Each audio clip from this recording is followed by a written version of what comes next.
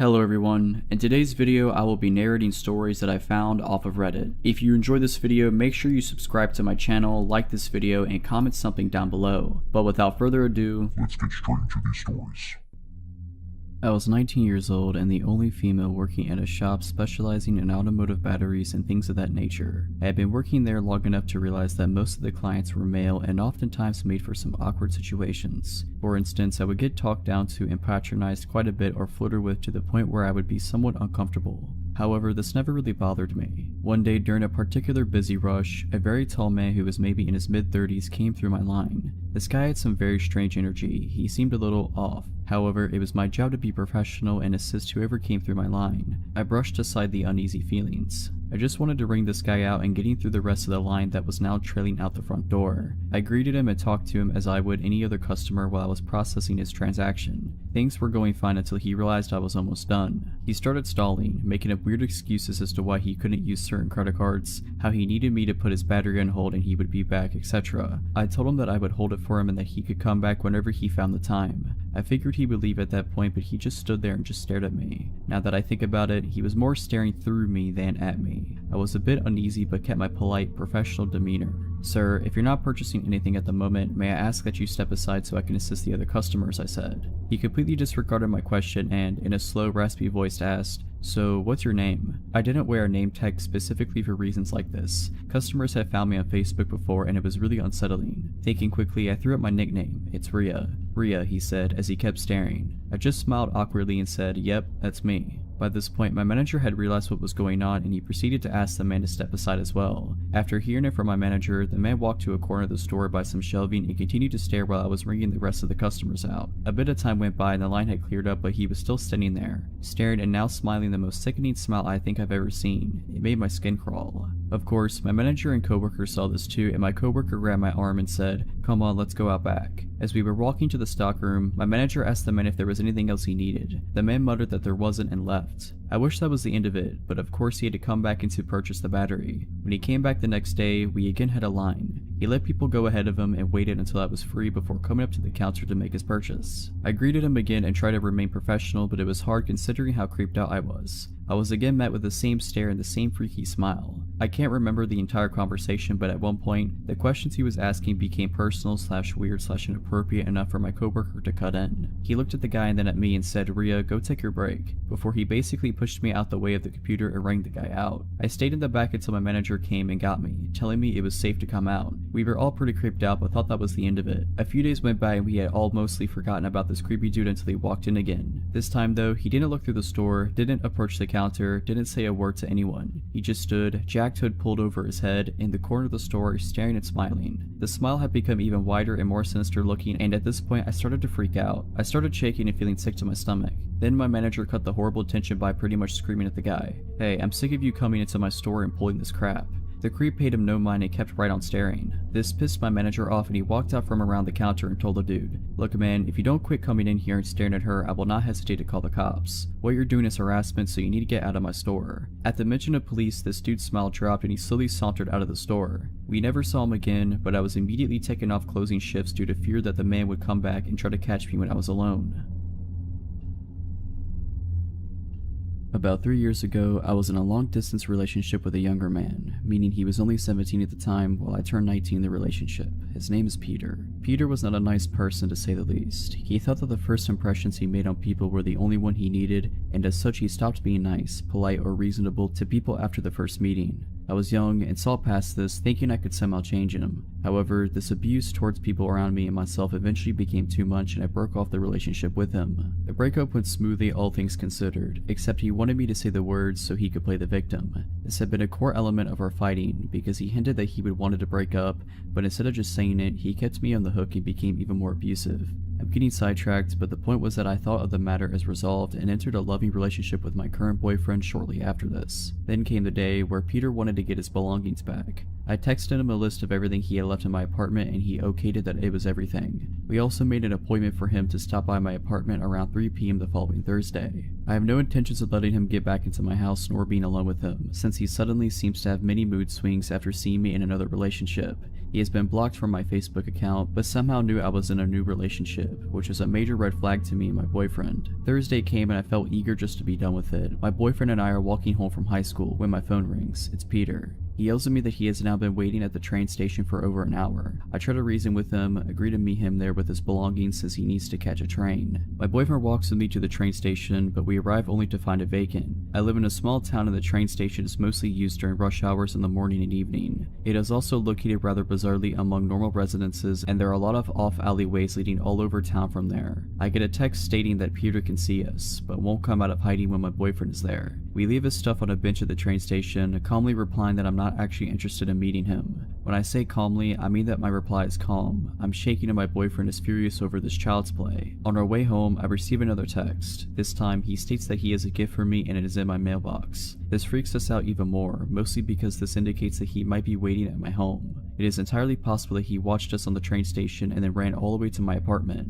However, there is no trace of him and nothing except a bill in my mailbox. By now, we figure that he is acting out of spite and proceeds to ignore the bombardment of text, calls, and so forth that follows that day. After a while, life returns to normal. Then I get another call, this time from my ex-elder brother who is worried about his sibling. Apparently he has disappeared, taking one of his brother's gas pistols. I am speechless, but since I haven't seen anything, I shake it off as another childish act. The same day my boyfriend sees police officers walking around the basement staircase on the exterior of the house we lived in while doing some grocery shopping. He did this every day around 4 p.m. The next day we are contacted by my boyfriend's mother. In the newspaper, there is a description of an unnamed young man from the same town as Peter, who has been arrested for attempted robbery of the pizza place I lived above. He was armed with a knife, a gas pistol, and lighter fluid, while stating that he was not attempting a robbery but was there to visit his ex, presumably me. Contacting the police, I discovered that he also had a mask, fake papers, and a wig in a duffel bag, which he had thrown down in the staircase when, around 4 p.m., he had jumped a fence and tried to enter the pizza place. This means that my boyfriend went out our front door, while my ex was hiding right beside the front door armed. I have never been that freaked out before. The sad truth is that my ex never got charged with anything because he is a minor, has a father with a military background and money. Luckily after this, me nor my boyfriend ever saw him again.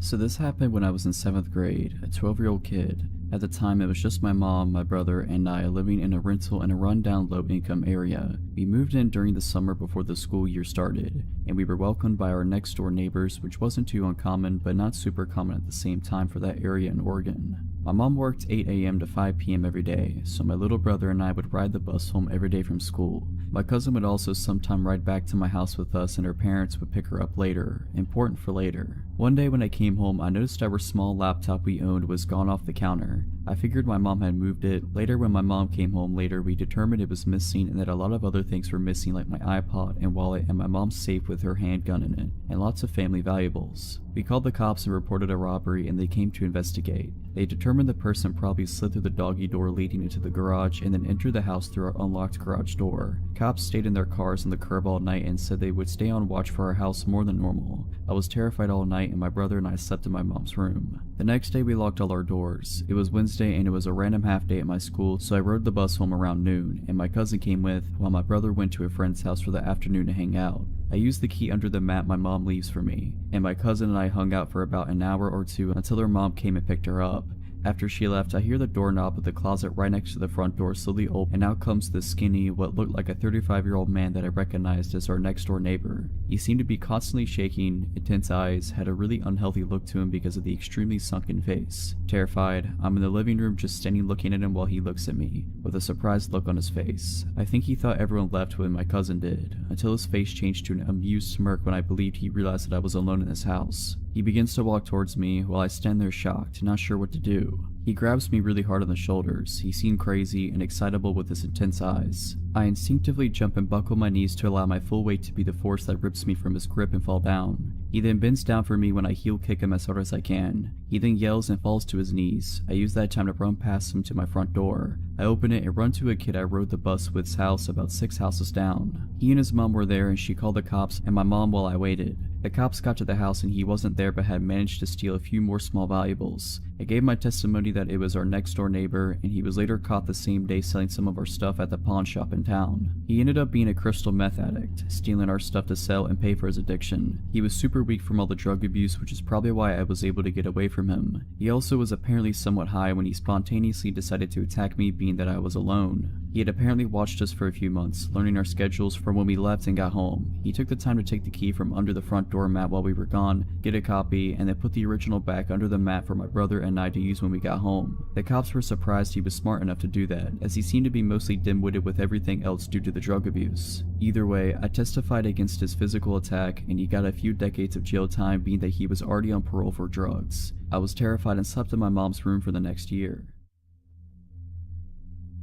About 25 years ago, when I was in middle school, 7th grade, I had a real bad problem with bullies. I couldn't handle the ridiculing I took while riding the school bus, so I started walking 3 miles to and from school every day. The path I walked was pretty safe, mostly on a sidewalk and always on a busy road, with the last 2.5 miles being a straight shot directly to the school. Back then, there wasn't a stigma attached to kids being outside on their own, so this wasn't deemed unsafe or noticed by anyone, or so I thought. I lived alone with my father, parents being divorced, and my mother saw me at weekends. He didn't see any harm in the walking, and my mother wasn't aware of the bullying or the walking. I did not want her to know, so I continued unimpeded for over half the school year. Now, I wasn't really an active kid, and I sure didn't like having to walk 6 miles every school day, so I assumed this was the motivation for the error I was about to make. One day on the way home, a car pulled up on the shoulder and stopped, about 100 feet ahead of me. That car looks familiar. Hey, it's my father. He's gonna drive me the rest of the way. I started to jog up to the car, seeing him in the driver's seat waiting patiently. His hair looks darker than normal today. Wasn't the inside of his car tan and not red? The thoughts left as soon as they entered, and I caught up to the car and opened the passenger side door and started to get in. As I was tossing my backpack on the floor in front of me and swinging my legs into the car, I started saying, "Thanks, Dad," but the sentence never completed. Before I knew it, I had shut the car door and we began to move. This isn't my father. This man was much older, by at least 20 years, hair obviously dyed black, and hands propped at 10 and 2 on the steering wheel. The shirt he was wearing looked just like one my father would have worn. A short-sleeved collared button-down, brick red with black horizontal lines, not pressed, but not too wrinkled either. He was smiling at me, which probably would have felt warm if it was coming from my grandfather, but instead it felt menacing. I heard a click and looked over at the door, which had just been locked. I stared at the door for a moment longer, then turned and faced front and completely froze, terrified. "Hello, I saw you walking. I figured I'd come give you a lift." I did not move or answer. His voice matched his smile, deceivingly friendly. We were roughly a mile away from home, and half a mile from the next turn needed to head in that direction. All I could concentrate on is how I was going to get out of the situation. "Are you on your way home?" This snapped me a little out of my zone. "Yes, I want to go home," I answered. "Stay calm, talk normally, don't act scared." "Where is your house?" "I can take you there." Feeling just slightly relieved, I told him to take the next right turn. I felt myself begin to breathe, and I realized how tense I had been. My body relaxed slightly, and I finally moved and wrapped my hands around my backpack straps. We started to come up on the intersection, and I pointed ahead, reiterating that this was my turn. "Okay, but if you want, we could take a ride instead." It sounded like a question, but it didn't feel like one. The dotted line for the turn lane had begun, but he did not get over. Instantly, I tensed back up, and my grip and my gaze on the backpack straps tightened. Through strained muscles, I choked out that, no, I really need to get back home." He swung the car into the turn lane and began to make the turn. Wide-eyed, I glanced up and verified that yes, indeed, we were making the turn. "Are you sure? I'll make sure you get home before anyone realizes you're gone." Grip tightening further, I abruptly stated that no, I need to get home now. My father's expecting me home now. He's waiting. I just hoped it sounded more convincing than it sounded to me. We completed the turn. Sigh. "Okay, maybe next time, we can meet at the same place tomorrow?" "Yeah, tomorrow's good. I just need to get home today, now." My eyes were firmly trained on the road ahead of us, hoping that if I just focused on the direction to home, I would get there. The turn into my neighborhood was approaching, and I informed him, again pointing towards the direction home. The next few moments were silent. As we came upon the turn, I reminded him, and to my slight surprise and incredible relief, he made the turn. For the first time, I had more hope than doubt. My old neighborhood consisted of mainly apartments, but in the back were a block of townhouses, which is where I lived. If you were unaware of the layout of the complex, the townhouses might go unnoticed. Right before we got to the area where I lived, I told him here, stop here. He pulled over to the side of the road in front of an apartment building. He unlocked the door and I hurried out of the car, backpack still in hand. I began to close the car door behind me. "See you here tomorrow, same time?" I paused for just a second and risked another look at the man. Still smiling, still terrified. "Yes, tomorrow, see you later." I finished closing the door and hurried off. I swung my backpack on the right way and briskly walked into the opposite direction of my house. I could hear the car still idling behind me, and it wasn't until I was able to turn off that road and leave his view that I heard him start to move. He had to drive up to where I was walking to turn around, and I glanced back as he was making an awkward turn, instead of going around the block to leave. He caught my gaze and gave a slight wave before driving off. My hand was in the reluctant process of waving back, but I was slow enough that he was gone before I completed the motion. I turned my head and kept walking, and the moment I could no longer hear his car, I ran, as fast as my legs and heavy backpack would let me. I ran around to where I could hide between two buildings, and hid there for a while, until I felt enough time had passed for me to feel confident he was not driving around waiting looking for me. It was probably 30 minutes, but it felt like hours to me at the time. I ran the rest of the way home, keeping a lookout, making sure he couldn't see me going through the backyards. I reached my front door, unlocked it, and almost spilled inside. I was moving so fast. It wasn't until I locked the door behind me that I felt safe. I didn't feel scared anymore. I was home. In the end, I told both my parents, and my mother forced my father to drive and pick me up from school for the remainder of the school year. And luckily for me, the bullying stopped the next year. My father didn't believe me and thought I made up the story to get out of walking to school. In his defense, me trying to explain that, no, the car was exactly like yours, except the entire color of the inside, and no, he did look like you, just with darker hair, and it all happened so fast. It was worth his disbelief and annoyance every day in the car, so I never had to meet that guy again.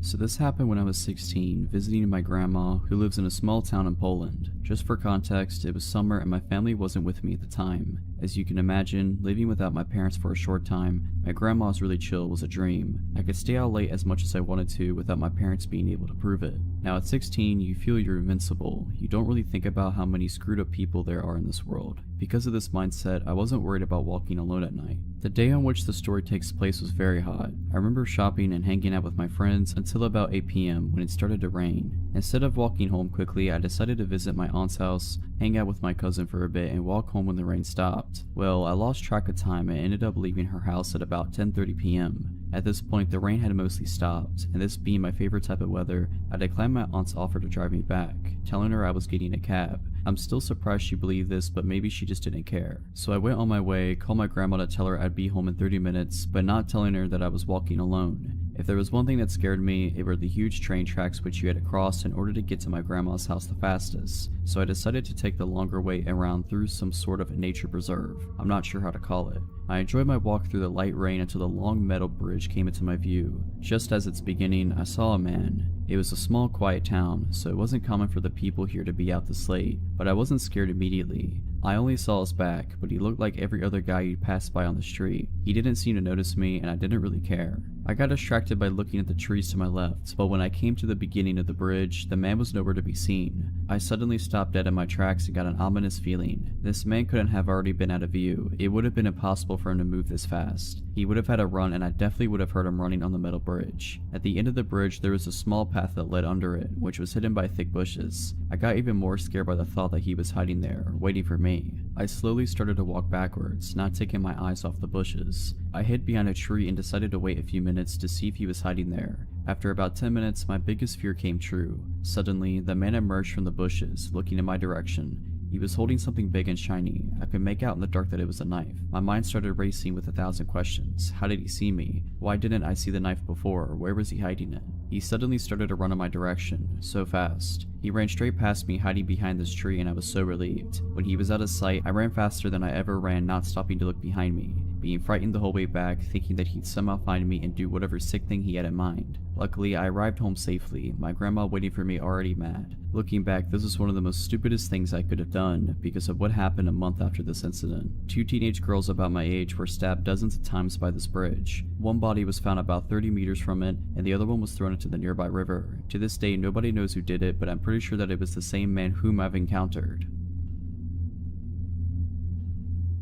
For context, this took place when I was 16 years old. I'm 24 now, so it's been a while, but this was one of the many stupid things I've done in my life where I could have ended up dead or even worse. I grew up in Portland, Oregon, and me and my friends would often go to the Lloyd Center to go shopping or just to hang around the food court being degenerates. I was walking around the mall with my friend Crystal and my mom when a man at a pop-up kiosk stopped us. He said that he represented a modeling company and wanted to talk to us about modeling for their clothing line. I considered myself better looking than the average duck. Spoiler alert, I am about as plain Jane as they come, and so I promptly announced that I wanted to sign up for the modeling agency, which my mom quickly shut down. I replied with a why, which got me in trouble later down the line with both parents, but that was the only start of my woes. I convinced my mom to allow me and Crystal to go off on our own, and with a reluctant sigh, she allowed us to go off. Me, being the dumb kid I was, marched right back over to the modeling agent and signed myself up with the phone number and email address. He said that he would be back in contact with me shortly to set up an interview with the company. That night, I went home and saw that I had a friend request from someone that shared no mutual friends with me. Hesitantly, I added the person and a message popped up.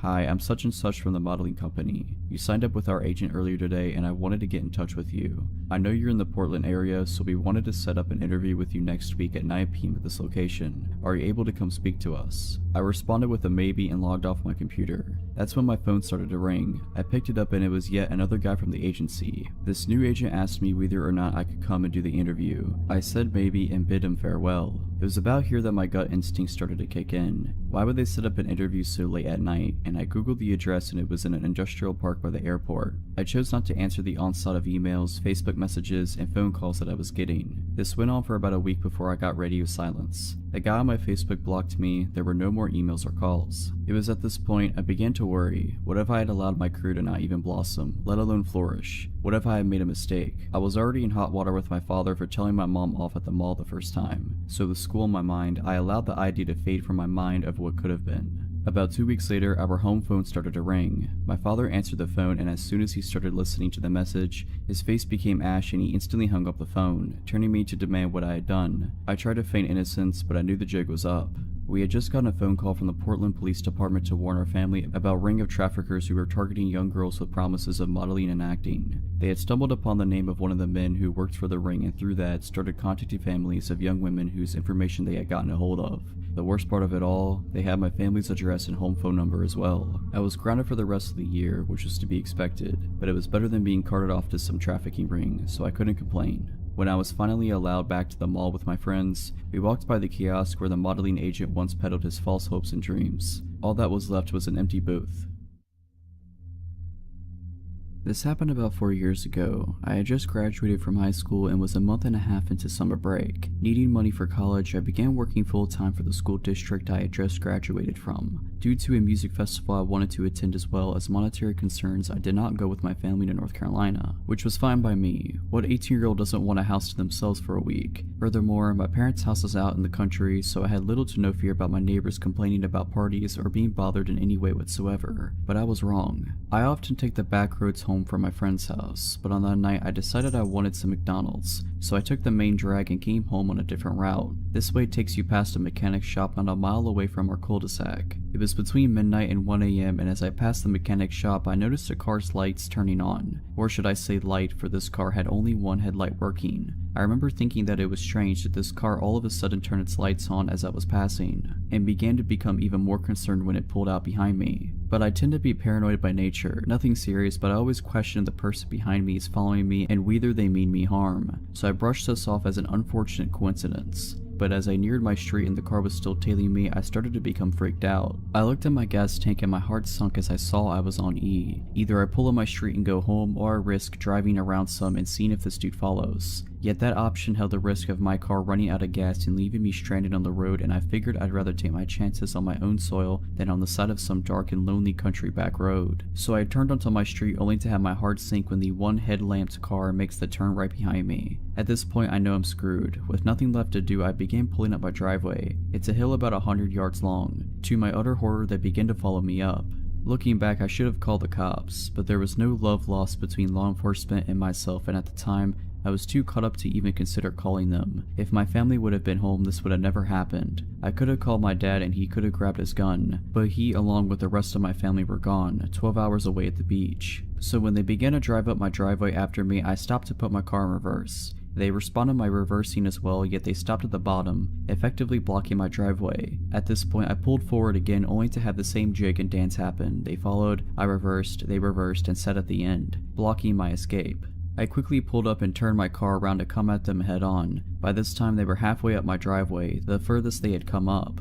Looking back, I was terrified, alone, and angry. Who did this person think they were? With my brights on and shining right into their face, I opened my car door and got out. I pulled out my pocket knife and held it in my left hand while I grabbed my hammer in my right. I used to keep one in between my sear and door. In some weird desperate mindset, I made a split-second decision to grab the hammer from the head with the handle sticking out. My hope was that it would be mistaken as a gun. I began yelling and pointing my hammer/gun at the car, screaming at them to get out and what do you want? All the while I held my hammer as a gun and prayed they would fall for it. Whether they did or not, I cannot say. Part of me believes they thought it was a gun due to my brights being behind me, making my whole front side a shadow, yet they could have just not wanted a fight. Perhaps they thought I was a girl or was timid and wouldn't resist so aggressively and violently. Who knows, but it worked. They slowly backed out of my driveway and crept around the cul-de-sac. As they were leaving my street, I ran after them, hiding behind my neighbors' houses, and at every driveway the car would slow down to a near stop, as if scoping out the houses. Thankfully, they didn't pull into any driveways and they turned off my street altogether. After I was safely in my house, I ate my McDonald's by the front window with all the lights turned off, waiting to see if they'd come creeping back. Thankfully they didn't, but that night I locked every door in the house, which I always did anyways, and slept with a hammer, machete, and baseball bat next to me and my pocket knife under the pillow. Complete overkill, I know, but I was terrified. Now I know where my dad keeps his gun, so if it ever happens again, I'll be better prepared.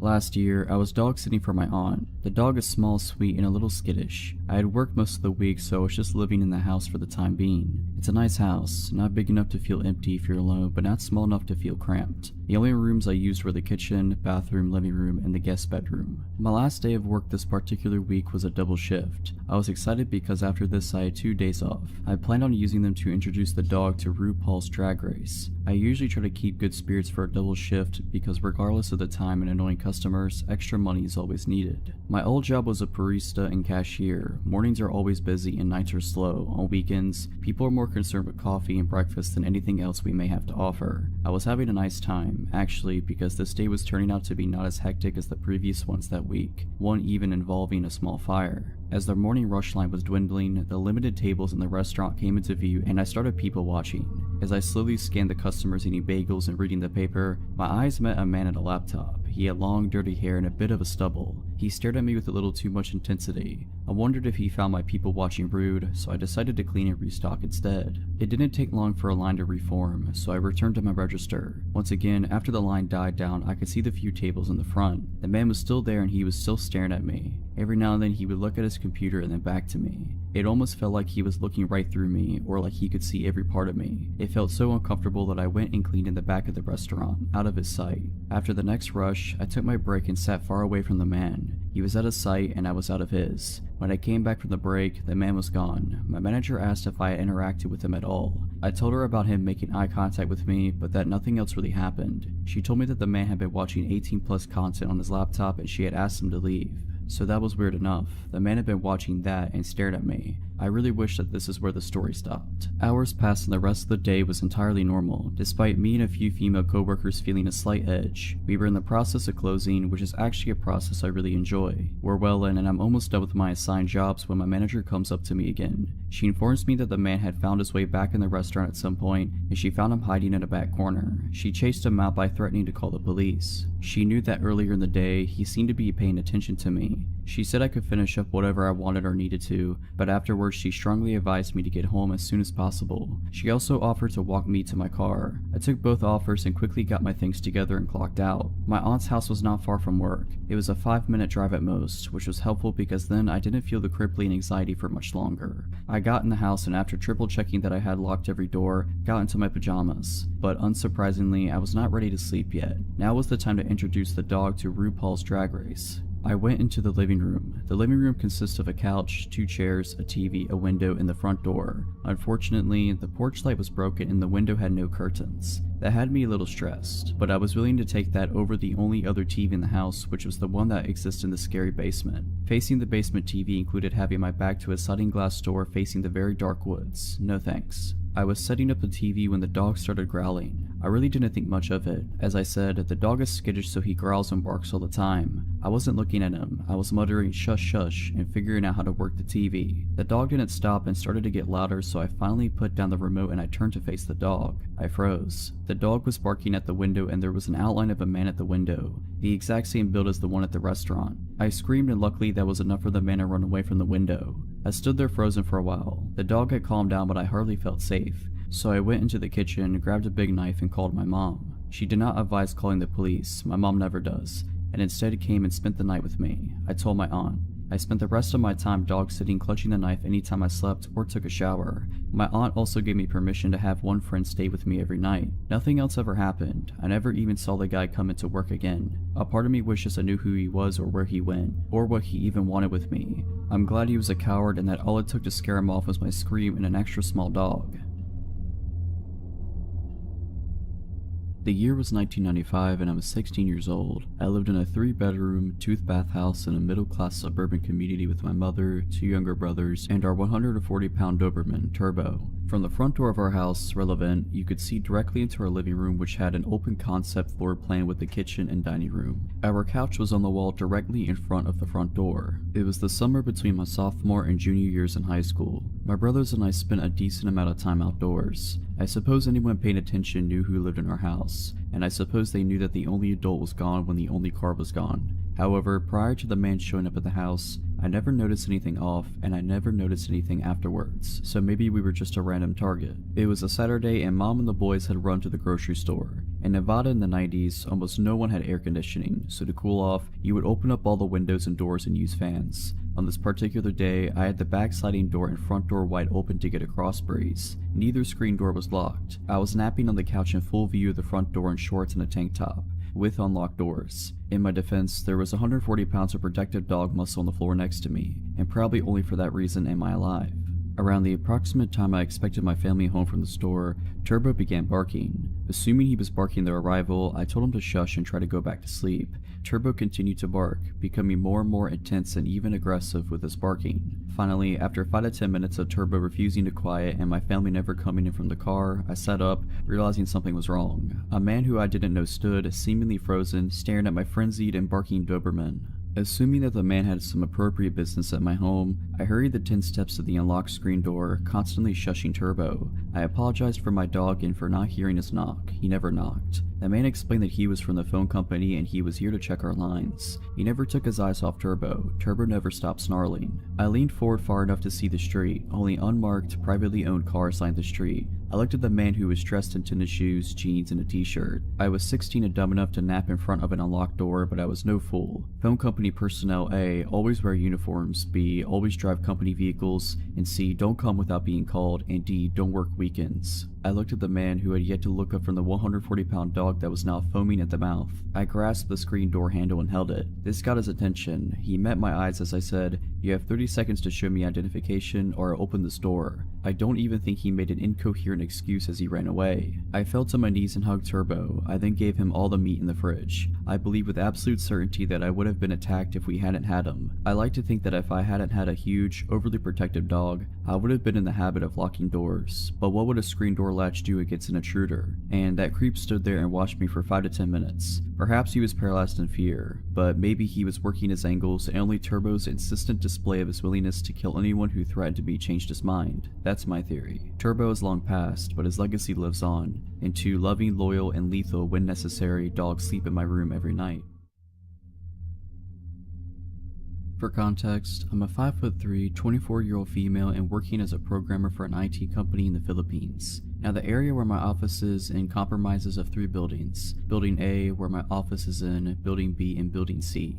To get to the other building, it would take you like around 10 minutes to get there. Important for later. This happened to me a year ago around the end of February until March. I just got out of a bad breakup at the time and I really intended it just to focus on myself and not meet anyone yet. I just got out of work and it's around 7 p.m. on a Friday night and went to my usual waiting spot, which has benches and is located at the back of our building near the entrance of the underground parking. For our company shuttle, and Omar, shuttle dispatcher, is there. Now, I've known Omar for 2 years and is someone I consider now as a friend, and we would often chat about our lives, even the breakup with my ex then, and joke around. He's a 40-plus-year-old guy and he gives out this big fatherly vibe, so he's really someone that I trust. That night, he was there and with someone new that I didn't recognize. Our conversation went like this. "Omar, oh hi. Good thing you're here. I would like you to meet someone since he told me he already wants to meet you for a long time now." And then this guy stood up and shook my hand. I greeted him as just to be polite, and this new guy, let's name him Ray. He's average looking and a little shorter to my height, 5'1" I think. and he instantly gave off an off vibe as soon as I shook his hand. I thought that would be the end of it, but he proceeded to talk to me for a few minutes while I wait for my shuttle to arrive. Omar has purposely left me and this Ray guy so that we could talk and get to know each other.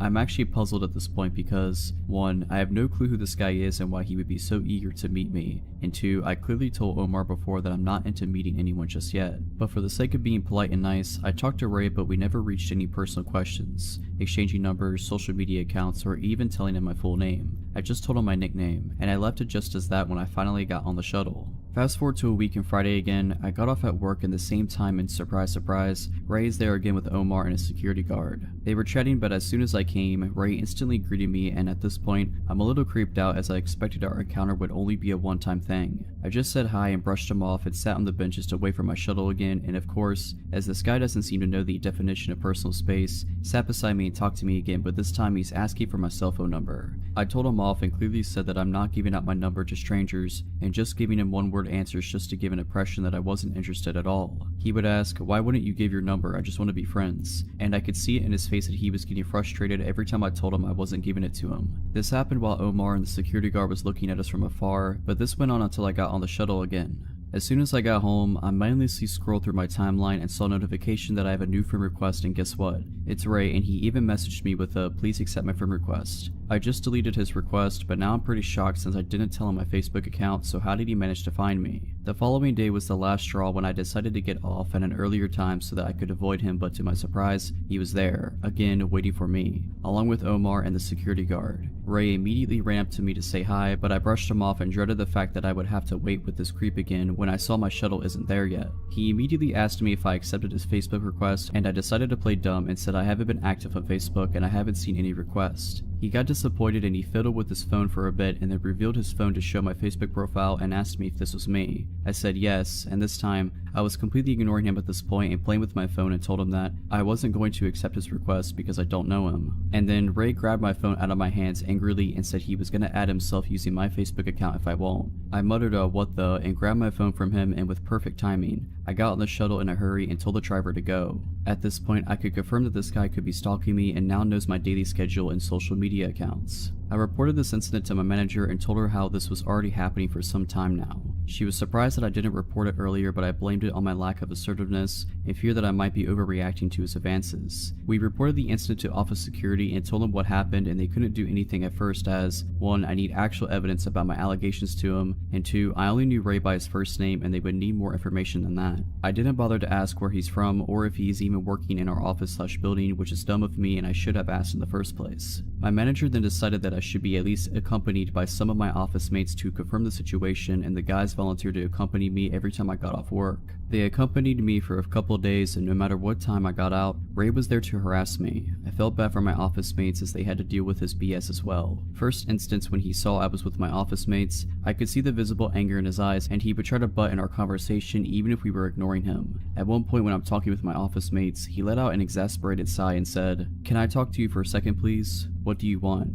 I just want to talk to you. If you don't, I'll leave." Okay, and then I went back to talking to my office mates. He butted in once more and asked that I should introduce him to my office mates when I didn't. He proceeded to introduce himself instead, which irked the heck out of my office mates and I, as his behavior doesn't seem normal at all. After that incident, my office mates and I told my manager what happened and how dangerous this guy might be. She decided that we should escalate it to HR and have them deal with it immediately. Gladly, HR responded and took the situation seriously and began to do an investigation on who Ray might be. Same day, they sent an email that after searching through records, turns out Ray wasn't an employee at our office and they might need to talk to building security to find out more about this guy. HR also requested our office security to escort me and observe the situation. I honestly felt relieved as now I'll feel safe for the time being while they search for who Ray might be. He still showed up even if I got out late or earlier than usual, but never went near me when he saw I was accompanied by security, but he would just keep his distance and stare at me, smile creepily, and linger outside my shuttle until it left. HR contacted me for a meeting with him and my manager about some news on Ray, and I was shocked by the information that they found out. Ray was not an employee of our building/office, but in fact, a temp in the security office in Building C. I then thought, okay, this creep is really putting an effort for someone who is clearly not interested, and if he's a temp, meaning there's a chance I won't be able to see him after this. But then what HR said chilled me to the bone. He was a temp assigned to work on the security cameras, meaning he had access to all the building cameras. It has been his way to spy on me and the reason why he was able to be there at the exact same time I got out. HR has already spoken to his supervisor and gave a warning to Ray, and of course, Ray denied the allegations even if I had witnesses against him. The supervisor wanted to apologize to me in person, but I decided not to as I just wanted this to be over with. After that meeting, I never saw Ray again, and I reckon he must have been kicked out after HR issued warning against him. As for Omar, I never seen him as well, and I felt bad, but he was also part of the people who enabled Ray and didn't do anything when I was clearly getting harassed. I received a bit of backlash from the security guards at the building for a while as well, hearing them say that I was overreacting and I should have accepted his advances, which was disgusting,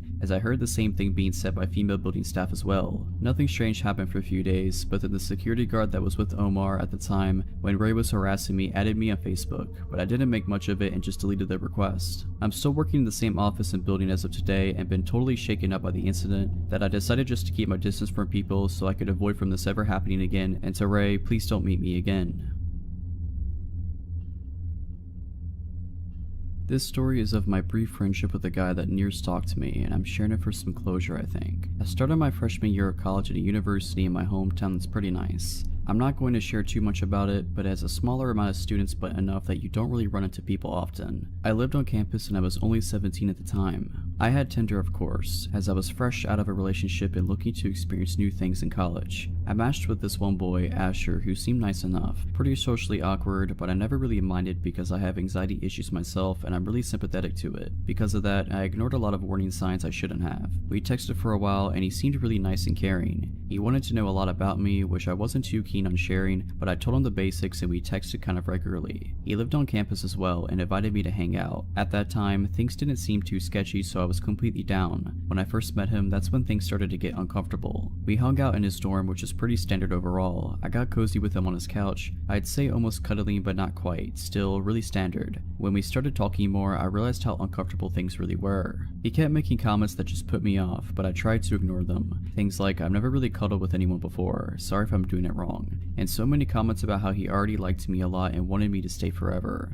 Weird word choice, but whatever, he's just trying to be nice. I let him down easy. I ended that hangout pretty quickly for some fake excuse, and went right back to my room. He kept texting me and professing how much he was into me, and I told him sorry, but I'm not looking for any kind of relationship, so I do not want to keep things romantic. A bad lie, but I'm very non-confrontational and I didn't want to be mean. That's when things started to get really weird. He sent me this long paragraph saying about how it was okay I didn't want a relationship now, and that he'd wait for me to save his virginity for me. We had never talked about anything sexual. I had never really even told him I liked him or flirted back. I just never turned him down. It was one of the creepiest messages I've ever received. Unfortunately, this was just the start of all the things weird to come. He wouldn't leave me alone even though I kept trying to de-escalate things, and I kept running into him all over campus. I wasn't sure how he suddenly was nearby when my classes ended, and I wasn't sure why suddenly we'd both be in the dining hall at the same times, even though I hadn't changed my regular routine, but I just tried to brush it off. Definitely a mistake. I ended up turning him down completely because I was getting creeped out and couldn't figure out how he wasn't understanding that I didn't want anything romantic or sexual with him, telling me how he was gonna off himself and no one was ever gonna love him. I've been in a manipulative relationship in the past, and I recognized that behavior right away and shut it down. I told him I couldn't be friends with him, and in my head that was that. He didn't reply for a while, but when he did, everything broke loose. I was luckily out of town at the time for a concert, so that made me feel a lot better. He went off, sent me paragraphs after paragraph about how horrible of a person I was, and how I needed to get put in my place, etc.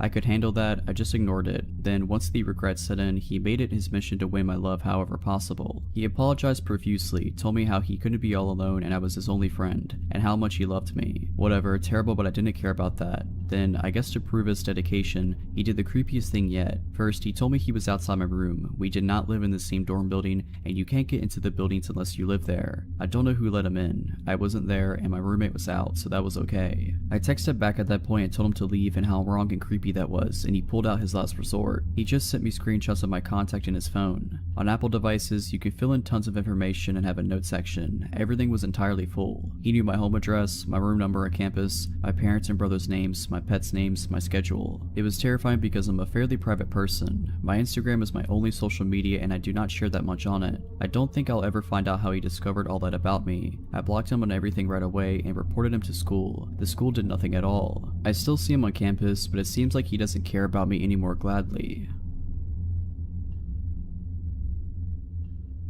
I was around 16 years old when this happened to me. It was just me and my dad at our house, and since he was a businessman that traveled frequently, I was left home alone quite often. First of all, I'm gonna try to do my best to describe you the layout of my house so you can better understand my situation. My house is pretty small since it's just my father, my dog, and me living in it. There's a long hallway full of full-size windows separating my dad's room and mine. Our dog loved to look out the windows, so we always kept them open enough for her to look out. I'm the last room at the end of the hallway. In between the two rooms is my bathroom and a spare room. All the rest is irrelevant. Let's get to it. It was around 11 p.m. when the worst night of my life began. My dad was passed out in bed after a long day, and I was mindlessly dancing around my house getting ready for bed. I just hopped to my shower, not knowing what was coming ahead, when my dog starts aggressively barking up a storm. I walk out the bathroom and go out and explore. I head to my room to throw some clothes on while my dog is still barking. Months before, I'm not sure how I managed to break my door handle, but you don't have to twist the knob to open it. All it needs is a small push. Scared, I barely managed to put a shirt on when my dog opened the door. I looked to see her enter my room, while in the midst of barking, that's when I saw it. There's only one window that has vision to the opening in my room, and in the corner of it I saw a face. It was dark, so I took a second to comprehend what I just saw, but when I finally realized it, I screamed. My dad owns lots of guns, so when he heard me scream, he ran out with a pistol. He asked me what happened and could barely mutter what I saw.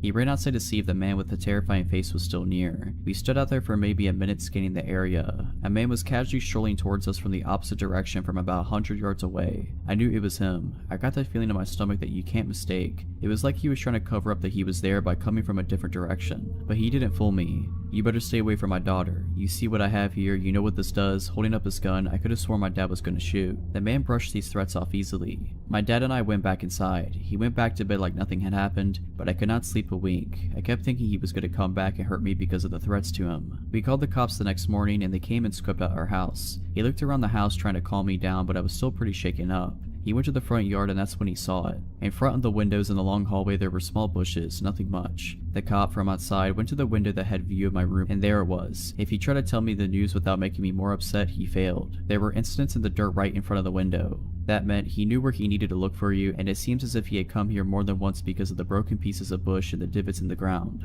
Turns out he was the nephew of my old neighbor and he had been staying there for months. Never arrested, never got in trouble, probably barely got a slap on the wrist. But at least he's gone now. How long had he been watching me? I'll never know. All I know is I keep my door shut and I never keep the blinds open.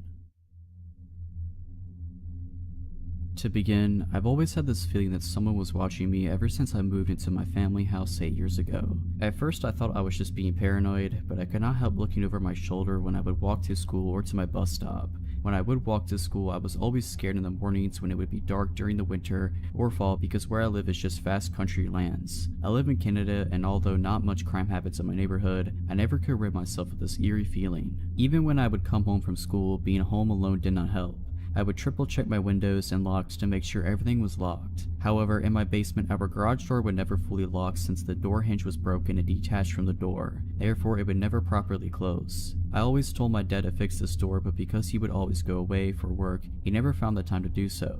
Stupidly, I thought nothing bad would happen since my garage needed a 4-digit passcode to get in. Now, my theory is that he knew the passcode to my house. Therefore, he had free reign for 7 years to go through my things. At first, I thought I was being forgetful. Maybe I was the one who misplaced my underwear somewhere. Maybe I was the one who misplaced my favorite top, or maybe my dad accidentally donated it. But I should have known better. During my 4 years in high school, he never really contacted me. It was when I went to university that things started to change. Since I live in the countryside, I decided to go to a university an hour away. My dad did not want me to live on residence because he didn't want to leave the house unattended for long periods of time. So we came to the conclusion that it would be the best if I drive to and from school. Now I would leave for university very early in the morning, around 6 a.m. and come back around 6 p.m. at night. I stopped being aware of my surroundings at this time because I would be tired from my 12-hour days, and now that I wasn't walking alone, everything would be fine. When I would come home from university, I would find certain things moved in my house. I am a neat freak and I like things a particular way in my house. When little things like my makeup or candles would be moved, I thought it was odd and would frequently bring it up to my dad, but he would just say that it must have been me who was doing it, but it wasn't me. During my second and third year in university, I started getting weird notes in my mailbox. The writing on these notes looked almost childlike and it would always be written in blue ink. I have those country-style mailboxes at the end of my driveway where the little red flag goes up whenever we get mail. From my way back from university, I would always check the mail and sometimes I would find these letters. The letters would never be long. In fact, they would only be 1 to 3 sentences that would contain odd questions like, "Where are you? I wonder what you do while you're away from home. How do you find university? It must be tiring driving that long. Did you make new friends? Do you still hang out with your best friend? You dress differently now. Why is that? I miss the scarves you used to wear. You don't close your curtains as much anymore. Why don't you look for me? These letters would always come once a month at the beginning of the month. I would show my dad, and at first he would say, "Oh, maybe your cousins are just pranking you, or it's probably your friends." But every time I would ask my friends or cousins, they would give me this confused response saying that they never sent me any letters. Now that I am in my 4th year at university, the letters do not come as frequently, but 2 weeks ago something happened that makes me think that things are escalating. I came back home from university at 7:45 p.m. and it was fairly dark outside. I saw that my mailbox flag was up, so I checked the mail and it was just bills. At this point, I haven't gotten a note for a little over 3 months now, so I'm thinking maybe the notes will not come anymore. As I settle in for bed, I change into my pajamas and I check the locks usually. As I checked my front door lock, I look out the glass panel on my door and I saw that the red flag on my mailbox is up. It's 10:30 at night, so no way the mail could have gotten dropped off, and plus I just checked the mail. I call my dad and tell him about it, and he said not to freak out and that maybe one of our neighbors accidentally got our mail and just dropped it off since this happens frequently. I stay on the phone with my dad and quickly run down my driveway to check my mailbox. As I open the mailbox, I feel my heart drop because it's an unmarked manila envelope. I quickly run back inside and open the manila envelope, and although there is no written note, I find something more disturbing. It is a pair of my old blue panties that I haven't seen in years. At this point I scream and my dad tells me to hang up and call my aunt, who is a police officer. My aunt comes over and checks the inside and outside of my house, but she can't find anything. She tries to jog my memory and ask if I know anyone who could be doing this, but I honestly have no clue. My aunt told me to keep any more letters I get, and she has been staying with me the days my dad is out for work. I just hope that we're able to find whoever this is.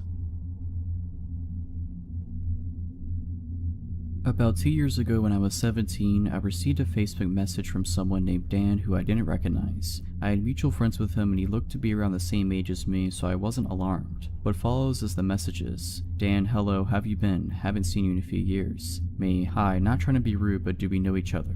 Dan, yeah, you really don't know me? I didn't respond. Dan, wow, real nice way to treat a family friend. Me, sorry, I just don't recognize you. Dan then sent a picture of me and him together from when we were little, and I mean really little, like I looked maybe 2 or 3 and he looked 5 or 6. Me, oh wow, did our parents used to be friends or something? Dan, I was your neighbor, you really don't recognize me, come on, I didn't move that long ago. He had in fact moved a long time ago, at least 12 years ago, so I honestly feel like it's not that uncommon for me to not recognize someone who I hadn't seen or talked about since I was 4. Anyways, the conversation continued like that. I apologized for not remembering him and just started catching up. He was being nice enough and I was bored, so whatever, no harm, no foul. After we kept talking, I started remembering more about him. Like I remembered him coming over and swinging in my backyard and me going over to his house with my big brother and all of us hanging out together. Dan was a few years older than me, at least 2, but I can't remember exactly. Anyways, we kept talking on Facebook, just messaging back and forth about normal things until it started to get late and I was tired and had school the next day, so I told him I was going to bed. I closed my computer and just laid down and went to sleep. The next morning I woke up to a bunch of messages from him. Things like, good night beautiful and sweet dreams, message me when you wake up, are you asleep yet, can't wait to talk to you. Literally there was almost 50 messages. I was creeped out, but I opened the messages and glanced through them and just didn't reply. On my phone I have it set to where I don't get notifications from Facebook Messenger. At the time I was in a lot of group chats with different team sports and group of friends, so it was just easier to at the end of the day check my messages versus getting a ton of notifications all day long. Some point during the day I had gotten more messages from him that I just hadn't noticed while I was at school. He was saying stuff like, do you still live at insert address here? I did still live there. Does your mom still freak out about you hanging with boys? My mom has never freaked out over boys. Let's go out and catch up. Let me take you out and treat you right. It just kept going on and on with really random questions that weren't necessarily threatening but just somewhat creepy. He then talked about wanting to go on dates even though he didn't even live in the same state anymore that I live in, so I have no idea how he would have planned on going on dates with me. The messages just kept continuing over the next week, him telling me he wants to go on dates and asking me really weird questions about my mom, my brother, and my house, and then he started asking about his house that he used to live in. I didn't reply to any of his messages, but I was getting at least 50 a day. Eventually I brought it up to my mom and just asked her if she remembered Dan from next door. Her face completely drained of color and she got super serious all of a sudden and she asked me why I was bringing him up.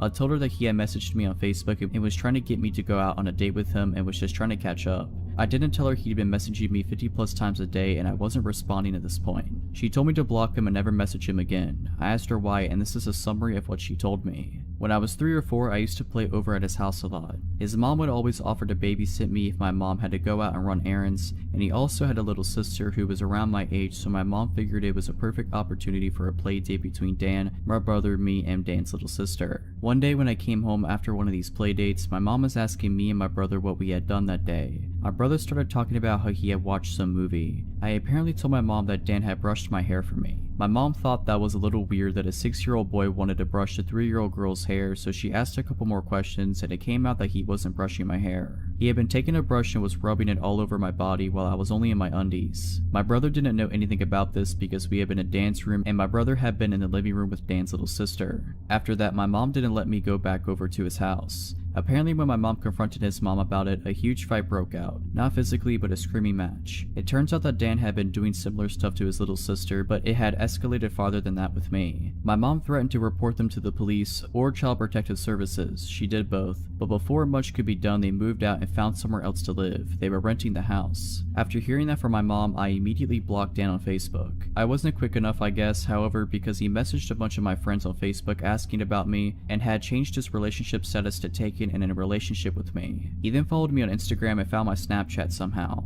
He liked and commented on almost all of my Instagram pictures and sent me a bunch of Snapchats. I quickly blocked him on both and luckily he never figured out my phone number. Luckily I haven't heard from him since. We were both 16 and 13 respectively. My sister and I were home alone while my parents were out of state for a couple of days to attend the funeral of a longtime family friend. Our grandfather lived only a couple miles away and was originally supposed to babysit us, but he trusted my sister and I would be fine, and he would be on call if anything were to go bad. Well, of course, something did. Just our luck. It was around 10 p.m. or somewhere close to that on the second night and I was upstairs in my bed trying to sleep after a long day of biking around with a couple of friends. My sister suddenly came running up the stairs, which she almost never did unless she was in a hurry for some reason. She came into my room and was frantically talking to someone on the phone. I lied there in confusion while she talked. I don't remember exactly what was said, but when she hung up, she hugged me and told me that everything was alright and that Grandpa was on his way. What had happened was that my sister was sitting outside on our stoop talking to a friend of hers on the phone when a pickup truck came rolling onto our driveway. My parents don't own a pickup, so I immediately threw up a red flag. Once she saw a man get out carrying a duffel bag, that's when she came running inside and called our grandfather. My grandfather may have been 60 at the time, but he's no pushover, being 6'4" and having the strength of Godzilla with a demeanor to match when it comes to protecting his loved ones. He also owns firearms, which I wouldn't doubt for a second he would bring alone in case something really hit the fan. We also lived in an area where the police would take a bit of time to reach, which is another reason why my sister called him and not the authorities. Suddenly, we hear what sounds like a door being kicked open downstairs. Almost immediately afterwards, we began barricading my bedroom door, since none of the bedroom doors had locks in them at the time. Once we're done, she looks at the window while I sit there, covering myself with my blanket. All the while we hear footsteps downstairs on our hardwood kitchen floor. My sister then looked around my room and asked if I had a bat or something, which I did in my closet. My Louisville slugger that I used when my parents made me play baseball when I was in elementary school. I also had a hockey stick, but who would use that as a weapon unless in a very circumstantial situation? She rummaged through my closet and found it, then stood next to the door while I ducked down behind her, thinking maybe I should grab the hockey stick, but it's much less intimidating than a bat. Unless this burglar has some sort of PTSD associated with hockey, then this is the ultimate weapon. We then hear the sound of a gunshot followed by a man yelling out in pain. The sound of both I can still hear even to this day when I think about it hard enough. My sister and I are standing by the door, almost sobbing, when about a minute later, we then hear my grandfather yell out our names, asking if we were alright, to which we both yelled out simultaneously that we were. My sister and I pulled the dresser and various other objects out the way of my door, and we both went out into the hallway. We heard my grandfather on the phone with 911 as we stood at the top of the stairs. When the police and ambulance arrived, the man who had broken in was taken out on a stretcher, to which I later learned was shot in the abdomen. My grandfather had come in through the same back door and found the man in our kitchen looking through drawers. When he came at my grandfather with one of our kitchen knives, that's when he was shot. The man almost died from blood loss, but ended up surviving, and I hope he's learned his lesson, both through being incarcerated and by being shot in the abdomen and almost losing his life. But, of course, you never know with certain people, especially the nefarious ones. This all started my sophomore year of high school. I was 15 and at a new school, so I didn't have many friends yet.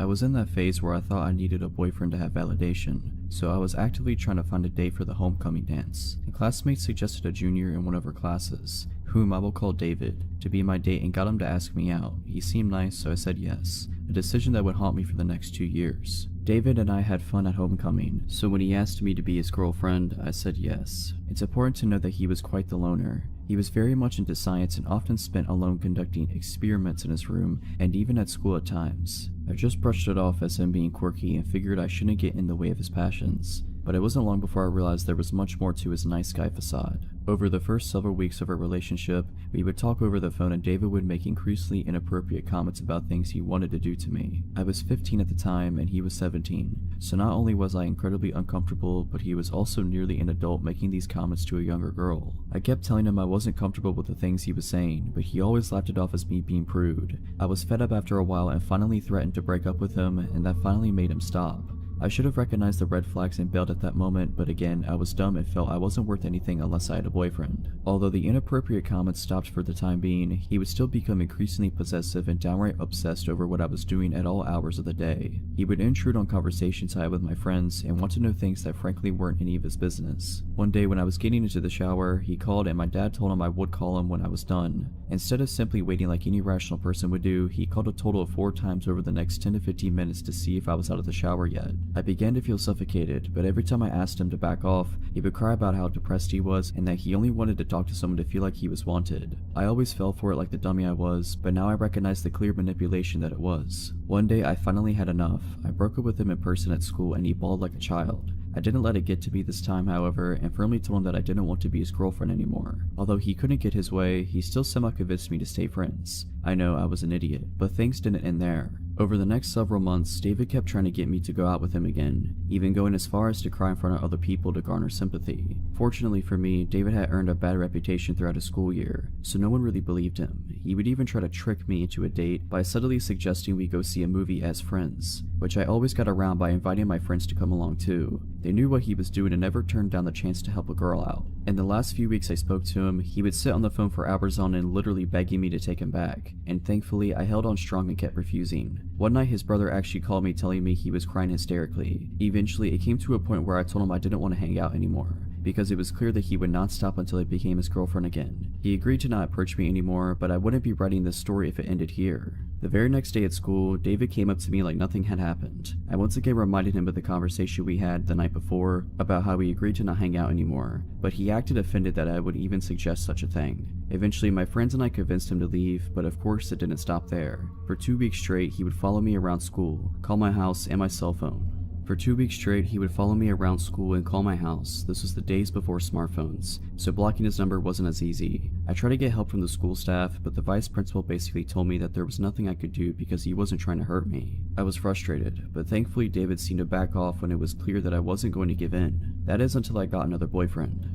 The following school year, my junior year, I started dating a senior named Justin. Not long after we went public with our relationship, I noticed David following me again. Now Justin was a football player and he was a pretty big guy with unresolved anger issues, so he didn't take kindly to this guy. He would hang out with me and my friends and David would hover over nearby, walking by every now and then and making it blatantly obvious that he was spying on me. One day, Justin walked straight up to David and confronted him. He didn't lay his hands on him or threaten him in any way, but he did ask, "What are you doing?" in a really angry tone. David simply muttered some kind of excuse and scurried away. We thought that was the end of it, but later in the day I was called to the principal's office. Turns out David claimed that Justin threatened him and blocked the doorway so he couldn't move. Justin denied it, of course, and told the principal I could back up his claim, which I did. Thankfully, nothing came of it, but this was only the first of a long line of incidents. Over the school year, David and his brother, who was a year younger than me, would try to get Justin in trouble every which way they could. He even started rumors and threatening his life. A classmate of mine overheard them talking about ambushing Justin and hurting him, but even though I brought this to the staff, nothing was done about it. All the while, David kept following me when Justin wasn't around. There was even an incident in the school gym one day when a bunch of classes had to stay there for the period. He and I both were there and he made sure to sit on the bleachers nearby, even following me when I moved. I was on the verge of tears, but then I saw 2 guys I knew sitting on a few rows down from me. They were cool with me, so I got their attention and, after explaining what was going on, asked them if I could sit with them to feel safer. They accepted and we ended up having a good time talking about music. In spite of this, things just kept getting worse with David. Finally, it came to a head when David's brother wrote a letter to Justin's sister. They had been good friends before this whole mess started, and in the letter David's brother threatened physical harm to me and to Justin. The sister gave the letter to Justin, who then came to me, and we both brought it to the principal. That was when the principal called everyone involved into his office and had a nice little chat with us. The principal showed the letter to David's brother and said, "I can expel you for this right now, but I'm willing to let it go on one condition." David and Justin were both about to graduate, so the principal gave them the ultimatum. He stated that David and his brother were not to contact me or Justin in any way, shape, or form for the rest of the school year, or he would see to that neither of them would graduate. I was pissed because Justin did nothing wrong, but in the end, we just wanted this whole mess to be over with.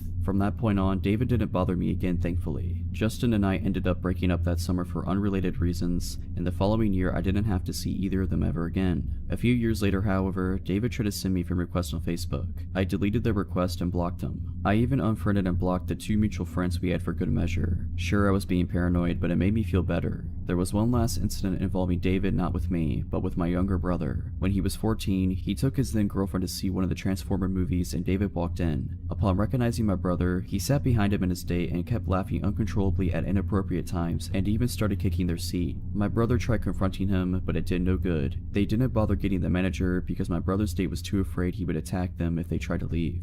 Thankfully, that was the last incident I or anyone close to me ever had with him. I'm doing much better now. I'm 30 years old and, ironically, I ended up marrying one of the guys who sat with me in the gym that day. My advice to any teenagers reading this is that you should always pay attention to red flags and get rid of toxic people in your life. It's always better to end up alone than stuck with someone who makes you feel bad and treats you like your feelings don't matter.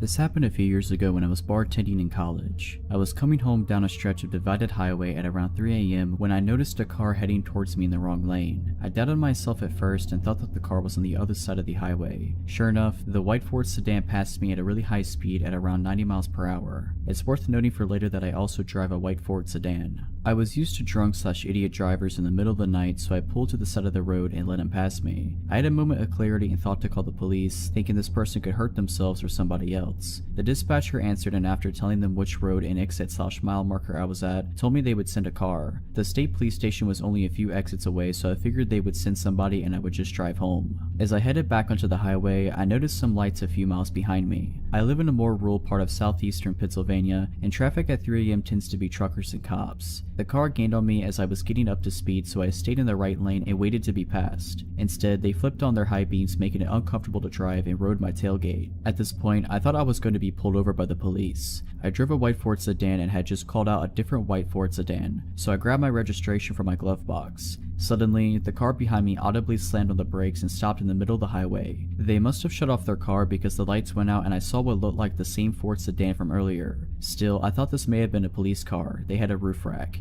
and it could have looked like I had reached for a gun in my glove box or something. I panicked and called 911 for the second time and asked the dispatcher if they had sent a cruiser to investigate. The dispatcher was a little curt with me and assured me that they sent somebody out. Dispatcher, we have sent a trooper out to find the car, sir. Me, I only ask because somebody is following me and acting weird. It could be a cop, but I think I freaked them out by getting my registration. Dispatcher, are you pulled over? Me, no, they didn't turn on the lights. Dispatcher, let me try to get the trooper we sent out. As she was talking, the car again sped towards me and stopped inches from my bumper. Again, their high beams were on and again they slammed their brakes. I told the dispatcher, I'm pretty sure this is not the police behind me. The car sped to my bumper again and turned their high beams on, this time laying on the horn. Hearing this, the dispatcher asked me what was happening. Dispatcher, what's happening? Did you honk? Me, that's the car behind me. I don't think it's a cop. Dispatcher, I'll try to get the trooper again, but I don't think that's him behind you. For some reason, this is what shook me. Before that, I was thinking I would get pulled over and maybe get a ticket. Up until then, I was going to the speed limit and trying to avoid getting pulled over. I told the dispatcher, I don't care if I get pulled over, I'm speeding, and if they put their lights on, then I'll pull over. I started to accelerate and the person behind me just kept up with me. The speed limit was 55 and they kept on my bumper the entire time, but this time they were swerving. I tried to signal for an exit then bail on it, but they followed. At the next exit, I took the off-ramp and continued onto the on-ramp, and the car behind me followed the whole time. I thought about trying to go to a Wawa gas station, but the dispatcher and I thought that it would be unsafe. She was calm and talking to another person trying to send police to me. The other person, maybe a supervisor, asked if I could drive to the state police station. Realizing that I was one exit away, I told her I was coming there and she said that she would have troopers meet me outside. As I pulled off to the exit, the car followed me. I blew a few red lights trying to get to the police station, and the car tried to pull into the other lane to pass me or pull up alongside me. Once the police station was in view, I put on my turn signal and the car slammed on its brakes again, turned off their lights, and turned into a parking lot. The story ends kind of anticlimactically as I pulled into the police station and met the troopers. Two of them went to find the car and I stayed with the third trooper. I think the dispatcher and her supervisor and the state trooper escorted me home after taking a statement from me. I was never called to follow up or testify, so I can only assume the person didn't get caught. I don't drink as a general rule, but once a month or so I'll go out with friends and binge. My friends and I had a great night at a bar in the city and they left. I was chatting up a cute guy, so I decided to stay. I went back to his place. After post-coitus, I'm ready to head home, so I call an Uber to pick me up. I don't know where I am, I know the city I'm in, but not my exact location. I ordered the Uber, but it's taking forever, so I cancel it and try again. Pretty soon a car pulls up. I drunkenly mumble something like, "Is this the Uber?" and I hop in. Mistake. Ubers apparently are supposed to have some kind of marking on their vehicle. The guy pulls away and starts driving. We're chatting, I'm fumbling for a cigarette, and the next thing I notice is that we're headed for the highway, but in the opposite direction of where I thought we needed to drive, and we're going at a solid 90 miles per hour. Then I get a call from an Uber driver. He's there and I'm not, because I'm in the car with someone else. I start texting my friend, frantically counting off mile markers for her. Then I realize that's going to do jack, because she's probably drunk too, so I call 911, but I realize this guy is crazy. He's refusing to let me out of the car, so I've got to do it on the sly. It's been about 40 minutes now. I'm terrified. I don't know where I am. I don't know who this is. We're driving at over 100 miles per hour, weaving in and out of traffic. This guy is trying to get me to hang up my phone call, and also smoking pot, so I don't want to do anything that might provoke a violent reaction from him. I start chatting to the 911 dispatcher as if it's my friend, praying that they'll catch on. "Hey girl, it's me. Yeah, I'm with someone right now. We're driving past highway exit." "No sweetie, it's not my Uber. I thought it was, but it's not. It's a shame you can't come and meet me and bring friends." Thankfully, the operator catches on. He gets me to stay on the phone while he sends cops, and we develop a code. If I see cops, I'm supposed to casually put my hand out the window, which looks semi-normal because I'm smoking a cigarette. We pull into some random little housing complex, and he busts out some powder and forms 2 lines. I now have confirmation that he does drugs, which means he's probably emotionally volatile. I relay this to the operator in code, "Oh girl, I wish you were here right now. This guy just busted out the coke. You'd love it. He's taken a really big bump, man after my own heart," etc. Pretty soon I can see the lights from the cop car, so I start waving my hand out the window. At this point, I don't care if he's on to me or not. I don't know if he has a weapon, but I slump down on my seat just in case things get hot. The cops surround us, get him out of the car, and then, once it's safe, they extricate me as well. They whisk me to the hospital for a drug test and evaluation, and that's where my story ends. On my way to the hospital, as I'm explaining all of this to the officer, I find out that of the guy's 40-ish years on this earth, he's been in federal prison for 30 of them, for violent offenses. I want people to learn from my mistakes, and if nothing else, call 911 and stay on the line. For background, I'm a 24-year-old woman living in Australia and work at an establishment that caters for an adult audience. One night, as my shift is coming to a close, one of the patrons asked me to buy a drink, which I accept because employer policy. I talk him up to a couple of expensive drinks for the two of us, have a quick conversation, and make my excuses about my shift being over, but he should come back to see me soon. He starts to gaze at me and it feels uncomfortable. He stands up and with his creepy grin asks to walk me to my car. I know never to put myself in that position and politely decline, and I tell him I might see him next time. I walk out past our biggest bouncer and the guy doesn't follow me. Great, nothing extraordinary, just standard par for the course of my profession. But sadly, this isn't where our story ends. For this creep, it's only just the beginning. I'm off for a week after that night, but when I come back into work, I'm told a patron has been coming in every night for the last week asking for me. Says he wants to buy me another drink. Naively, I think, oh great, a bigger pay this week, and get set for my shift. The night rolls on and who should roll in but our man of the hour, and he asks for me. So I saunter over and he buys me a drink. The whole thing I'm sitting there with him, he just has this creepy grin on his face. Not like a normal creepy grin, that's just normal. No, this is the kind of grin where he knows something you don't and is very pleased with himself about that fact. So we're talking and I'm getting him ordering himself drinks and trying to upsell him where I can. About half an hour goes by and I make my excuses to leave so I can try to spread the tips around. But this guy isn't having it. He won't let me leave, and the more I insist, the angrier he gets. He's practically hissy at me by the time I give a look to one of the bouncers, who promptly comes over and diffuses the situation, giving me an opportunity to walk away. Great, crisis averted. Wrong. Bouncer doesn't throw him out, just gives me a buffer so this guy starts following me around the place, even attempting to walk into an employee-only area, which is where another bouncer finally notices and kicks him out. I finish my shift and walk over to my car. There he is, I kid you not, sitting on the bonnet of my car. How he knew it was my car I will never know. He wants me to give him a ride and tells me how pretty I look. He's spewing greasy slimeball creep lines at this point and I'm not interested. I try to give him a hint nicely and decline to give him a ride, but again he just turns to me and grabs me by my arm, insisting I give him a ride. I tell him to screw off and jam my key in his shoulder as hard as I can. He lets go and I push him with all my might so he falls down. I jump in my car, lock the door, and shove that key in the ignition. He's back up and banging on the window angrily to let him in. And I mean hard, so hard I think his hands or my window might break. I gun the accelerator and I'm out of there. When I get 5 minutes down the road and I'm sure I'm not being followed, I pull over to the side of the road and call back to work. I tell them what's happened and alert them that the other girls need to be careful leaving tonight. As I hang up the phone, I break into tears. I eventually compose myself, pull back onto the road and head home. I cry myself to sleep. Next morning, word has gotten around and owner calls me to make sure I'm okay. I assure him I am, but he insists I take some time off in case this creep comes back. He wants to put some distance between us. Makes sense. A week goes by, then 2, he's coming in every night asking about me and being told I quit and don't work there anymore. I lie to get him to stop coming in, you know, but he just keeps coming in and asking, clearly not buying it, and then suddenly 2.5 weeks in, he stops. Great, I am really needing money at this point, so I'm happy to be able to go back to work the following week. Time goes on and everything seems to go back to normal. Same old chances, but the good kind that leads to higher paychecks. Abusive guy doesn't come back in, I'm happy. I start being forgetful though. I think I leave a door closed when I leave the house, but it's open when I get back. Lights on or off, food left out, things ending up in different places than I remember putting them sometimes moments before. I'm losing it, but it's probably just the stress of everything that's gone down. One of my close friends who works with me reassures me that it's normal after being grabbed like that and it will pass. This keeps up for a month until one day I head out to work, get 15 minutes down the road and realize I forgot some clothes I'll need that night at work. I head back home only to find the lights in my front room on and the TV visible as on from the outside. I really am losing it. Good thing I came back, I guess. I head inside, grab my stuff, make sure to turn the TV off and the light out and head to the door. Suddenly I freeze. There standing blocking the door is the creep that grabbed me. I'm stunned, jaw dropped on the floor. Then after what seems like a lifetime of standing in silence staring at each other, him smiling, I scream what the. I'm screaming for him to get out and ask him what he's doing here, how he knows where I lived, all in one jumbled mouthful of confusion. He just stands there with that smile on his face while I'm loudly freaking out but stupidly not moving. I start gasping for air in a mixture of panic attack and bewilderment, then he decides to speak in my wake. The words ooze out of him and leave me chilled. Welcome home, honey, you're back early. A switch goes off in my head, I throw everything I have on me at him and sprint to the back door. I'm out ski. I leg it faster than I have in my life, screaming bloody murder as I go. I hide in some bushes around the corner, tears running down my face, gasping for air. I check my pocket and my keys are still there. No phone though, I threw that at the stalker creep along with everything else. I sneak back to my house, jump in my car and nope out of there. I head to work, tell them what's happened and call the cops. Cops head to my house and send others to my work. Stalker guy is gone, but when they turn up, they search the house and turns out he's been living in my crawl space. I'm paranoid that's what all those doors and lights and misplaced things was about. I pack up whatever I can fit in my car while cops are still there, that they'll let me take, and I drive.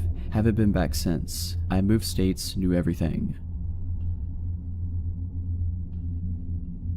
This happened around 2006, when I was in my mid-20s and my sister, the unfortunate main character in the story, had just turned 21. At the time, she and her boyfriend lived with my fiance and I. On weekends, we went out to one of the 2 bars that had karaoke, air hockey, etc. This particular night, we were at the bar further out from where we lived in the city, a good half an hour by car. Everyone was having drinks, socializing with people we knew. It was one of those places, lots of regulars, singing karaoke, nothing out of the ordinary really. Except that night my sister started hanging out with these 2 older ladies who had a liquor store in their purses, and were quite sharing, although I didn't know it at the time. As she tended to drink a lot more than me, that was a score for her. Less money spent on drinks, but she ended up far more hammered than usual. Towards the end of the night, around 1:45, she was really very drunk. The aforementioned fiance, my sister's boyfriend, and I were in a heated air hockey game, planning to leave as soon as it was over. She walked up to us and said she was going to smoke a cigarette outside. Nothing unusual, everyone did until we were done. About 5 minutes later, we paid our tab and walked out, but she was not on the porch area where smokers congregated. Okay, weird, but not alarming. We went out back of the bar to check for her, inside in the restroom in the large parking lot. It is notable that this particular bar was in a business park, so there were multiple businesses that were closed, as well as the Mexican restaurant next door that had just closed as well. We searched, asked everyone that knew us and those who didn't if they had seen her. No one had. I asked the workers from the restaurant that were sitting outside as well. They seemed nervous when telling me they hadn't seen her, but I didn't think on that much until later. By then I was in a full-on panic after trying to call her cell about 15 times only to have it go to voicemail. Being a bit inebriated myself, I started searching for her. Went as far as to take off my heels and start running down the highway searching for her, as honestly there had been times she would start walking home in the past, though never from this place as it was so far away from where we lived. The fiance and her boyfriend thought we should go to the house to see if she got someone to bring her home. Seemed unlikely but not unheard of. We get home and she's nowhere to be found. Just as we were about to head back and I was going to phone the police, I received a call from the PD on my phone. They indicated that they had my sister, that there had been an incident, and I needed to get down there. We rushed to the PD where we were taken into a room with my sister. Her face was red from obvious crying, and bruises were starting to show on her arms and chest. She said that when she told us she was going outside, she thought we said we were leaving then, so she walked to the car. After a few minutes being drunk and tired, she sat down up against it to wait. A van pulled up and a young man was asking her directions to somewhere. She walked closer to try to explain when suddenly the back door flew open and 2 other men grabbed her and threw her in, taking off. They were rough with her, hitting her a few times while holding her down, saying they only wanted money. They snatched her purse from her, breaking the straps, and searched it, quite haphazardly as they didn't find the $30 she had in it. After driving around a bit speaking in Spanish, she couldn't understand they pulled out a gun, making sure she saw it and put a bandana around her eyes, telling her that they'd let her go. She was driven to some woods by a neighborhood she did not know. The door was opened and they pushed her out, telling her to run, that if she took the blindfold off or turned around, they'd shoot. She ran and ran. Eventually, she did take the blindfold off and came to the first door she saw, beating on it and screaming for help. The police were called, she was picked up, and now we are back to my being there, hearing what I feared had happened. Report filed, police did a search and did locate the bandana she ripped off, but as she was so intoxicated and terrified, she was not able to give a clear description of the van other than white older model or the 3 occupants other than young Hispanic men. The investigation turned up nothing as no cameras caught any of this. We even had detectives in our home who said, look, we need the truth. If you got drunk and just went home with someone and didn't want your boyfriend to find out, we will file charges against you. Aside from the bruises, broken person, or trauma, there was nothing concrete to go on. That was unpleasant. I am still fairly convinced someone at the restaurant knew something given their suspicious behaviors when I asked about her, but the police were never able to find that link. All said and done, the guys were never found. Eventually we just moved on, in different states. It's now just a story in our lives. It still makes me sick thinking of what could have happened, but thankfully it didn't. A little backstory, I was about 16 at the time, and I rode the public bus to and from school. This particular day, I had done some special effects makeup before the end of my classes, so I had fake blood running down my face and I couldn't be bothered to take it off before leaving school. Now I knew as I was boarding my bus, people would stare or ask questions, so I wasn't surprised when this man, who looked to be in his mid-30s, started asking about the makeup.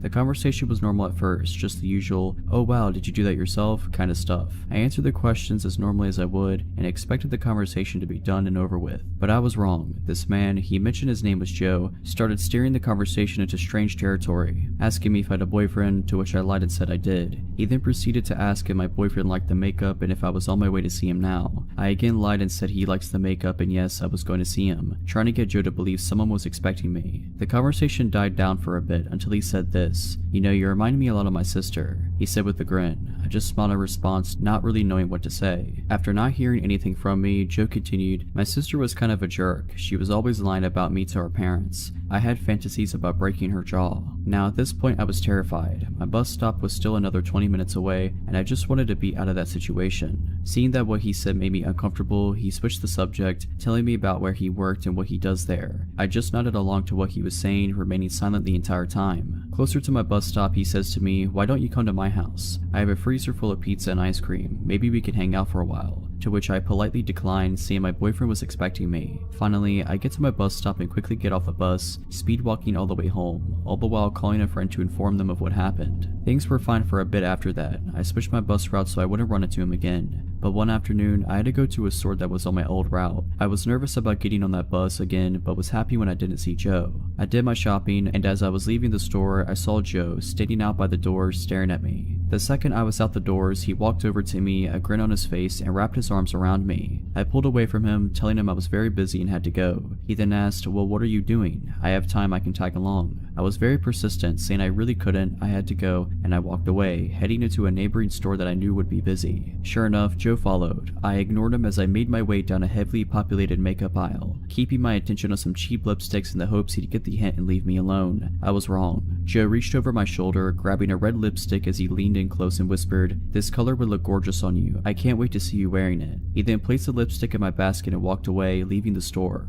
I remained in the store for about 20 minutes after he left, afraid to leave and make the walk home. After I mustered up the courage, I put the lipstick back, put away the basket, and called a friend to stay on the line with me until I made it home. Now I don't know if he followed me home or not, but I can say that after that day, the motion detector porch lights started coming on at night, and I started hearing knocks at my bedroom window. Thankfully, I moved shortly after and haven't seen Joe since.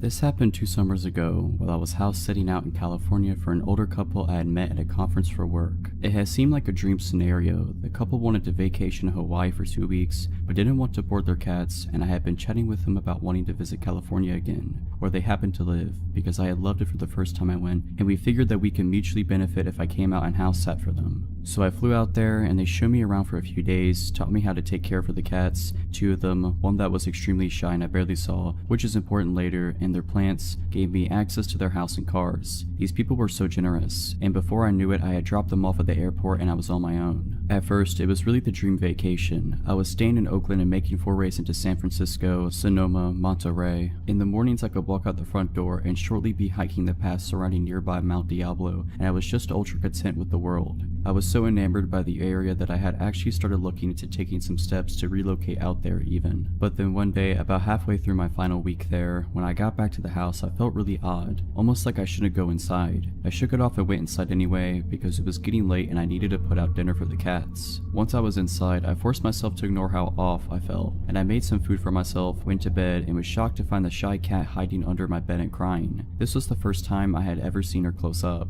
The entire time I had been there, up to that point, she never left my host's bedroom unless she didn't realize I was around. Again, I ignored feeling weird, and just assumed she had decided I was okay and went to bed. I did start locking my bedroom door that night though. I also remembered that about halfway through that night, I thought I heard someone walking around in the gravel outside my window, but after listening for a bit, I didn't hear anything else and went back to sleep.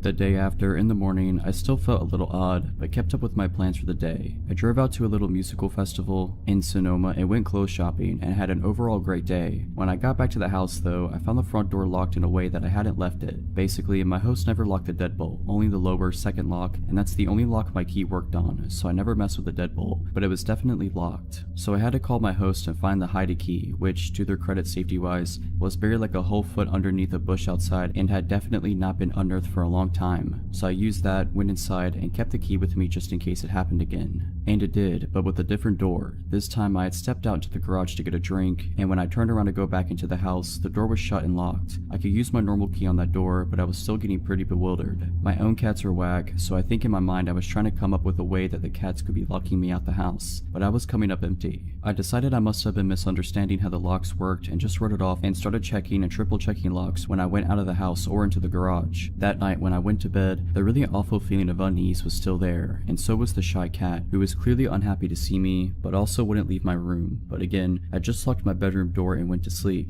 The next morning I felt awful, nausea, body ache. I had no desire to leave the house, so I decided to stay in and Netflix for a day. This vacation stay was like a full 2 weeks, so I didn't feel like I was in any hurry to get all the touristy things in anyways. But as the days went on, I started to feel that feeling of wrongness again, and it morphed into feeling incredibly watched. Around mid-afternoon, it got to the point that I was so uneasy that, even feeling awful, I decided to get out of the house for a bit to shake it off. I was getting a bit low on food, so I went to the grocery store and bought a couple food items that I didn't think would hurt my stomach, and then I left. When I got to my car, I started crying and my entire body was telling me not to drive back to the house. I couldn't not though, because I didn't want to neglect the cats, so I drove back, parked in the driveway, and convinced myself after about half an hour to just go open the front door. Once I did that, I thought I would get over it and would be able to go in and at least feed the cats, and then maybe I'd go get a hotel room after, but my body physically would not let me inside. It was like I was stuck in the entryway. I then made a deal with myself. I would yell into the house saying I had already called the police and that they were on their way. In panic logic, I figured that would make anyone in the house leave, so I faced the inside of the house, looking down the hallway towards the bedrooms, and I did just that. The second I had finished saying, "They're almost here, so if you want to avoid being arrested, you need to leave now," the light in my host room turned on and I heard some banging. I immediately hightailed it back to the car, called the police for real, and proceeded to have a mental breakdown while talking to the dispatcher. Once they got there, they checked the house and didn't find anyone. The double doors in my host's bedroom were left wide open. I'm so glad the cats didn't get out, and there was a pile of food wrappers in the corner behind the blinds, so they said it looked like someone had been there. What makes it so scary to me is that nothing was taken, and that based on the shape of the house, that would have been the perfect vantage point to see me in the living room as I stayed home sick. To explain this, the house was in an L shape, and from the windows into the garden that were in my host's bedroom, you could see into the living room windows. Also, the minute the police police were gone, they said they couldn't prove anyone was there were no signs of forced entry, and we couldn't get a hold of my host immediately to verify if anything had been taken, etc., which once they were back, they verified that nothing had been taken, so they said they'd patrol a bit but nothing else. The shy cat was right back into my host's bedroom, and I didn't see her again until I left to go back home. So basically, I think the intruder had been there at least 2 days, forcing her to choose between 2 strangers, and leading her to choose the one that was at least a little less strange, me. It messed me up pretty bad, especially because they didn't catch the person, and didn't seem to have any desire to look, and I still had to stay in the house for the next 3 days. Nothing else odd happened, and I didn't feel off the rest of the time I was there, but the damage was done. I've never felt completely safe in a home without doing a complete search before bed since, but I am extremely glad my gut spoke up. I guess I'd rather have some residual anxiety than be dead. So about 5 years ago, I, male 26 years old, set out to travel the world. Being straight out of college had left me dead, ever more desperate for any job I was overqualified for, and generally depressed. I felt isolated and alone in my small town in Washington and found the only way to get out, travel. My high school buddy suggested I look into COMPILATIon and volunteering as a way to travel cheap, and so I did. The way it works is quite simple. You work for around 25 hours a week on some farm for food and housing. The draw is that since the community of cheap travelers is quite big, it is a great way to meet new people, get outside of your comfort zone and just let yourself live and figure life out. Fast forward 8 months and I'm a seasoned cow patty shoveler. I started out in Washington, Oregon and went south to California. There, I was able to save some money I was paid under the table for some extra work and was now faced with a decision, where to go in the world. The excitement of being able to purchase a ticket to almost anywhere in the world got the best of me, and on the advice of my volunteering partner, I chose it at random. I went to a randomizer website and clicked the country button, Georgia, the country of Georgia. To say I didn't know anything about it was an understatement, but the fear of the unknown made it exciting and exotic somehow, and so I did it. I purchased a ticket and started browsing for a farm that could host me. There were a few options, and most were remote and hadn't even had an internet connection. I messaged every single one because few ever respond, and got a response from one farm on top of a mountain. The pictures showed a traditional Georgian stone house with a large garden out in the back, a family with several cheerful children, grandparents having dinner, animals. It seemed warm and inviting. The description was written in good English, and the requirements for work seemed reasonable. I was excited. After I flew into Tbilisi, the capital, I followed the instructions that they have sent to locate the farm, which wasn't an easy task. Few in Georgia speak English, the roads are screwed since few have been maintained since the fall of the Soviet Union, and the country is generally poor. It took me around 20 hours of Soviet buses and taxis, weird serpentine roads and paths to get to the desired blue pin on my map. It was a dirt path leading up a steep hill into a national park up in the north of the country. There was nothing for miles on end but trees and their silence. As I got up that hill, I saw the house about half a mile away on even a steeper hill, surrounded by the trees. From that viewpoint, it seemed abandoned, overgrown, brown, and dreary. As I walked past the gate, Giri, fake name, the apparent owner approached me. He was a heavy, small, middle-aged guy with a big smile on his face. He shook my hand and in broken English started to show me around. He also smelled of booze. As he was showing me around, I noticed that there wasn't anyone there but us. I asked about his wife and kids and he brushed that aside and said something to the extent, "They're away right now." By this point, I am creeped out. From browsing around, it was apparent that the farm was in deep decline. Apple trees and crops were dying, the roof of the small barn caved in, and the house itself full of trash and smelling of mold. It was obvious that Giri was going through a rough patch, but I wasn't going to turn around and just leave in the middle of nowhere, without a plan, having not slept for the past 36 hours. It was evening, and after feeding me well and trying as best as he could to hold a conversation in English, Giri showed me my room on the second floor and I went to sleep.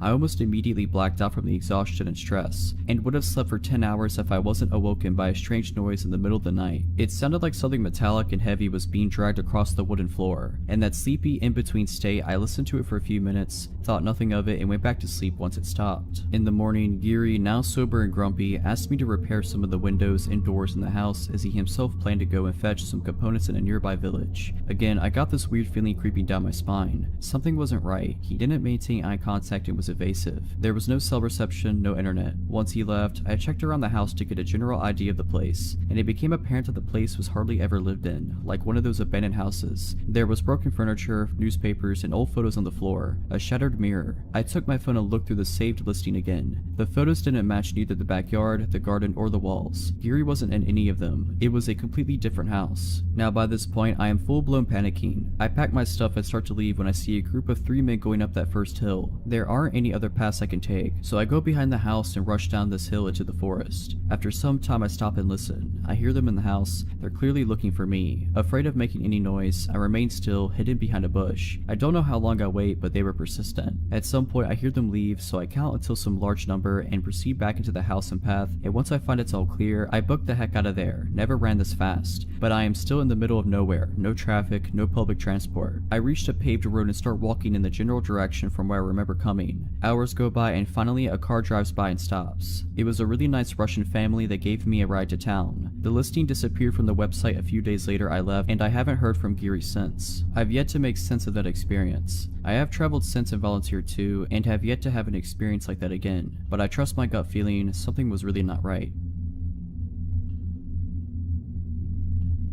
More than a few years ago, I was working as a burlesque entertainer in a gentleman's club. It was idly sitting at the end of the bar one night when a couple came in. Not unusual. I had no contact with them and thought nothing of their being there until later. A few days after that night, the doorman handed me a piece of paper that had 2 names and phone numbers written on it, Laura and Richard. I was supposed to call one of them, so I called Laura, who told me they had been the couple who'd been at the bar the other night, and they noticed me and thought I'd be perfect for a part in a movie Richard was producing. Would I be up for a meeting? Of course I would, who wouldn't? I was told Richard would pick me up the next night at 7 and to wear something wild. 7 o'clock came the next evening and I was ready in a white lace dress with ostrich feather trim when Richard showed up outside my building, so I went down, introduced myself, and got in the car. We agreed to go to a local bar I knew well from the meeting, but first we had to go back to his place so he could pick up some contracts he'd forgotten, so off we went. He went in the house and came back out with a few manila envelopes and an open bottle of beer, a brand that I didn't drink. Plus, it's against the law to drink alcohol in a vehicle here, so I stuck the beer into the window well of his Jeep and we went to the bar. At the bar, he showed me what were supposedly scripts from this movie he was producing. In some contracts, it looked pretty legit. Richard was very nice and I was interested. I'd made some plans to go out later with my soon-to-be boyfriend, so I excused myself to go call him on the bar's payphone, and took my Corona that I'd ordered at the bar with me to the bank of phones. As a dancer, I'd been taught by the other older girls to never let your drink out of sight. My boyfriend wanted to get going to another club, so I went back to the table where Richard was and told him I had to go. He didn't like that and tried a few different things to get me to go to the movie set with him, saying I could meet Mickey Rourke and check out the set, but all I really wanted to do was meet my boyfriend, so I declined, took Richard's card, and left. I never heard from Richard again, but a couple of months later, the police came around to the bar I was working at. They had 2 big books of mugshots and a stack of Polaroids with them, and they wanted to talk to all of us about a predator couple who had been setting up meetings with dancers by saying they were in the film industry, then drugging them. They showed me the 2 mugshot books and asked if I saw anyone I recognized in the pictures, and I immediately identified Richard and Laura. They then showed me the Polaroids, which were trophy pictures of the couple in the act of attacking the poor drug girls, and asked if I knew any of the victims and where they might find them, in order to talk to the girls. I only knew a couple of women in the photographs, but there were a lot that this had happened to. Richard and Laura were prosecuted. He went to jail, but she didn't because she was from a wealthy family and she also turned witness on him. About 12 years after Richard was convicted, I saw in the newspaper that he was up for a possibility of parole, so I wrote a letter to the parole board telling this story and urging them not to let him back out, because he's a dangerous offender who should have to stay in prison for the entirety of his sentence. If I had drank that open beer he had handed me in his Jeep on the way to that meeting, I wouldn't have made it to the meeting and would probably have ended up in that stack of Polaroids. Girls and guys, always keep your eye on your drinks. Have fun, but be careful out there. So this happened about 1.5 years ago. I moved to Los Angeles 3 years ago. First time living on my own and I love it. Even with everything that happened, I still love living here. So I'm a smoker, on average about 3 to 4 cigarettes a day. So thankfully I'm only at a pack, like every 5 or 6 days, whatever. Math isn't my strong suit. Anyway, I live in a non-smoking building, so I have to step outside when I want to smoke. The first time I saw this guy, he was outside my building, sitting next to a dumpster. No big deal, probably just another neighbor I hadn't met. His name is Oz. The first time I saw Oz, I was having a cigarette outside, and he just glanced over at me every once in a while, but that's it. 2 days later, it's like 11:30 p.m. and I'm heading downstairs to smoke. I look at the lobby of the building and see someone underneath a blanket behind some chairs. I see a cord going behind the blanket bulge, so I immediately assume someone's in the doghouse for the night and charging their phone. I have my smoke, head back upstairs, and go to sleep. A week later, it's the middle of the day. I've gotten some work done and decided to take a smoke break. I go and sit outside like I always do. Oz is sitting outside as well. This time he's got some paperwork with him. A lot of paperwork. At this point, I feel like I should provide a description of Oz. He's about 6 feet tall, early to mid-30s. He has medium length hair that has been styled into dreadlocks. A full but short beard, if that makes sense. He was wearing worn down pants and jackets. Based on his face, he seemed like he cleaned himself up regularly, but his clothes made him look homeless, and sadly he was. So Oz is going over the paperwork in his hands when he looks over at me and says hi. So I responded kind. He then asked me how I'm doing today. I'm doing pretty okay, I respond. How are you? I'm good, man, I'm good. Good. It's a nice day, right? Yeah, it is. So when are you moving? Now that question came out of nowhere. Was he hoping to find a new place to live? Was he trying to move into this building? Was that what his paperwork was all about? I mean, if he's moving into a new apartment, great. I hope life works out well for him. But why was he asking me when I'm moving out? I know the building at the time had a vacancy or two, so if he was going to move in, why ask a question like that? Why make it sound like he's waiting for someone to move out so he can have a spot? My brain asked all those questions in less than a second of Oz asking me that. After a couple seconds of being stunned by Oz's question, I just said, I'm not moving anytime soon, man. My cigarette was over by then, so it was time for me to go to my apartment. Another week later, I go see a friend stand up set, and when I get back to my apartment at like 10 p.m., I see 2 police SUVs outside my building with lights on. I go inside because if there are 2 police vehicles already there, I can't do anything, so might as well stay out of the way. The cops are talking to one of my downstairs neighbors, and I can't catch anything they're talking about. 2 days later, notices have been put up next to the mailboxes that say, this man is not allowed in this building, and it has a photo of Oz. Turns out the blanket bulge I saw was actually Oz, when he somehow managed to get inside the building and sleep in the lobby with an electric blanket.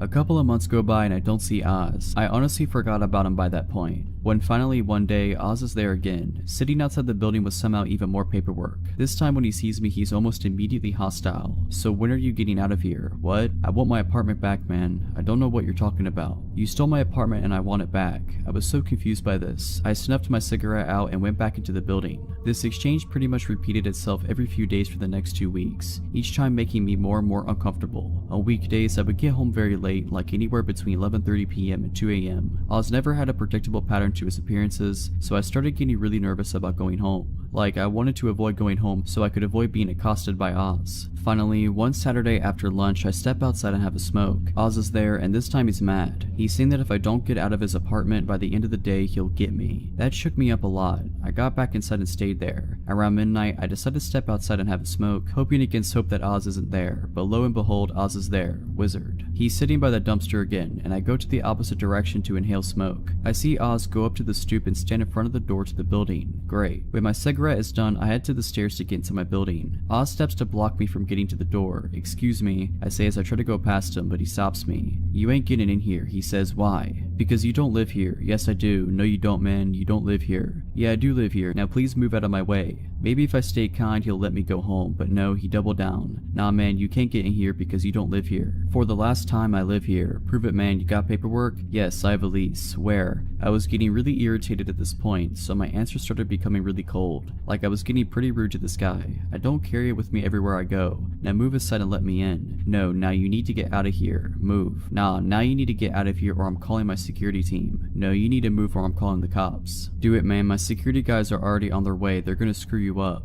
At this point, I was already stepping away from the door and pulling out my phone. I called the non-emergency number because in the moment I didn't feel threatened by Oz, but I should have called regular dispatch instead of non-emergency. Cops got there about half an hour later and Oz was still there. The cops came and got out of their car. One cop was holstering their nightstick and dropped it on the ground, then holstered it properly. The 2 cops that showed up separated and talked to Oz and I separately. I tell my cop that I was just trying to get back into my building. He's blocking me. He's been harassing me lately saying I need to move out. Oz, however, had a very different story. He claimed that I stole his apartment from him, stole his credit cards, and stole his insurance payouts. The apartment he claimed I stole from him isn't the apartment I live in. The cherry on top of this lack of a sundae is the part where he accused me of throwing dog water on him. An actual water bottle filled with a mixture of dog spit and water. That's the guess I have as to what dog water is. First he claimed I threw it up at him while I was standing on the sidewalk and he was on the stoop. Then he claimed I was on the fire escape above him and literally poured the water on him from above. Thankfully the cops knew immediately that this was a lie, but because I guess no actual crime had been committed, all they could do was tell Oz to go away. He was not happy about it, but he did. I hoped that Oz would not come back after that, but sadly I was wrong. Oz did come back just one last time. A few days later, it's It's the middle of the day and I'm walking downstairs to inhale fire. As I step outside, I see two cops, Oz and one of my downstairs neighbors. Oz and my neighbor are separated and giving statements to the cops. When my neighbor is done, his name is John. I go up to him and ask him what happened. John then shows me his elbows, both scraped up and lightly bleeding. One of his knees is also lightly cut up.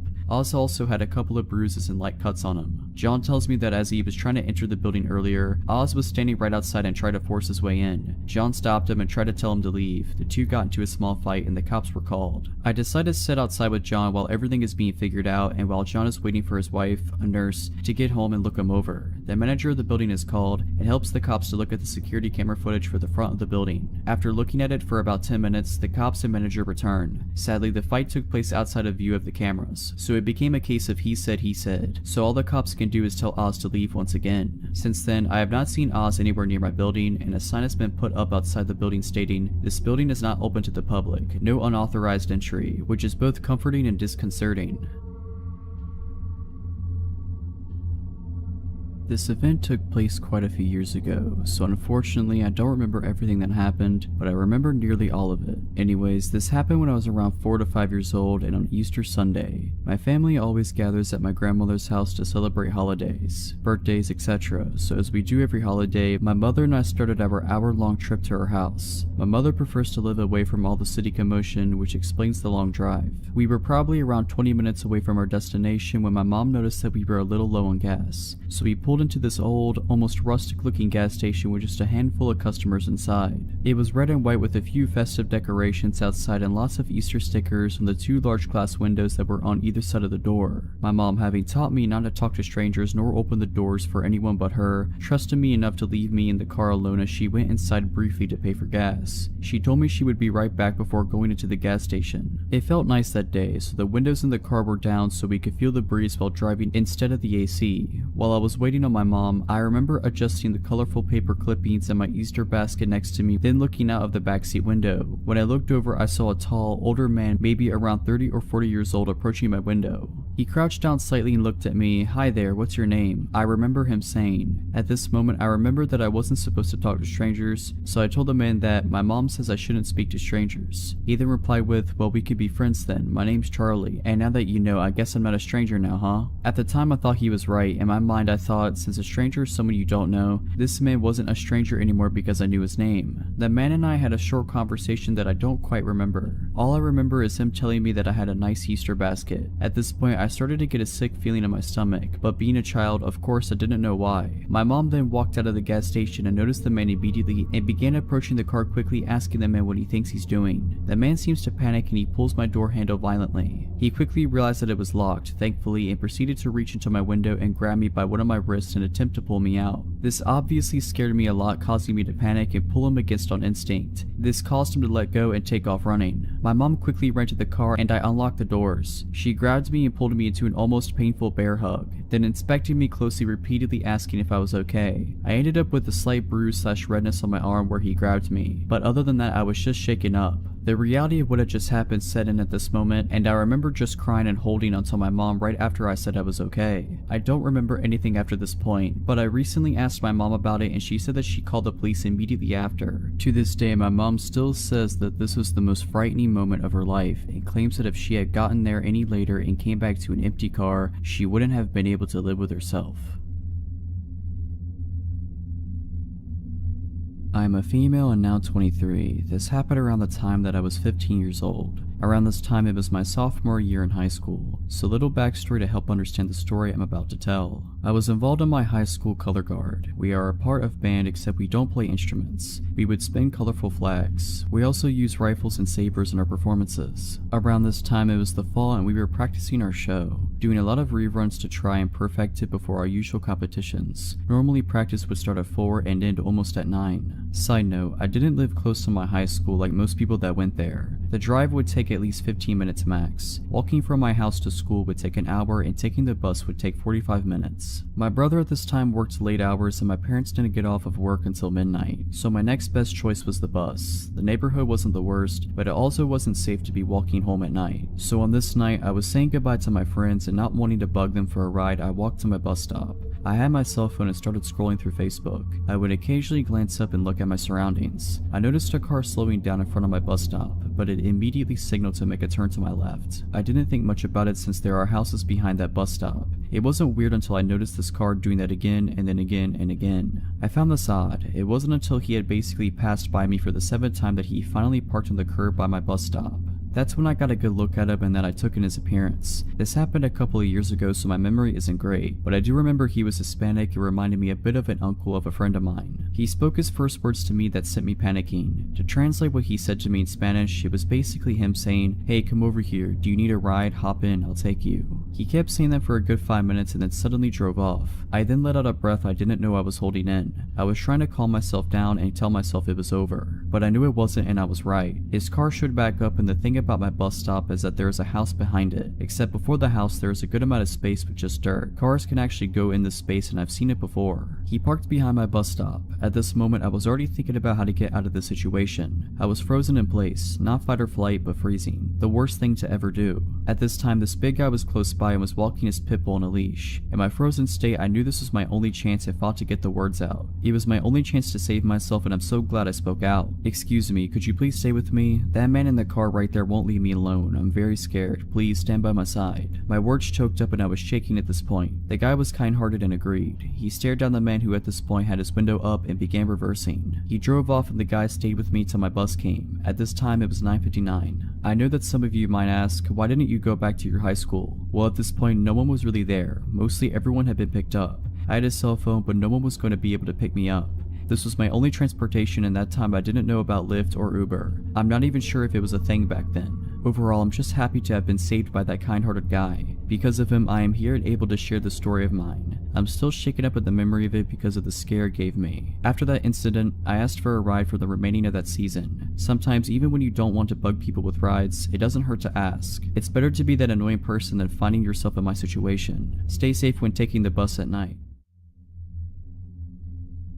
I work evenings as a dispatcher in a medium-sized Midwestern city. I was driving home at 2 a.m. when I stopped for gas. In retrospect, it was stupid to have stopped at all. The gas station was poorly lit and completely empty of any other customers, but I knew the shady areas of town and this was not usually one of them. As I was pumping gas, I noticed a middle-aged woman sitting on the curb across the parking lot. It was a cold night and had just started raining. The woman was not wearing weather-appropriate clothing, so she was drenched. When the woman saw that I was watching her, she called out to me from across the parking lot. My second of many stupid decisions that night was choosing to engage with her. I was worried for her, so I approached her to see what sort of help I could offer. "Hi beautiful, I'm just trying to get home, but no one will help me," she said. "I'm trying to get to City A, but the cab ride is $60 and I only have $40. Can you help me?" I don't usually give money to panhandlers, but this woman seemed genuine. The weather was terrible and my job centers around helping people, so I agreed. I told her I didn't have any cash, but if she would come with me inside, I'd take some money out of the ATM and give her a few dollars. But the ATM wasn't working. I apologized and told her there was nothing else I could do for her. She followed me back outside, idly chatting with me as I opened my driver's door to get in, and then she got in my car. I was too shocked to really say anything. I sat staring at her as she buckled herself into the passenger seat. As soon as she got into my car, her demeanor changed entirely. She no longer seemed forlorn, as much as she did extremely excited and restless. "Just take me to my aunt's house," she said. "She can give me money." Of course, alarm bells are going off in my head. Although my first instinct is to tell her to get out of my car, my gut tells me that would be dangerous. She'd already proven to be unpredictable, she seemed to be high, and I didn't know if she had any weapons on her. Forcing her out of my vehicle, I thought, had the potential to elicit a violent reaction. "Where are you asking me to take you?" I finally said. "Just start driving, I'll tell you where to turn." "No, if you want me to consider driving you somewhere, I need you to tell me where we're going," I say, with no real intention of driving her anywhere. "Don't worry, honey, I'm not gonna rob you or nothing, just drive." "No," I repeated. "Where's your aunt's address?" "Okay, it's on Street A. What's the house number?" As I was asking her questions, she got really agitated. We still had not left the gas station parking lot. I considered getting out of the car and going into the gas station to help, but A, she had seemed to know and be friendly with one of the attendants that was inside when I tried to get money, and B, I wasn't about to leave her alone in my car. Finally, she snapped at me and said, "Why are you asking me so many questions? I thought we were friends. You don't trust me?" "I work at a police department," I said. "It's my job to ask these sort of questions." She flipped out. She started yelling at me about being a snitch, about trying to get her into trouble, just in general losing her mind. At this point, I'm more scared than ever. I just wanted her gone, but my instinct still told me asking her to get out of my car wouldn't work, so I decided to take a risk. "I'm not a police officer, I just work at a police department. Why don't I take you to Walmart and see if they have an ATM that works?" My idea was to get her out of my car as peacefully as possible, then lose her in the store. She liked my idea and immediately calmed down. I knew that driving off with this woman in my car was incredibly risky, but it seemed like the best option at the time. As we're driving, she keeps talking to me. Her thoughts were erratic, bouncing all over the place. It sometimes seemed difficult for her to follow through a thought, but this is roughly how our conversation went. "I'm glad we're friends now. I have about 5 or 6 people trying to get to me. I'm going to come to your work tomorrow so we can go arrest them together." "Okay, we can talk about that tomorrow. Tonight you said you're trying to get home?" "Yes, honey, I'm trying to get to City B." "City B? I thought you said you needed to go to City A." Yeah, City A, that's what I meant. That's why the cab ride is $40. It's far away." "The cab ride is $40? Yeah, you said you have $40. "I do, I have $40, but the cab ride is $60. Silence. "Are you sure you can't take me to my aunt's house? She lives close by on Street B." "I thought you said she lived on Street A." "No, I meant Street B, but it doesn't matter because she won't give me my money anyway." "You sure you just can't take me to City A?" It was obvious that this woman was utterly full of it, because the details of her story were constantly changing. When we pulled into the Walmart parking lot, she finally got out of my car, only after I got out first, and followed me into the store. I told her before we went to find an ATM I needed to use the restroom. My plan was to call the police from inside a stall, but she followed me into the bathroom, and that's when things got really weird. She grabbed the crook of my arm and whispered into my ear, "If you don't got any money to give me, that's okay, but let me ask you something. Do you want to do it in the stall?" I told her no as forcefully as I could manage, bolted into a stall, and locked the door as fast as I could possibly manage. As soon as I had a barrier between us, I said, "You know, I have some friends at the police department that can probably help you better than I can. I'm just gonna call them and we can figure this out together." Again, at the mention of the cops, she started screaming at me. I just kept reiterating that the police would help her. She snapped at me that she was just going to leave and stormed out of the bathroom. But it wasn't over. I waited to make sure she was really gone. Sure enough, not 60 seconds after she left, she came back into the bathroom and started banging on the stall door. And she said something that scared me more than anything else. "Hey, come back to your car with me. I left my beer in your car." I blatantly tell her that no. I saw her get into my car and she had absolutely nothing with her other than the clothes on her back. After that, she left the bathroom again and didn't come back. I waited a good 5 minutes before exiting the bathroom. I immediately found a manager who called the police for me. Thankfully, I was in a different police jurisdiction from the one I work in because I was mortified at how entirely stupid I had been the whole night and would have died of embarrassment if any of my coworkers had responded. The officer that responded took my statement and advised me to be more careful in the future. He said that sometimes panhandlers turn violent, and that just recently there had been a report of a woman who matched my description assaulting a good Samaritan that had stopped to try to help her. I definitely learned a lesson on stranger danger, and I'm lucky to have come out not harmed. I'm glad my stupidity didn't kill me.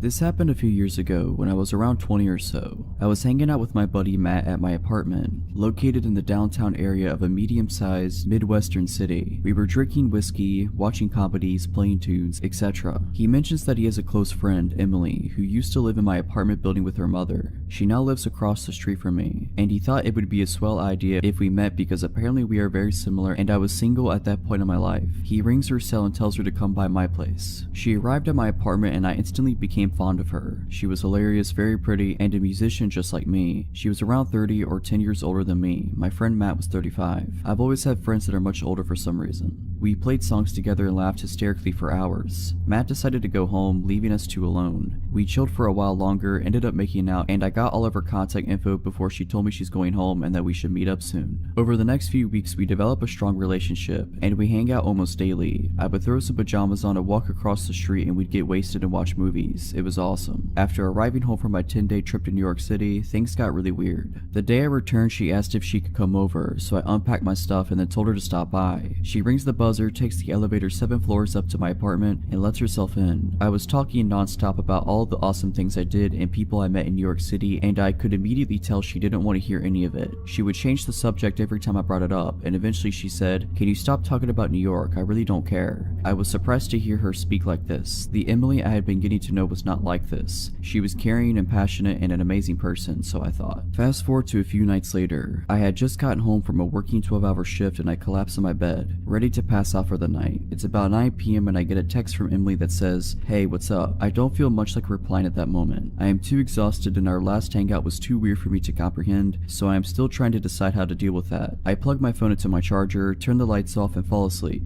Bang, bang, bang. I wake up to somebody pounding on my door and screaming at the top of their lungs. "Open the door, let me in now." My entire apartment reeks like cigarette smoke. I grab my phone from beside my bed, my heart beating a million miles per hour. 27 missed phone calls, a bunch of text messages, all from Emily. I scan through the text while she's still at the door screaming, trying to break my door down. The most recent text from her is a long one claiming I'm a bad person for not responding to her text earlier, and that she's coming over to beat me up. For not doing so, she still had a key to the building still from when she used to live there. I get out of bed and nearly having a panic attack and try to decide what my next move should be. Should I open the door and calm her? Should I call the police? Should I just ignore her? I decide to open the door. She begins wailing on me, swinging her arms trying to hit me. She was smoking a cigarette and there were 3 cigarette butts on the ground next to her. Smoking indoors was prohibited in my apartment building. She was very obviously on some sort of drug. She kept screaming at me, telling me how awful I am for not responding to her text message, slurring her speech and losing her balance. I was somehow able to calm her down and I took her to the roof of the apartment building, which had a pretty nice little enclosed picnic table area. We sat beside one another. She was quiet now finally. She kept asking me how I could be such a jerk and that I need to explain myself. The look in her eyes was pure evil as she spoke to me in a calm demeanor now. I said to her, "Emily, I don't ever want to speak to you again after tonight. This whole scenario is absolutely insane. You need help. Let me walk you home." I take her home and return to my apartment to attempt sleeping, at which I do not succeed. A couple days later, I return home from work and there is an envelope taped to my door. I open it and it's a handwritten letter from Emily apologizing and saying that I'm a beautiful human who doesn't deserve an evil person like her in their life. There was a literal candy bar attached to the envelope, one that I had never heard of that she always told me I needed to try. I never spoke to her again. From what Matt tells me, which, by the way, he always knew she was a problematic person, she's a heavy user of crack now and is working as a food runner in a restaurant nearby. This happened on Saturday. My girlfriend, Tess, my puppy, Jack, and I are all getting ready for a road trip. We're planning on meeting some friends at their house and then starting the trip from there. On our way to their house around 11 a.m., a white car with all tinted windows cuts us off and brake checks us close enough that I had to slam the brakes and swerve to avoid an accident. In the immediate fury, I honked and flipped the driver off. I wish I hadn't done this. Immediately, the driver rolls down his window and waves his hand over. He slows down to go back to the other lane so that our cars are parallel to one another. The driver is gesturing wildly and yelling at us while we continue driving down the avenue. I proceed to make gestures to calm down and then try to ignore him and continue driving. He continues driving next to us. Eventually, I try speeding up and he revs in front of me and tries brake checking me again. At this point, I swerve to the other lane and he again slows down to match my vehicle's speed. He is still gesturing and screaming while I try to ignore him. Suddenly, he reaches in his lap and I notice he is holding a glass bottle. He throws it and it shatters at the side of my vehicle. Tess is hysterical at this point and the pup had hidden under the passenger seat. I go into adrenaline mode and try turning into different streets as the chase ensues. He is following close behind when he throws another glass bottle that shatters against my back window. I tell Tess to call the police as we speed down a 2-lane street and up a hill. She calls 911 as I come to a stop at the light at the top of the hill. The guy chasing us slows down to a stop behind us. Suddenly, he hops out of his vehicle and in my rearview mirror I see him reach back into his car and grab something and puts it into his shorts. He begins walking towards the side of my car as the car in front of me drives away. I noped out of there, slammed the gas and turned into the next avenue. Within a minute, he has caught back up to us as I am now on speaker with 911 explaining the situation and giving them the details of his car and appearance. Tess is crying as we speed down a busy avenue, weaving in between cars at 20 above the speed limit.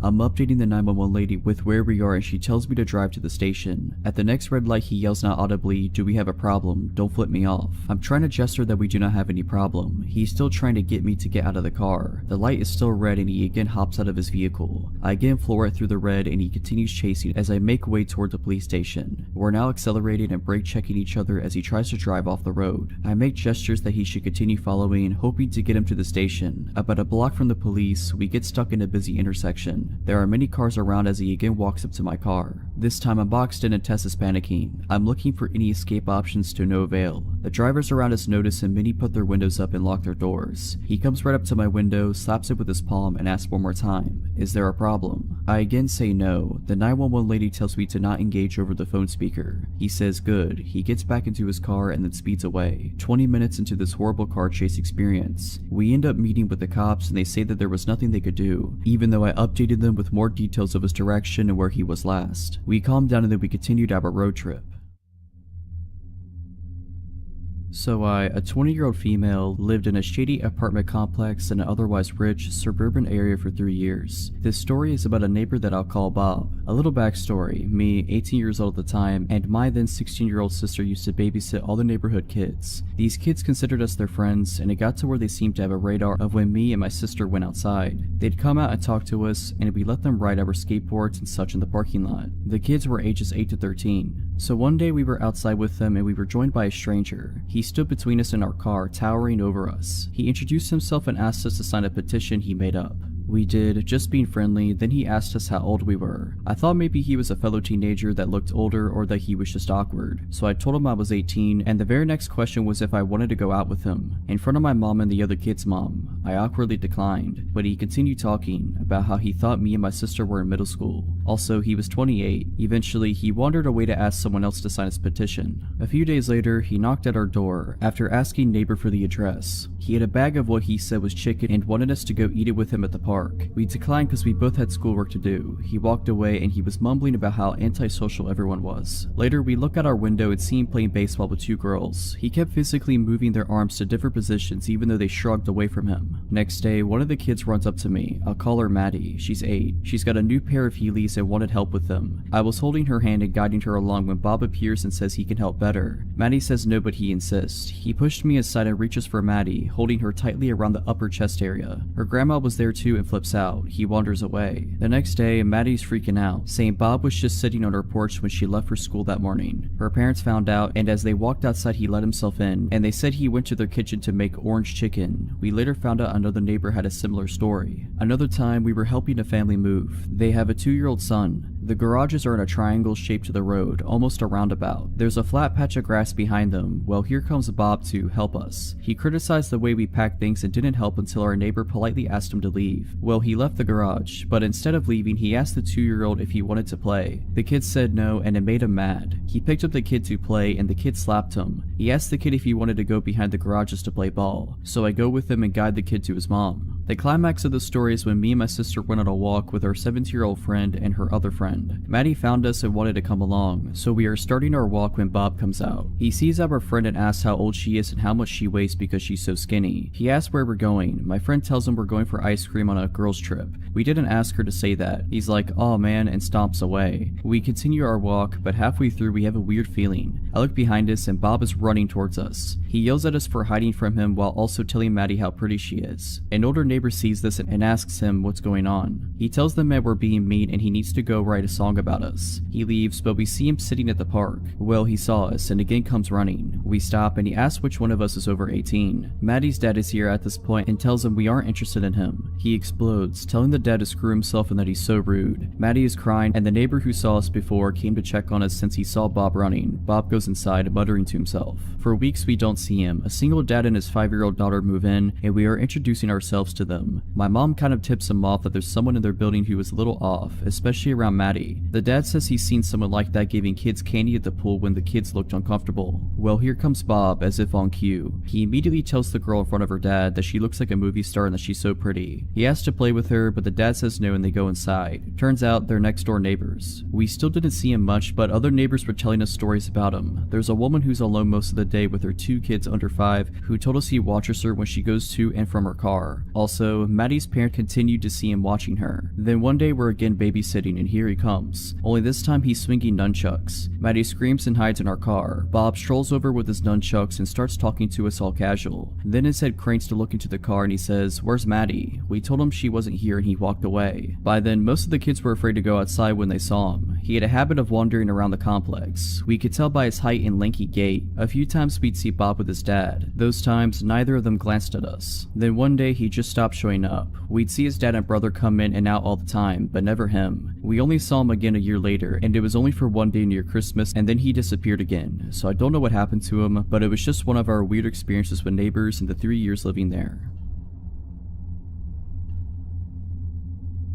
On Friday afternoon, I got a call from my friend named Sarah asking if I wanted to meet her and another friend named Lisa at Dunkin' Donuts, as we hadn't seen one another in a while. Dunkin' Donuts is a 15-minute walk from my house, so I decided I would walk. Besides, the weather was fine. I got to Dunkin' Donuts and found where Sarah and Lisa were sat, so I went to join them. As we were chatting, I noticed that my sister, Alina, was sat at a table in the corner of the room with her friend, Jess. For some context, my sister and her friend are both 18 years old. My sister still lives with my parents, whereas I live alone. I excused myself from the table and went over to Alina and Jess's table. They were sat at a table with 3 seats, so I went to sit down and said hey. They both jumped a little bit, but then looked more relieved than anything to see me. Immediately, Alina whispered to me, "Don't look now, but the guy in the blue shirt, I think he's following Jess and I." I glanced over and saw the middle-aged man sat at a table facing away from us. He's passed our table a good 5 times in the past 20 minutes to go to the bathroom, but he walks slower as he passes us, she continued. I told them that they were most likely being paranoid and that there was nothing to worry about, but for their peace of mind, I offered to leave with them so they wouldn't feel as worried. I walked back over to my table and explained the situation to Sarah and Lisa. Both of them laughed it off and assumed my sister to be paranoid. Literally about a minute later, I saw the man get up from his seat and walk towards the bathroom. My eyes followed him, and sure enough, he walked extremely slow past Alina and Jess. In fact, it was almost comical how obviously slow he became. Both Alina and Jess looked in my direction, and I nodded to show that I had seen him walk slower. About 5 minutes later, I went into the toilets. On my way, I passed Alina and Jess and told them I was ready to leave whenever they were. They both agreed that they were ready to leave now. I told them that I was just going to go to the bathroom and that we could leave after I had done my business. Alina had come in her car, so she was gonna give me a lift back. I went into the toilet stall, did said business, washed my hands. I was walking down the corridor back into the main eating area when Alina and Jess rushed into the corridor. I asked them what's up and they explained that another man had joined the strange creeper men and that the men were both pointing and staring at them, so they rightfully felt unsafe. We walked back into the eating area. I put my money on our table and explained to Lisa and Sarah that I was taking off and I would explain what was going on when I got home. We all got into Alina's car and left the creeps in the car's rearview mirror. After a 2-minute drive, we reached my house. Just then I remembered that I had been meaning to return something I had borrowed from my mother, so I asked if Alina could drive me to my parents' house as she was going there anyway. I jumped at the car to get what I needed when my phone rang. It was Alina. She explained that a car had driven past and had pulled into a driveway. She said the driver of the vehicle was the creep from Dunkin' Donuts. I looked out of my window and sure enough, there was a car which didn't belong to the owner of the house parked on their driveway. I got the girls into my house and locked the door. I instructed Alina to take a photo of the car and its license plate, and I told Jess to call 911 as she gave the operator more information than what I could. Alina took the photos and we sort of gathered around Jess as she was speaking to the operator. She had finished telling the story and I heard the operator assure us that the police would be at my house soon. A few minutes passed and there was a loud knock at the front door followed by a loud voice shouting, "It's the police." We all did a sigh of relief as I went to open the door. Jess told the operator that the police were here and she hung up. I was in the process of unlocking the door when I thought to look through the spy hole at the top of the door. I peered through and it wasn't a police officer, it was the same guy. I froze in fear and I didn't know what to say. We didn't call the police. I managed to shout back to the man through the door. Alina and Jess were both confused as to why I said this. "We had a call, sir." The man shouted back, "You have the wrong address." I yelled back and informed the girls that it was the creep at the door and not a police officer. Both were rightfully shocked and extremely scared, as was I. I was about to tell Jess to call the police again until I heard the sirens. "Sir, you have to let me in." The man shouted again. This time I didn't answer. He was pounding on the door. His commands for me to let him in turned into begging and pleading. I heard the police car pull up and some commotion outside. An actual police officer knocked on the door and I let him in. Yes, I checked the spy hole first. The police officer took the man into custody while another police officer took Alina and Jess into the dining room for some brief questioning. I called my parents and Jess called hers. Both were here extremely quickly once we told them what had happened. The man was found with a kitchen knife on his person and some other weapons in his car. Who knows what could have happened if I hadn't looked through the spy hole first. Both my sister and her friend are fine, just shaken up after the whole incident.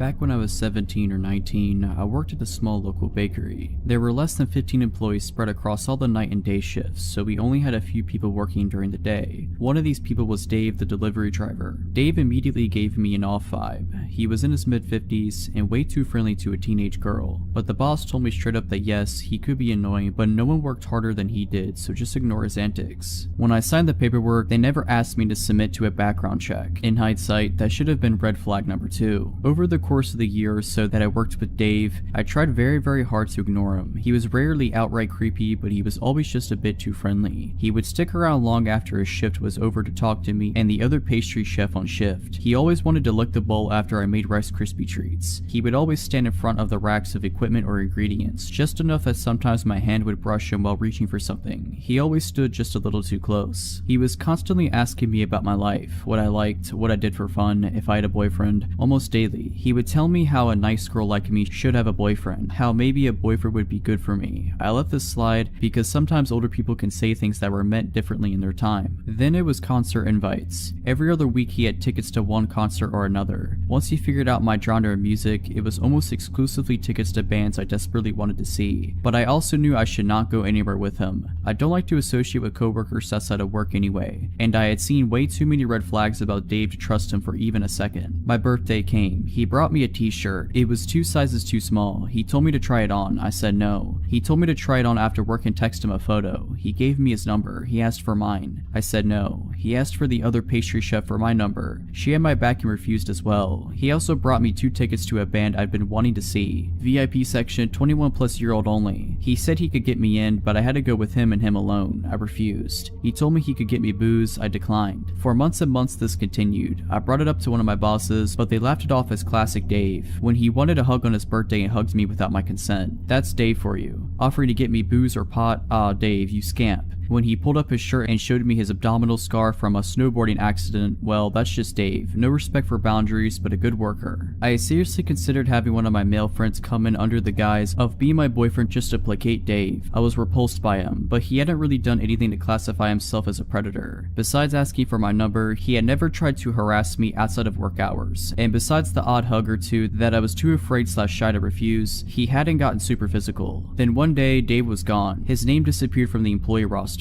My boss asked to see me in the office. She informed me that Dave was no longer employed at their business. Dave had been fired. Dave was fired because Dave was a convicted offender. Davey here had 2 counts of assault and 1 count of kidnapping a minor from the mid-90s, about the time I was born actually. They had never background checked him, and when they contacted a friend at the police department, they found out that Dave had been lying on lots of paperwork, hiding the fact that he was a convicted felon and not notifying anyone when he moved. Once they brought this information to the police department's attention, they had a few more charges to add. They found out because apparently he had been stalking and harassing one of the clients he delivered to, showing up at her home when he should not have known where she lived. After his termination, Dave showed up to work one day. He had a weapon, but I never found out what he had. They told him to leave or the police would be called. He ended up leaving in handcuffs. I am so thankful I wasn't there that day. Another little tidbit, the police officer my bosses knew had been in the PD for a while and knew one of the officers who had arrested Dave in the 90s. That abdominal scar was from a run-in with the cops and he got injured trying to climb over a fence. That was a few years ago, but sometimes I still think about how badly things could have gotten had I gone to even one of those concerts with him. This happened when I was a bartender about 4 years ago, but I think about it often and has changed the way I operate throughout life.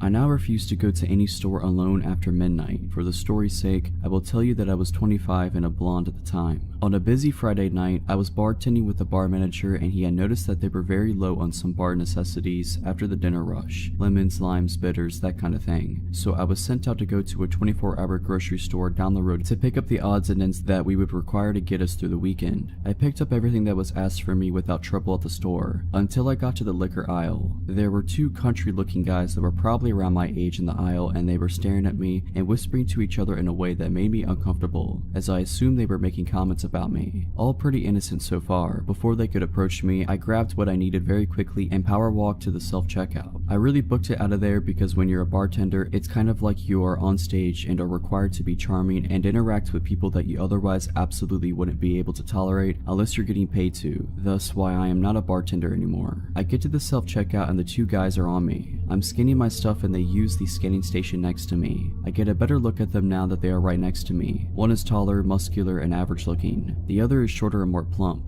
They both looked dirty and their eyes were completely bloodshot, not sure if they were high on something or had already been drinking for a while. They continued to stare at me and our eyes awkwardly met, so I did just a polite smile to them. The taller one starts trying to talk to me. Hey, looks like you're ready to party, huh? I replied with something like, yeah, something like that. It's not for me though. They walk closer to me and ignore their responsibility to scan their items. Oh, must be for your boyfriend, huh? I flash a polite smile again and roll my eyes slightly, like this is your hint that I'm not interested. The taller one continues to try to talk to me. You could come hang out with us tonight. We could show you a real good time if you know what I mean. I reply with, no thanks, I'm good. I have plans already. Well, the tall one starts to get upset that his moves aren't working like he hoped and starts using a more threatening tone and moves very close to me, like 2 inches away, but I ignore him, staying focused on the scanner. I don't think he had showered in a few days by the smell of him. He gets a little louder and says, I see how it is. You probably only screw doctors and rich men like that. You think you're too good for us. We can show you that you aren't. We can teach you a lesson. Now, I'm not sure in what context he meant, but it definitely wasn't good. Still not looking at him, I turn away so my body is blocking his view of my purse, which I set on the scanner to grab my 4-inch pocket knife out and slide it up my jacket sleeve in case I need to protect myself, acting like I am searching for my wallet. I do this, however, in view of the self-scan worker standing at her podium and look at her with wide eyes trying to communicate that I do not feel safe and I might need help.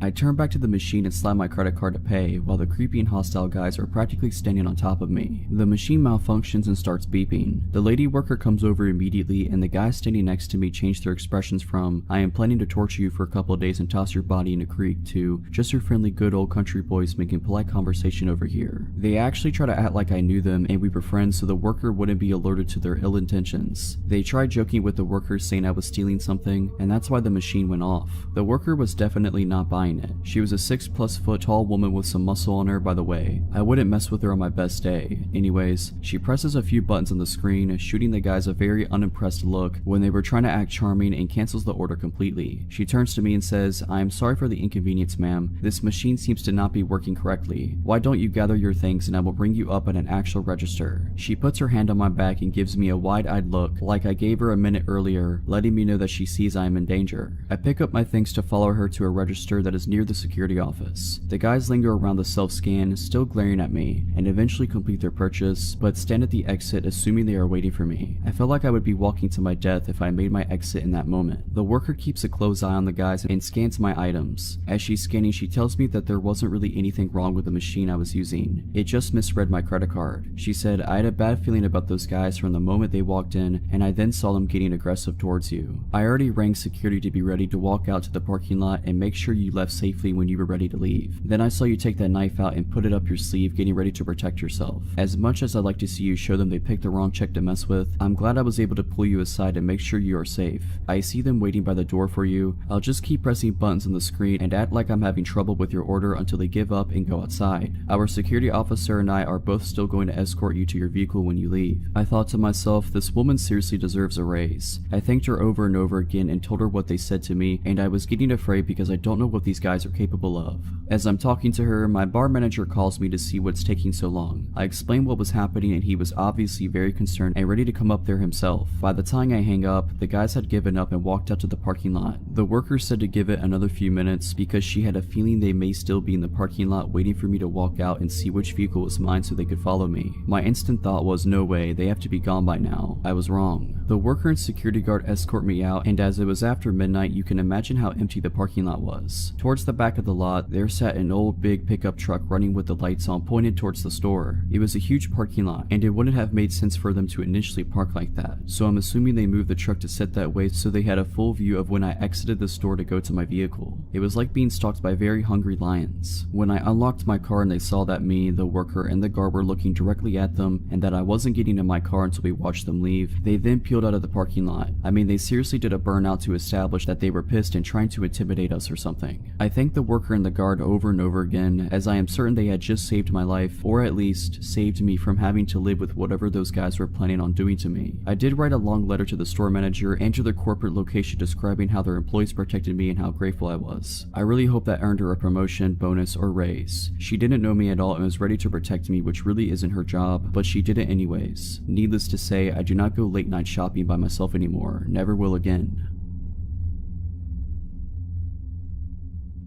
This is my brother's girlfriend's story. She doesn't have a Reddit account, but I told her about this subreddit and she wanted to share her story because it's creepy but also a good lesson to learn from. I go to a school in a big city that is one of the least safe cities in the US. I chose this school for nursing and definitely not for the location. I live in a row house off the campus with 4 other girls. Cheaper and nicer than dorms, or so we thought. I guess you get what you pay for. We're all sophomores in college. As you would guess, we go out and drink, come back to do things we don't remember. We had just started our rent in August. 3 floors, plus a basement which was padlocked by the owners. Understandable, we would definitely have parties down there to avoid immediate cleanup. The house was great, amazing location to the school and work. I am a CNA who works odd hours, important for later. It was not expensive, and in good condition. I had never lived with that many people before, just one roommate, so before we definitely knew if one of us had misplaced or changed something. I started to notice my snacks were either half gone or completely gone. I was getting annoyed, but a house with many people, it's too much work to go and figure out who ate what, so I ignored it. Slowly, we started making comments about someone eating our food but passive aggressively. We all just let it go because none of us want a whole house fight. I work until about 11 in the NICU. I get home at about 11:30 mostly on weeknights. I started to notice pans left out or snack wrappers around. I thought it was odd cause none of my roommates had done that before, but just thought, oh, they probably drank a bottle of wine then went to bed and forgot all about this. Again, my roommates started making comments. This time we started to ask because it was getting annoying that all of our food would disappear and things being left out. I knew it was one of them, but no one wants to admit that they ate someone else's snacks in college. We chalked it up to the girl who always smokes and eats her weight in food. She swore it wasn't her. This went on for about 2 months. It got more obvious that someone was clearly taking everyone's food. It definitely had to be the girl that always smokes. I see her eat her whole snack pantry in a night. Come to find out it was not her. One night at work, I was about to get off, but a situation happened and I ended up leaving about 12:30. I took the bus home. I got home and was about to collapse. I wanted to go to bed ASAP. I walked in the front door and the stairs are directly in front of you. You can also see down the side into the kitchen. I walked in and saw someone in the kitchen but was way too tired to say hi. I thought it could end in like a 30-minute conversation about nothing, so I went straight upstairs. When I got to the second floor, I noticed all of my roommates' doors were closed, which always means they're either all in their room for the night or asleep. I got a weird feeling, just something that made it click. I texted our house group chat asking if anyone was in the kitchen. I felt stupid for even asking. 2 responded no, and they said the other 2 had been asleep.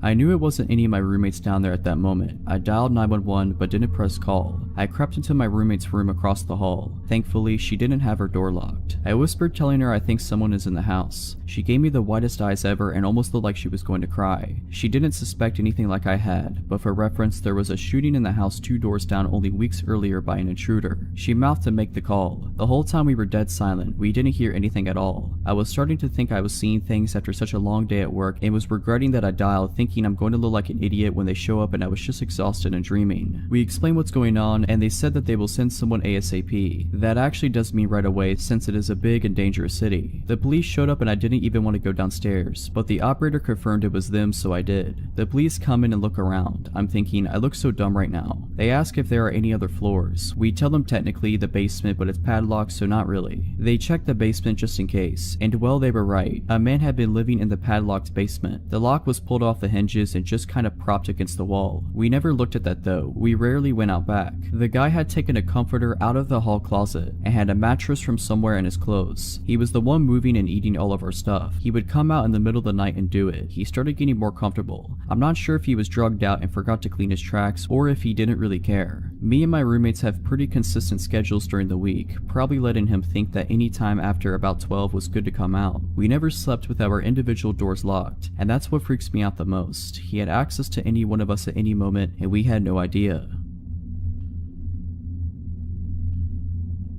A little backstory. When I was 19, I lived with my mom in a ranch-style house on a road that backed up to a large field. On the other side was the main highway. About a half mile down from me was a loony farmer, and about a mile on the other side of me was pretty much a drug house. I guess someone used to live there, but it was run down. I will say that they were pretty quiet. Other than those 2 houses, we were isolated. At the time, I was working full-time and going to school full-time. One of my classes ended at 10:30 p.m. I often wouldn't get home that day of the week until about 11:15ish. I was driving home home one night and I noticed some guy walking down the road. He had a yellow shirt and track pants. I remember his outfit because it was weird. It wasn't weird to see people walking down my road because of the whole drug house thing, but I instinctively looked over at him when I drove past. He turned and smiled and waved, which freaked me out. So I speed the half-mile home and pull into the driveway, weirded out. I made sure all the doors and windows were secure and then sat on the couch to be a paranoid freak and wait to make sure the dude walked past my house. Except he didn't, and there was another guy with him, dressed in darker clothes. They actually walked up my driveway and started playing around with my car, testing the handles and stuff. In my hurry, I forgot to grab my phone from my car, so I was kind of worried that's what they were after until the guy in yellow started approaching my door. I'm freaking out, so I go and wake my mom up.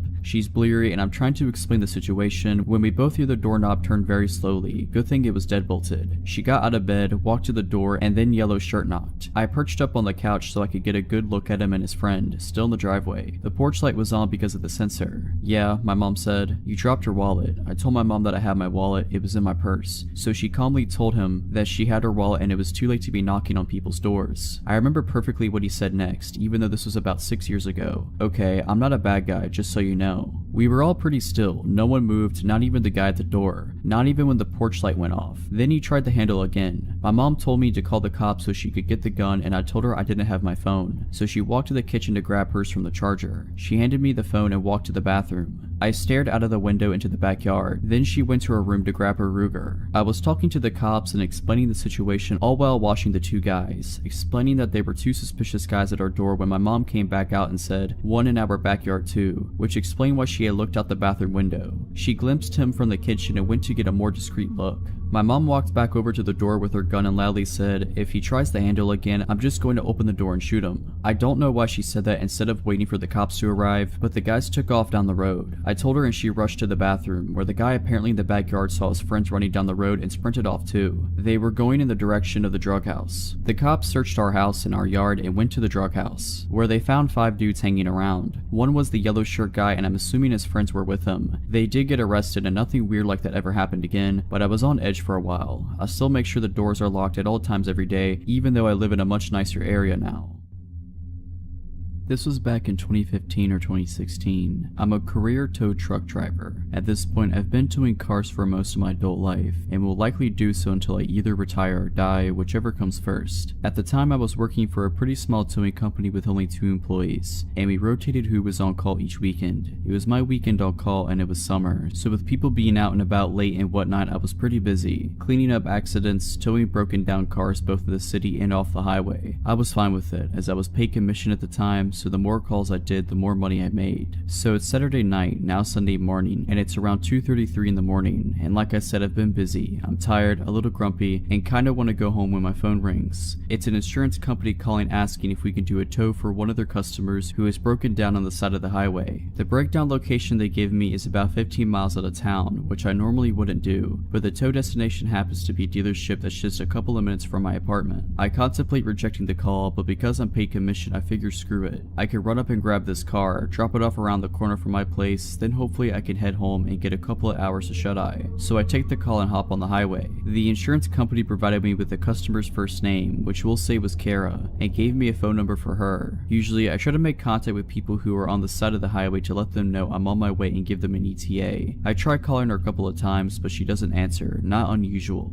After a short while, I see hazard lights up the way on the shoulder, so I turn on my strobes and start slowing down. As I approach, I notice that not only is there the late model car that I'm looking for, but there's another car on scene as well that doesn't have its hazards on, but it's parked in front of the car I'm meant to tow. This is annoying but not uncommon, as I need to be able to get in front of the disabled car in order to load it, and sometimes people don't realize that. But because the other car is there, I instead pull up behind both cars. You do this so that as the tow driver, you're the one that has to make the weird maneuver of pulling off the shoulder and back onto the shoulder, and that the other car just has to drive straight forward on the shoulder. Otherwise, if I pulled up in front, then the other car would have to go around me, and it's unprofessional and unsafe to make them do that. Standing in the trunk of the late model car, which is now directly in front of me, are a man and a woman. The woman is probably in her early 20s and dressed to the nines for a night out. She's about 5'1" or 5'2". She's wearing tight leather-ish or something pants, a halter top, long black hair. The man is probably around 5'10" and skinny, maybe 150 to 160 pounds, wearing a dark hoodie and dirty jeans. They're standing very close and facing each other. She has her arms crossed and he's leaning down talking to her. I step out of my truck and approach them both, introduce myself. They separate a few feet and I look to the woman and say, "Are you Kara?" She nods. I say I'm here for her insurance company and I ask what's going on with the car. Immediately, the man pipes up and says, "Yeah, it's just having some fuel issues. It's an easy fix. Can you just drop it off at this commuter parking lot? I'm gonna fix it for her there." I'm rather annoyed at this because the commuter lot in question is further up the highway and I'm already 15 miles out of town. Like I said before, I only took this call because it was supposed to be coming back toward my apartment and I really wanted to go home. Not only that, but in order to change the original tow destination, I would have to call the insurance company back, wait on hold for who knows how long for a representative, and then let them know the change and try to get them to pay me extra for the deadhead miles back home after unloading. And I really didn't want to do any of this. And thirdly, this is a late model car. I'm no mechanic, but it's new enough that whatever's wrong with it is likely covered under warranty, so the dealership is really the best place for it to go anyways. I explain all of this to the guy, but he's really not having it. He gets stern with me, saying something like, "Look man, you just need to take the car where I tell you to take it." We go back and forth on this for maybe 60 seconds and he's just getting madder. "Well, you know what man, you're not the name insured, Kara is." The easy way to settle this is to ask what she wants me to do with the car, and whatever she says is what I'll do. Fingers crossed she'll want to take it to the dealership so I can get home sooner. I turn to look at Kara to ask her that question and I don't see her right away. She's no longer standing where she just was a minute ago, which was slightly off to my right. I continue to not see her until I've turned almost all the way around, because she's standing directly behind me, and by directly I mean within an inch of my back, arms still crossed. I look down at her and she locks eyes with me. Her eyes are as white as plates, almost owl-like, and immediately it feels like she's staring into my soul. She didn't say a word and she didn't have to. I took a step back and did what felt like a double take. I looked at him, then at her, then at him again, and then back at her, and it slowly started to dawn on me that maybe something isn't right. I asked her, "Do you know this guy?" And she ever so slightly shook her head no. Without a word, the guy starts to move for Kara, and I move to stay in between them. He tries to push me out of his way by shoving me in the chest, but because I believe he underestimated my weight, only pushed me hard enough to make me take a single step back. Immediately, I took that step forward towards him and body check him hard as I could, hard enough to completely knock him over basically onto his back. Because we rotated during the back and forth push bit, Kara is now in front of me to my right, somewhat between me and the guy who's trying to scramble to his feet. I reached out and snatched the poor girl up by her waist, spun her towards my truck and yelled for her to get into the driver's side, and she does so. I turn back to the guy who is standing up again at this point and he's breathing hard. He gets right up in my face but doesn't do anything, just breathes at me. I stare him right in his face and tell him, "You need to go." I'm shaken now and I'm absolutely terrified. I don't know if he has a weapon, I don't know if he's gonna try to fight me, and I don't know what I would do if he did. After probably around 15 seconds or so, which felt like eons, he kinda huffs a bit, smiles one of the creepiest smiles I've ever seen, and starts to back off. Sucking his teeth and rubbing his hands together, he slowly walks backwards a few steps, then makes his way to the front car, gets in and drives off. I stayed motionless, watching him until I could no longer see his taillights. I got Kara's car loaded up on the tow truck, and as we made our way to the dealership, she told me through tears that her car had shut off while she was driving, and she pulled onto the shoulder and called her parents because she was on their insurance. Her parents made the call to the insurance company, who eventually dispatched me to her location. While she was waiting, a bit after she made the call, the guy pulled up in front of her and walked up to her passenger side window to try to talk to her, asking if she needed help, etc. And she told him she was fine, that a tow truck was coming, and that she didn't need help. He persisted and she tried to tell him off and eventually tried to roll up on the window. Apparently he stuck his arm in the window and got the door unlocked and opened the door. In fear, she jumped out of the car, leaving her phone inside, and ran to the back of her car and stayed put there because it was in the line of sight of traffic. Apparently he was pretty lewd with her, and whenever she tried to go back to the car, he would prevent her from getting in. Several minutes later I showed up. Who knows what would have happened had the timing been any different. Her parents were waiting at the dealership when we arrived, and she told them what had just happened. Her parents gave me a $20 tip, which was all the cash they had on them at the time, and Kara gave me a very tight and clearly heartfelt hug before I left. I never saw her again.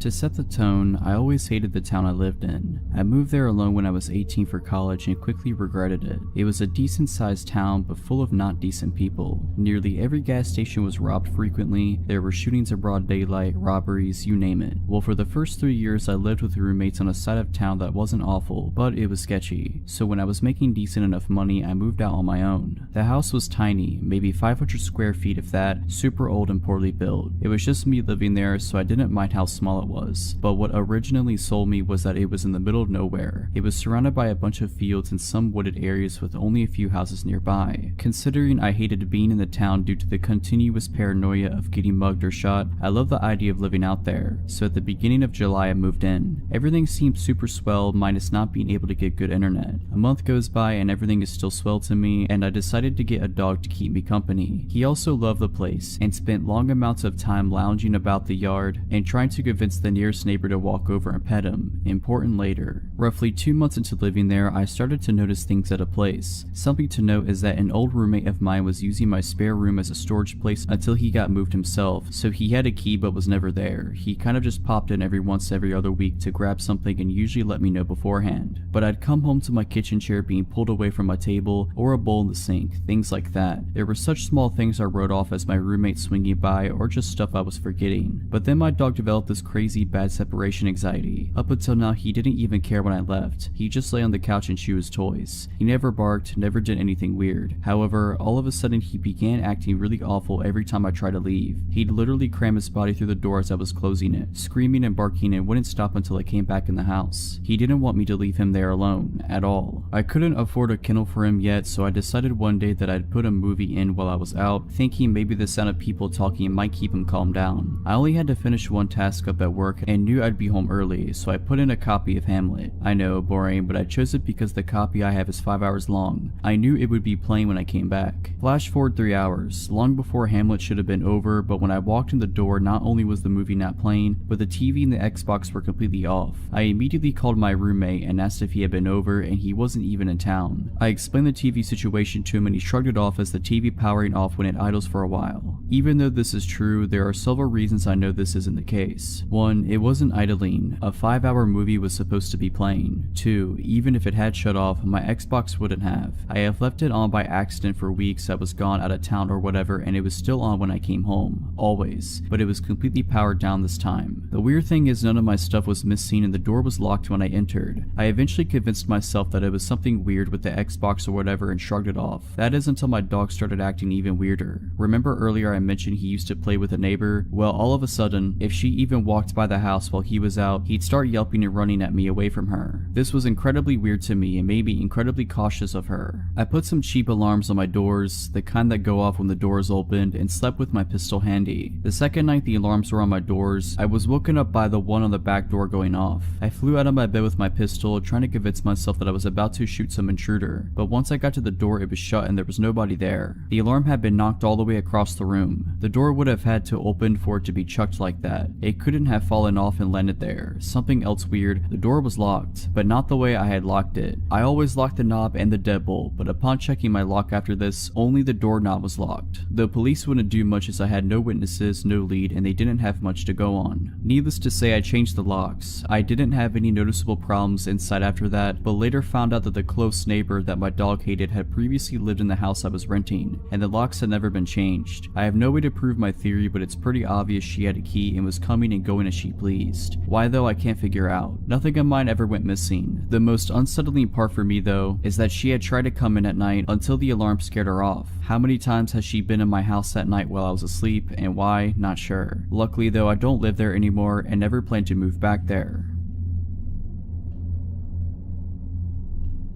A while ago, I was staying in an upscale hotel in the safe area of a large Midwestern city. I am a 16-year-old female and I was in a room all by myself with my parents a few doors down. In theory, this isn't unsafe by any means, but I had bad luck on this particular trip. Our first night there passed without incident. Me in my room, my parents in theirs. I watched a pay-per-view movie and ate way too much from the snack bar. I didn't have any reason to feel unsafe. The next morning, we did the usual tourist stuff that one does when visiting a new city. As we ate at breakfast breakfast in the hotel restaurant, I noticed a man who looked to be in his 60s staring at me for an abnormally long amount of time. I ignored it and chalked it up to him thinking I looked like his granddaughter or something. The next night, my parents allowed me to meet up with a friend for dinner who lived in the area. He met me in the hotel lobby and we had a nice dinner and then went back to the hotel for drinks. Yes, I am underage, I had a drink, my bad. Coincidentally, the same man who had been eyeing me earlier was at the bar. This time, I knew I didn't remind him of his granddaughter. Even with my buff guy friend next to me, his eyes traced my body. I felt unsettled and mentioned it to my friend, Ethan, who glanced over and also seemed really weirded out by how obvious this guy was leering. We left the bar quickly and by now it was around 12:30 a.m. Ethan walked me to the elevators of the hotel and once I pushed the button, I left. I wish I would have asked him to stay, because no sooner had he walked away that my creeper came rounding the corner and stood there waiting with me for the elevator. I felt so uncomfortable knowing that he would be seeing what floor I was going to, but it hadn't occurred to me to get off on a different floor at the time, and even if it did, he planned on following me, so it would have been just as bad a move. When we were in the elevator together, I tried to keep my eyes averted from his, but they literally bore into my body. He kept trying to step closer and I kept backing up, too scared to even speak. What freaked me out more was that he hadn't pressed a separate elevator button, so he planned on getting off when I did. When I got to my floor, I almost ran to my room, and the guy just stood at the end of the hallway, waiting to see where I was going. I stayed in my room for 15 minutes until I was sure he was gone before I told my parents what had happened. They were freaked out and told the hotel staff, but there was no sign of the guy and it was really late, so I just locked my door and tried to get to sleep.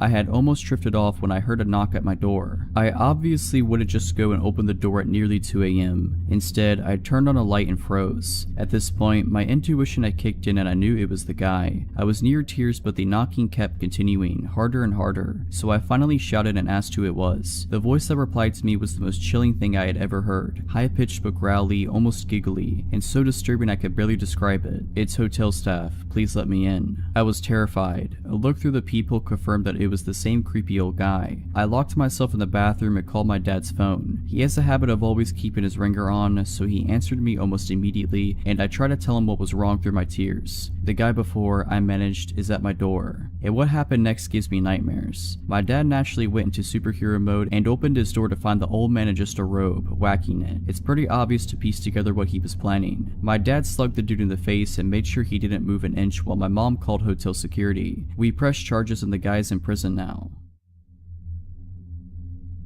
Some backstory before I begin. These events started when I was in 2nd or 3rd grade, 2002 to 2003-ish, and ended during the fall of 2015. I'm a 21-year-old female living in Canada. The RCMP are involved in the story, which stands for Royal Canadian Mounted Police. When I was in elementary school, I was friends with a girl named Jessica. We had a group of 5 or 6 girls that we always played with. Jessica's parents were divorced, and I often went over to her dad's house after school because they had a trampoline and a slide. Her dad was a totally normal dude. His name was Richard and he held a job as a pilot, which is definitely a job that requires mental stability. Jessica came over to my house as well, and her dad would always come pick her up after the play date, so he was familiar with where I lived. In I think 2nd or 3rd grade, Jessica moved away to live with her mom. I didn't fully understand what was going on as a child and I still don't know what happened, but something had gone wrong with her father. We didn't hear much from Jessica, but around her birthday the following year, Richard invited our group of girls over for a surprise birthday party. We arrived at the party and we were waiting for Jessica so we could surprise her, but Jessica never showed up. We were just hanging out with her dad for a while. As a child, this didn't seem as weird as it does to me now. When our parents picked us up, we obviously told them what happened, and we didn't hang out with Jessica or Richard again. After that, some of the girls started receiving presents from Richard at their homes. I never received them, but my mother told me about it years later. The presents usually consisted of cheap jewelry and notes. I have no idea what the notes said, but I'm not sure if I want to. After this, Richard goes away. My mom later told me he was in a mental institution. Years go by, I completely forget about the whole situation. Then, in the winter of 2013, I was out of town for a cheer competition. I was scrolling through Facebook one night when all of a sudden a new group chat popped up with 5 girls from my elementary school. I had not kept in touch with any of them, so this was weird. The chat was about how they had received messages from Richard on Facebook. I checked the other folder of my Facebook messages and sure enough, I had some too. I had a variety of messages that did not make a lot of sense, including some strange poems. Many of the messages were descriptions of dreams he had about me, though some of them were nonsense. Others were understandable enough to come across as violently threatening. I don't feel comfortable sharing some of the more explicit messages, but here are a couple of the shorter and less scary messages. Hi little girl from not long ago, pristine of pristineness, I want you, I want you, I want you. We're gonna have planets to go to someday provided you don't melt them first. I'm so proud of you. Stay happy, and I haven't found a way to keep you all off my mind. I clicked on Richard's Facebook profile, and his whole profile was dedicated to his 5 girls. He didn't have any friends added, so clearly nobody had seen it. Unfortunately, we didn't have very good security settings on Facebook. He had saved dozens of photos of us, and then reposted them with nonsensical and inappropriate captions. The captions ranged from essays about his love for us, to a one-sentence caption that simply said, "She is so ugly." Here are some of the shorter photo captions. "Emily, hopefully and not too soon I'm gonna find out your address, and I'm gonna show up as a man that knocks on your front doorstep and bite your bottom lip off before you can say a word. Kiara, because of my initial euphoria turns into sucking depression when I realize that there is nothing I can do about anything beside you because you're inside me and I can't get you out of my mind. I love you so much. Melissa, can I paint your picture? I want to lift you around to see how heavy you are and we'll go for a drive on Hollywood Drive with the windows rolled down so we can get a crystal clear view." We were all freshly 18 at the time and didn't know what to do, so our moms contacted the RCMP. They told us not to block Richard on Facebook, but not to reply as the messages could be used as evidence. He continued to send us messages every single day, and we shared the screenshots with each other in the group chat and sent them off to the RCMP. He had several different Facebook accounts that were all variations of his name, along with one randomly named Esteban. One of the girls got in touch with Jessica to find out if she still had contact with her father. She only saw him on supervised visits every once in a while. She was very embarrassed and apologized a lot. She was a super sweet girl, and obviously none of us were upset at her in any way. Eventually, Richard was charged with 5 counts of criminal harassment. He pled guilty and went to jail for around 5 months. When he got out, there was still a no contact order in place, meaning that he could not contact any of us girls or come within a certain radius of our homes. He was not allowed to use the internet either. I'm not sure how all of this works, but this is what the constable handling the case told me. However, not surprisingly, he started contacting us on Facebook again. He went back to jail for breaching his probation. It was the summer of 2015 and he got out again. I started receiving more messages. I immediately wrote on the group chat to see if the other girls had gotten anything. They hadn't. It was just me. I immediately contacted the police. It seems they had forgotten to include my name on the no contact order. He knew not to contact the other girls, but thought it was still safe for him to contact me. This time things got worse. I had just started working at a new job, and being the idiot that I am, I had my workplace public on my Facebook profile. One day I came into work and there was a package waiting for me. I was obviously confused because I would never order something to be delivered to my work.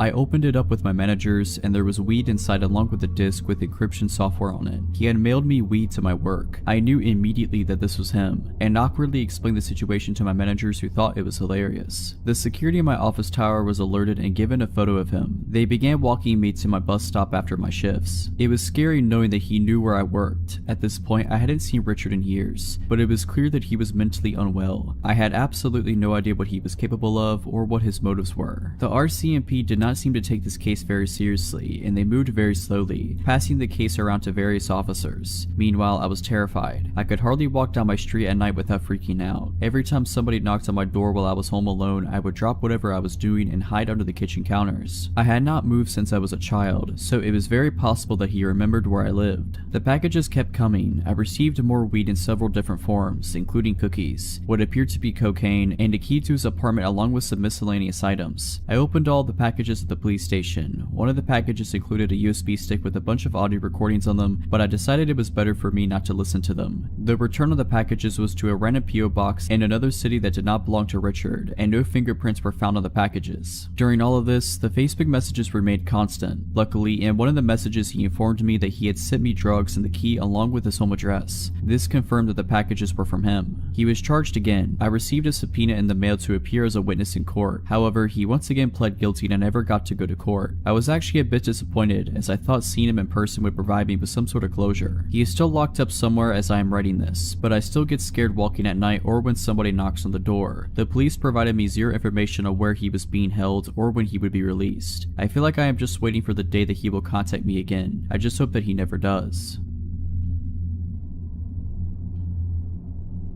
I had just moved out of a share house in the suburbs and into my own one-bedroom apartment in the city. I'm a male and at the time was around 25 years old. My apartment, while old and small, was located about 500 meters from one of the most popular night spots in the inner city. As I was in my mid-20s and out on my own, this was the perfect place for me. This was because my friends and I were quite social and would frequent bars and nightclubs in the city, and the taxi fares were starting to add up. Also, this new apartment was close to my work, so it made sense. I got settled in right away and invited my friends over for pre-drinks before hitting the clubs. Due to the limited space in the apartment, this meant that some friends were inside and some were drinking on the walkway just out front. We had the music up and I just started drinking, but between songs, I could hear the couple next door arguing. Now, the apartment was old and bad, which meant thin walls too, so I pressed an ear to the wall in order to listen in. I hadn't met any of my new neighbors at this time, as I didn't take long to move in and I didn't really see anyone during. I was curious. Judging from what I could determine while eavesdropping, they were a gay couple in their early 30s. One of the men was yelling at the other to go next door and tell us to keep it down. The other was arguing that it was just a housewarming and to let it go for the night. Since I didn't want to cause trouble, I marshaled everyone outside to start making our way to the nightclubs, leaving my new neighbors in peace. Later that night, I came home alone as I was tired from the move.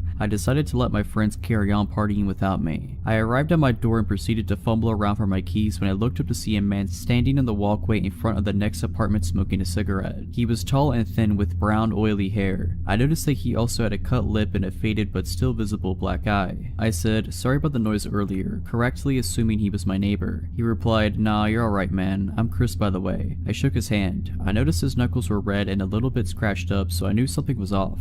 I apologized for the noise and said, "I hope I didn't cause any trouble for you." He withdrew his hand and with a soft but cracking voice said, "Nah, that's okay. Rick just gets a bit cranky sometimes. I'm used to it." With that, I finished off the conversation and told Chris that I'd see him later. It was about 2 a.m. at this point and I just wanted to sleep but couldn't help worrying about the potential domestic abuse going on next door. I decided to just keep an eye on it for now as I didn't have all the info. For all I knew, he could have gotten into a fight with someone else. As the weeks passed, I noticed that my new neighbors got drunk regularly and would argue almost every time. I could tell that Rick was the dominant one as his voice was a lot deeper and Chris seemed to be afraid of him during their shouting matches. This is why I kept my distance and never really socialized with them. I would even overhear them arguing about me and that Rick thought that Chris liked me, etc. I would just tune all of this out with headphones and video games, not to mention an active social life and full-time work to keep me occupied. I did find myself avoiding having guests over because of the neighbors. I would opt to meet people out as their arguments could be quite upsetting. This was working out fine enough for a while until Christmas Eve that same year. I was arriving home after coming from last-minute Christmas shopping. I was getting ready for a night of present wrapping as I was to visit my family the following day for Christmas. As I arrived home, I noticed 2 police cars outside and Anna, an Asian woman who lived a few apartments up from Chris, was screaming. I asked her what was happening and all she said was, "It's just so sad," while sobbing. I could see 3 officers trying to restrain somebody and there was blood on their uniforms. I came just a little bit closer to see Chris's oily brown hair in the center of the affray. His face was bleeding from his jaw where he had apparently been slashed by something sharp.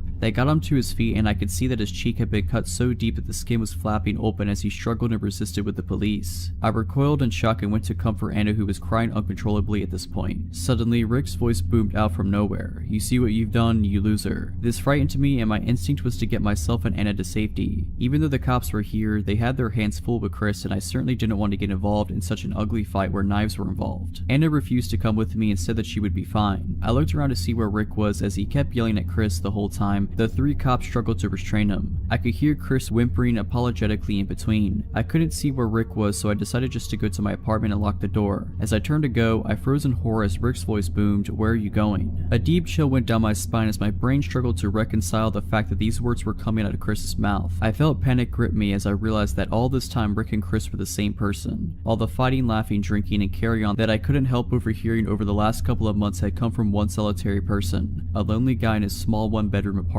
For some reason that made me feel sick. I learned later from Anna that this wasn't the first time the police had to come take Chris away. Anna explained that he spends a couple of months at the local psychiatric hospital each time. His father owns the apartment, so it's here waiting for him when he gets out. I moved out a few months later, and while it is a sad situation for Chris, I really do feel him. Today was like any other, just another ordinary day, working by myself in the store, checking out customers, stocking shelves and my moments away from the register. A normal day. At some point while on register, I greeted a man with a large dark beard, bald, and wearing glasses as he came through the door. He immediately smiled and got that surprised look on his face after seeing me as if he had just found his next victim. Eventually, after about an hour or 2 of being on register, I'd pretty much cleaned the store out of my customers and moved on to stocking candy. The man before before with a beard approaches me with a smile and holds up a large white trash can.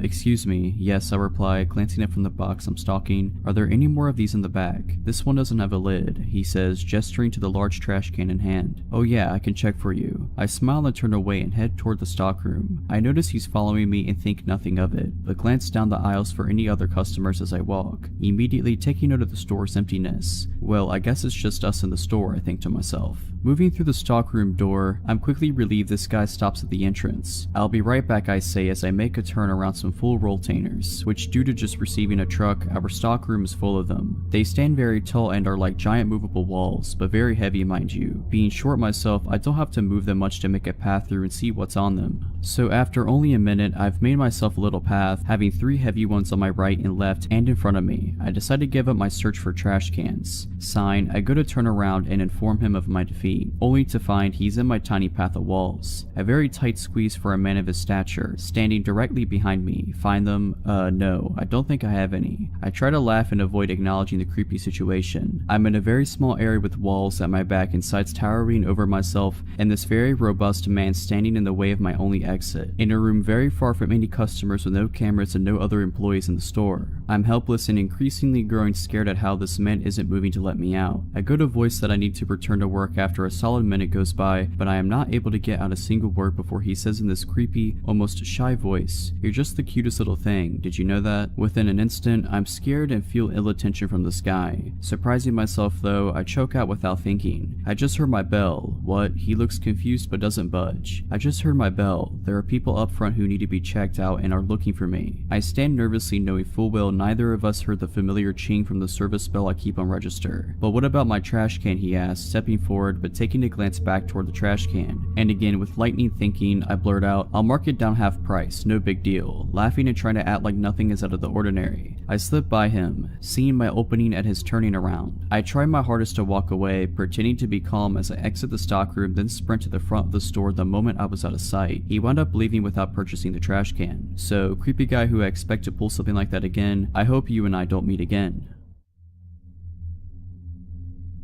My fiance and I threw a dinner party one time to celebrate his mom completing chemo. I hired a caterer. We were expecting 25 friends and family, so it was more than the kitchenette of our single-story ranch house could handle. We'd also only just moved in, so didn't have a lot of cooking staples. The caterer said he'd bring everything 75% done, but he needed to finish off some dishes in our kitchen. I told him that was fine as long as he was finished by 5, because the kitchen is centrally located and we'd prefer everyone be finished before the guests arrive due to the intimate nature of the occasion. He said that would be fine. He arrives as scheduled at 12 p.m. We gave him until 5 and the guests aren't even arriving until 6, so it's plenty of time. He smelled bad. It was more than a sweat smell though. It smelled like sun-baked diaper, and that made me uneasy because he was going to be preparing food for sick prior and young kids. I just made sure he washed his hands and then left him to his own devices, worrying I was being presumptuous. Throughout the entire process, he keeps pulling me aside to ask me questions and have me taste things. I was super busy because my husband had to work during the day and pick up the surprise guest right after, so setting up the deck, decorating, putting together the slideshow equipment, coordinating the surprise guest, we flew in her sister and I had to make sure she got an Uber at the airport and her hotel had worked out, etc., and just a million other little details. So every 10 minutes being asked things like, "Do you prefer this with paprika or without? With this, fine, whatever you think. Taste it to be sure," was getting old. When he was still there at 5:45, after 2 gentle reminders, I flat out told him I needed him completely out by 6 no matter what. He apologized and said there had been a delay because our oven wouldn't stay up to temperature. I never had a problem with our oven, but I figured he's the professional, maybe it was a subtle problem. A little before 6 rolls around, a few of our friends start trickling in. I decide to tell him whatever's done is done and whatever isn't he should just put in the fridge, but he's nowhere to be found. I go out on the deck to ask my friends if they'd seen him and he's out there, alcoholic beverage in hand, out of his chef whites and now in a t-shirt and jeans, mingling with my friends. I walked out just in time for him to introduce himself to my cousin-in-law as a good friend of mine. Nope, too weird for me. I met him in person for the first time barely 6 hours ago. I told him he needed to leave, now, so he goes inside and gets his bag and makes a beeline for my bedroom. I'm taken aback. I say, "Excuse me, where are you going?" And he says, "To change." So first of all, we have a guest bathroom clearly visible. Second, why can't he wear a t-shirt and jeans home? I tell him I'm not comfortable with him going to my room, but he insisted to only be a second and goes in and shuts and locks the door. I couldn't even get a word out before he went in and I felt helpless. I was going outside to ask one of my friends to help me usher him out, but at that point my fiance got there with my aunt-in-law. I had to explain the situation to him, nearly in tears at this point, and he was like, "What? He went in the bedroom? Why?" So he pounded on the door, and the caterer came out, still in a t-shirt and jeans, and my fiance said, "You shouldn't be in there, you need to leave." And the caterer said, "Excuse me, but this is not your house. It is not up to you to decide." And my 6'4", 260-pound fiance tells him, yes, actually, it is his house, and puts a hand on his back and guides him to the door. The caterer says, "I thought she lived here," referencing me, and he says, "Yes, my fiance lives here with me."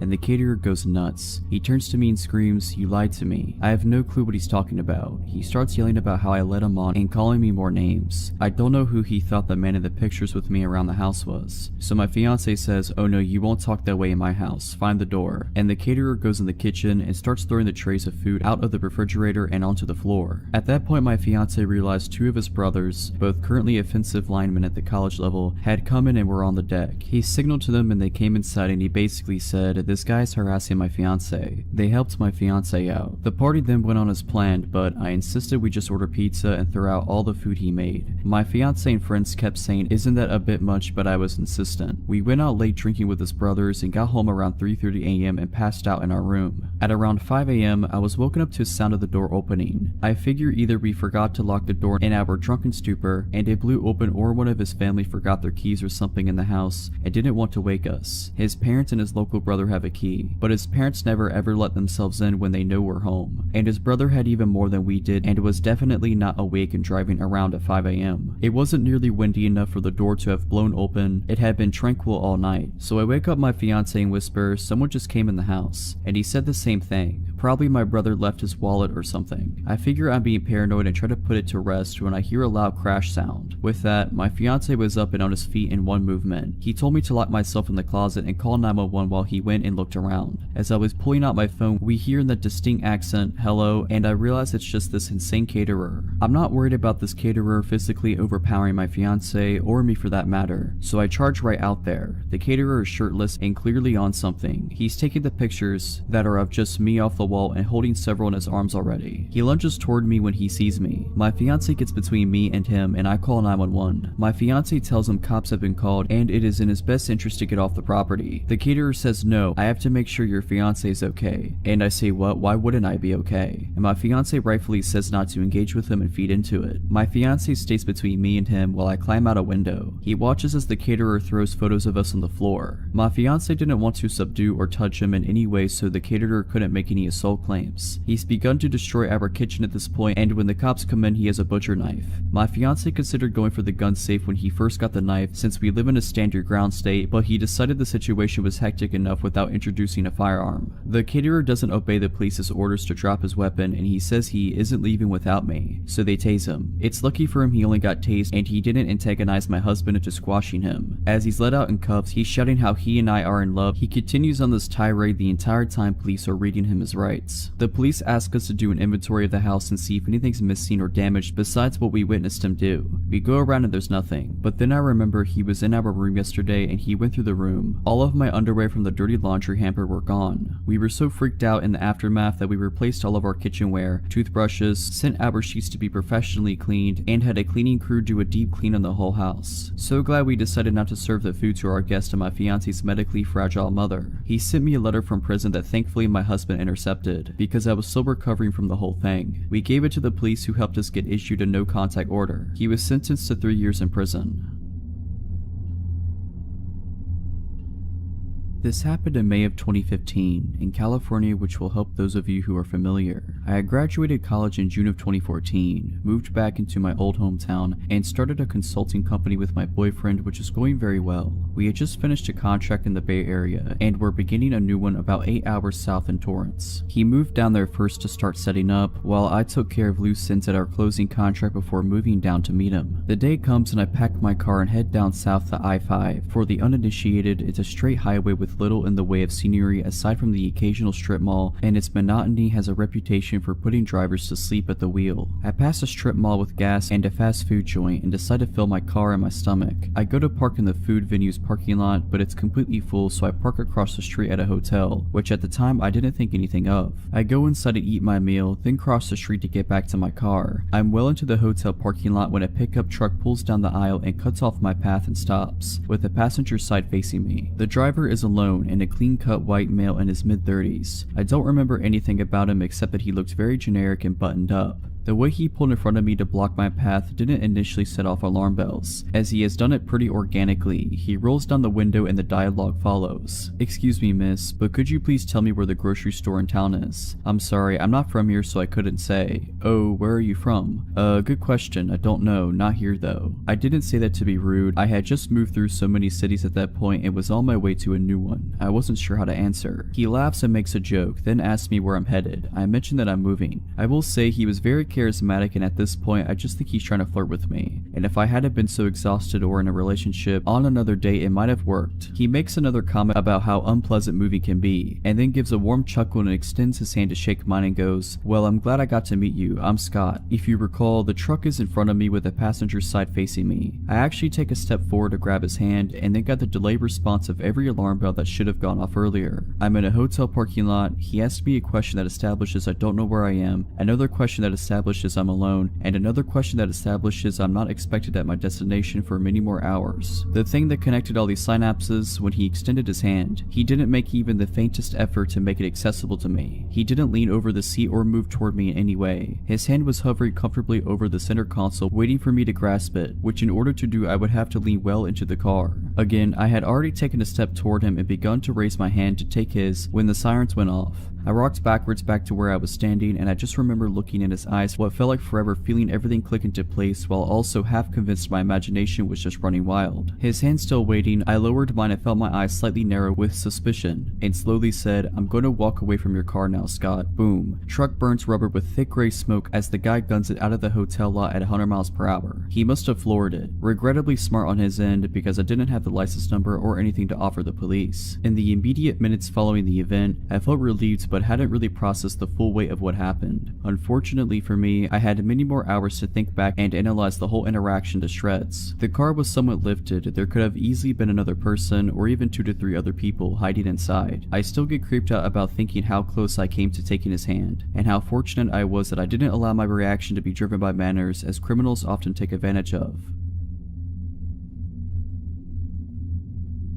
This happened when I was in high school long ago. My mom just recently found the paperwork about it when she cleaned out her office upon retiring from the police department. I remember being upset and scared when it happened, but reading the details as an adult, it sounded even worse than I remembered. I was a 17-year-old female working at a flower and gift shop. It's nighttime. A man comes in, short, overweight, balding, and 40 years old. He tells me about how he needs an apology gift for his girlfriend, so I offer a bouquet. Obviously, it's a flower shop. He says she doesn't like flowers because they die. This is the first weird thing, as he came into a flower shop. Then he goes into detail about how he hit her, and asks me if I think it was the right thing to do so. This was long ago, so I don't remember exactly what I said, but it was something along the lines of, "Not if you want her to continue being your girlfriend." He then tells me what a great job I'm doing and asks me when I get off work. I dodge answering and he leaves. Nothing for 6 months. Then right before Valentine's Day, he walks in the door 1 minute before close. It was dark, and from the outside it looked like I was working alone, as my coworker, about a 40-year-old female, was in the bathroom. Instinctively, it felt like a predator had just entered the room. You know when something isn't right, and everything felt not right. I then noticed he has a tarnished revolver tucked into the front of his windbreaker, which is halfway unzipped. It was obvious he wanted it seen. I quickly scribbled a note to my coworker that said he has a gun, and handed it to her when she came out of the bathroom. She calmly walked to the phone and looked at me, wordlessly asking if she could call the cops. I shook my head no, as I felt like it would escalate the situation. God forbid he heard the police coming and took us hostage or something. I was just going to try and act as calm and normal as I could, and hopefully not tip the situation into something more dangerous. He spends 15 minutes wandering around what was a fairly small shop. In retrospect, he was probably waiting to see if my coworker would leave as it was now well past closing. Finally, he places an order for pickup on Valentine's Day, which gives me his name and info, which I'm going to for sure file with the police report. He buys a card and pulls out a wad of $100 bills, which he slowly thumbs through as though looking for the right one with which to pay for his $40 order. I ask him if he wants a bag, as it wouldn't be very inconspicuous if he just showed up at home with the Valentine's card. He replies, "No, I didn't feel like being inconspicuous tonight," which seemed like an obvious reference to the gun hanging out of his coat. He leaves. We quickly lock the door and watch him sit in his truck outside. We were not about to exit the shop until he was gone. Finally, he pulls out of his parking spot and moves to another spot further away and continues to just sit there. I don't know how long we waited, but he finally left. I called my mom crying. She called the police, who came to the shop the next day to take a report. I told my best friend at the time what happened. She told her mother. Her mother happened to work with the man and informed security at her job. She said he was very weird, creepy, and liked to talk about weapons a lot. Security at his job, it's a large company with government contracts and things having to do with tech and security, pulled him into the office and questioned him about it. He claimed it was a glove in his pocket, not a revolver. The police were pissed that this company made contact with him about it before they did, and he successfully dodged the cops' multiple calls and visits to his apartment. My mom, much to my teen fury at the time, made me quit my job, which was devastating as I loved it there. In retrospect, totally the right call. I never saw him again.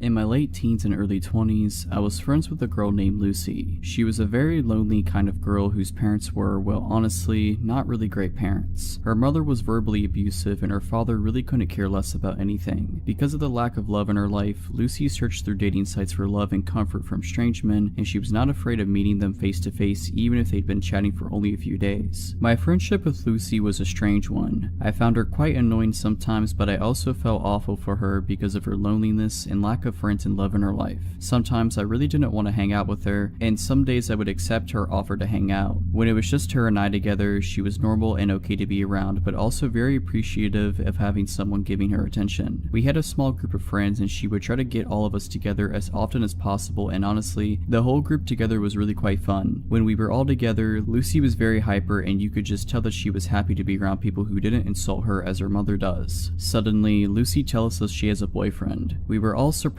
because we knew she met a lot of guys online, but we had never heard her say she was dating someone. A few days later, she sets up a day for our friend group to meet Trevor. None of us were looking forward to it because we thought he was going to be like all the others, a temporary boy toy. When we met him, we all felt awkward. He barely spoke a word. He wouldn't look directly at any of us at all. Lucy would try to be funny, but he would just give her dirty looks. Needless to say, we thought he was a weird one and could tell he didn't care much for her. As the days went on, Lucy kept telling me how much Trevor did not like me. She kept saying he thinks I am using Lucy for her money. Not sure how he thought that since I paid for everything for Lucy. To keep this piece of the story short, I think he was trying to find reasons to convince her to get rid of me. I got a terrible vibe from Trevor. He dressed like he didn't care about life, he never smiled, he didn't shake our hands when first meeting us, he stank of weed and really had an overall uncomfortable feeling about him. After months of Trevor trying to convince Lucy that I'm a terrible friend and she should not hang out with me anymore, she started to do as he said. She would start to hide me from him. If she and I were together and he would call her on her phone, she would lie and say I wasn't there. If she was with a group of friends, he would have her swear I wasn't there. When he was going to be joining the group on an outing or just hanging out at her place, she would tell me I couldn't come. Lucy will do whatever a boyfriend says just to keep pleasing him so she doesn't lose them. Now here's where it gets scary. Lucy calls me one day and says she wants me to come hang out at her place. I agreed. She came to pick me up and we went to her house and watched TV for a bit. We then decided since the day is nice outside, we would take her two dogs for a walk to a nearby pocket park and would later return to the house to have lunch together. While at this park, she receives a phone call. Now let me say that Lucy is not a private person whatsoever and has never ever walked away to answer a phone call until this day. She walked far enough away that she knew I would not be able to hear anything she said. This was suspicious to me, but not enough to question it. The call ends and she begins walking towards me with a look on her face as if she is trying not to smile. She tells me, "So I need to bring you home now." I was slightly confused as we had only been together for about an hour, when we usually spend the entire day together, and she would never want me to go home. She would even frequently beg me to sleep over to avoid being alone. So anyway, I said okay and we walked to drop off her dogs at home and we got into her car and off we went. About 10 minutes into the car ride, I realized she isn't going in the direction of my house, so I questioned it. "Where are we going?" She smirked but didn't respond. I asked again, laughing uncomfortably. "Seriously, where are we going?" She continued to smirk but didn't want to answer me. I started to realize she was heading in the direction of where her boyfriend lived. I asked one last time with anger in my voice, "Where are you taking me?" Her only response was bone-chilling to me. "Trevor wants to talk to you." I wasn't having any of this. I insisted and demanded she let me out of the car, but with her evil smirk and same response, she said it again, "It's okay, he just wants to talk to you." I was furious at this point because this creepy guy who looks like he wants to kill someone, who also despised me, wanted to talk to me. Why can't he talk to me on the phone? Why do I need to go to his sketchy apartment? She absolutely refused to let me out of the car. She had the doors locked, as if I wasn't able to unlock my passenger door. I waited until she reached a red light. I grabbed her wallet from the back seat and took out her bus pass and bolted out of the car. I had no idea where I was or where the nearest bus stop was, but I was not about to let her crazy boyfriend do whatever he wanted to me. She yelled for me to get back into the car, but of course I ignored her. She sped off furiously. I immediately blocked her number on my phone. I removed her as my friend on social media and immediately warned the group of friends not to talk to her because she has gone nuts. I have not spoken to her since that very day, and she also lost the other 5 friends of the group as well.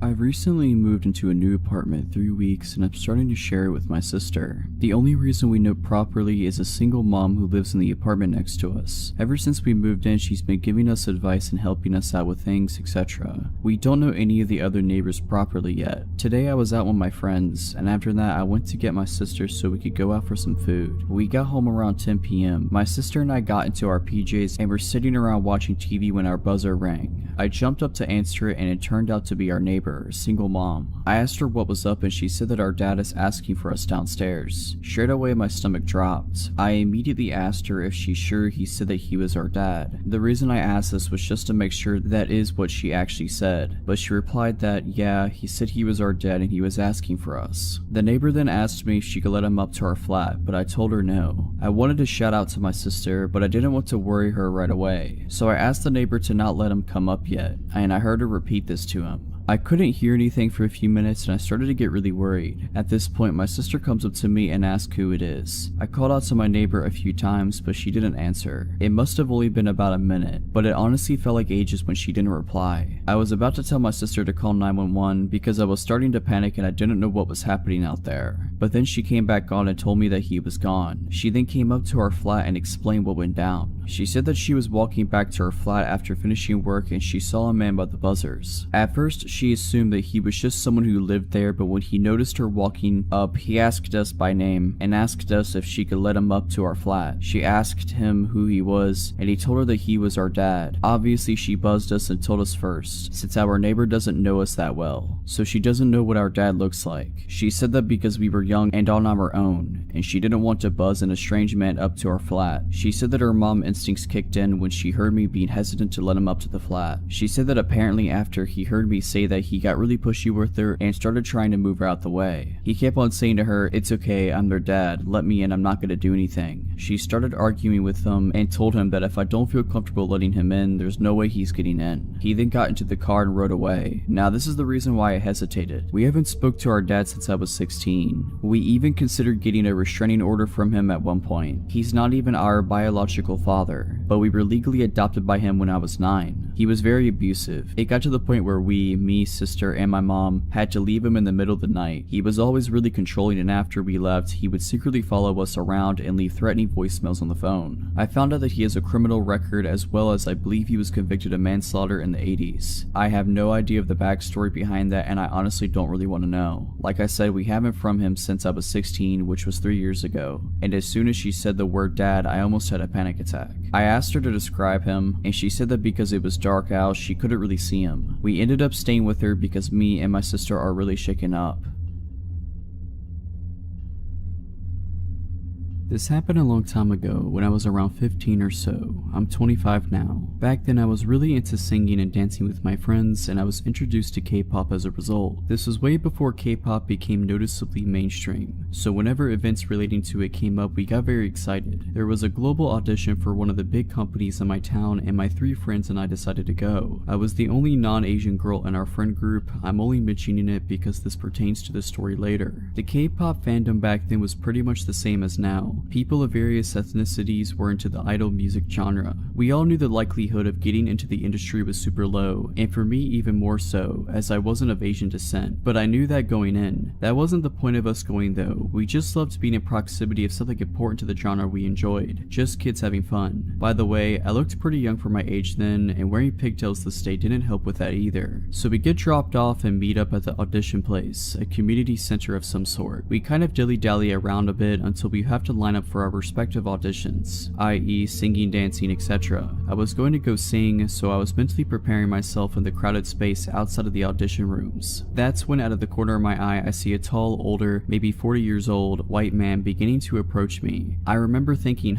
is he going to audition too? It was strange because everyone else in there was younger, maybe he was a parent. He walks up pretty close and goes, "Can you help me please?" I'm confused and I ask him what he needs help with. "Oh, the staff here, my son's trying to audition but they won't let him audition." Okay, this was weird. I then asked him why. He said, "Because he's not Korean." That was when I started to get creeped out. I looked around to see a pretty diverse crowd and then back at him. I don't know, that's terrible. You should talk to," and then I point towards the staff. "They should be able to help." I knew he was lying, but I was too scared to say anything else. I went on, "Anyone can audition here." He didn't listen and insisted on me helping him. Then he said something that sent a chill down my spine. When I was trying for the 5th time to convince him to approach the staff instead of me, he beckoned me to come outside with him. "My son's just outside in my car. Can you come talk to him, please?" That was when I repeated what I said earlier and began to firmly walk in the opposite direction. He kept trying to coax me out to see his son. I managed to lose him in the crowd of people. Only seconds later, I see him talking to my friend about me and helping his son and all that. I was shocked. The man had clearly been watching me for a while to know who I came with. We were split up at that point. I went up and told her we should get going without looking at the man. He ignored me and kept on talking to her. Without speaking, I went up to her, grabbed her hand, and pulled her at once to get her away from him. She was super gullible and didn't understand why I was so worried. The man clearly was unnerved by what I did and left my friend and then disappeared into the crowd. So about 20 minutes later, I'm in the lineup for the audition when I get a cold feeling in my body, and I turn to look towards the entrance. My audition room was close to it, and there he was, standing. But he wasn't just standing, he had his arms crossed and he was glaring at me. I've never seen someone look at me with such vitriol. He looked like he wanted to kill me. It was terrifying. The crowd of people was sparse because we all had lined up outside our assigned rooms. This man waited there, staring at me nonstop for an hour.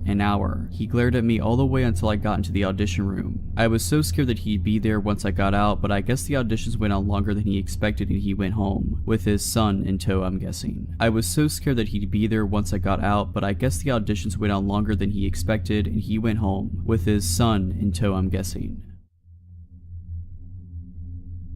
I've worked a few odd jobs in my life. My first job was a summer job at 16 during summer break at a dairy farm. I absolutely hated it there and made it harder for me to find the motivation to even try finding work again when the time came. I don't really remember how I was first referred to the job, but the following summer, I ended up working as an office assistant for a self-employed photographer. My parents knew her because she used to be a member of their church, and my sister attended her 4-H program when she had it. By that time, her health had begun to take a hit as she claimed it was a mixture of things from chronic Lyme to fibromyalgia. I had also been warned by my parents that she was a little off. She was very religious and claimed to have had real encounters with demons, even participated in a few exorcisms. I'm an atheist and a skeptic, so I never took her story seriously. Aside from the weird things she would tell me, she was mostly harmless and working for her was not hard. The job basically required me to do a lot of data entry, as well as help prep her photos with some minor touching up and the addition of her company watermark before uploading them to a site where her customers could browse them and then pick which ones they wanted to order. She primarily photographed horse events, dressage, stadium, and cross-country jumping, etc. And for the first several months, my job stayed in her living room, which is basically my office space at the time. Eventually, I was talked into tagging along at shows where she trained me as a photographer, and soon I was shooting at the events along with her. It was boring work, I won't lie. I'm not a horse person. But things didn't get weird until a year later when I learned the hard way it was not her that I needed to worry about. She had 2 sons, one who was out of state, the other one was in the Navy. The latter of the two, a guy called Nate, I had only heard small things about. When he finally returned home and I met him for the first time while working in her living room, he seemed like a nice guy, a little odd but not concerning. He was obsessed with movies, and being a bit of a movie buff myself, whenever he would venture to the living room to strike up a conversation, it would always be about whatever movies we were into or were excited to see. I should point out here that I was 18 by this point and he was in his mid-30s. At some point he got it in his head that I was interested in him, though he never said anything directly to me. I had to find out about it from my parents. My mom worked as the secretary at her church in Nate knew it. I could only guess my boss had told him. One afternoon, Nate showed up at my mom's desk and started gushing about me. He talked about how much fun I was, how he loved talking to me, how he was planning to take me to the movies and take me to this church, and all these other plans he had for me. My mom was beyond uncomfortable, as was the pastor who happened to overhear it, and when I got home that night, she told me what had happened and suggested I make sure not to lead him on. I was completely baffled because I hadn't done anything. We never even discussed the possibility of doing anything together. I made an effort to acknowledge him less when he was around and keep the conversation short while stressing I had work to do. Eventually, he got his own place and moved out of his parents' house, so I figured the problem had solved itself.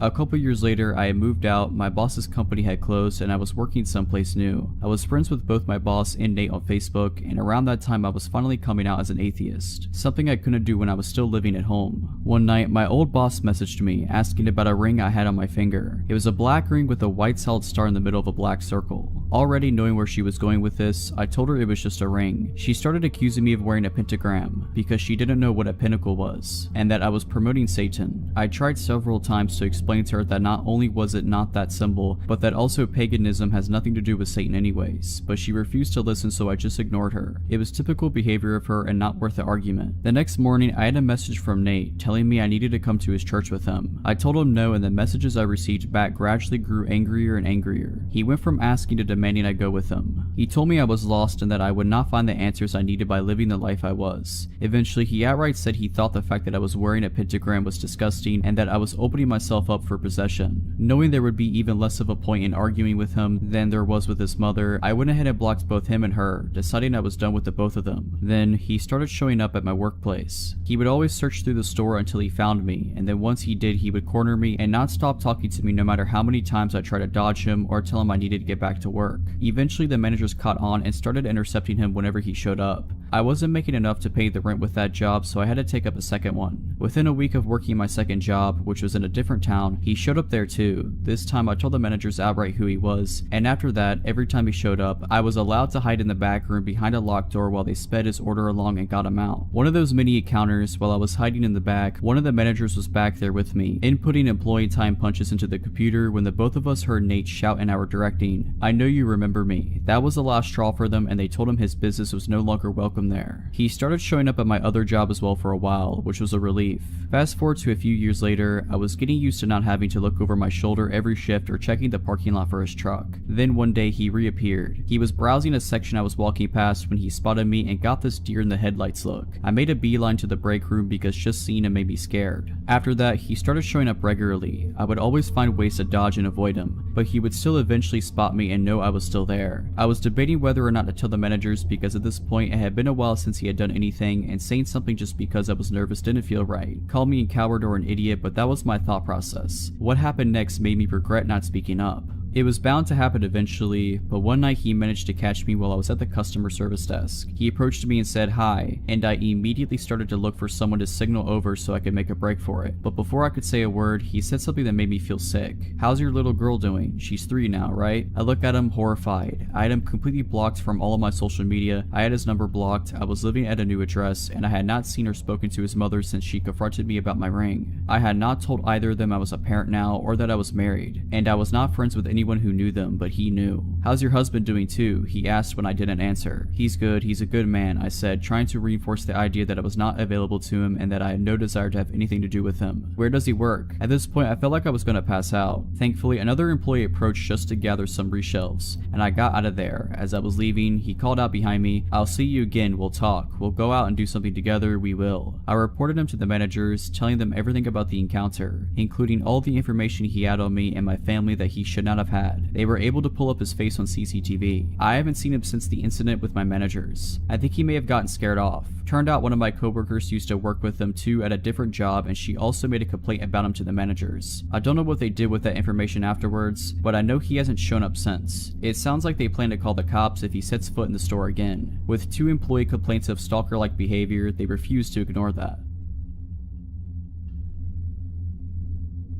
When I was about 7 years old, my father bought a few hundred acres in southern Mississippi about 1.5 hours west of Mobile, Alabama. He built a small cabin on top of a hill that was in the middle of a large field surrounded by woods. This house was about 5 miles from a paved road. To get to our land, it took nearly 10 minutes of driving down dirt roads from the main highway, which was south of the house. About a quarter mile north from the house, he built a small lake, more like a pond. It was about as long as a football field but wider. To get to the lake from the house, you could take Route A, which was a hard-packed dirt road that was lined with dogwood trees. It was beautiful in the spring. Route B was about 100 yards east of Dogwood Lane, and we named it Vampire Trail because it was always so gloomy. The trees blocked out the sun on the brightest days, and it had a slight decline as you walked toward the lake. I say walked because this trail was not for vehicles. Thick woods filled the area outside and in between both trails. One morning during the fall, my parents and my little sister had gone to get ice cream and do some shopping. This trip would take them at least an hour or two. I was 10 years old, so I decided to go fishing while listening to Bama play Ole Miss. The game was the usual Bama win, so I thought I could ease the boredom of a blowout by fishing in the well-stocked lake, so I carried my pole, small radio, and my small ice chest. I had an Airedale Terrier named Bull that never left my side, and it was on this day I realized how awesome he really was. Onto the lake we went. Picture a large oval, roughly the size of a football field, but larger with an L-shaped pier in the southeast corner. Vampire Lane opened up to a more severe decline to the shore and then the small pier. Across the lake on the west side there was a narrow tree line that separated the shore from Dogwood Lane. The north side of the lake was the dam and the south end in thick and swampy woods. Fortunately for me, I realized later. About 5 minutes after I threw out my line and 2 Bama touchdowns later, I got that feeling. It's a feeling I have come to recognize well, and it may have saved my life this day. The feeling of being watched by something dangerous. Bull must have felt it too, because a few seconds later I could hear him growling low and staring across the lake to the west, to the tree line that separated Dogwood Lane from the lake. I turned my head in that direction and almost immediately my eyes lit on what I thought to be half of a silhouette of a large man behind a tree. It was too far to make out details, but close enough to be sure of what I was seeing. Almost 5 minutes went by, and right before I scolded myself for an overactive imagination, the half silhouette moved behind a tree slowly. Bull stood and growled louder, and I told him quietly to stop, and I turned my head north towards the dam while keeping my eyes and attention rooted to that tree. Over the next 10 minutes, which felt like hours, I watched while this figure moved slowly from tree to tree, always north and always facing me. The saying, "scared stiff," was something I found to be true. For some reason I thought it was important that whoever or whatever it was did not know I was aware. I finally realized that the figure's path was bringing it closer to the dam, which would make its path to be shorter and easier. My paralysis broke and I casually put down the fishing pole and started walking towards Vampire Lane. As an adult, I was in the army for 11 years as an MP, but not turning to look over my shoulder during that walk was the hardest thing I have ever done. In my mind's eye, whatever it was screaming across the dam towards me. When I hit the tree line, I broke into a run. As I was running, Bull dashed ahead of me and my anger turned into admiration as he stopped some 20 yards ahead and faced north until I passed him. He continued this action the entire run home. My dog was watching my back, just epic. Although I can grasp the awesomeness of this now, at the time I was so scared that I was literally sick. Even at such a young age, I knew that a large man watching and trying to creep up on a 10-year-old boy was up to no good. When I reached the cabin, I immediately locked the door and got one of my dad's shotguns as well as his .38 revolver. I sat at the large front window, my eyes glued to both trail openings in the woods between them. My family returned shortly after, and for some reason I did not mention what happened. I never felt safe there again. When me and my friends or my little sister wanted to go anywhere other than the area around the cabin, I made sure my parents were with us. What scares me the most though is the fact that our closest neighbors were about 2 miles northwest of us, with thick woods in between as the crow flies. Who or what was watching me from the woods that day, guess I may never know. I sometimes wish I could go back then, as a grown man with military training as I am now. Bull lived a full life and was put to sleep peacefully as a very old but great dog. The best dog I have ever known.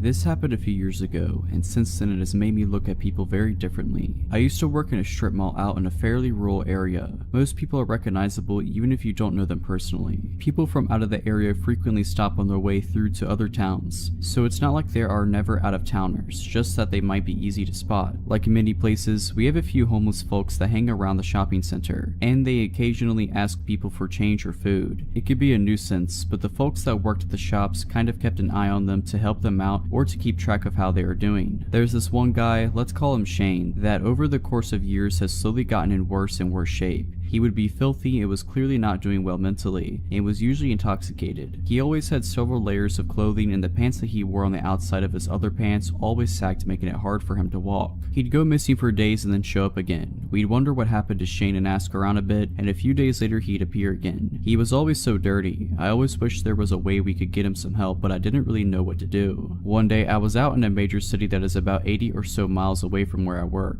I happened to see a well-dressed, very well-groomed gentleman that looked exactly like Shane, but at that moment I figured my eyes were deceiving me. This guy has an expensive-looking shoulder bag, a new iPhone, and an Apple Watch. We were both in line at a popular food truck, and it was usually a long wait to order and get your food. Most people just mind their business and scroll on their phones while waiting. This guy, on the other hand, is staring daggers at me. I keep avoiding looking that way, but I keep glancing to see if he's still there, and at the time, I want to look at him because I'm so curious about how much he looks like Shane. I glance his way and I have to stumble back because he's practically right up against me. He has such intense eyes. He sort of whispers to me, but really intensely, and tells me he knows where I'm from and what shop I work at. He gets closer and I can tell he smells good, and I can even smell his minty breath. I ask how he knows, and he just smiles. I ask again and he smiles brighter, exposing a perfectly clean set of teeth, minus one tooth. I'm almost positive Shane is missing that tooth. I edge away, feeling more than a little uncomfortable. His order gets called up, but they say his name is James. The next few days I don't see Shane anywhere around the shopping center, and I ask around and no one had seen him for a few days. Someone says they hope he's okay, another person shrugs and says they wish they could do something to help him. The next day he is here, filthy as ever, grimy teeth, dirty fingernails, and wearing all his layers. He sits on the curb outside my shop and asks people for change. I decide to venture out and confront him. I'm 100% sure it's him, but I don't understand how he could get so filthy and smelly in such a short time. I ask him if he was in the city, and he looks at me through bloodshot eyes and mumbles that he'll kill me if I tell anyone. This takes me aback and I look at him puzzled. He slurs again that he will kill me if I tell anyone that he's not actually homeless. He starts to get worked up, but I ended up calling the police because I didn't know at that point what he was capable of. He wandered off and I haven't seen him since.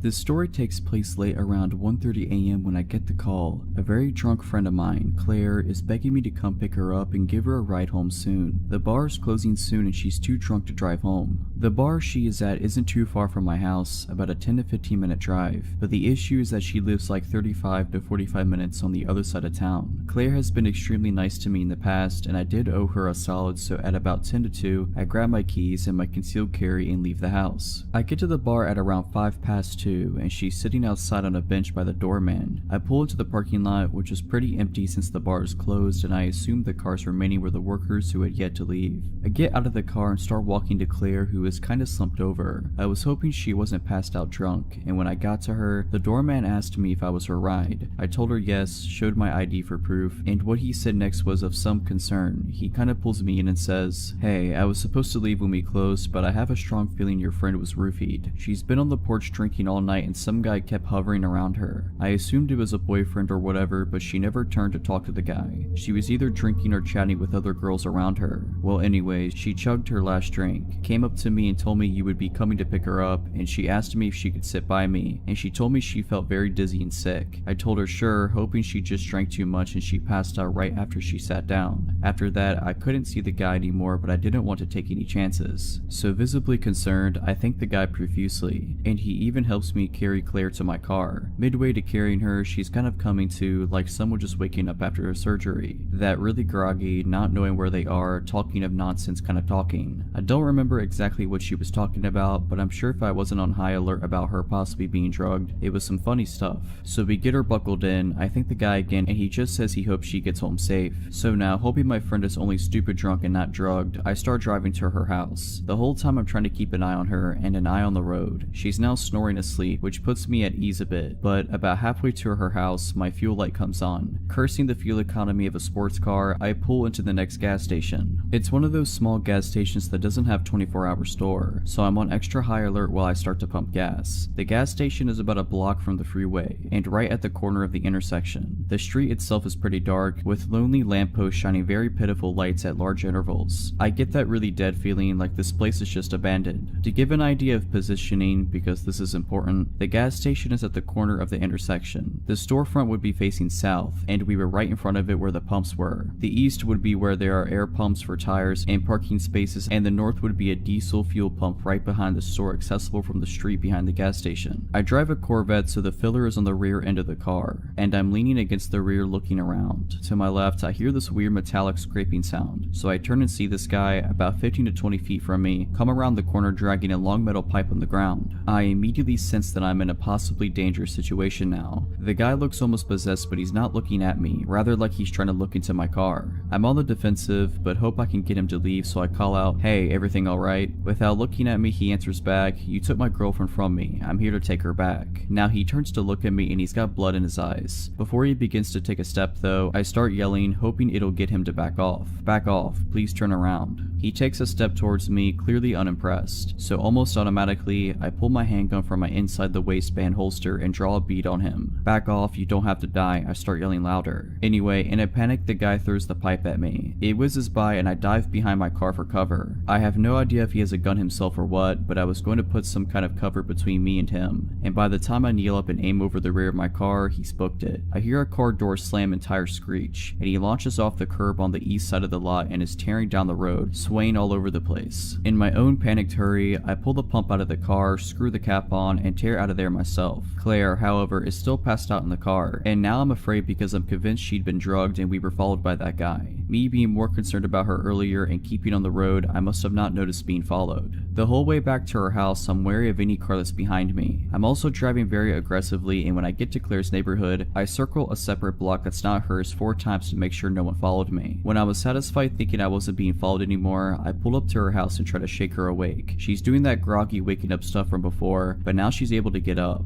I'm able to walk her. Thankfully, I was worried I was gonna have to call an ambulance if she didn't wake up, and I get her keys from her bag. I managed to walk her inside, and at this point she's kind of coming around, asking me what's going on, where she is, etc. I tell her she's home and get her to lie down. She's completely lost looking, and her eyes start welling up. She clings to me and starts sobbing. She's still very out of it, but I'm guessing she realizes something bad was going on or attempted on her. I was able to get her to lie down and get her to sleep. I write a note for her which pretty much said, "Hey, I'll be in the next room. We're going to the hospital in the morning to get you checked out." Fast forward to the morning, she's sick as a dog, and after she expelled some demons from her stomach, I drove her to the hospital where she got tested and treated. I still shudder to think what might have happened had I not had my CCW with me. Claire still doesn't remember much from the night except calling me and wanting to sit next to the doorman. They did a urine test at the hospital and found traces of rohypnol, roofies. In the days after we went to the bar and let them know what happened, I gave as good description I could of the guy. Claire decided against filing a police report, and I respectfully went with her wishes. My advice is, either be with friends you trust when you go out, or at least be vigilant if you're by yourself. That night could have ended badly in 1,000 different ways, but thankfully everyone made it out safe. I don't really know where to begin, but I suppose it started before I was born. My birth set in motion a series of actions that led to the threat on my life beyond my control. So pre my existence, my mother, Jane, dated an older guy named James when she was in her mid-teens. He adored her but wasn't of the same religion as her, so she ended up marrying a gentleman from her congregation instead, leaving James' brother put out. A year after being married, Jane gave birth to me and decided that she was unhappy with my father, Dave, and contacted James with the intent to go back to him. So Jane packed a bag one night, took me and left. As soon as she arrived at James, she was bombarded with messages from Dave telling her that he would take full custody of me if she didn't return. So with a heavy heart, she chose me over James, and therein lies my problem. She went back to my father, and after another year of failed attempts, they divorced and my mother moved south to be with family, completely forgetting about James. My childhood was fairly normal for the next 13 years. A few house moves, a new stepdad, and a few siblings. Mother's second marriage falls through and she's single again. The year is 2010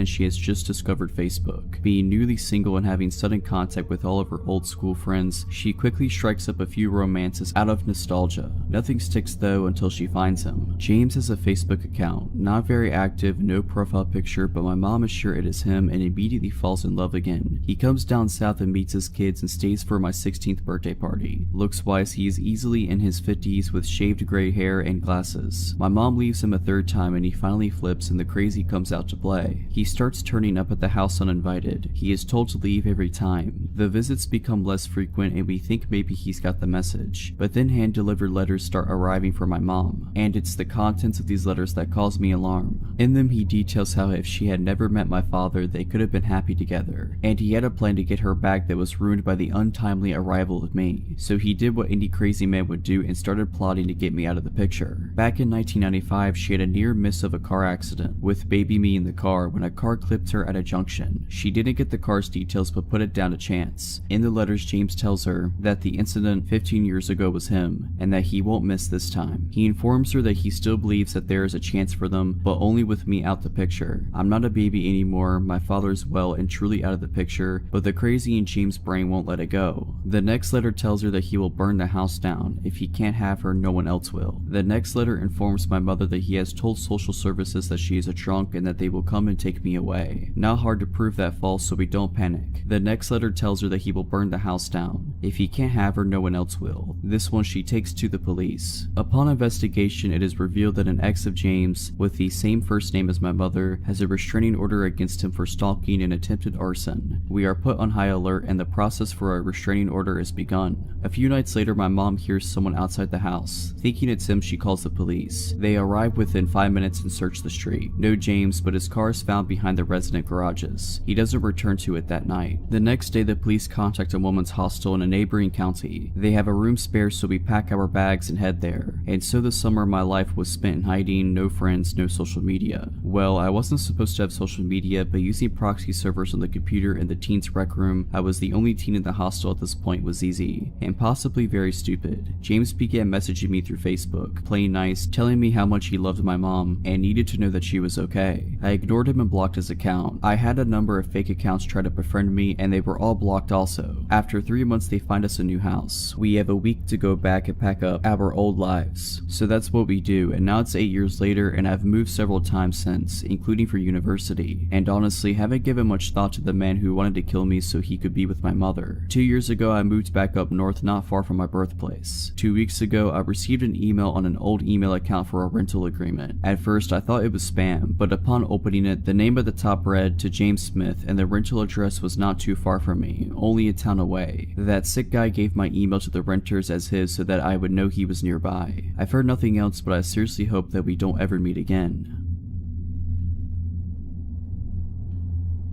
This just happened to me a few nights ago and I am still shaken up, so bear with me. I am a female bartender at a small cafe that doubles as a venue. During the day we serve coffee and lunch, and at night we have a full bar with bands, comedy shows, etc. On this night, there was an open mic comedy show. Not a lot of comedians showed up, so we ended up closing up shop early and I was ready to go home. I had a patron come in and order a single beer during the comedy show. He was acting nervous. I get customers that are shy or don't want to talk to people, so I didn't think much about it. He sat down, sipped his beer, and watched the show. Since we closed early, everyone was pretty much gone and I wanted to lock up and clean so I could get home. After I escorted the last couple out of the bar and got ready to lock the door, I see the man from earlier walk down the back hallway and into the men's restroom. Not even a minute later, he burst through the door yelling, "Hurry, come back here, I need help."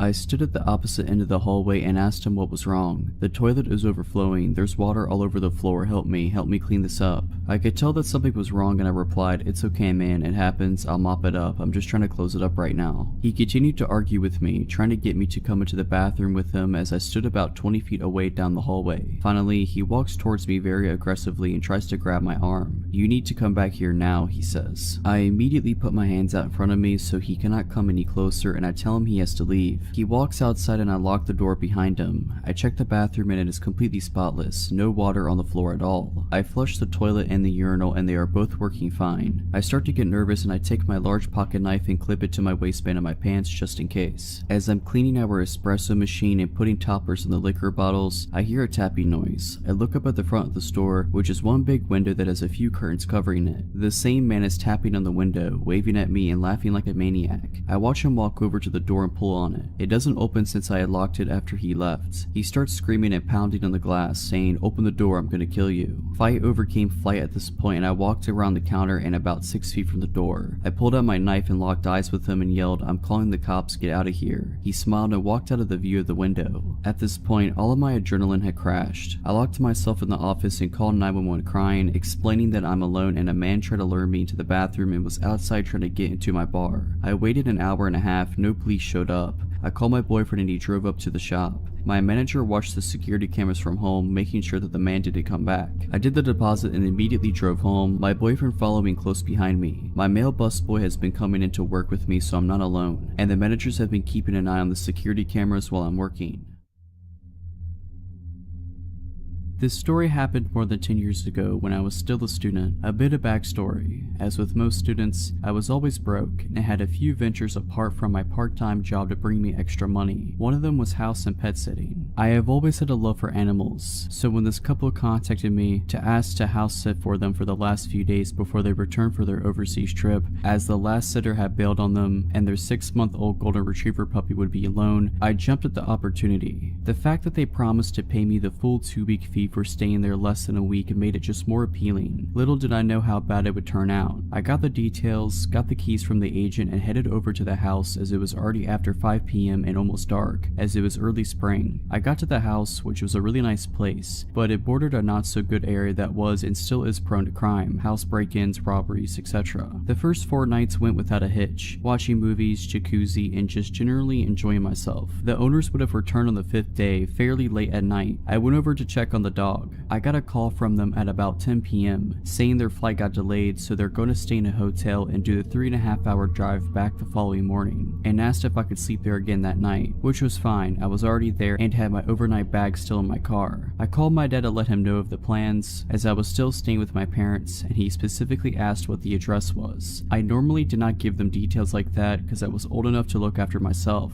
I still believe to this day that probably saved my life. I eventually got to bed about 1 a.m. and it felt like I had only slept 5 minutes when I was awoken to a window breaking, and I could hear movement and what sounded like footsteps running down the hallway. The first thing I did was grab my phone and just hit redial. Thanks to my old Motorola phone, redialing was as simple as pressing one button, as my dad was the last number that I had called, hoping that he wakes up from the call. I then dropped the phone in between the headboard and mattress in case my dad picks up and he can hear what is going on. I had barely done that when the first guy stormed through the bedroom door. I could see a silhouette and he had a knife in his hand. When he saw it, he raised it and came at me. Now, one thing to those that are unfamiliar with South Africa and the crime, robberies and house invasions usually are very brutal and violent. People get murdered or tortured if they are in the slightest retaliate or don't cooperate with the robbers. Out of instinct, I raised my legs back when he came at me, and when he came within reach, I kicked both legs out as hard as I can. When I kicked and made contact with the guy, he completely lifted off the ground and shot into the wall. Luckily, the knife shot out of his hand as well. Before he got the chance to get up, I was on top of him, driving my right knee into his face and in return, his head into the wall. I knew that my life depended on it, so I put in some extra force. The guy dropped like a sack of potatoes, but before I could get up, I heard the sound of a pistol cock and I froze. It felt like all the blood drained from my body and I just became numb. He stood like that with the pistol against my head for probably less than 10 seconds. I did not move, and he eventually said in very broken English to get on the bed face down. I panicked, but thought if he wanted to shoot me that he already would have done so I did as he said. He threw a blanket over me, and I turned into a fetal position with my back against the wall, just so if they wanted to stab me that I had my legs and arms in front to protect my body. Now by that time, I had forgotten that I had called my dad, and the guy that I had need is still down. I heard a third guy come into the room, and I could hear what sounded like Portuguese to me. I could not understand what they said, but I recognized it, as we used to go to Mozambique on holiday a lot, and that is the main language spoken there. The one guy tried to get the guy that I put down off the ground, while the other started to ransack the house, shoving valuables into a big bag. It was about at this time that I heard tires screeching and a car approaching at what sounded like Mach 2. The car skittled to a halt right in front of the gate, and I heard someone scream. It was my dad. The three inside the house panicked and ran out the back door and tried to jump the fence. My dad opened fire, shooting in their general direction. I grabbed the house keys and pressed the gate remote, and my dad called the police while he came in. I met him at the front door, and we walked out to the car to wait there for the police. It took them over an hour to get there, some excuse of no vehicle available. By that time, time, I calmed down and started to look for the dog. I could not find her anywhere. I grabbed a flashlight from my dad and started scanning the surrounding yard, and as I got to the corner, I could see her laying on the ground. I got to her and saw she was dead. Later autopsies revealed she was poisoned, and the police found pieces of meat laced with poison near the fence. Poisoning is pretty standard practice in my country for dealing with dogs at a house or area that is targeted for a break-in or robbery. I was fuming and so sad. The police was also pretty useless and had a I don't give a crap attitude, and barely took our statements. By that time, it was starting to get light, and I retrieved my bag, phone, and locked the house as good as I can without touching anything, and drove home behind my dad. Only when I got home, I got the story from my dad's side. He said he answered my call, only to hear the shouting and what sounded like fighting going on, and when I did not respond, he flew out of the house and raced over. Luckily, he asked me for the address the previous night, and he knows the area well to know exactly which house it is. Now, my dad got there pretty quickly, and he said he stayed on the line the whole time, only hanging up when he stopped at the gate. My parents' house is about 6 miles from there, through a residential area. It's normally about a 20-minute drive. The call duration was 7 minutes and 13 seconds. I met the detective there later that day, gave my statement, they took fingerprints, etc., and the owners got back about the same thing. The rest of the day was a blur, as I came down from the shock and adrenaline. Now, that is not where the story ends. About 7 or 8 months later, I got a call from the detective telling me they caught the guys. The one that I had need apparently was the leader of the group. He had 4 counts of murder, I think 8 to 9 for attempted murder, multiple assaults, aggravated assault, over 100 house break-ins and robbery. I was shocked. The detective told me that if I had not taken him out first and fast that night, I would have definitely not gotten away so lightly. Now, this is also not where the story ends. 3 days later, I get another call from the detective saying that I should be careful, as he had escaped from custody and they have not caught him yet. I was not worried too much, as the robbery wasn't at my house and I had changed cars, so he would probably not find me. Also, I got my firearm license and carried my pistol on me 24/7. I did not hear anything after that until about 2 years later, when I saw the detective in the grocery shop.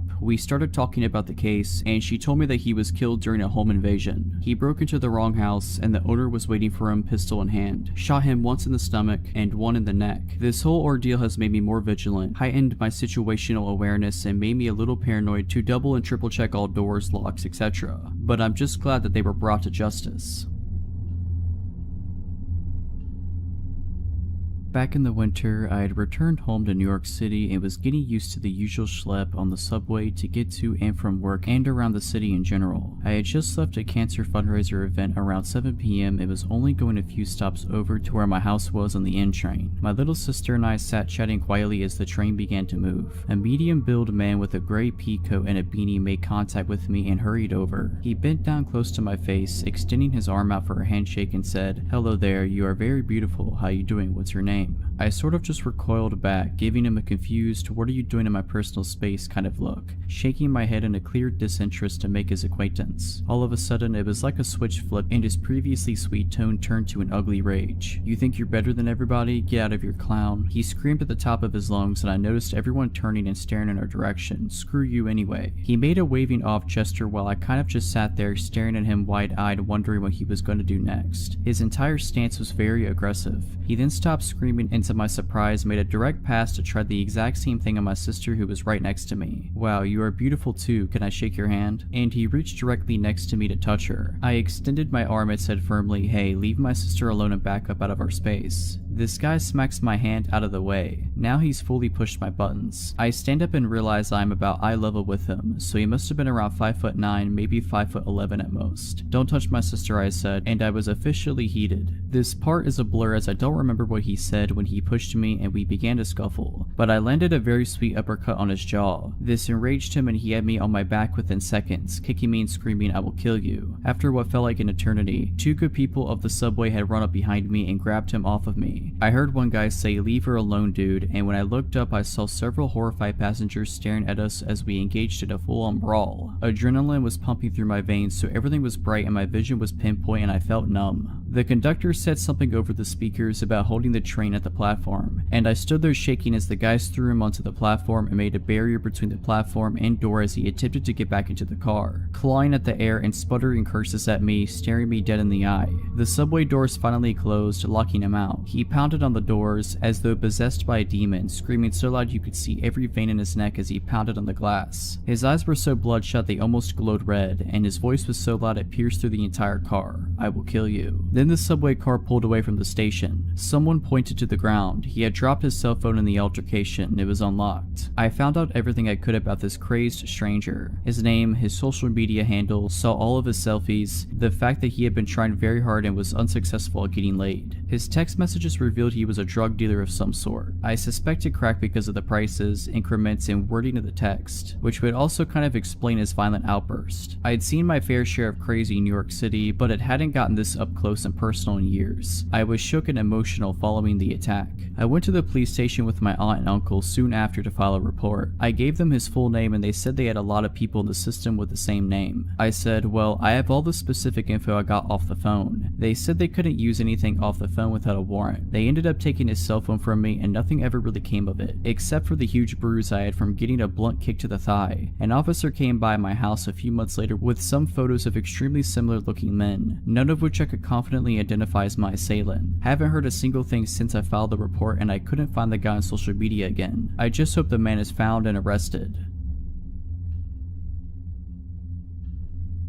So, a little backstory. I was a dancer for 6 years. I have worked in many cities and clubs. At the time of the story, I wasn't a rookie. I was well versed in the industry. At the time this took place, I was like 20 or 21. It was also in Texas at one of the upscale clubs. I never imagined something like this would happen in this place, but apparently I was wrong. I started my shift at about 6 p.m. I like to get there early, meet with some of my regulars before the crowds come in. It was like 8:39 and this really good looking guy came in with some friends. They were all older, like 40 to 45. I grabbed some of my hustle friends and we went and sat with them. It wasn't hard to convince these guys into a VIP room with a bottle service. But this is where it kinda gets weird. The guy I was talking to wanted a separate room for just us. I thought maybe because his friends seemed rowdy and wanting to party hard, he wanted to have a more relaxed area. I wasn't complaining because this meant I wouldn't have to share my cut of the room, so stupid me saw dollar signs and went with it. We get some mixed drinks and shots. Now a lot of the guys that come into strip clubs really want to let loose and brought drugs as well. These guys had just about everything besides crack, meth, and heroin. I was definitely a party girl at the time too, so yes, I partook in some of these. So at this time, we were all hanging out in one room together. I took a little hit of coke off the back of my hand and continued drinking. After we were all hyped up and ready to party, my guy pulled me into the other room. This guy was like 6'4", obviously worked out a lot and was attractive. I, on the other hand, without my heels was 5'6" and was like 120. I sat down in his lap and I started talking to him and laying down my moves to get him to empty his wallet basically. We were having a really good conversation and my bouncers were really good about checking up on the girls in the rooms because they were pretty secluded on the second floor. After about 20 minutes of talking, something snapped and all of a sudden he literally put his hands around my neck, lifted me up and slammed me against the back of the couch. The couch backs were tall and padded, so it wouldn't have been heard on the other side plus with all the music. I was literally frozen in fear. After almost 3 years of dancing, I had never been in this situation. He started calling me names, spit in my face, and his grip on my neck would get tighter when he would feel me take a deep breath like I was going to scream. Luckily, there were also VIP rooms across the large overlook and a bouncer noticed me kicking and flailing. I faintly remember, like all the bouncers, running into the room. They had to pry me out of his hands. When I was finally back sitting on the couch, they had him on the floor outside the room and his buddies acted like they didn't even know him. My manager grabbed me and carried me like a baby to the dressing room, asked me if I needed any medical. I said no, I was just really shaken up.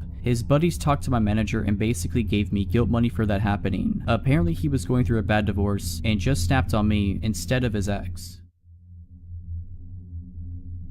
When I was 18, I was living in a small town. I was friends with rowdy skaters around and they helped connect me with this dude who sold weed. He was 29 years old I think at the time. He gave me pretty good deals and lived nearby. I wasn't driving at the time so this was convenient for me. His name was Max. Max had always struck me as a weird dude. We had normal weed buying interactions that never lasted more than 10 minutes. Buy some weed, maybe smoke a bowl, that's it. He'd often tell me he could drop it off at my house but I never let him because as I said before, he was weird. I wasn't afraid of him, but was definitely aware that his offers to deliver to me were weird. One day in May of 2018, I was invited to a bonfire by the same rowdy skaters that introduced me to this guy. I had no idea he'd be there, nor was it important to me at all. I brought the guy I was dating at the time. I said hey to everyone including Max. We stayed for a couple hours and some of them played some music on their guitars. Nearing the time I was leaving the bonfire around 11 p.m, Max was getting upset about something and threw his guitar into the bonfire. I didn't know what what he was angry or upset about and paid no mind to it. This happened as I was leaving with the guy I was dating. I went to bed and woke up to paragraphs on paragraphs of crazy texts from Max ranging from 1 a.m. to 5 a.m. Like a constant stream of texts stating things such as, "You know how much I loved you, you are cruel." He would go back and forth between saying, "I would give you the world if you'd let me," and "You really do deserve him though." He said really scary things like, "You are a predator and should be snubbed out, just wait," and "You are stuck, I will either love you or hate you to the fullest extent my powers behold. Right now I pray the worst death on you and that guy you're with." To top it all off, he said, "Losing you is like losing a mother to me." He told me to tell him I never loved him and that I wouldn't hear from him again if I did. So that's what I did. I said, "I never loved you, do not message me again." I left it at that. I didn't get a response, nor did I care to get one. Max had never expressed any romantic interest to me, asking me out or anything. This was all out of nowhere, and he was 11 years older than me. I was barely 18. That night he cut his long hair off and posted photos naked on Facebook, curled up in fetal position talking about being a statue of shame. It's as if he had a breakdown, but I had no intention of causing that and didn't think I would even offend anyone by bringing this guy I was seeing. Everyone else seemed to like the guy that I brought. About a week later, Max texted me pretty late at night and asked if I had seen the flowers he spread along my sidewalk, saying that he stole every flower in the vicinity of my neighborhood that night. I asked how he knew where I lived and said I hadn't seen the flowers, so he must have had the wrong house. I also told him he shouldn't do that as I never felt anything for him and so on. He told me that he had heard I lived on the same block as another one of the skater guys I had, and he wasn't wrong. The skater guy I lived by was on the other side of the block and I never walked that way, so I never saw the flowers. I blocked his number and didn't hear from him again for weeks. Weeks later, I woke up after a rough night and there were loads of flowers on the sidewalk right outside my house, along with a little bouquet at the top of my walkway. I was pissed. I wasn't scared yet, and stupidly, I unblocked his number and texted him asking why there were flowers outside of my house. This confirmed that this indeed was where I lived. I still to this day feel so stupid for texting him and making it known that after weeks he had found my house. He responded saying, sounds nice, that was me." I blocked his number again. About a week later, I was out of town and my roommate texted me a photo of a heart with a peace sign inside of it and my name written under it, drawn in chalk outside our house. When I got back into town, I went to the courthouse and began the process of getting a stalking order against him. When I left the courthouse, I went to Max's work and told him he needed to stop this behavior and that he was stalking me. He looked me in the eyes with no facial expression and said, "If you don't leave, I am calling the cops." I got angry and said loudly, "Call the cops, I was just talking to them about you," and left his work in a rage. Soon after this, I began driving again. I once drove by him and he noticed it was me. The next day, I woke up with my car covered in flowers. I presented my case to the judge and she put the stalking order in place. He was served with it by police officers and I thought that was that and he wouldn't be bothering me again. I was wrong. After the stalking order was served, he made several other chalk messages on my sidewalk, left random gifts for me like chalk, and beheaded my little pony heads on beer bottles. I always brought these things to the police station, but they said I needed to catch him doing it, take a photo or get a security camera. So I got a security camera and really hoped I would catch him. It turned out my security camera was stupid and I couldn't just watch the videos it took, but had to skip through second by second by hand. It was an impossible task. I was terrified of leaving my house at night at this point. I never had my curtains open anymore and I was so frustrated that my livelihood was being taken away from me. Ultimately, I unblocked his number in hopes that he would text me directly violating the stalking order, and after a few days, it worked. He sent me a weird text saying, "Forgive me, we are charming, this is harming, let us try again." By now it's September of 2018 and he finally goes to jail. He is facing up to a year in jail and has to stay there until our court date. I finally start calming down. I am able to go outside at night, even if just to get into my car. I let myself have my curtains open sometimes. I am starting to feel alive again. Right when I start feeling secure in my small town life again, someone posted bail and he was released after only 3 months in jail, and I went back to living in fear. We still had court dates coming up and I was optimistic that he would serve more time for ruining my life for so long. His lawyer kept pushing the court date back to gather evidence, and after about 6 months of pushing it back, the state decided he wouldn't do anything more and closed the case basically. I had moved out of town 3+ hours away at this point, so he didn't actually have an option to continue this behavior. Living in this new place, I feel safe. I can walk at night and I don't have to have my curtains closed all the time. It's been over a year since they decided to close the case. About a month ago, he began responding to my friends' Instagram stories. Friends that live here in this new town, telling them how fond he ideas of me, etc. I have always had him blocked, but my Instagram isn't private, so he must have found them that way. I have since changed my account to private, and he hasn't messaged any more friends of mine. I refuse to be fearful now, the way I was then. He will never find where I live or where I work now. However, my life is forever changed after this experience. I will always be more aware of people and their weird energy. He ruined my life for a year, and I truly wish he had gotten that time in jail. He deserves it.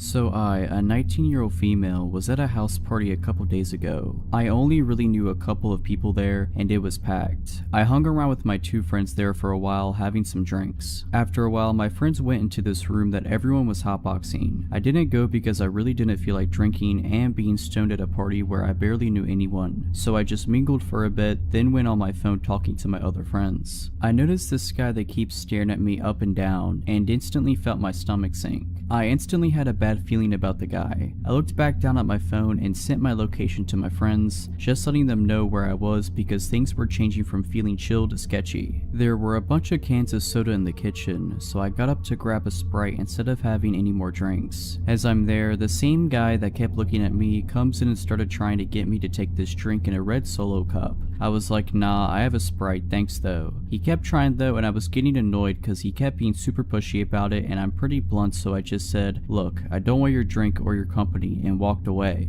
I thought that'd be the end of it, and pushed it to the back of my mind as one of my friends came out from the hotbox room stoned and happy. We hung out some more, and my friend wanted a cigarette, so I went out on the balcony with her. As we're there, she put her cigarettes on the ledge, and as she's talking gibberishly, her arm pushed her cigarettes off and they fell down into the yard. I was gonna go downstairs and outside with her to get them, but she told me she had to grab something from her car anyways and that she'd be right back. I decided just to wait there for her. I'm on my phone and hear the door open, and I expected it to be her. As I'm about to say that was quick, I spin around and now I'm face to face with that guy from earlier. He just grabbed my face and kissed me, and I pushed at his chest and said, dude, did you not hear what I said? He proceeded to say something in Spanish. I can't speak Spanish, but I could tell it was Spanish. I told him to screw off and went to push past him to go back inside, and he proceeded to push me up against the wall outside and try to kiss on my neck. That's when I pushed him away as hard as I could, but he then let go of my wrist and grabbed my throat hard while maintaining eye contact and smirking at me the whole time. Just when he used his other hand and grabbed my butt, my friend came back from getting her cigarettes, poked her head out, saw what was happening, and she tried to intervene, but he pushed her with his other hand. I heard her say, oh nah. She grabbed the closest guy to the door from inside and brought him out. Random heroic guy from inside then grabbed the crazy throat grabber, putting him in some type of hold, and started screaming at him. He got kicked out, pretty sure someone punched him in the face too. Everyone was super apologetic and said they didn't even know that guy and weren't sure who he even was. I wasn't about to call the cops or anything because I didn't want to get the party busted, but I went to the bathroom and immediately broke down crying. Called my friends. My friends here weren't sober enough to drive, and they came to get me. I have a couple finger mark bruises on my neck still, and I'd hate to think of what would have happened had my friend been distracted by something and not came outside when she did. All I know is I'm not going to a party where I barely know anyone anymore. That was scary.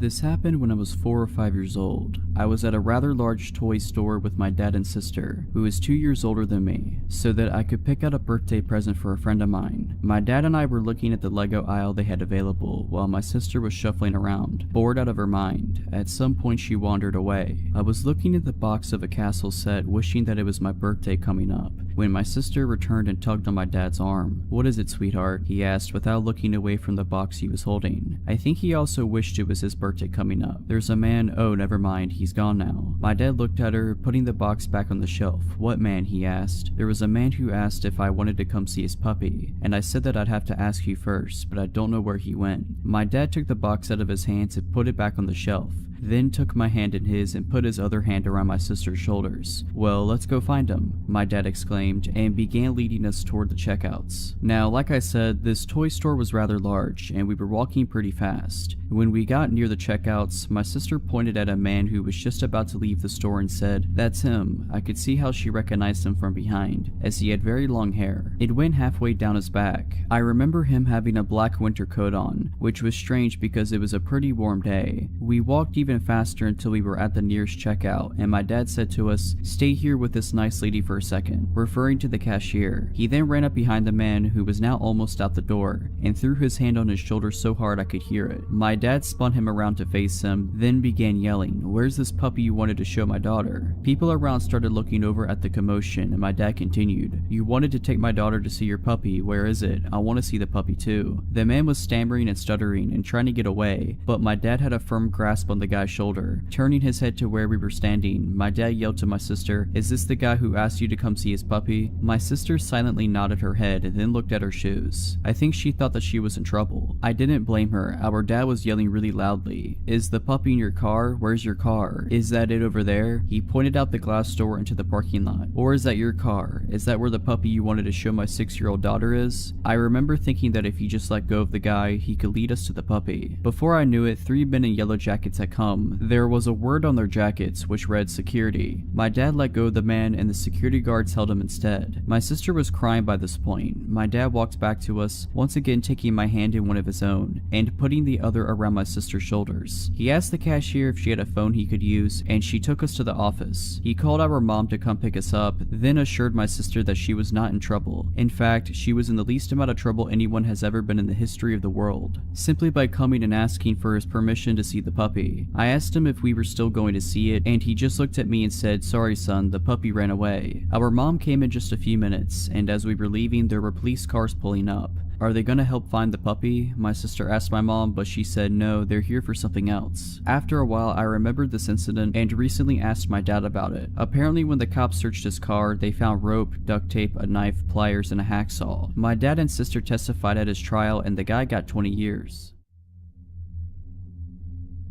This story dates back to about a year and a half ago when my daughter was around 4 months old. I'm 26 years old. I had just moved with my then SO to a dangerous part of town, but the street we moved to wasn't too bad. Everyone knows their neighbors and everyone seems to get along. Well, since everyone in the neighborhood chats with each other, one of my neighbors warned my SO and I about a homeless woman that parks her van on the street and harasses everyone who walks by her car, and to try and avoid her as best as possible. Side note, parking in this town is street parking only, no reserved parking spots. This'll have significance later. I thought, that's one small downside of living here, along with the street parking. Not that big of a deal as long as I avoid her, right? Wrong. So the next day after our neighbor's warning, after returning home from a long day at work and picking up my infant daughter, homeless lady, really slender, wearing what appeared to be newish clothes, breath reeking of something foul, is walking up to the left side of the sidewalk, screaming up a storm at these teenage kids who look terrified. The teenagers aren't engaging her, just keep walking and looking at each other with uncertainty. I stay on the right side of the sidewalk, even though I knew I'd have to cross the small street to the left where my apartment was located. My daughter wakes up from her nap in my arms and begins to coo. Homeless lady spots me crossing the street with my purse, work bag, my baby, her baby bag, and decided it's a good idea to come up and chat me up about her conspiracy theories as I'm walking up to my apartment. Fine, no big deal. At least she's not bothering the kids anymore. Then as I'm fumbling to get my keys to open the gate that leads to my complex, she asked for money. I told her the truth, I'm sorry but I don't carry cash on me. All the while trying to hold onto my baby, find my keys, hold my bags. Her response, "Stuck up lady." And then she continues muttering under her breath, which I must repeat was bad, and starts harassing more kids down the block.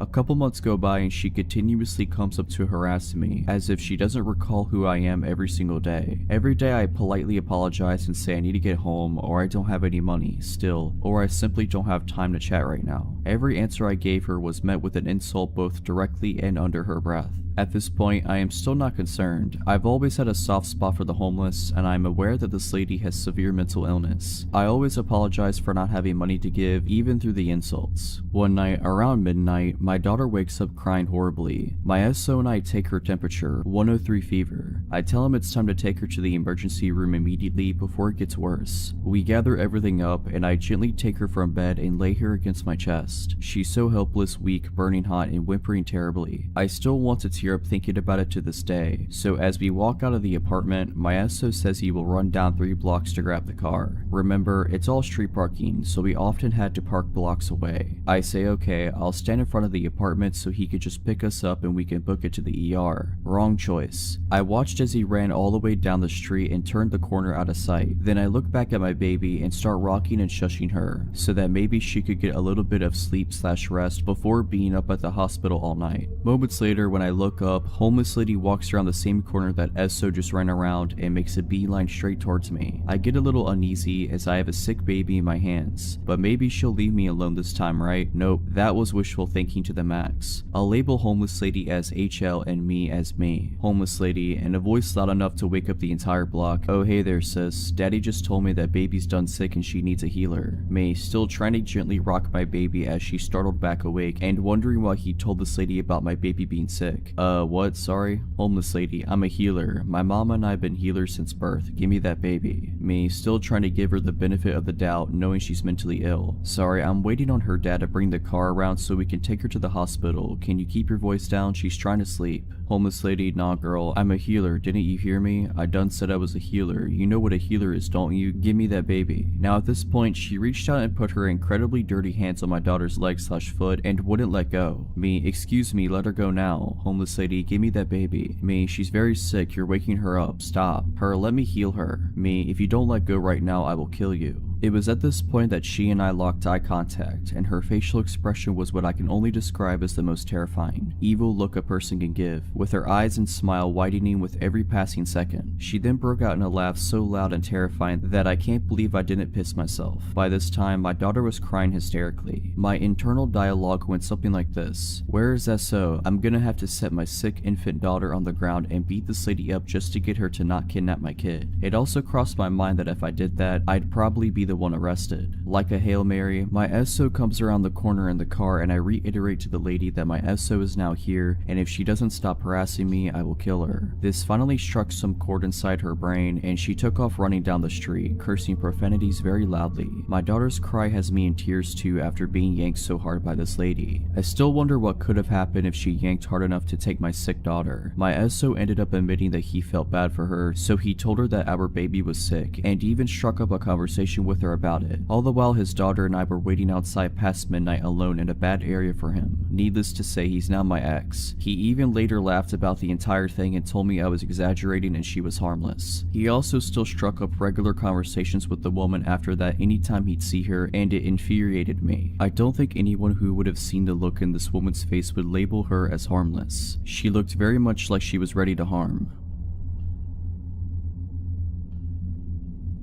From 2006 to 2011, I worked in the electronics department at the local Walmart in the small city I lived in. Through those 5 years I had worked there, I had plenty of creepy encounters with strange customers, especially considering the state hospital was directly across the road. This story isn't just a regular old creepy encounter, but something that would lead me to being stalked for nearly a year. It all started in 2010 on a night I was working second shift. I was doing my end of shift ritual when a woman in her late 40s interrupted me. She was with a little girl no more than 3 or 4 years old. Excuse me, I need help with my cell phone. She spoke softly and proceeded to tell me her problem. I need to turn my phone into a straight talk phone. The girl earlier said you could do it. I said sure, let me see what I can do. She handed me a 6-year-old phone from Verizon and I knew as soon as I saw it I wouldn't be able to do what she wanted. I explained that she would have to buy a new phone from Straight Talk and transfer her old number. Basic stuff really. Now, I always took my job seriously and held myself to the highest standard of customer service. I did nothing to actually piss off this lady, but sure as it is, she was pissed. Why would I buy a new phone? I already have one. She starts screaming at the top of her lungs. Her claims of me upselling her and being a corporate goon. I finally managed to defuse the situation, and as she left the apartment, she gives me the classic, "You'll never get a job in this town again." As I'm getting ready to leave my shift, my manager stops me and tells me I got a complaint at customer service from a lady claiming I swore at her granddaughter. Apparently I told her to screw off. I explained what happened and he just laughed it off. My managers knew it was very unlike me to say anything like that to a customer. I wish the story ended there. For the next several weeks I would get complaints about things I'd never done, sometimes even on my days off. I would come into questions from management nearly every day. It was complaints ranging from me being rude to a customer all the way to me doing drugs in the parking lot on break. All these complaints were coming from 2 women. As it turned out, it was the cell phone lady and her adult daughter. It turns out they have even been scoping out my work schedule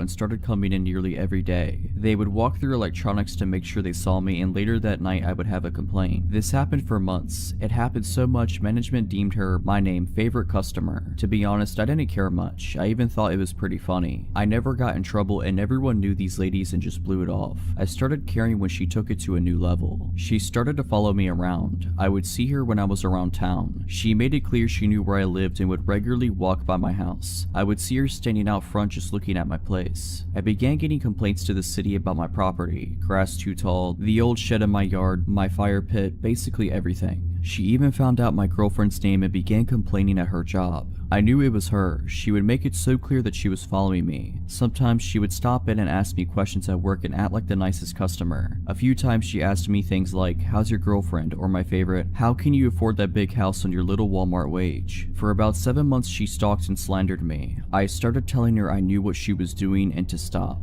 But she played it off. I couldn't report her. She never once threatened me. She was just making my life hard. By this time, everyone in my life knew about this woman. One night, I'm grabbing dinner with my friends from work and we're joking about it when someone says, "What if you just counter-stalk her?" At first, I thought it was a terrible idea, but this convinced me it would work and they would all help me. So we hatched a plan. It went as follows: find her job, find her name and address, make complaints in the same manner as her, find out all the rumors she told about me, make it clear that we know, show her that we have numbers.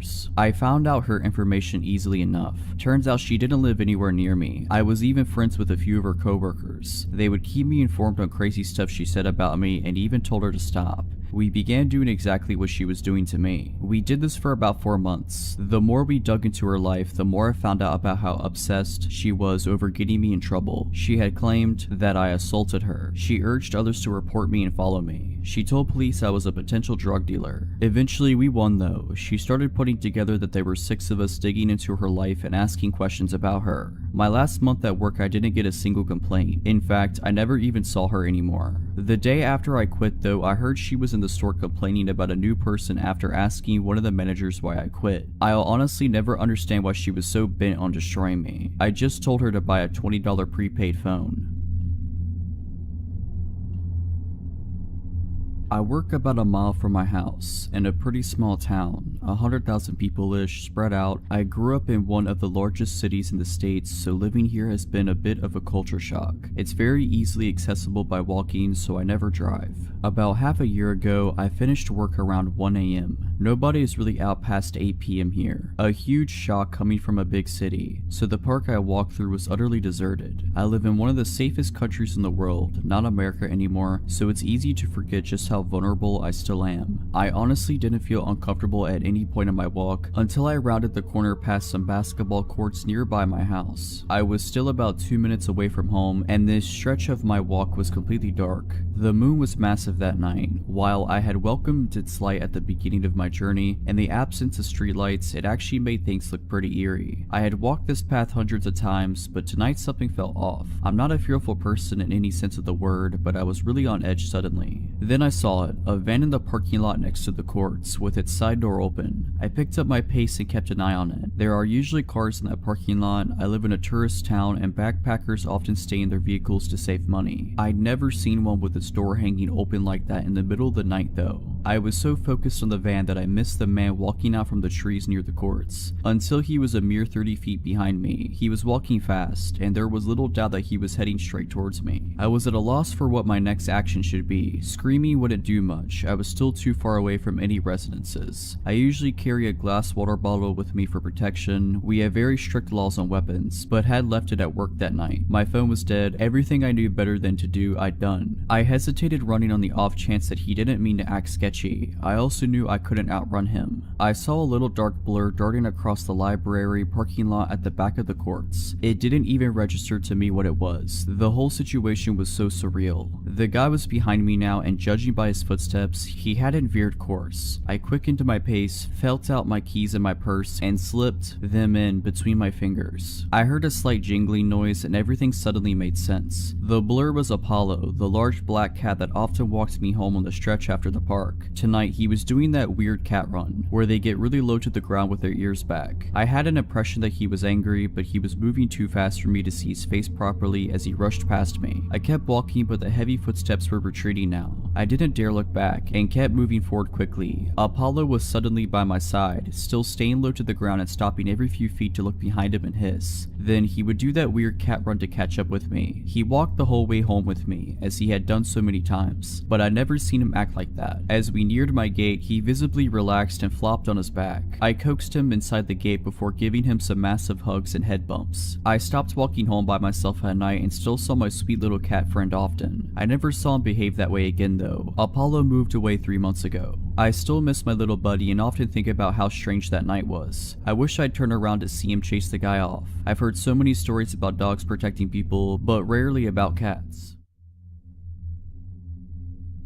I am 20 years old. I live in the suburbs in a small residence of 6 houses. My gate is very often broken, including today. That means 80% of the time it is wide open, so everyone can fit into the small courtyard. My house has 1 floor. There are 4 bedrooms, including mine, and downstairs there is a guest bedroom, which is used as a treatment room because I have big health concerns. This is where all the equipment, medicines are stored, like morphine and doses that could kill an average person, and this is where the care takes place. Also, I have a dog. I am very close to him. He is a little bit all of my life. He feels everything to the point of feeling my epileptic seizures before they happen. To recognize the nurses who are arriving, he recognizes by the sound of their tires when they arrive in the yard. He never barks except when there is a problem. And finally, a nurse spends 4 to 5 times a day to give me care at home, including infusions. This is important for the story. That morning, like every morning, my liberal nurse arrived at 8 a.m. For the rest of the story, I'll call her Sandra. She takes care of me as usual. That is to say, an infusion of a painkiller. She replaces the antibiotic diffusers, she makes me do blood tests, and remakes the cassette of my morphine pump. We usually chat about everything and nothing. She tells me stories with patients during the treatment. My nurses are an integral part of my life.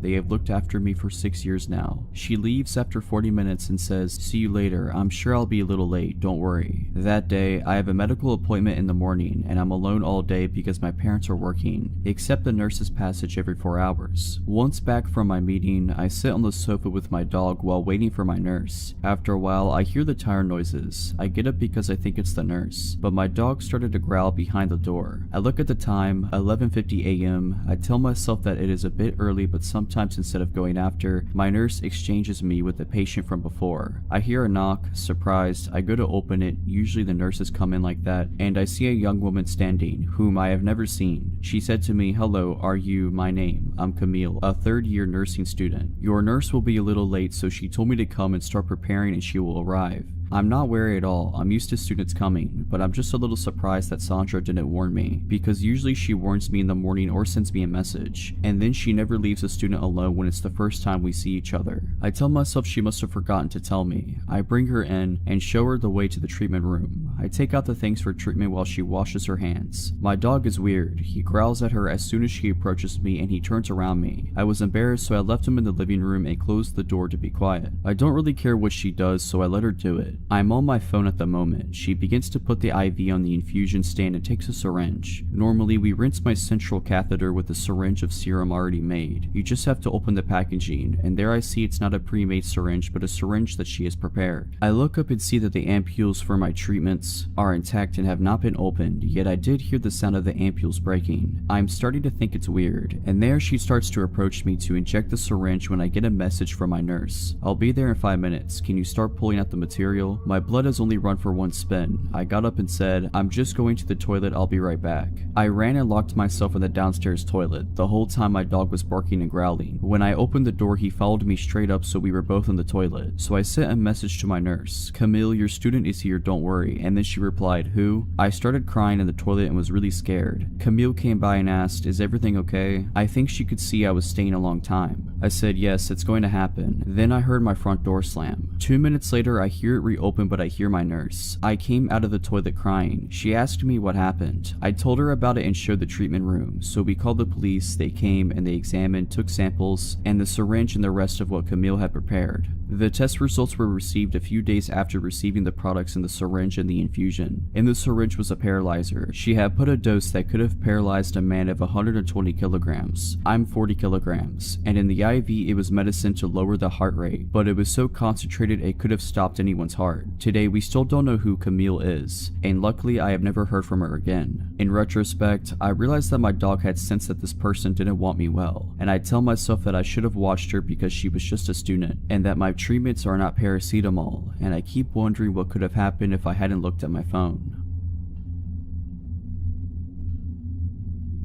This happened about a year ago. There were so many terrible factors working against me that night. I am astounded I got away, at least physically. This all begins when I'm at my friend's apartment, who lives in a really rough part of town. In a series of poor decisions, that night I decided to get belligerently drunk and take a few pills of whatever knows what. I know, safe to say, after a solid night of partying, around 4 AM I was not in the right state of mind. My drugged brain decides that instead of staying the night at my friend's apartment like I normally would, I wanted to Uber back to my own apartment. My friend's apartment had two separate entrances / exits to the building, one in the back unlit parking lot of the building and one facing the street. They had two sets of keys for each door, and I only had keys to the one in the back of the apartment. Since my Uber would obviously arrive at the street and the door in the front of the building locks itself behind you, I exited this way when the driver was soon to arrive. I'm not paying attention to my surroundings at all in this state, despite the fact that there was literally a bullet hole in the front door I just came out of. Not good. I remember checking to see what car I was getting picked up in, and was only able to pick out the fact that it was a black sedan. Soon after stepping outside, a black sedan pulls up to the curb and starts rolling down the window. So I step forward. Before this man even spoke, I could feel something was wrong. He had an expression like he was tearing me apart with just his eyes. After seeing that look, it gave me a new meaning to the word predator, to describe a criminal,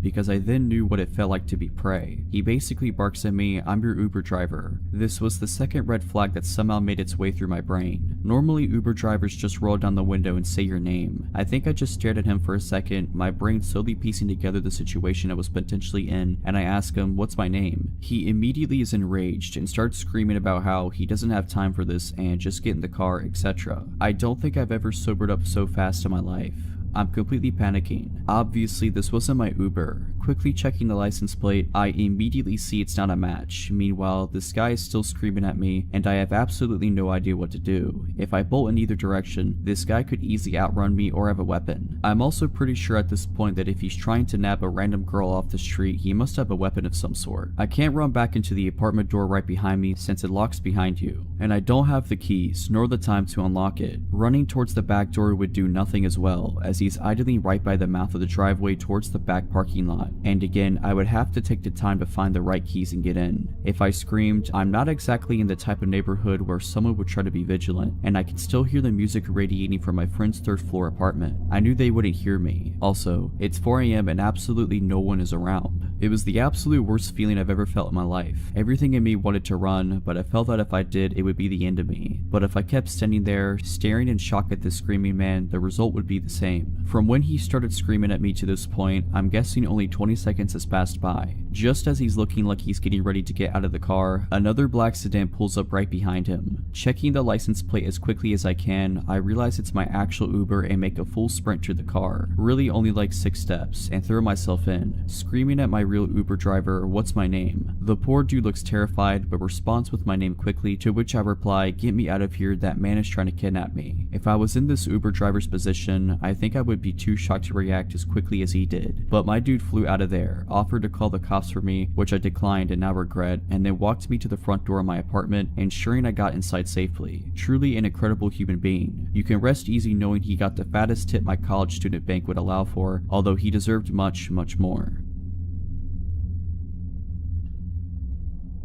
I was one of those kids you see walking around zoos or amusement parks wearing a leash. Those were already a thing 20 plus years ago, but less common, and were initially only tied around the wrist. In my case, it was a necessity. I would always start wandering off from the rest of the family no matter what situation. This is one of the stories that led to me earning my leash. It happened when I was about 6 years old, and I went to the zoo with my mom and sisters. Before every family outing, my mom made sure to give me the talk about not walking off again or face the consequences. My mom mom was a strict parent that made good on her promises she had to, being a single mother of 3. I didn't try to disobey her per se, but I often just didn't pay attention to the world and people around me. No different this day, I behaved and followed the group for a while, but then a butterfly garden caught my attention and off I was. When I finally realized I separated myself from my mom and sisters again, I panicked and started walking around the zoo looking for them, being afraid for my mom's reaction more than anything else. After a while, I somehow got it in my head that if I could just walk out, find our car and wait there, my family would eventually find me. So I did. I got lost within a couple of minutes, walking around a strange neighborhood looking for either our car or the way back to the zoo. Nothing looked familiar. I started crying. Then this man came up to me, just normal looking, about 40 years old, asking if I'm lost. I explained I lost my family when we were visiting the zoo and I'm looking for the way back. I couldn't believe my luck when the man told me he had just come from the zoo and saw a family there standing near the entrance who were waiting for a little girl with blonde hair and a baseball cap. But it was still a few blocks away, so he proposed I walked with him to his car and we could drive the rest of the way back. Just the mention of his car finally made me hesitant. I told him I wasn't allowed to get in a car with strangers. My mom would be mad. He then said something like, that was true, but I looked smart enough to know that if I could trust someone. Don't remember the exact words, but something like it. Also, he added, he spoke to my parents earlier when they were looking for me, so he's not a complete stranger. That didn't seem right. I asked him if he really talked to my dad, who had died a year before, and when he said he did, I broke down crying uncontrollably. I still didn't understand the situation I was in. I was just really confused about everything and scared of how angry my mom was going to be after all this. Finally, my crying caught the attention of the security guard of a parking building we were standing next to, asking if there was something he could help with. The guy stepped aside with the security guard and started explaining the situation, but made it vaguely sound like he was my father and we were looking for his wife. The security guard seemed to believe him, pointing us in the right direction towards the zoo. The man thanks the security guard and proceeds to take my hand to walk away. The security guard takes a last look at me and asks me, in a comforting, friendly adult to child kind of way, why I'm still crying. I tell him that my dad is dead. He looks really confused for a few seconds and then asks if the man is not my dad. I tell him again, no, my dad is dead. In a split second, his whole face and posture changes and he turns to look at the guy, who's trying to explain he never actually said he was my dad, that the security guard must have misunderstood and he was just helping me find my mom. The security guard said he appreciated the man's help, but he would take me out of his hands now, and the guy immediately took off. I don't think there was much else the security guard could have done. I explained the whole situation, and after making a phone call, he walked me to the entrance of the zoo, which was just around the corner from the parking building, and from there we were brought to the security's office where my mom and sisters were already waiting. I feel extremely lucky for the security guard being at the right place at the right time that day, and very grateful for the extra second of time he took that could have made all the difference. I, a 24-year-old female at the time, was 21 years old. I lived in a larger small city in the Midwest. At the time, I had no car, a bicycle, and hardly enough money for the public buses. I worked at a retail battery, lighting, and repair store. I worked full-time and only lived a little over a mile from my job. Because of my willingness to learn and my close proximity to work, I often worked all sorts of hours, mostly by myself. This time I wasn't the person closing and had a coworker, Joey, 22-year-old male, who came in for a part-time shift after he wrapped up classes at the local college. We had a close friendship and we often stood up for each other and stood in when we were flustered or needed to go to the bathroom in the back. Joey received a phone call for a possible repair on a smartphone, possibly LG low-tier phone though, and he wasn't 100% sure if it was a phone that we could repair. He asked the young female caller to stop by for a consult. She had quickly agreed and said that she would stop by at around 5:30 p.m. This was a night that I was supposed to get done at 6 p.m. and catch the bus at 6:12. It was a windy, drizzly, early fall night. I remember this because I had my bike with, and it became my anchor that night. A little before 6 p.m. this frantic, terrified, bawling 19 to 20-something-year-old woman came into our tiny shop. I was at the counter, switching out aging price tags and general store maintenance. I looked up at her, confused and willing to help. She looked me deep in the eyes, asking if Joey was here. At the time, he was using the tiny bathroom in the back, so I had to step in and help out any customers. I told her that he was currently busy and that I was willing to help her. She handed me her smashed cheap phone very timidly. My customer service skills couldn't prepare me for what she was going to say next. She quietly told me that her boyfriend, who was out in his red mini truck in the small front parking lot, had gotten angry and smashed her phone when she tried to call her sister that afternoon. I took the backing off of the phone and tried to research searched the model for any possible screen repair. No results found. I tried to hand her back the destroyed phone, and she pushed it back into my hands with a pleading look. Then the honking commenced. There was this light drizzle outside, so our front glass door was covered in beaded drops, and was slightly fogged over. I couldn't see who was honking out there. I told her again that I couldn't help, and for her to try our cell phone repair competitor down the road. The tears started to really flow down her cheeks, and I was freaked out at this point. She kept throwing glances behind her, and the honking would not stop. I shook with fear and rage at this point. I myself was in a domestic abuse situation at the time, and knew what this girl was experiencing. I broke my locked stare at her and tried to look at our system a second time for a replacement screen. Nothing again. I looked up from my computer and saw a shadowy figure of a young man pacing in front of the store. I was just happy that the honking stopped, but I was increasingly shook up. My whole body vibrated with fear, and I whispered across the counter if she needed me to call 911. She slammed her hands down on the counter and said that I couldn't do that. She begged me not to. At this point, Joey came out from the back and asked me what all the honking was from. We had a lot of elderly, farmers, lazy, and disabled customers that would honk their horns for us to pick up heavy battery cores from their cars. He thought that it was one of those situations, but with the looks on our faces, he knew something horrifying was happening. The young guy stopped pacing outside and began banging on our front door. Joey took the girl's phone from my hands and said for me to go in the back and lock the back employee-only doors. I did what I was told and grabbed my bag, my bike, and my jacket. I looked at the clock in the back and it read 6:14. I spent 15 minutes with this girl, both of us feeling like trapped animals. Joey did bodybuilding during his free time and was a gentle, non-confronting, short but stocky guy. I was a short, obese, kind lady that would respond either of two ways, like a doormat or ready to stand my ground. I knew that I couldn't fight a customer and neither could Joey. Not because of physical reasons, we'd lose our jobs and we had no idea what to do. The young guy threw the door open and the wind kept the door open. He had this manic, hateful look about him. A total predator he was. He was slim but muscular, early to mid-20s, and was soaked by the rain. He took the broken phone off the counter and took the girl in tow. He hurled insults at us and I gave the girl a pitied look. He slammed the door back shut and both Joey and I stood in absolute silence. He snapped out of it and ran to the front door and locked it. I told Joey to call our manager from our store landline and stood around while he did.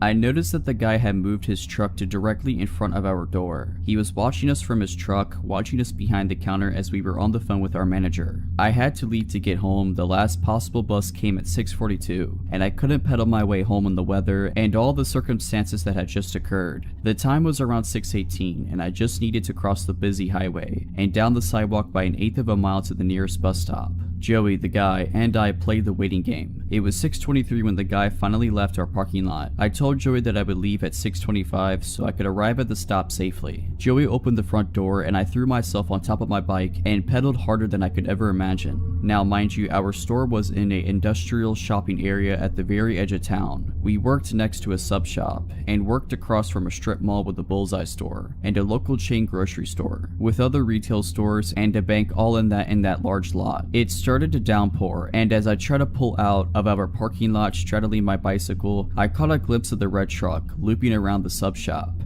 The highway had dual lanes each way, and I had to play real-life Frogger. If I wanted to make it my destination in one piece, there was a few cars that slowed for me as I hauled myself to the other side of the road. I jumped off of my bike and threw it on top of the curb. I promptly hopped back on and tried to pedal off. My front wheel was stuck in the grassy strip and my right foot had slipped off of the pedal. My shin struck the pedal and I had to act quickly. I grabbed the frame of my bike and jogged awkwardly to the bus stop.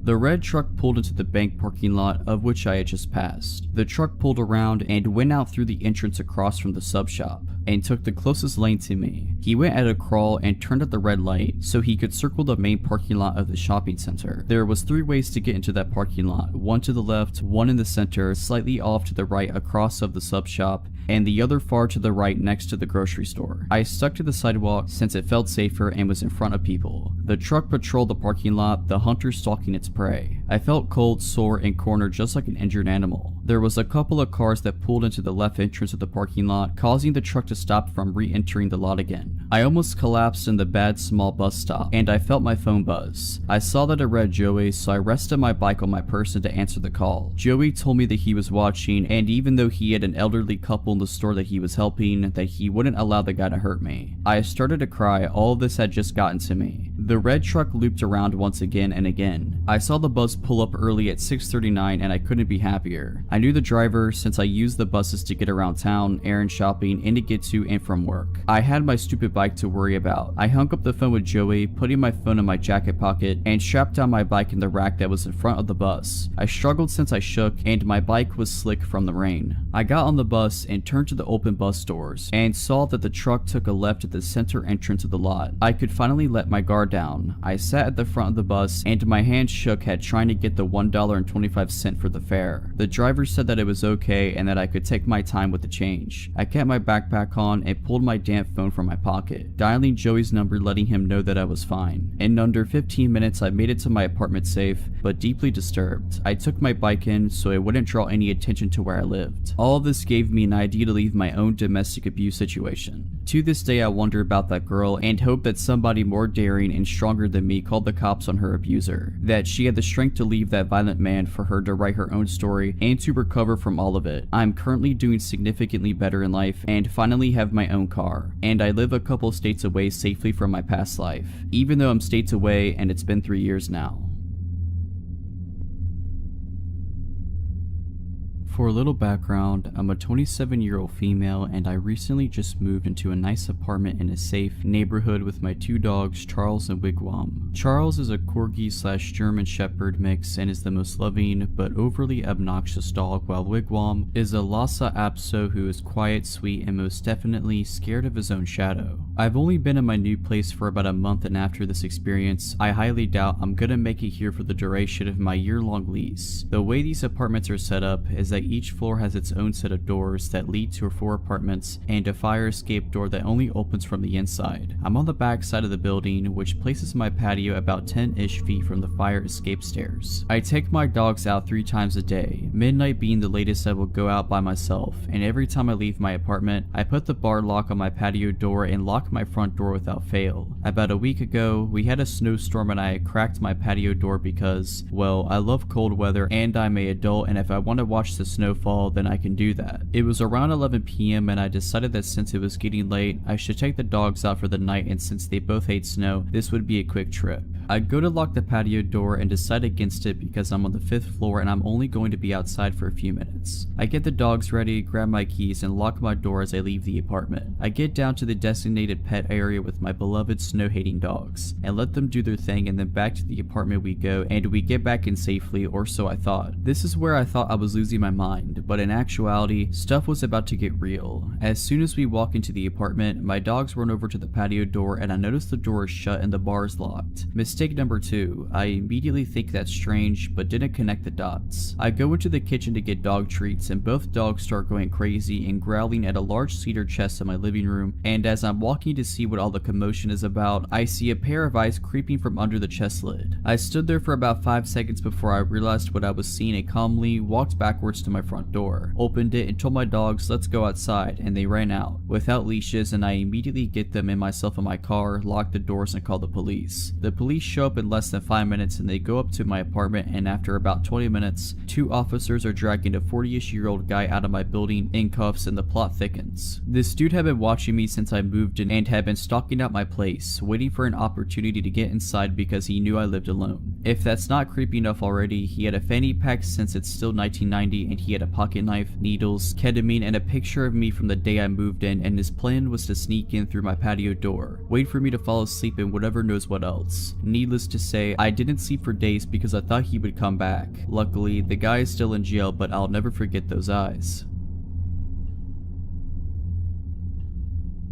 When I was 11, almost 12, the woman living above me was a coke dealer. The night of my 12th birthday, she went missing. Not long after, her boyfriend came down to ask if he could use our phone. This was 2004, so having a cell phone was more of an exception than a rule, at least in my area. For a little context, I was home alone at the time while my mom was at work about a 5-minute walk away. My mom had let our neighbor and her boyfriend come in to use our phone several other times before, so I assumed nothing was wrong with it and let him in, bringing him into to the living room, which is towards the front of our apartment, to use the phone in there. He picks up the receiver, dials a number, waits a few seconds, then hangs up on the phone. He does this a couple more times before the front door of the building opens. You can easily hear the front door open from where we were. It's a heavy door, the walls are thin, and the way our building is set up, it's a small, old single-family house converted into apartments. Me and my mom's apartment were the only ones on the first floor, and our upstairs neighbor's apartment was the only one above us. Irrelevant, but there was also a much smaller apartment below us. My neighbor's boyfriend looked at me, put his pointer finger to his lips like he was just trying to shush me, and told me not to tell anyone he was there before speed walking to my room at the other end of the apartment. I watched my bedroom door close right before there was a loud, hard, cop-like knock on the door. My jaw dropped as I opened the door to see a cop. He asked if my neighbor's boyfriend was there and, being scared, I stammered out, "Yeah, he just went into my room." The officer asked if he could come in, which I agreed to, and as he was coming in, he asked if I could let his partner in the back door and lead them into my room. We walked together to the back of the apartment and I let his partner in. The back door to the apartment was right next to my bedroom door, but we had to walk around the kitchen table to get there. There was just barely enough space between the two doors to fit a narrow, rectangular table against it without blocking the path to either door. After I let them into my room, I watched as they pulled my neighbor's boyfriend out of my bedroom closet. As they brought him out of my room and towards the back door, which just led to an enclosed fire escape, they told me to go wait in the living room while they brought him out the back door. I walked back to the living room and, after they closed the door, I couldn't hear what they were saying, but I could hear the distinct sound of metal clicking and quickly realized that he had just been handcuffed. Still scared, I waited for the police car to drive away before grabbing my keys, making sure the back door was locked, and locking the front door on my way out before running to my mom's work crying. Pretty sure I cut the 5-minute trip into about 2 minutes. And I've never been a fast runner. I was fueled entirely on adrenaline and fear at that point, and I just wanted my mom. When I told her what had happened, my mom was pissed that he had used me the way he had, hiding out in a child's bedroom closet of all places to try to keep the cops from finding him. She gave me a short but gentle lecture that night about not letting people in to use the phone, telling me that I was not to let people use up her phone even if I knew them unless she was home. I don't want to know what exactly he was wanted for, nor do I want to know what could have happened if the cops had not shown up.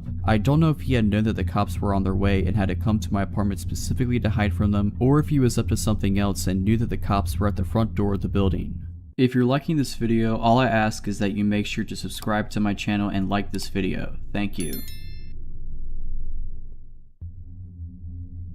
This happened back while I was in college a couple years ago. Me and my roommate moved into a beautiful apartment our junior year of college. Our parents made it extremely clear that us living alone together was not ideal for some of the cheaper, shady neighborhoods close to our college. We attended a college in our state capital, so we were in a city environment, and had certain criteria we had to meet in order for us to live there, and for them to co-sign our leases. Lit sidewalks, keyed entry into the apartment building, lit parking lot, X amount of blocks from campus, etc., etc. So we finally found one that fit our parents' criteria. Our apartment building had a keyed entry for both the front of the building and the back gate that led to the fire escape. Our apartment was an end unit that led to the fire escape, so there was 2 deadbolt locks on it. We loved our apartment. We felt safe, we had fun, truly living the college experience. And then my roommate's boyfriend starts slowly moving his things into the apartment and staying there way more often than he should. I finally tell my roommate if he wants to stay here and use the water, electric, and food I help pay for, then he needs to pay for it too, including our rent. I tell her a 3-way split, or I'm paying only my rent and he can pay the entire electric, water, and trash bill. I think I'm being pretty fair, and even though her boyfriend doesn't have a job, that's not my problem. I work and go to college. Your "I don't want to work at McDonald's, yes he actually said that" excuse is completely garbage. If you want a place to stay, then to the Golden Arches you shall go. So instead, my roommate starts sneaking him in really late at night after I go to sleep, and he leaves on days I'm home. While I'm in class he's there, then leaves before I come back. My schedule is extremely routine. Well, he can't have a key, so if my roommate is in class or at work, how is he getting in? He can't take my roommate's key because if he decides to leave halfway through the day, how will she get her key back? All good questions. The solution they came up with was to leave the back door unlocked that leads to the fire escape,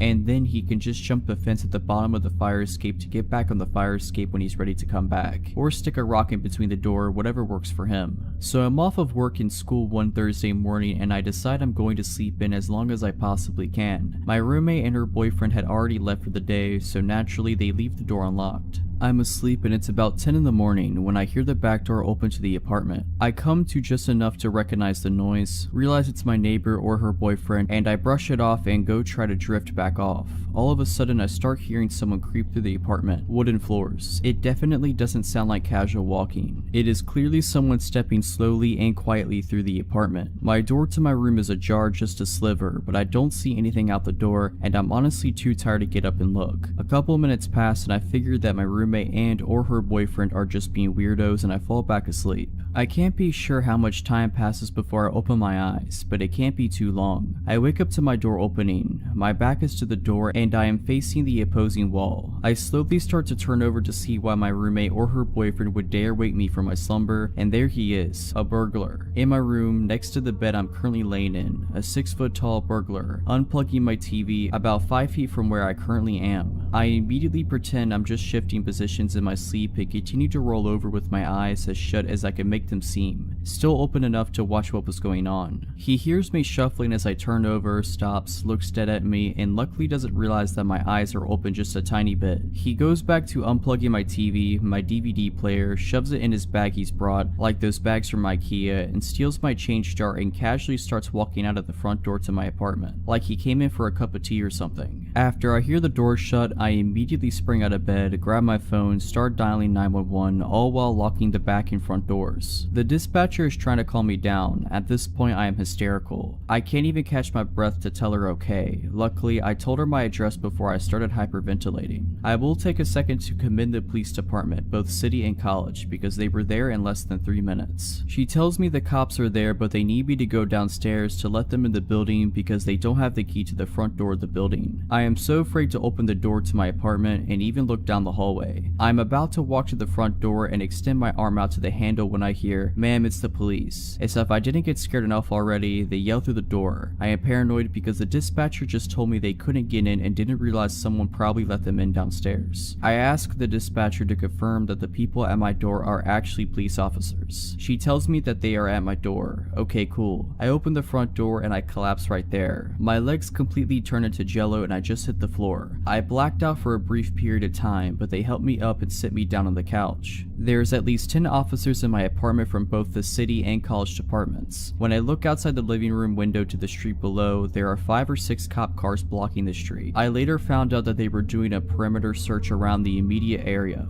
I'm being bombarded questions now. I have to try to find out what's missing besides the stuff from my room. I'm crying, I'm shaking. This is not at all how I saw my day off going. I tell them my roommate left the back door open for her boyfriend, they inspect the back door and blah blah. The next thing I know, my roommate and her boyfriend walk in and they both have the most dumbfounded looks on both of their faces. At this point now, there is a detective talking to me and I'm giving my statement, giving a description of the burglar, the stuff missing, looking at mugshots, etc. I immediately stop talking to the detective, look up at the both of them and blurt out, "Someone robbed us while I was asleep. He came into my room." 2 officers take her and her boyfriend aside and talk to them while I'm finishing up with the detective. I call my then boyfriend and he comes over to help me pack my stuff to stay over his house for a couple of days, which turned into staying until my lease at my place ended, around 4 months. After failing to recognize any suspects in a lineup, the cops slowly start leaving. After they all leave, I call my parents to tell them what had happened, gather my things, and head over to my boyfriend's house. My roommate and her boyfriend never once apologized, not for leaving the door unlocked, but just a general "I'm sorry this happened to you" type of apology. They never asked me if I was okay, if I wanted to talk, nothing. The day my lease ended was the best day of that entire year. I couldn't wait to get away from my roommate, her boyfriend, and that apartment. They never found the guy who robbed me that day.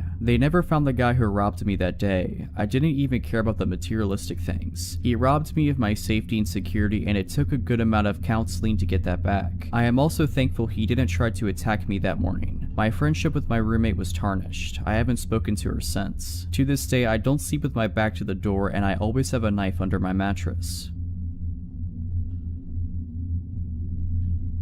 This happened to me 2 to 3 years ago. I was around 23 at the time. I am a female and I live in Romania. One night I was coming home from class, masters. Classes start after 6 p.m. and end at 10 p.m. At around 11 p.m. I had to take the subway for about 12 stops. The destination I have to get off at was the end of the line for the subway. At the time, there wouldn't be many people in the subway. All I need is my headset and my music and I am good to go. Said and done, I plug in my music. I pick the furthest chair in the subway, away from the only 2 people that were taking the subway with me at the time. So far so good, until I see, with the corner of my eye, a silhouette approaching me and sitting right next to me. It was a man, fairly built, dark hair, wearing glasses, a black shirt with a black hoodie, and a sickening smile. He doesn't engage in talking with me, but would just stare at my phone as I would browse through my music. I can hear him breathe heavily, not like painfully, but still like he was feeling something very strong. I feel uneasy, so I decide to change my seat and go even further behind, trying to avoid him. I pick a new chair, sit down, plug my headset again, and proceed with the remaining 6 to 12 stops on my way home. I see the silhouette growing bigger and bigger and a breeze running on my skin as I realize the guy is again sitting right next to me. Glancing in midair, dead eyes, a big smile, staring right into my phone. I panic. There are still 4 stops to go. I have nowhere to hide. I look after the other person in the subway trying to sit next to her, thinking that strength comes on numbers. She is no longer there. I start shaking a bit, but not allowing the creeper to notice me being vulnerable. I stand up, go to the door, and just decide to stand until my stop comes. This way he won't sit next to me, right? Wrong. He comes straight after me and sits on the chair right near the door because he couldn't see my phone, on which he was so focused so far from that angle. He fixates me right in my soul with his eyes and says, "Hi gorgeous, why are you avoiding me?" I am freaking out as I look at my phone trying to call my boyfriend or message him, and he stops me by saying, "I know no one will help you. You would have sent an SOS message by now. I know you didn't." That moment I realize I am cornered. He has been focusing on my phone to see who I was talking to, trying to figure out if I panicked, trying to see if I would ask someone for help. He cornered me bad. I had the luck to reach my stop as I would delay any reaction or ignore him so that he would repeat whatever he wanted to say. I drop off and run for the exit, not looking back.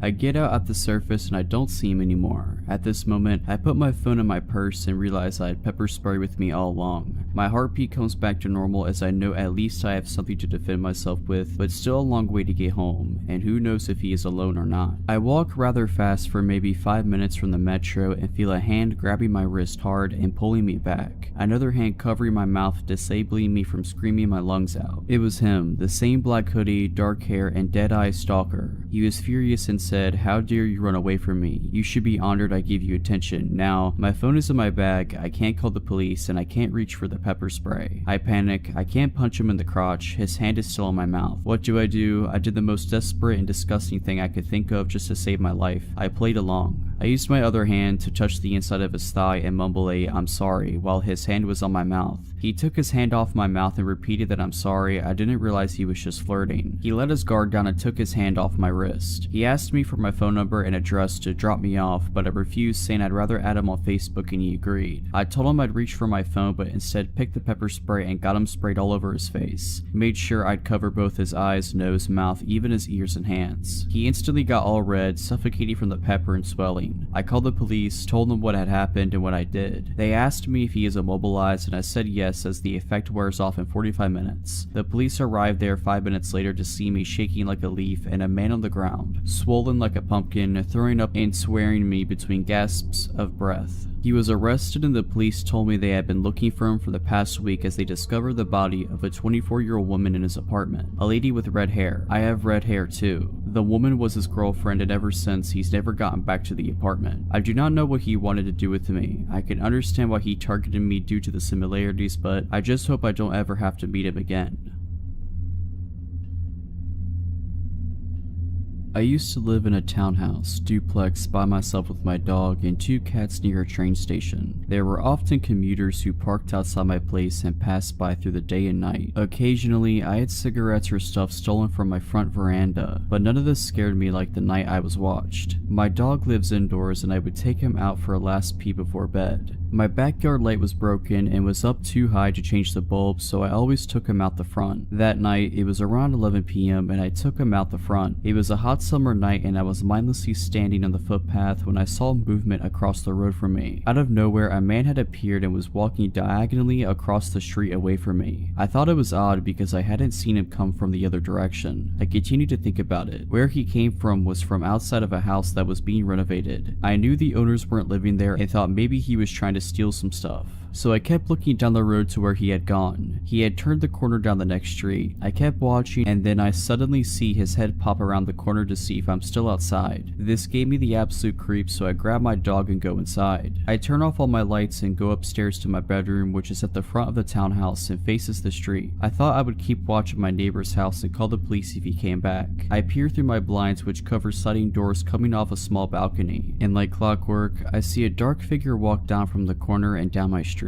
He's moving towards the house across the road, and then I suddenly lose sight of him. A tree in front of my townhouse obscures my view for a moment, and then he is there. He's not just there, he has stopped at the top of my driveway, just standing there. I kid you not, his arms were out by his sides and legs apart in an unnatural stance, like he was preparing for something, like he wanted to come kill me. My heart is racing so hard I can barely hear, and I'm standing there slack-jawed looking at this would-be assailant when one of my cats comes to see what's happening. My cat slides his body between the blinds and window, further opening it, and I see this person, this man looking up towards me. I'm thinking surely he sees me. If he does, this doesn't stop him. He starts walking down my driveway undeterred and fixated. I lose sight of him under the balcony and awning. By this time, my eyes are watering in fear and tears are streaming down my face. I don't know what to do. I go sit in my bed. I pick up my mobile and dial my dad, who lives in a suburb away. He answers. I whispered to him what was happening and he said he will be there as soon as he can. I lie down on my bed and lie as still as I can, tears rolling down my cheeks, pure fear, not knowing what this man was doing downstairs and if he could get in. What if I hadn't locked the doors? And then it dawned on me, why am I lying here in the dark crying? Turn a light on. So I did. What seemed like a lifetime but was probably just a couple minutes later, my dad arrived. He had an umbrella with him. I live in Australia, so no guns, but he could have at least brought a knife.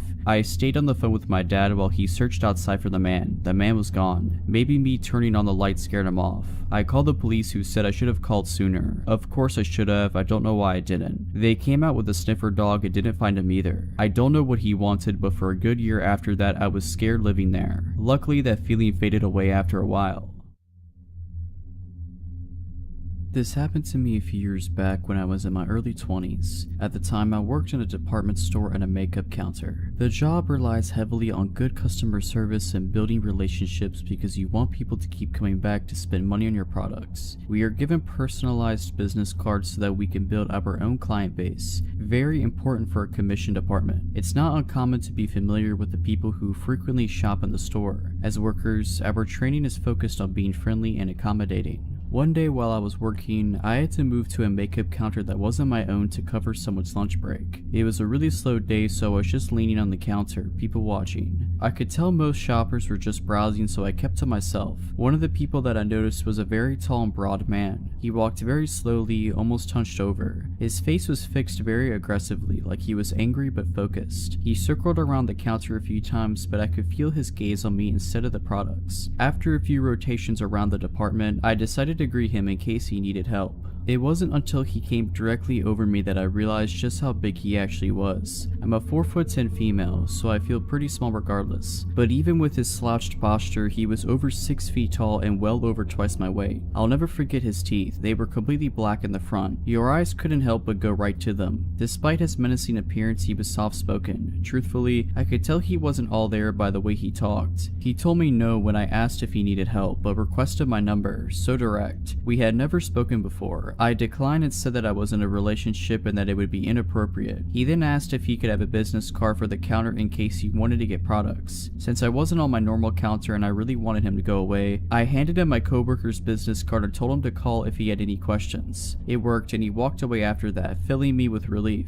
Only a couple minutes later, the phone on the counter rings. I answer with my peppy customer service voice and say, "Thank you for calling makeup brand name, how can I help you?" And immediately I know it is the same guy when he starts talking. He asks me again for my personal number and I explain once again that I cannot do that, but he just wants to talk, he explains. Since he wasn't getting the hint, I say, "I should have told you that I'm married, you can't have my number." Politely he apologizes and hangs up. I thought that would be the end of him, but for the next few weeks or so I spent much of my time at work anxious that he would show up. I would see him every week and he would lurk around the counter looking for me. Anytime I would see him, I'd immediately drop what I was going to run and hide or run to the closest customer and offer any bit of assistance to make it look like I was busy so he wouldn't talk to me. I successfully dodged him every time, and it came to the point where I stopped seeing him. I was thrilled. I had almost completely forgotten about him until one day I decided to go to Walmart by myself to pick up a few things on my day off. I generally like to shop alone. I can take all the time I need and I like leisurely looking around. I grabbed a basket and made my way over to the cosmetic/hair wellness section, since that's where most of the things I needed were. I only managed to grab a few things before I locked eyes with him as I walked by the supplement aisle. I had recently changed my hair color and wasn't wearing my work uniform, so I didn't think he'd realize who I was. I was ready to just go about my shopping and ignore him until I noticed that he dropped the items he had in his hand and started heading my way. I panicked and stiffened my pace immediately. I thought to myself, he's not going to really follow you through the store, right? But as I turned around to look, I could see his humongous body just plowing through people, with that same terrifying look on his face, only meaner, his black teeth growing closer with a snarl. Since the direction I was walking was the opposite of the exit, and there was no way I was going to turn around, I decided that my best course of action would be to follow the perimeter of the store and cut down the center section, which would bring me close to the registers. I speed walked the entire time in the hopes of losing him amongst all the people, but never once turning around again. By the time I made it to the register area, I could actually feel him behind me. Still not wanting to turn around to look,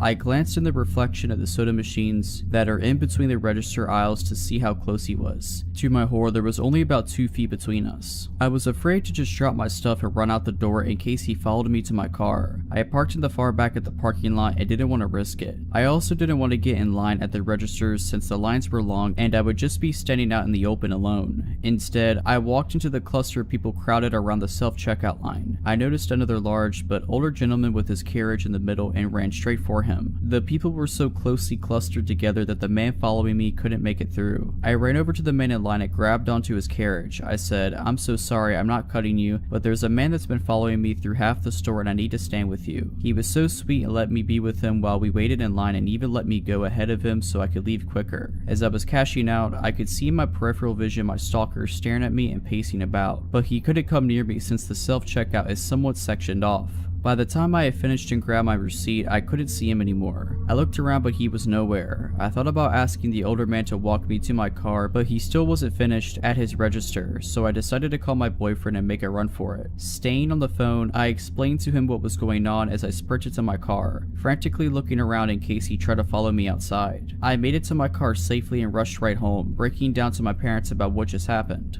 I could feel it in my bones that the man wanted to do something to me, and thankfully I didn't find out what that was. His aggressive aura was bad. To this day, I could still remember the adrenaline that I felt when he followed me. I had never felt so vulnerable. I quit that job roughly 2 years later.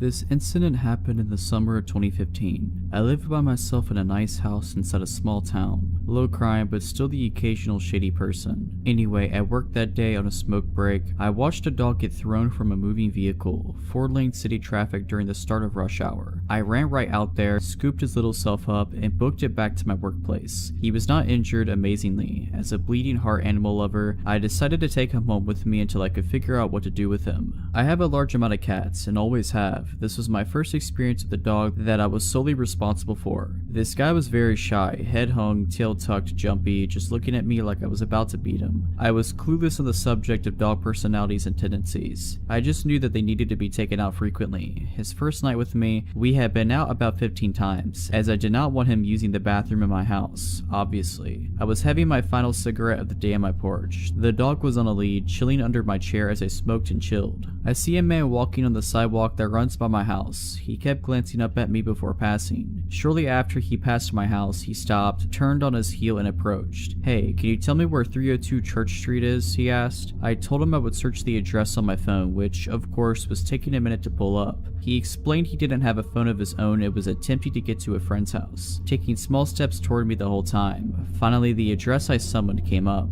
It's exactly 2 blocks north of here, right on the southwest corner of the cross street, I told him, pointing in the direction. He kept his eyes locked on me, continuing to slowly move closer. The dog starts growling very softly at this point. I forgot he was even there until now. Mind if I take a look at the map? He grinned sheepishly. I'm bad with directions. I rose from my seat, pointing again. It's truly just 2 blocks up the road. Just follow the road. 2 blocks. The house will be on your left, making it very clear that I wasn't going to just hand him my phone. Well, can I call them? I need to let them know I'm coming, he said, still creeping closer, extending his hand. No, I curtly replied. How about text them, pushing forward still. Dude, no. I started toward my door. Just let me see your phone. He was visibly becoming pissed off, clearly trying to contain it and getting way too close to my porch. As a last-ditch effort of getting this dude to screw off, I say, you need to get out of my yard. My dog's protective, he will screw you up. I didn't know the first thing about this dog, let alone whether he had the capacity to screw someone up. I just hoped Sane would intimidate pushy phone guy. Like I had said the magic words, Pupper springs into action. The dog emerges like a bullet from under the chair, growling, snarling, and barking his head off. He jerks me near off the porch trying to get at this guy. He sounded and acted like an 80-pound attack dog, not a 40-pound timid beagle mix. I was afraid. I didn't know if the pup would turn on me. As stated previously, at the time I knew absolutely jack nothing about dogs. He backed his hindquarters into my legs, almost nudging me to the door. Still carrying on, eyes locked on phone dude and baring his teeth. Phone dude holds up his hands and backs off, stammers something like, 2 blocks north, yeah? And begins walking that way. I go inside, cut off my lights and peek out the window at him. He glances at my house, assured I'm inside, turns and begins walking the completely opposite direction I pointed him in. Icing on the cake, he pulls a phone from his pocket and raises it to his ear to make a call. The dog secured his place as a member of the family that night. He is incredibly protective of me and has frightened away another creeper since this incident. He is attached at my hip and has made it known that he is grateful to be in a safe, loving home, wherein he will never again become a projectile from a moving vehicle. His name is Hank, and I truly believe that night would have ended very poorly for me had he not been there.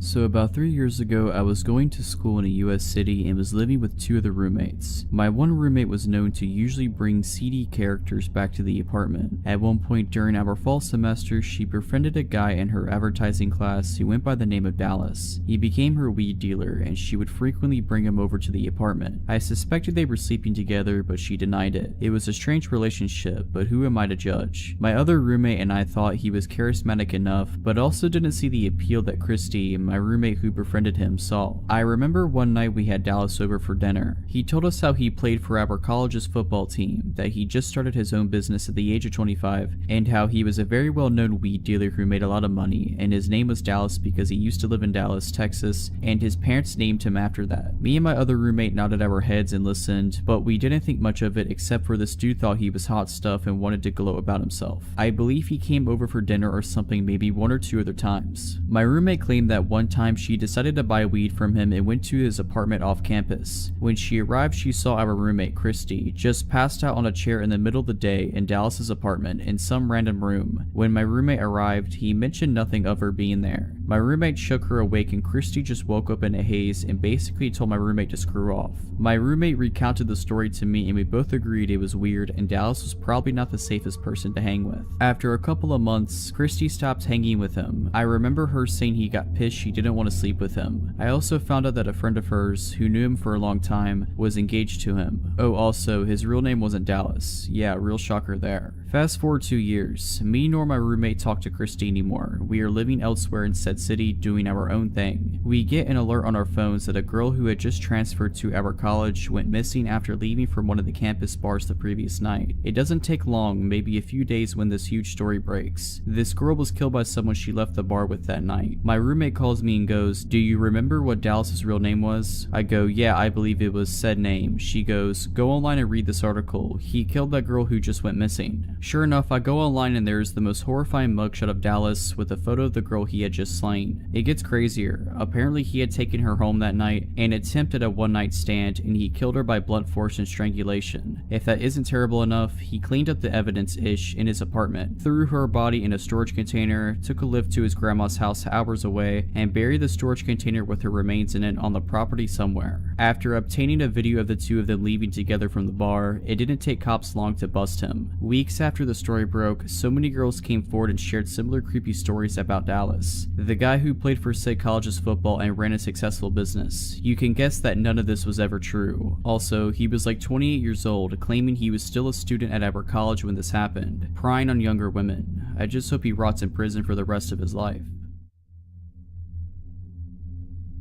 For a bit of backstory, my mom was dating an abusive guy at the time. We'll call him Ian. Because of Ian and the crazy fights they had gotten into, we couldn't lock up my house at all. He had kicked in both the front and the back door to the house and they never fixed. My mother and Ian were at the bar all day, every day. I told you this so you would know why the house wasn't locked up and where my parents were when this happened. This incident occurred when I was around 12 years old and my little brother around 10. I was a really small girl at this age and my brother was sick all the time, so he was very tiny and frail. My mother and Ian were at the bar as usual. When you opened my front door, it put you in the living room and you could see the back door. There was a hallway to the right that led back into the bedrooms, and that is where my brother and I were. We were in his bedroom with the door closed playing something on a PlayStation. It was around midnight or 1 AM and we were playing and having a good time when I heard a weird noise. My brother didn't hear it and I didn't want to creep him out. I told him that I wanted to go get a drink and told him to stay in the room and I would bring him something. To get to my kitchen, you would have to walk down the hallway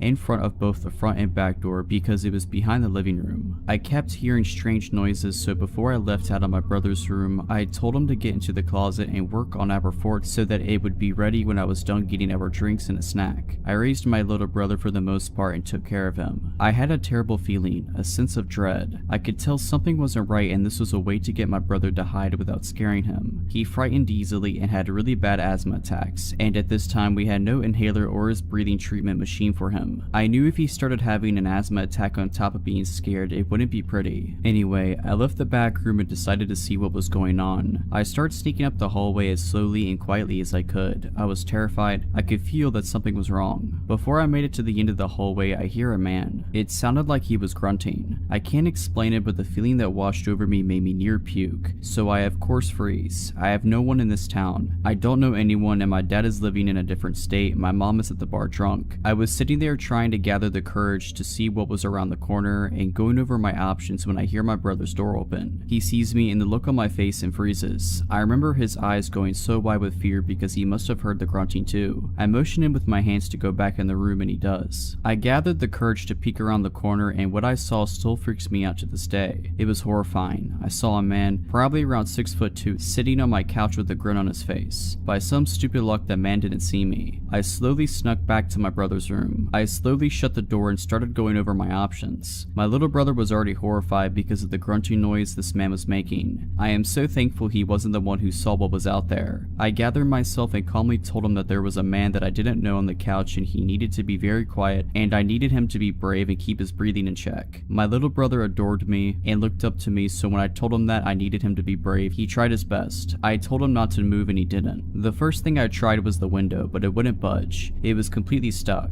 I'm making myself stay calm for my brother's sake, but I know what's sitting out there. So since the window was stuck, I decided to start looking for a weapon. My oldest brother lived here and I knew he had swords somewhere. I don't remember where he was. As I'm looking for a weapon, I hear the man saying, "I know you're here." My stomach knotted up, the hair on the back of my neck raised, and I instantly got a cold sweat. And then I hear it. My little brother had started wheezing. Asthma attack. I hugged him, reminded him about being brave, and told him to sit still and focus on his breathing. I started frantically trying to get my window open, but it was stuck. I looked around and started moving blankets when I find my older brother's cell phone that he always forgot. I remember thinking that I was lucky and felt a bit of relief. I immediately called the police and told them what was going on, hysterical at this point but still remaining quiet. The dispatcher told me to remain on the phone so she could hear what was happening when the man started banging on our bedroom door. It had been about 5 minutes into the phone call when this happened and I could no longer remain calm. I had lost it. I started screaming. I forgot to mention that our bedroom had the only working lock, so the door was locked. He was trying to get in and banging on the door. His banging got louder and louder. He was screaming to let him in when it went completely silent. Then he did the creepiest, most terrifying thing ever. He started laughing. He then says, "You know I could just bust down this door in about 2 seconds, right, little girl?" He then starts lightly knocking on the door and asking me to open it. Then I hear the police start screaming at him to get on the ground, put his hands up, etc.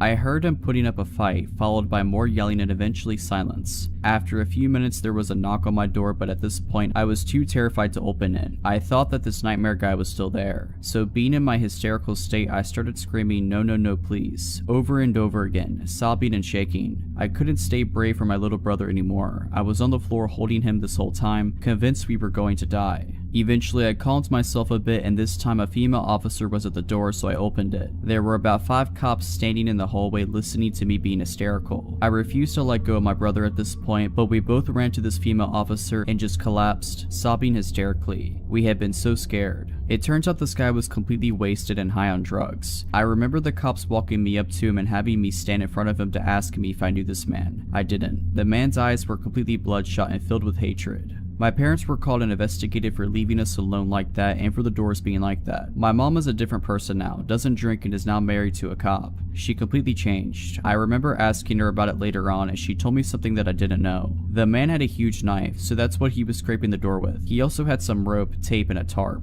I still don't know how he didn't get to us, or why he didn't just bust the door down to get us. It would have taken 1/2 kick from him to kick the door down. It was super thin. So hopefully I will never have to endure that horrible experience again.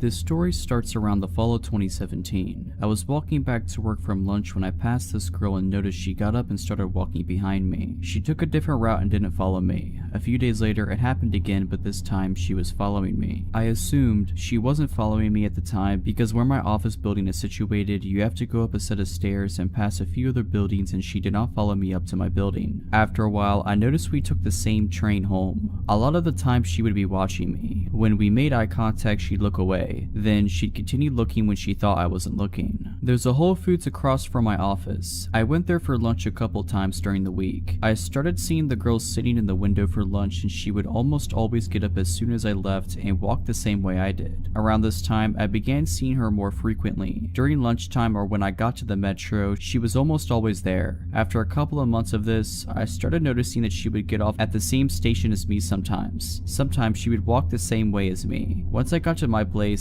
I live in a condo with my brother. She would always pass by but never follow me up to the entrance. During this time, I started receiving phone calls at work from random phone numbers that at the time I assumed was spam. There would either be silence on the other end or the person would hang up immediately. I also started receiving fake Facebook requests from people I already knew or were already on my friends list. December of 2017 comes. By this time, I'm not going to Whole Foods as often. If she gets off at the same station as me, I go into a restaurant or go shopping for groceries before I go home. Around this time, an old friend I went to high school with contacts me kind of out of the blue. Said she wanted to follow me on Instagram. We text a couple of times and I accept her follow request. She contacts me again about a month later from a different number, but this time she's texting me frequently. I'm talking about every day / every other day. I'm not one to be mean or show when I'm annoyed too often, but after months of this, when she asks me if she's texting me too frequently, I don't hesitate to tell her that she could lay off a bit. She stops for a week or so, then starts texting frequently again. This whole ordeal should have sent red flags up for several reasons. During this time, she would ask me so many random questions, like what would you do when you're trying to get to know someone? She would ask for selfies, which I declined because I don't like taking pictures of myself, and I would tell her that there are plenty of pictures of me on Facebook. She would ask what I'm doing on the weekends and the names of my friends on occasion, which I wouldn't tell her because I thought it was weird that she'd want to know my friends' names. I only sent her a couple of videos of fun things I do, but that's it. August 2018 rolls around. I am still seeing creepy girl everywhere during the week. I get pulled into my boss's office. He says that a few coworkers received fake screenshots from Facebook of me talking badly about them. Now, I never post on Facebook and would never talk bad about my coworkers on social media. I don't have a grudge with anyone, nor do I know of anyone who has a problem with me. I managed to clear things up with everyone involved and still had my job. Of course, my friend is still texting me fairly frequently, and I tell her what happened a couple days later when I got home from work. I tell her I don't want to get much into it, but she keeps pushing for details. I finally told her I was going to go to bed and she got the message. The more I thought about all the times she texted me, the more uneasy I got. Some things that she said just didn't make sense, especially from the way I remembered her. We had kept in touch over the years, just not as frequently, and we hadn't touched base for a while before I heard from her in December. A couple of weeks later, I decided to reach out to my friend on Instagram, but the Instagram she last messaged me through wasn't there. However, there was still an Instagram for her I followed and that follows me back. I reach out to her and ask what her phone number was. Phone number is completely different, and it turns out that she was never the one texting me, nor did she request following me on Instagram.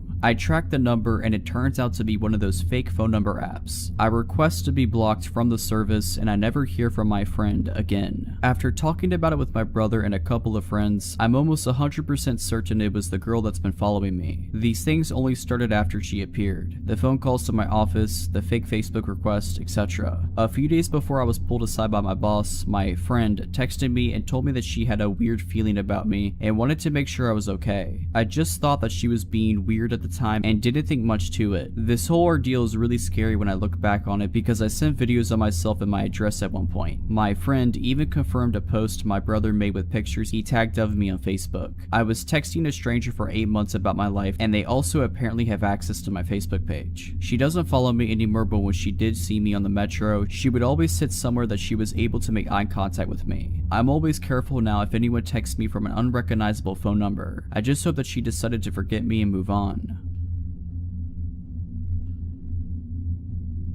About 5 or so years ago, I was 23 at the time and had just gotten out of my first and only serious relationship a year prior. That guy was my first love, so needless to say, when things ended and he had zero interest in trying to work things out, I was heartbroken. After about a year of moping around, I decided to try actual dating. I met this guy Rick on a dating website. He was a couple of years older than me, was an ex-Marine, and good at making conversation. After a few days of talking online, he asked for my number and we decided to meet up. I drove to his house and come to find out he lived with a few other guys who looked really shady. Now, he actually lived in a good neighborhood, but the way they kept their home and the way his roommates looked was my first red flag that a inexperienced, naive girl would not fit in his crowd, but I decided to stay and give it a chance. Once he saw me, he came up, gave me a hug, and handed me a helmet to his motorcycle. Now, I have never in my life rode a motorcycle before, but I had always wanted to, so I thought why not and hopped on. Now, the street he decides to take me up is known to be a very long and windy road that is pretty secluded. It's also important to note that this is the springtime and it's about 5 p.m. when we go on our ride. I didn't realize at the time he had decided to take me on that specific road, but once we got on it, my red flags started to kick in. I began to realize that 1. It is dead silent and there are no other cars on this road right now. 2. It's starting to get dark. And 3. Yeah, I don't know this guy, so what am I doing? And my alarm bells start ringing. Once my anxiety kicked in, I told him that I think we should turn around and go home. He started laughing and asked if I was scared, and I said no, I just need to head home because my parents are expecting me for dinner soon. He kept riding forward. More alarm bells ringing. Pictures of me lying dead in a ditch came up. I kept asking, can we please turn back, and he finally gave in and turned around. The next day comes and I told myself that maybe I was just overreacting and he was harmless, and decided to agree on a second date a few days later. We met up at a sports bar for dinner and a couple of beers so we can watch the hockey game. The entire time we are sitting there, Rick has his arm around me and has me literally attached to his hip, constantly trying to make out with me, and is acting extremely possessive. At this point, I'm completely freaked out because I barely know this guy and all he is talking to me about is our future and how he would be such a protective boyfriend because he was an ex-Marine. At this point, I knew I was done with him, but unfortunately my car is at his house. When we are done and head home, he insists that I come inside and hang out for a bit. I decide to walk in and stay for 5 minutes. We walk into his room and he immediately pounces on me, making out with me and trying to feel me up. I kept pushing his hands away and kept telling him that I needed to get going, but I could tell he wasn't going to give up until he got what he wanted, especially after I realized his little friend was aroused. He told me that he would not let me leave until we did something. I said screw this and was able to bolt out of his door and sped home. After that night, he tried to ask me to hang out again, and I told him that I think it would be best if we stayed friends. This guy began to relentlessly call me and text me and beg me to see him, then proceeded to call me names because I was ignoring him, then would apologize for calling me said names, and it was because he liked me so much, so I blocked him. Then he tried to message me on Instagram, so I blocked him on there, and then on Facebook, and finally on Snapchat. I never gave Rick any more attention and moved on. This story happened to me about 6 months ago. I have lived where I lived for 3 years. It's a nice apartment in an amazing location, but they were built in the late 90s. In the last few years, the city I live in has had a massive population boom and people have been non-stop pouring in. Good weather, amazing economy, cool place to do stuff always. Because of this, I have seen the landlord staff start to do heavy maintenance on the apartments to bring them up to date to attract more people to them. My neighbor lived in his apartment for something like 6 years before he he ended up buying a house and moved. When he moved, the landlord immediately started redoing his apartment as one to bring up to date. The way that the apartment layout is that there are 2 stories. Where my bedroom is, on the direct other side of the bedroom wall is the staircase in my neighbor's apartment. The way my bedroom layout has my bed right up against the wall. They were completely stripping this place clean. It was one of the first ones that they did such heavy remodeling to. For weeks I would always see the workers over there painting and redoing the floors, etc. A few days before this happened was no different. I left and saw them doing maintenance in the kitchen, and when I came home from work, they were gone for the day. Nothing unusual for a single bit. The part that is unusual though is what happened one particular night. I was awake around 1 AM watching TV in my room when I heard someone on the other side of the wall slowly walking up the stairs, and very obviously stopping halfway up.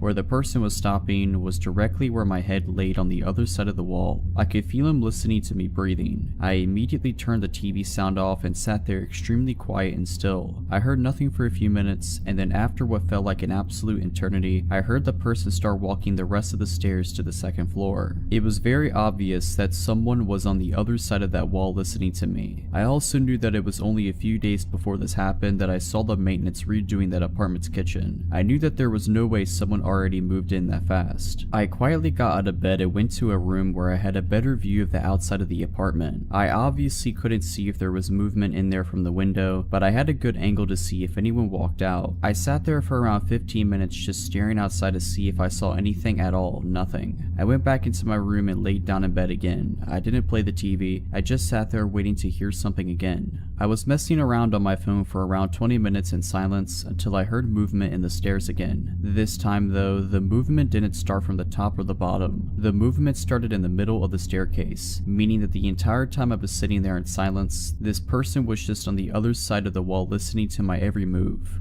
This terrified me, so I called the cops. I gave them all the information of what was going on, and they informed me someone would be out very soon. I went back to the one room and watched out the window again. Only a few moments later, a police car pulled up and a cop got out to examine the building and the apartment. Only a few moments later, a police car pulled up and a cop got out to examine the building and the apartment. He was looking around and shining his light in the windows. I heard him knock on the door and shortly after could hear him talking to someone, but couldn't make out what they were saying. I was totally puzzled by this. The officer walked over to my door and knocked. I went downstairs and he informed me very nicely that someone just moved in there. I laughed and was completely embarrassed. I even said to the cop that it was a heck of a way to meet your new neighbor. I felt embarrassed, but more importantly felt very relieved about the entire situation. I brushed off the whole thing as it just being late and my mind playing massive tricks on me. The next day I went to leave my apartment when I saw something that made me stop dead in my tracks. I went outside and only took a few steps towards my car when I saw maintenance over there carrying out the old refrigerator. I was puzzled. I walked over to the apartment and I looked in the door that was wide open. The kitchen was still being worked on, and not a single piece of furniture could be seen. I was legitimately speechless. I walked over to a maintenance man and said, "Didn't someone move in here?" And he informed me no, and that the apartment wouldn't be ready for showings until at least 3 weeks. I ran back upstairs into my apartment and called my landlord. I asked her if someone is staying there and she said absolutely not. I told her about what I experienced the night before. She was floored. She told me that they would change that apartment's locks immediately. She also suggested that I call the non-emergency line to the police department and inform them that no one lives there. I did just that and they asked me to come down to the station. I told them all of the information in detail of what happened. They were able to quickly figure out what officer came out to check out the situation so he could help identify the person who answered the door. The officer described the man in detail and I confirmed that I had never seen him around the apartments before. There was a search around town for a few weeks until the whole thing just sort of fizzled out and I stopped hearing about it and started seeing less and less patrol cars randomly in the parking lot. After that night, I never heard another thing in that apartment. Around a month later, an older couple moved in and they are very nice. When I saw the moving van pull up, I went out to introduce myself to them. But to be completely honest, the only reason I went out there was to see if any of them matched the description of who the cops saw. Not even close. I'm certain that the person who was in that apartment got away with it. I had an extremely hard time sleeping the following weeks of that happening to me. I actually ended up moving my bed into the smaller second bedroom because it bothered me so much. I have zero idea of what the intentions were of the person or what they were doing on that staircase.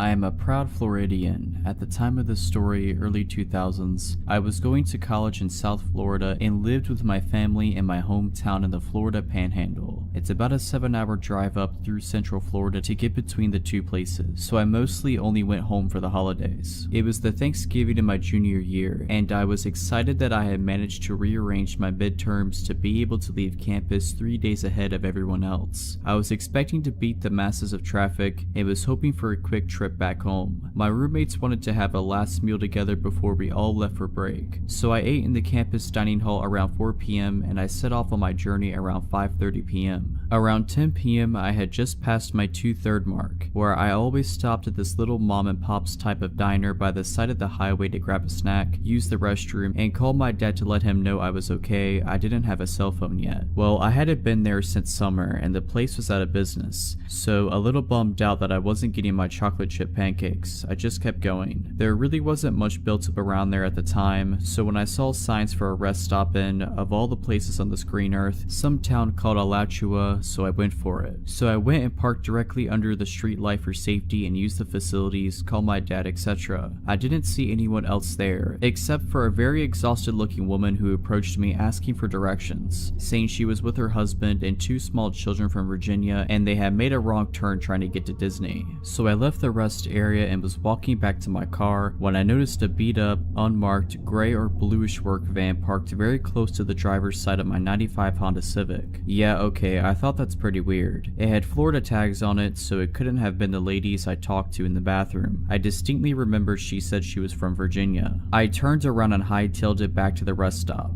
promptly running into some random middle-aged guy with 2 little boys. Getting to talk to him, it turned out it was his wife I had spoken to as she emerged from the bathroom a second later, and I felt comfortable speaking to him. I told him what was going on with the van and how I didn't know what to do. He said he'd go check it out, so he left the kids with his wife and strutted up to the driver's side of the van. He stood there for a moment before speaking. His voice awkwardly quivered, but we could hear him yell it from where we were standing some 100 feet away. "Excuse me, gentlemen, we already called the police, so I'm gonna have to politely suggest that you get out of here." And then he ran back to us, grabbed his wife and kids, pointed to me with a swift "you," and said, "Come on, let's all get in the car now," and we ran together. So here I was, confusedly sitting in the back of the stranger's SUV while he went and used the payphone to presumably call the police. Meanwhile, the van peeled out of there. Like, I have never seen someone get out of there quite like they got out of there. They ran up on the curb on their way out. They burned rubber. It was almost comical. The cops got there and I found out what happened. The man went to go check out the van and he could see in it pretty well because I had parked under the street light. The first thing he noticed was that all the seats except for the driver's seat had been removed. There was a guy sitting in the driver's seat and a guy sitting in the back, a tarp laid out in the back, and a bunch of other random items back there he couldn't immediately identify. Neither the guys were reading a newspaper or a map or anything. They were apparently both just sitting there.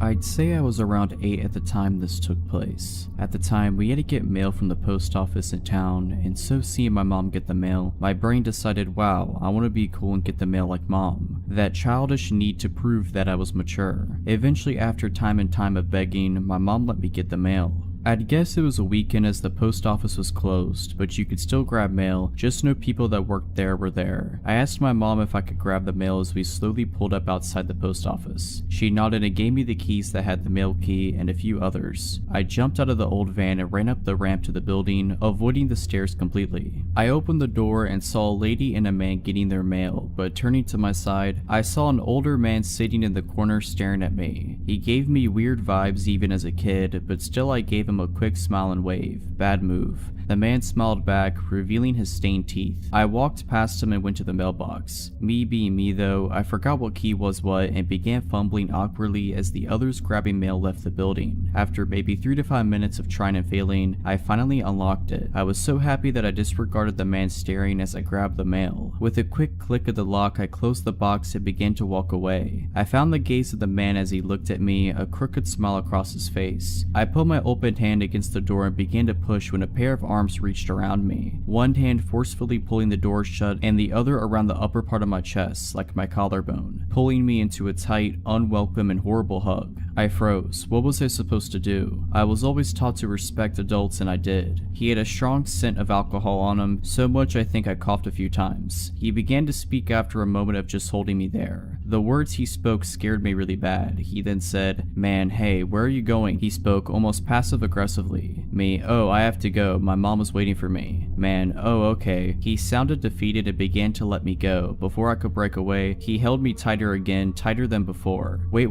I have a dog, you know." He had a grin on his face. Me, "Oh, that's cool." Man, "Yeah, and you should come with me and you could play with him." I almost went with him at that moment, but luckily something told me not to. The next maybe 8 minutes he had let me go and pulled me back hard into him, his dirty coat brushing against me. He kept telling me to go with him. Finally, he seemed to snap. Man, "Alright, you're coming with me." Me, "What? But I need my mom. I have her keys and she's waiting for me, please." That was still my priority, her keys and mail. Man, "Nope, you're coming with me now." He opened the door and began to pull me out. In a moment of his weakness, I broke away, running to my mom in her car. I slammed the door shut, scaring my brother and my mother. I began shaking and crying, dropping the mail on the car floor. I picked it up and handed everything to my mom as she demanded to know what happened. I told her everything and she looked pissed. I was so glad that she was on my side. I looked outside, tears still streaming down my face, and noticed the man look at me through the car window from the top ramp of the building. I began to cry harder and panic as he started coming over. My mom stopped me as she noticed him coming. He fell at the bottom of the ramp and tripped. My mom laughed at the creep and started driving away, while she tried to comfort me, saying things like, "He was a harmless old drunk man and he didn't hurt you." I'm pretty sure I knew what his intentions were towards my younger self,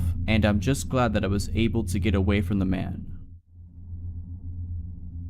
This happened in 2015 when I was 16 and still living in my hometown, a forgotten little beach town in the middle of nowhere that's so remote it's probably not even known by surrounding areas. Basically, there's 3 things you can do there as a teenager: go to the movies, swim, or go to this pathetic little place called Miller's Fun Park. It's relatively similar to a lot of fun park type things, only a whole lot worse. There's a crappy arcade with broken skee-ball machines, batting cages that probably haven't been used since the early 80s, a pathetic mini golf course, and the most dangerous go-karts you've probably ever seen in your life. Miller's Fun Park is on the edge of a field. On the opposite side of the field, about 3 miles down, is the beach, and across the single street are woods. If our town is in the middle of nowhere, Miller's is practically on the moon. My cousin Emma and I decided one summer night that we wanted to go go-karting. It was around 10 p.m, so we knew it'd be almost deserted, but that was the way we liked it. I picked her up from her house and we made the long drive down. Once we had arrived and parked in the nearly empty parking lot, we hopped out of the car and paid for some go-karting tickets. The same people had worked there forever. There was no one there except for a few boys in the arcade and a guy who looked to be in his 60s sitting on a bench near the batting cages. Emma and I paid him no mind and went to the go-kart track. Like I said, these karts were incredibly dangerous, so I was focused on nothing but making sure I wasn't going to skid and flip as we raced way too fast around the windy track. This is why I didn't notice the guy walking over to the fence, and why I didn't notice him watching us until we pulled into the lanes after our last lap. He was standing on the other side of the fence right where I parked. He stared at me with the most unsettling expression, a weird smile with dark eyes. I managed an uneasy smile back, handed another ticket to the guy running the go-karts, who was obviously higher than a kite, and Emma and I went off again. This time I couldn't focus. The dude gave me the worst type of feeling. My eyes were constantly finding their way to the metal fence where he stood, unmoving and watching us every time we were in his view. And the thing that was bothering me the most was we only had bought 3 tickets. We were on our second to last run and he was standing directly next to the exit gate. I was just praying that he'd move before we were done. But of course, no such luck. Our last go came and went, and I had no choice but to pull in next to him, unbuckle my seatbelt, and get out of my go-kart. I glanced over at Emma a few feet away as I opened the exit gate to see if she was as scared as I was, but she didn't seem to notice as she bounced over and bragged about how she had beat me the last 2 times. I was barely listening. I opened the gate and the guy stepped in front of me just as I was leaving. "Hey there," he said. His voice was dry and he smelled of cigarettes. "What are you you girls doing all alone here? My eyes darted over to Emma, who was looking at the dude with both confusion and annoyance. What? She said, pushing past the gate so she stood beside me. It's so late. His tone was as hungry as his eyes, and he reminded me of a snake. Do your parents know that you're out? Yes, I answered quickly. They're waiting for us actually. We need to get going. This was a lie and probably sounded like it from my tone, but I tried to push past him anyway. It didn't work. He grabbed my shoulder to keep me in front of him. Nonsense. I saw you girls pull up alone. My heart dropped to my stomach. He had? Are you heading out? Why don't I walk you to your car? He starts inching towards me and I look to Emma for help.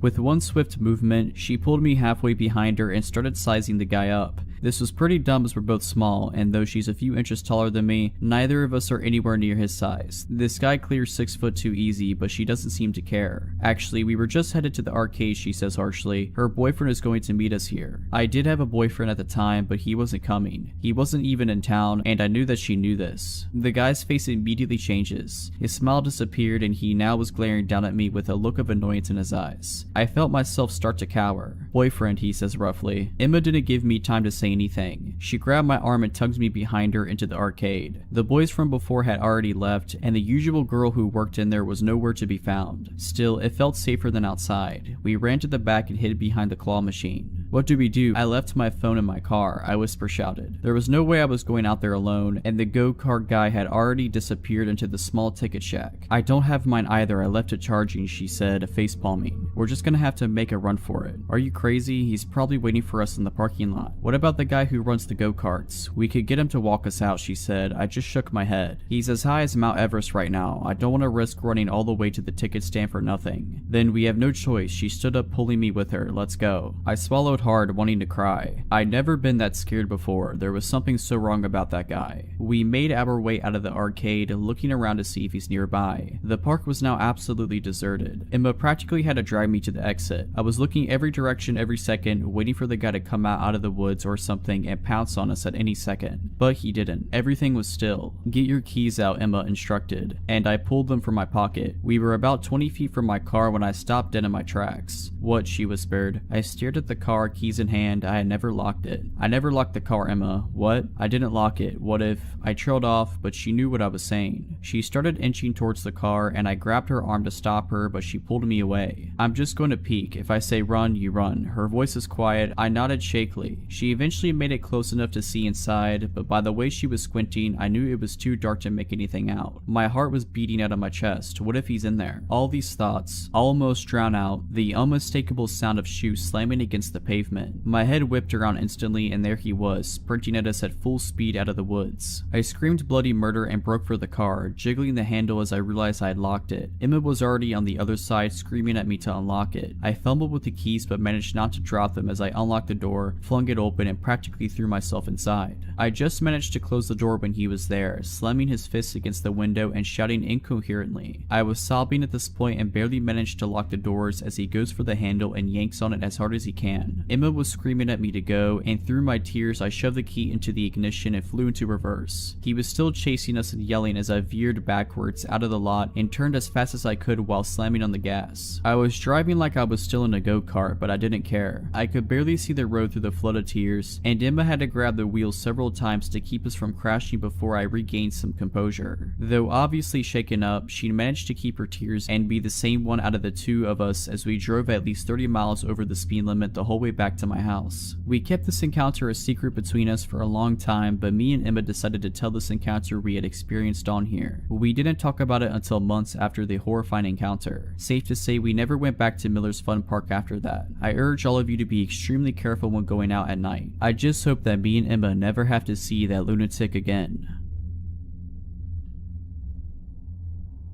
This story is about an event that happened to my mother around 1972 when she was 8 years old. To set the scene, both of my grandparents ran a restaurant/gas station in our hometown. They have always run a business of some type since the 50s. This means that a lot of days my mom would take the school bus home and stay by herself if my grandma had to stay and help run things, usually no more than an hour or two. My uncle, her older brother, would usually come home on the bus with her, but he was a little older and sometimes had football practice. So was the case on the day of the event I'm getting to. So my mother arrived home on this day, let herself in the house, and put away her things. She had just recently received a new puppy and knew the first thing she needed to do was take the pup out to the yard to use the restroom. She wrapped the dog in a white towel, this is important, and walked him outside. As she put down the dog, she shook its hair out of the blanket, flailing it about the wind. It's then she noticed the neighbor's son was staring at her from across the street. This guy was in his late 20s and was known to be very strange. My mom said he always creeped her and everyone else out. She said he would stare at her when she would play outside and made her feel generally uncomfortable. She said he appeared out of nowhere in his yard that day, and as she took out the blanket, he began grinning and waving. Feeling more than a little shook, she picked up her pup, went inside and locked the door. She began to do some homework, and after about 5 minutes of work, she heard a loud knock at the door. She slowly walked to the window to see who it was. She knew it wasn't my grandparents because of course they had keys. As she opened the blinds, her eyes locked with those of the creep from across the street, like he was already looking in the window. She jumped and said she screamed a little as she shut the blinds. She walked to the door and made sure it was locked. She said he just continued with the slow, continuous thud on the door, almost in rhythm. Knock, knock, knock. Then she really got terrified as he began speaking to her through the door. Hi, sweetie, I saw you with your doggy. Let me in to see him. She was in shock. Come on and let me in, sweetie, please. I want to see your puppy. In full freak-out mode, my mom screamed. You need to leave now. You need to go back to your house. I don't know you. He kept knocking. Knock, knock, knock. I can see the fear in my mom's eyes when she describes that part. He said, let me in. I saw you waving your flag of surrender. I kid you not, the guy thought my mom shaking hair from the blanket was a flag of surrender and a sign for him to come over. My mom screamed, I'm calling my dad and the police if you don't leave now. With this, the knocking stopped. She tried to catch her breath and shake off her fear. She then got up from the door and ran to the basement level of the home. It was an old house, so the kitchen and the rec room were down there along with the only phone in the house. She made it to the phone and began to dial 911. All of a sudden, she heard a shatter from the next room. She looked over to see the crazed neighbor attempting to crawl through the kitchen window. He was ripping down the curtain as his upper body got through, and my mother screamed what was happening to the police on the phone. All of a sudden, he was bleeding from the abdomen where the window glass had cut him as his lower half couldn't squeeze through. Then my mom began hearing my grandmother's screams. What are you doing? Then the guy yelling in pain and squirming out the window as she hit him from behind with some tool that was laying in her garden on the side of the house where the entrance to the window was. He managed to get out the window and bolted to his house. The police came, grandma called my grandfather, and he arrived as well after shutting down the business as soon as she told him. They arrested him for breaking and entering. On the day of his court date, he told them the white flag of surrender story, but this was the final nut on his crazy cake as they put him in a mental institution that day. He may have gotten out but went back because my mother said he later died in an institution. Outside the courthouse, the crazy family of the creep tried to blame my 8-year-old mother, and the man's father called my mother a harlot. We always can't help but wonder though, what would he have done to her if my grandma didn't come home at that moment?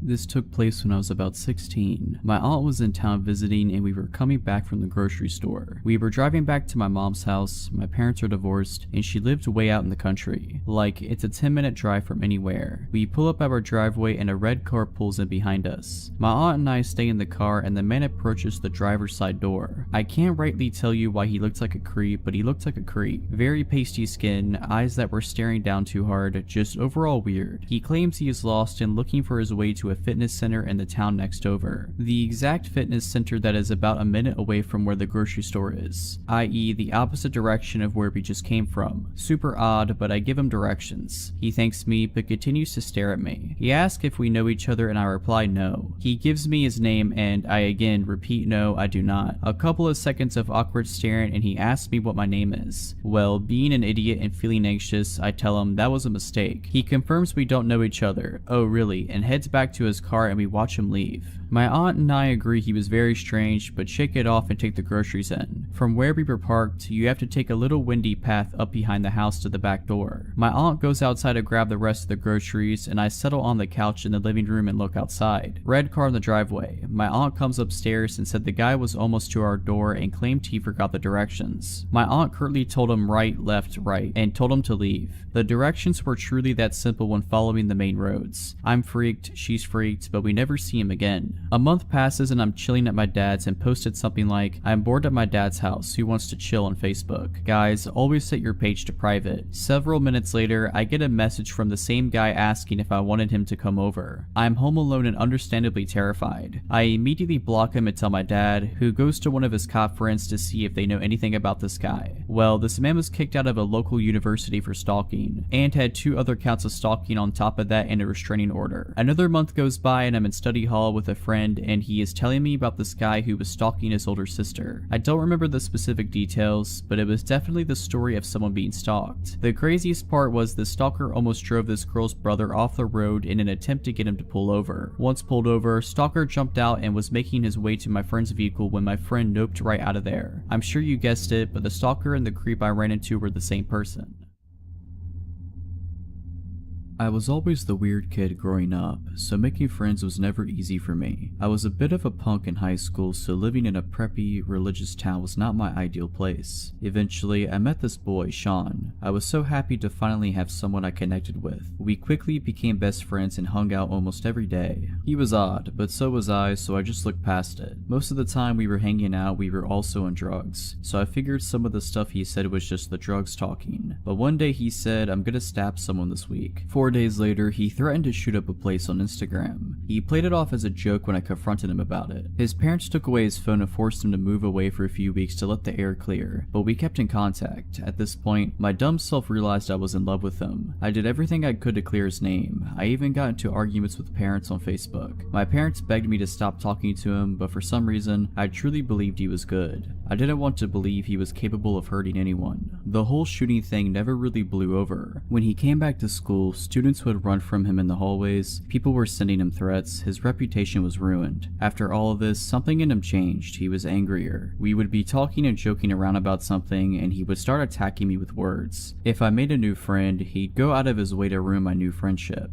And for some reason, I saw this as him being protective. About a year went by after this. The verbal abuse continued, and I continued to do nothing about it. I was still in love with him, but I didn't act on it since he was my closest friend. To keep my mind off of Sean, I started dating a boy named Alex. Sean hated Alex, not for any particular reason, he just didn't like that I spent time with someone that wasn't him. Alex was also a weed dealer, and Sean knew this. Sean asked if Alex would front him some weed since he knew we were best friends, and Alex did. I don't remember the exact amount of weed, but it was a decent amount, enough to be mad about if you don't get paid for it. Sean never paid Alex. Alex tried to talk to him about it, but Sean always put him off and avoided him. After about a month of this, Alex saw Sean's car in a Taco Bell parking lot and pulled up. He saw Sean in his car and began to get out. Since Alex had anger issues, he also pulled out his baseball bat. Sean saw him and freaked out. He pulled out of his parking spot quickly, drove off, and called 911, calling it a drug deal gone wrong. Alex was then arrested for assault with a deadly weapon. 3 days later, when Alex got out of jail, he was driving to his friend's house, who lives in Sean's neighborhood, when he saw Sean standing in his front yard. Alex rolled out his window and called him a coward, then drove away. Sean called the police again, and Alex was arrested for stalking. Around this time, my parents caught me smoking. I didn't want to lie anymore, so I was honest and told my parents everything. Obviously, they were very mad at me for getting myself into that situation, and I had just told them I was smoking weed and dating a drug dealer, so I was in a decent amount of trouble. My parents took my phone as soon as I got home from school, and I wasn't allowed to see Alex when he got out of jail. They took my paycheck so I didn't have money to buy weed, and they made me download a tracker on my phone so they could make sure that I was home when they weren't. They contemplated calling Sean's parents and telling them we had been smoking together. I knew that if Sean got caught smoking again, he would get kicked out of his house, so I snuck my phone and texted him that my parents might call his parents, and he was pissed. He called me horrible names and said he wished he had never met me. I finally had enough and told him not to talk to me anymore. My parents never called his parents. We didn't talk at all. I asked not to be scheduled with him at work and avoided him at school. We didn't have any classes together, so it wasn't too hard, but hearing the stuff he'd say about me made it a little difficult. He had started rumors that I was addicted to coke and I was selling my nudes. This is when the text started. He began texting me constantly, so I blocked his number. Then he'd use someone else's phone to text me, so I'd block that person's number. Then he'd use WhatsApp or GroupMe to text me since we use those for work, so I just block him on there. He eventually got fired from our job because he had been writing tips on receipts if people called in and asked for a copy of their receipt and left the tip line empty. The continuous messages went on for a few weeks, and I just continued to block anyone he was associated with. I didn't want to be in contact with him whatsoever. He kept making new Instagram accounts to message me on, and all of his attempts to contact me failed. One day, I had a late lesson at School of Rock, where I took guitar lessons. My teacher had stayed late for me, so I was expecting his car to be the only car in the parking lot, but it wasn't. There were two cars in the parking lot, my teacher's and Sean's. To this day, I don't know how he knew I was going to be there. I quickly parked, locked my doors, and thought about what to do. I then realized he wasn't in his car, so I calmed down a bit and called inside to ask if he was there, but he wasn't. I cautiously got out of my car and got my guitar, then walked inside with no problems. After my lesson, I came out to see that he was now parked right next to me, waiting for me to get into my car. When he saw me, he began screaming profanities at me. I was paralyzed. He just sat there screaming at me. I quickly climbed into my car from the passenger door so I didn't have to walk next to him, and then drove home as fast as I could. He began asking people to ask me to talk to him at school. Of course, I didn't. Each time someone mentioned his name to me, it caused me to have a panic attack so bad I'd have to leave school. I ended up missing the entire month of November and then switching to online school. A month after I switched to online school, I was driving with a friend to pick up food for my mom. As soon as we pulled into the drive-thru, the car behind me begins to flash their brights at me. I look at my rearview mirror and see Sean's car. He has a sticker across the top of his windshield, so I knew it was him right away. I look over at my friend in fear and she said, "I didn't want to scare you, so I didn't say anything, but he's been following us since we left Target." I panic and just pretend to not notice him. He then pulled out of the drive-thru and parked right next to it by the exit. As soon as he pulled out, so did I. I sped to my friend's house, dropped her off, and went straight home. At this point, my parents thought going to the police would be the smartest thing to do. An officer came to my house and took a statement. I showed him screenshots of every message he had sent me over the months, and my friend that was in the car with me in the drive-thru talked to him as well. We decided not to press charges, but to just file an incident report. Days go by and I don't hear anything from him. I thought that maybe it was over and I could move on with my life, but my dad told me Sean had messaged him on Facebook. He had said I was addicted to pills and that I stole money from him to buy more. I've never done pills in my life. I stick to natural drugs. My parents know this, so they screenshot the messages and send them to the police. The police go by his house and tell him to stop contacting me. I continue to get messages from random Instagram accounts, and I sometimes saw his car behind me, but each time I just wrote down the location, date, and time I saw him. At this point, I started to work with Alex's lawyers to prove that Sean was not an innocent victim. Eventually, Alex's charges were dropped. Sean was proven to be unreliable since I came forward with my story. I wish I could say I had an ending to this story, but I don't. I still get random messages, but I don't bother to screenshot them anymore. Since I switched to online school, I was able to graduate a year early, and because of that, I moved away for college so I don't have to worry about him following me anymore. The last I heard about him was that he got arrested a few months ago.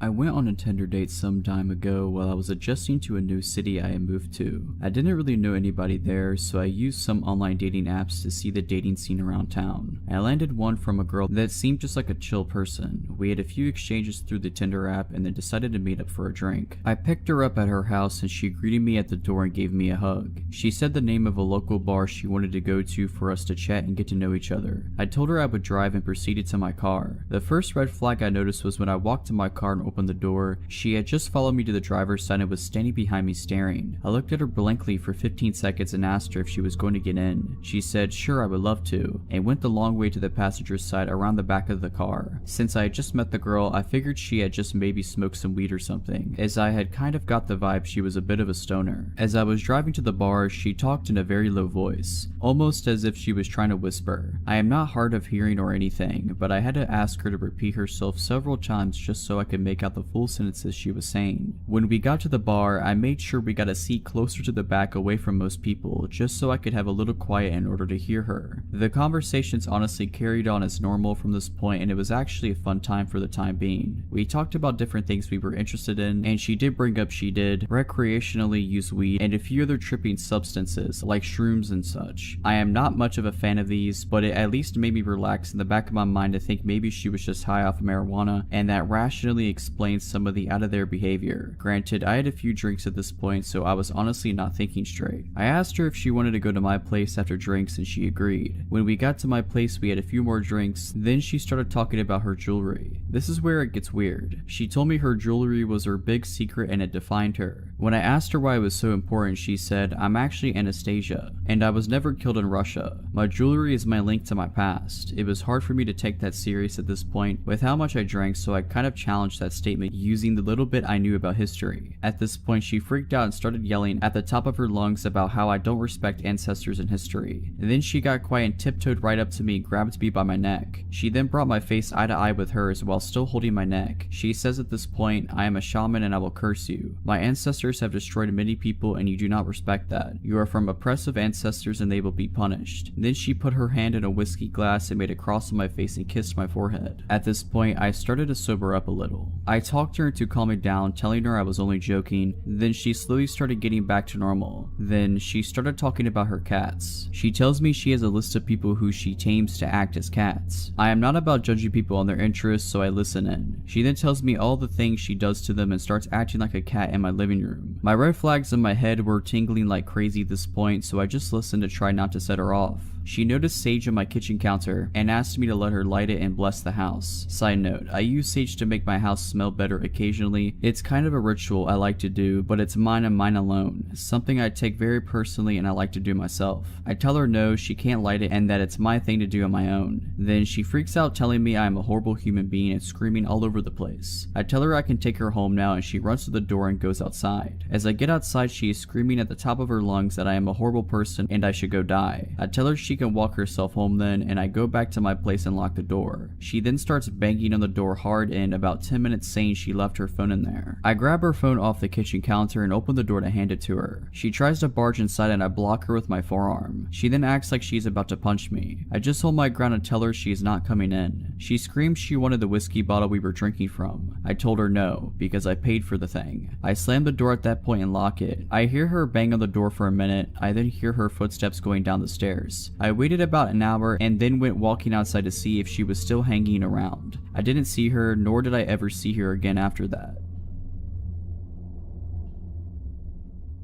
So a few months ago, I was out hiking with my friend. We live in the mountains of western Maryland and we were about 6 miles into an 8-mile loop we have done frequently when we decided to take some pictures and eat a snack at a summit. This area of the trail had a park, benches and tables, and a parking lot. We were sitting and talking and I noticed a man just walking around the parking lot alone. He was walking aimlessly and staring at his feet. What confused me was that he was in jeans and a button-down shirt, not exactly hiking attire. We decided to set off on the last 2-mile leg of the loop. This park goes downhill to the headquarters of the park and is cut out of the mountain/bank. The end of that leg is the parking lot where our car is. You don't have a lot of visibility from the trail and you have to walk single file. I was walking in front and talking to my friend. I turned to look at her and I see the same man right behind her, following at a rudely close distance. I immediately got a gut-wrenching feeling. I noticed that he didn't have any pack or hiking gear and was not even wearing boots. Something about his eyes really spooked me. So a bit more walking and he continues to fall very close. I say to my friend that I have to tie my shoe as a reason to step off the trail and let him pass us, in case he is only following closely because he wants to go faster than we are. She immediately catches on to what I'm doing and we pull over. He looks startled and she says hello politely. He just stares. This is when I notice that he is carrying a stick. As I'm fiddling with my shoe, she stands between us and he passes us. We wait to give him some distance ahead of us, but he immediately slows down. We wait for a bit longer and he gets to the furthest part of the trail that has sight lines to us, and he turns around looking up at us. We decided that something feels too wrong about this guy and we don't want to have to pass him again. So we turn around and walk back up the trail towards the park with the tables and parking. A few minutes of walking up the trail, I look back and see him walking up the trail too. He's following us. I tell my friend to walk faster. We book it up the trail and get to the parking lot area we were at before. We start to strategize and wait, deciding that we will wait to see if he comes back up the trail to the lot. There are more people around, so we felt safer waiting and out. About 20 minutes go by and nothing. We are talking about how that could mean that he kept going on the trail and is long gone, or is waiting on the trail where it is more deserted. We see a couple come up from the trail where we were, presumably taking the loop in the opposite direction that we are. We approach them and ask if they saw anyone on the trail between the slot and the next. They tell us they saw a young man sitting on a rock about halfway down. They describe the man who was following us. We explain our interaction with him to the wife and get into a conversation back and forth about whether or not he was a threat. The husband finally interjects and says we need to call a ranger. He wasn't just sitting there, he had a knife and was carving that stick. Needless to say, we called a ranger. The nice couple walked that last leg with us to make sure we got to our car safely, and then even gave us their numbers in case we needed anything. The rangers then walked the trail, but there was no sight of him. I wish I knew where he went and what happened to him, but I'm glad to know that my instincts are legitimate. If you're liking this video, all I ask is that you make sure to subscribe to my channel and like this video. Thank you.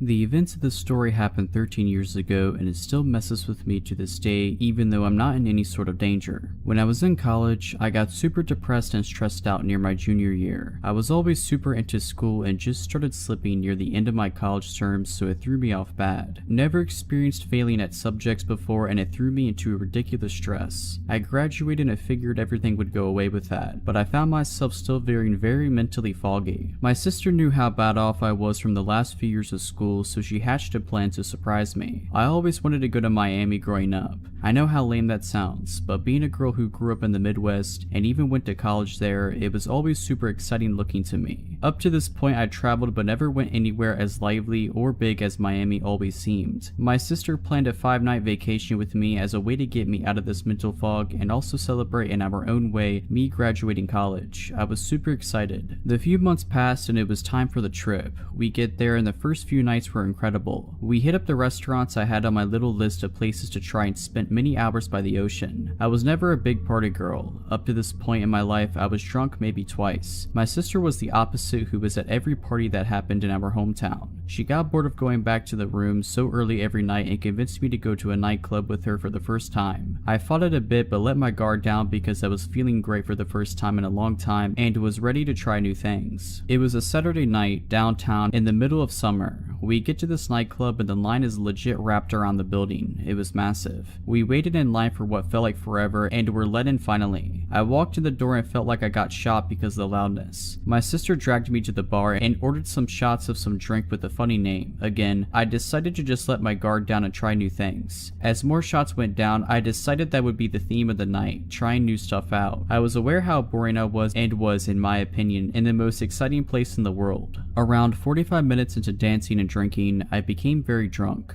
Borderline blackout. I was very sloppy drunk and was aware of it. I found myself laying on a couch thing in the upstairs area, overlooking the dance floor as my sister was dancing with some guys. As I stayed there trying to consciously sober myself up, I realized how badly I had to pee. So I brought myself up to a sitting position on the couch to stand up and walk to the nearby bathroom. As I sat up, a massive man quickly sat so close to me I could feel his leather pants pressed on my leg. Absolutely over 6 feet tall and looked like some sort of bodybuilder. Admittedly, he was very good looking, but I was so drunk that I wasn't even trying to flirt and just get up to find the bathroom. He smiled at me and yelled over the music something like this, "Leaving so soon?" I remember nervously laughing and attempted to get up, but he grabbed onto my dress and pulled me back to a sitting position next to him. His smile went away and he said in a very deep tone, "I don't remember telling you that you were allowed to leave." Even though I was very drunk leading up to this, I felt like I sobered up within seconds. I never had anything like this happen before, but I wasn't going to just allow this guy, no matter how much bigger than me he is, to do that to me. I attempted to stand up again and he did the exact same thing, but much more aggressive. I thought it was insanely rude, but I wasn't afraid because of how many people were around me. He tapped my heels with his big yellow leather boots and said, "I couldn't help but notice how much I want to screw your feet." My fight or flight kicked in. I slapped him in the face and stood up to walk away.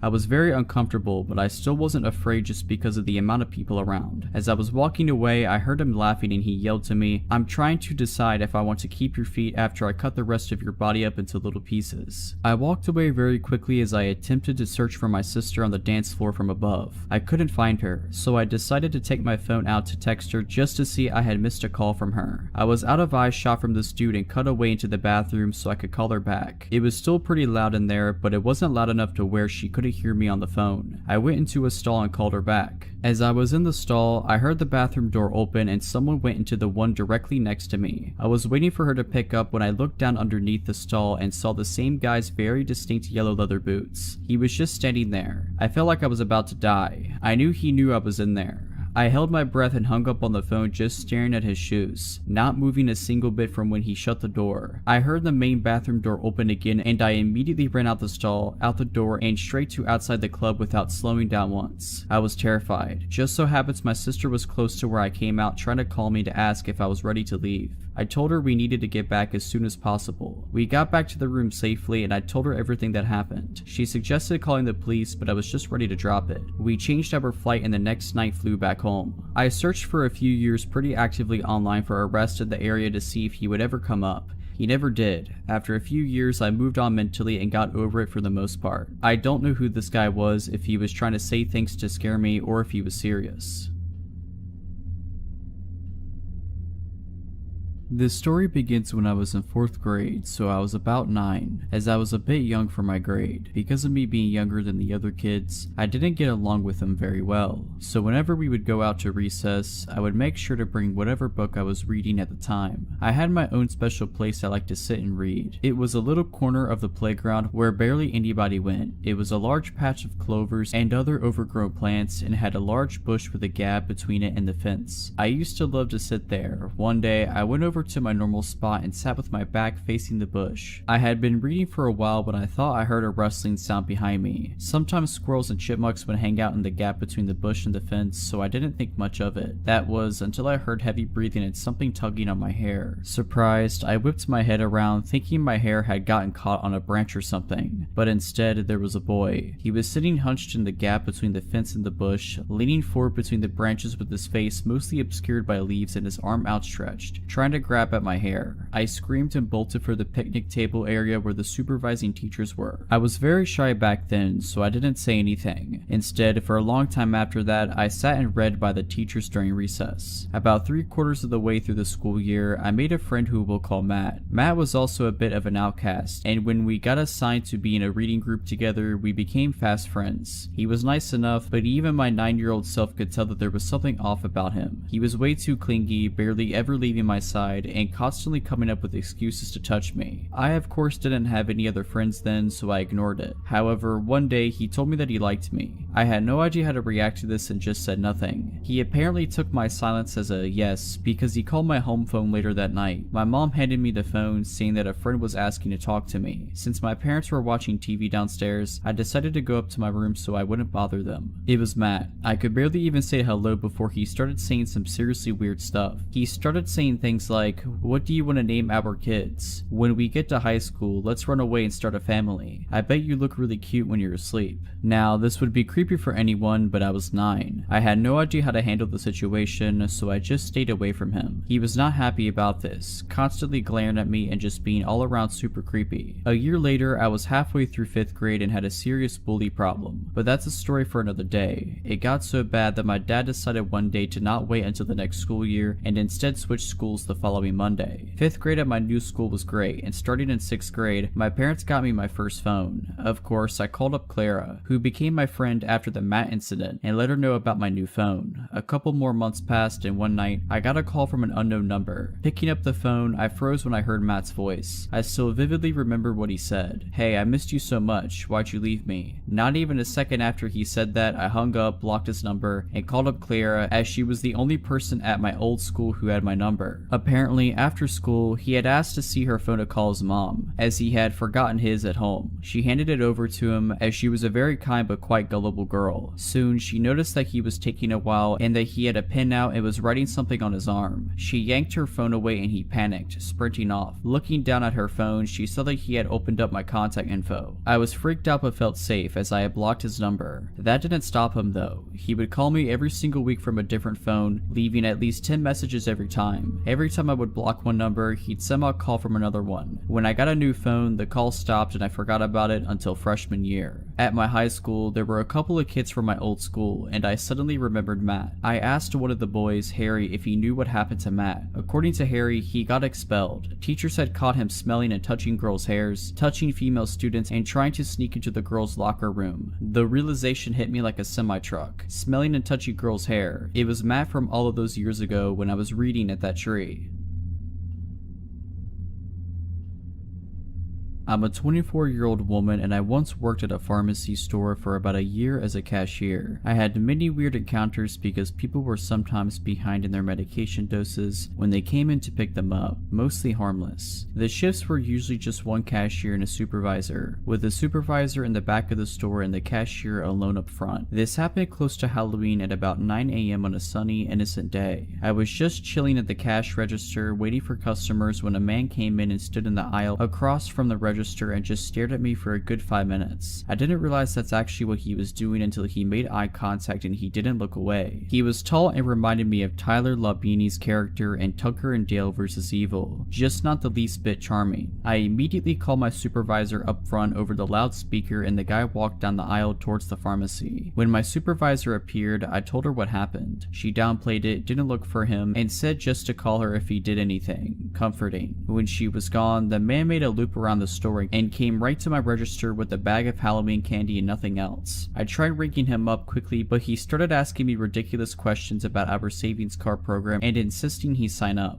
I slid him a pamphlet to fill out his information because I did not want to speak to him more than I had to. He just stood there holding the pen and staring at me, then suddenly asked if I knew how trick-or-treating originated. I didn't have time to answer him before he started describing how, back in the day, the men that ruled the country would go house to house every year on Halloween and demand the daughters of every age to be handed over so they could, that was trick-or-treating in his mind. As soon as I heard that, I said, "Get away from me," and walked to the other register and called my supervisor loudly over the speaker because he was blocking my way to the back. He didn't flinch as he followed me to the next register and started talking about how all women are bad and are meant to serve men. He noted my wedding ring and said my husband could also rent me out because it was his right, and on and on. I was considering jumping the side of the register to put some distance between us so I could run. Luckily, the male pharmacist heard the panic in my voice and rushed over to the front of the store. He saw the man and shouted, "Jake, get out of here." The man, Jake, just stared at him as he calmly walked out, and it was so scary and stupid at the same time. Turns out that Jake had been a regular customer until he stopped picking up his medication. Instead, he would just come in and harass female workers, and he'd been on a police-enforced ban for over a year. My savior, Mr. Pharmacist, called the police and the store manager to cuss her out for still scheduling girls alone after everything Jake did in the past, such as ripping a toilet seat off of one of our toilets and threatened to beat a girl with it who used to work there. I quickly transferred to a different location because I just could not get over it, and the manager kept scheduling us alone. The police only watched the store for a week.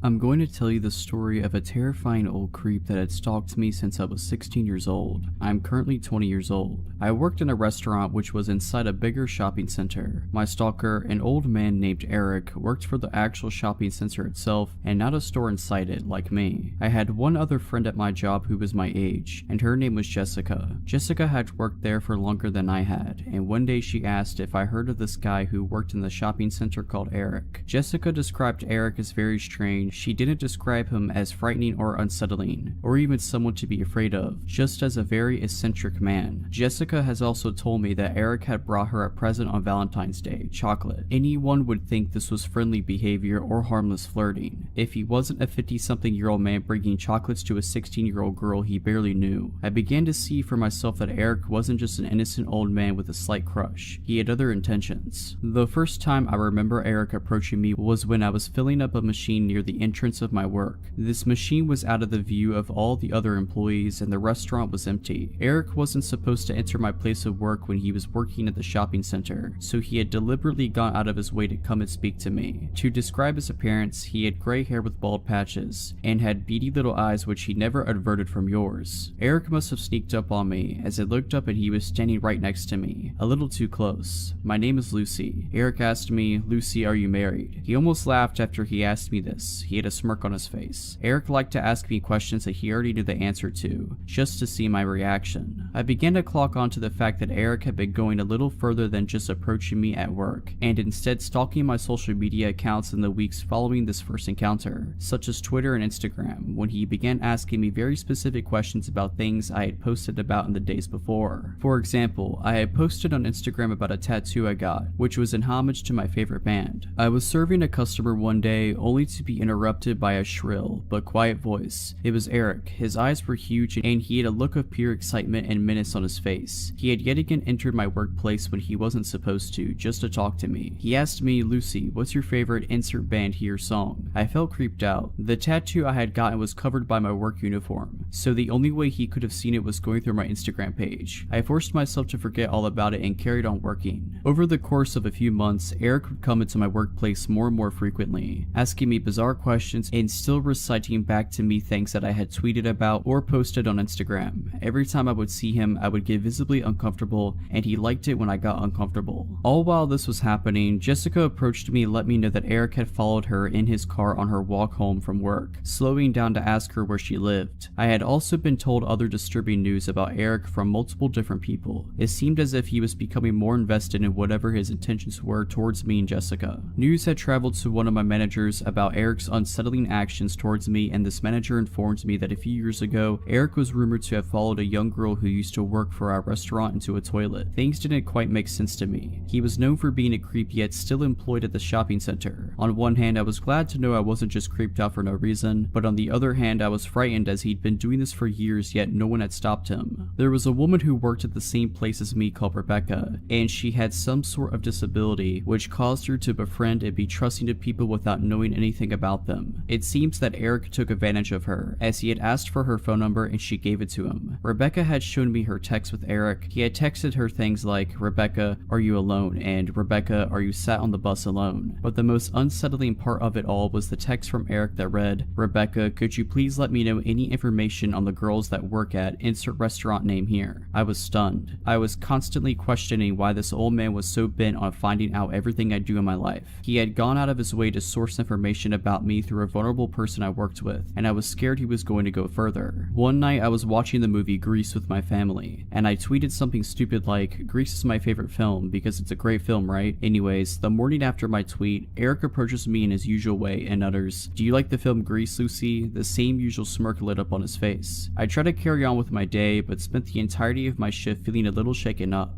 The very second I clocked out of work and got into my car, my phone went off. This was a notification for PayPal. I clicked on this notification to see that I had received £3 from an Eric, and the note attached to it read, "To Lucy, Grease is the word from Eric." He literally found my PayPal and sent £3 to it and quoted the movie Grease. If this wasn't crazy enough, in the days following I received a string of anonymous and incessant calls, one after the other. My phone rang all night. I had to turn it off to get away. Even when I turned my phone back on, the calls continued. The phone calls that I did answer were just someone breathing down the phone, making a point to breathe heavy. I had no proof that this was Eric, but it wasn't hard to put two and two together after all the links he had gone to in order to track down my personal information. If he had found out my PayPal address, my phone number, and all of my social media accounts, what was stopping him from finding out where I live, breaking in, hurting me or my family? I reported Eric to my managers and they passed my complaint on to the managers of the shopping center. At this point, I was genuinely scared for my safety. Multiple girls added to my statement and added details of times they had witnessed Eric's unsettling behavior, of times he had been inappropriate with them too. Eric had been cautioned by the shopping center's management, yet nothing was done, except the fact that he was warned not to talk to me. Eric found ways around the no talking to Lucy rule. He would make animal noises at me when he would see me, like a monkey or a dog or any bizarre noise that would get my attention. I think he just wanted me to think that he outsmarted me, and found a way around the rules. After this, I stopped working at the restaurant as a full-time job, and saw Eric less and less, which was obviously great for me. I moved cities as I went away for university and made new friends which distracted me from my old life in my hometown. After moving away and starting my new life, I forgot about Eric. I was soon going to remember though. On Christmas Day, I was back home in my hometown with my parents. My phone buzzed with a notification. I received a notification from PayPal and it was the exact amount of £3, only not from Eric this time, but from a girl whose name I didn't recognize at all. I opened up the PayPal app only to see a note attached to this payment I had received. The note read, "Sending on behalf of Eric."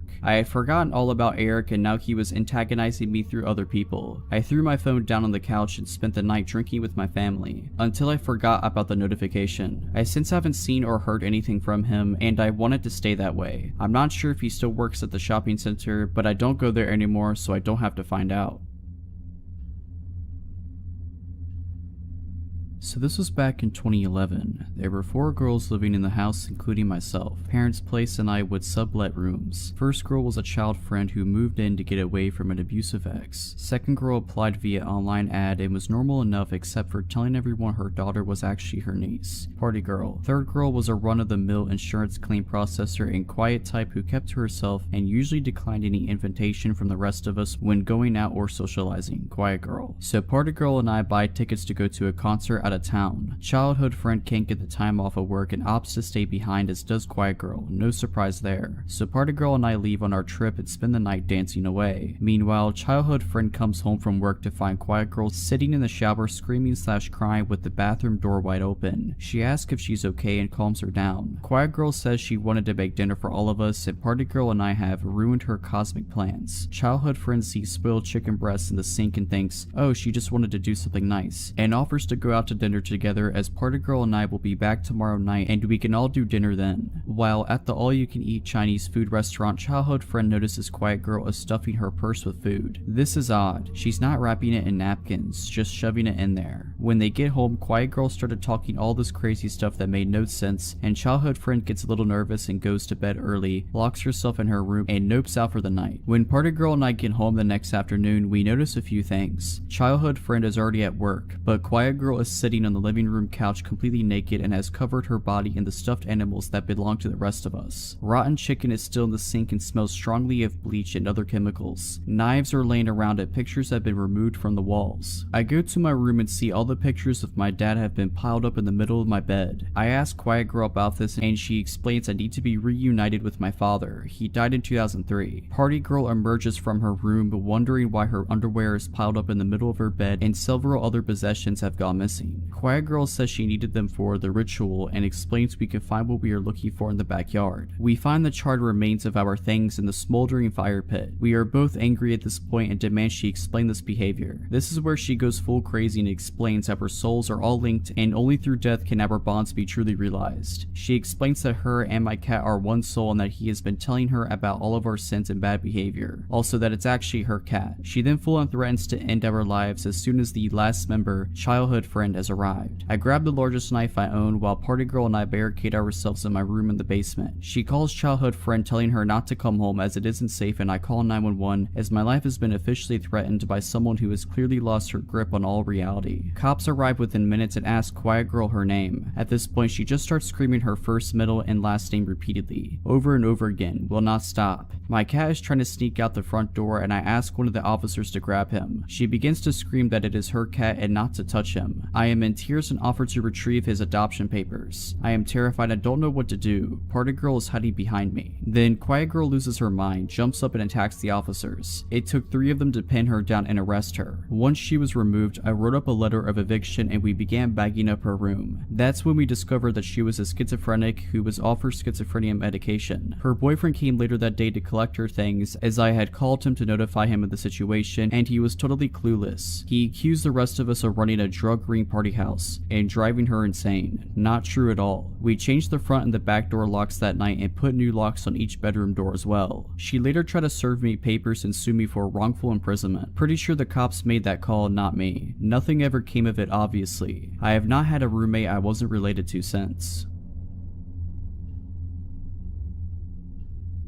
This happened about 2 years ago when I was 22. After work, I stopped at a local convenience store to buy beer. The cashier looked familiar, but it's a very small town, population of 6,000. He acted odd. I asked how he was doing to make small talk and he just stared at me. I instantly felt uncomfortable, so I only glanced at him a few times before I left. I arrived home 10 minutes later and decided to browse Facebook. I had a friend request. The guy looked familiar. He was a local, so I accepted him. A few hours later, I realized it was the cashier. He got my name off of my ID and added me not even 5 minutes after I left. I told my boyfriend, we agreed it was weird. A few days later, he came into my work. I asked my boss, she'd never seen him in there before. He grabbed milk and initiated small talk with me. I felt uncomfortable. He asked if I remembered him, told me his name and that we'd been good friends in high school. We never said 2 words to each other. I was trying to be polite, told him yes, I remembered. After a few minutes, my boss pulled me in the office. She was watching through the window and could tell I was uncomfortable. It was a small pharmacy pharmacy, and we were all close. He started coming in every few days. If I wasn't there, he'd ask for me. After a few weeks, my boss would pull me in the office whenever he'd walk in. All the managers were briefed and did the same. That was all they could do until something happened. Then he stopped coming in. We didn't see him for a few weeks. I was relieved and went about my business. I was allowed to carry my cell phone on the floor. My mom was very sick, so if she needed anything, the managers were fine with her calling me. I got a text from a random number shortly after. I asked who it was and they replied, "You don't remember? You gave me this number. It's my stalker. I'll call him George." My heart started pounding. I sent a polite, short message back. After I work, I checked to see if my phone number was anywhere on my Facebook. It wasn't. George started messaging me daily, calling me babe. I was freaked out to say the least. My boyfriend was working out of town with limited cell reception, so I couldn't let him know what was going on. A few days later, I got a message from an old classmate I still talk to once in a while. "Hey, did George ever get a hold of you? He said there was an emergency and needed to contact you. Is everything alright?" I broke down crying, finally acknowledging that yes, I was being stalked. I didn't know if he was violent and he knew where I worked, so I sent him something like, "Hey, I just wanted to let you know that I have a boyfriend. I didn't want there to be a misunderstanding between us." That's when it got bad. He called me a liar, telling me he doesn't know why my ugly self would even think he was interested in me. "No man would be interested in your nasty self." I asked him to leave me alone. The insults got worse. I shut my phone off and tried to ignore him. A few hours later, after calming down, I turned it back on. The last message he sent read, "I know where you work. I know where your house is. I could kill you in your house. Try to call the cops on me. I'm in New York right now. Do it. They can't protect you." Obviously not as legible. I could tell he was mad and wrote it in haste. I called a friend and explained, showed her the text. She took me down to the police station where I showed them the text. I filed a report and later got a restraining order against him. Turns out he already had 2 other restraining orders from girls he'd done this to as well. My boyfriend came back a week later and I told him what happened and had to stop him from hunting him down. Last year, he tried getting my number from a friend over Facebook. She blocked him. I haven't seen or heard from him since, thankfully. There have been very few times in my life I've been that scared.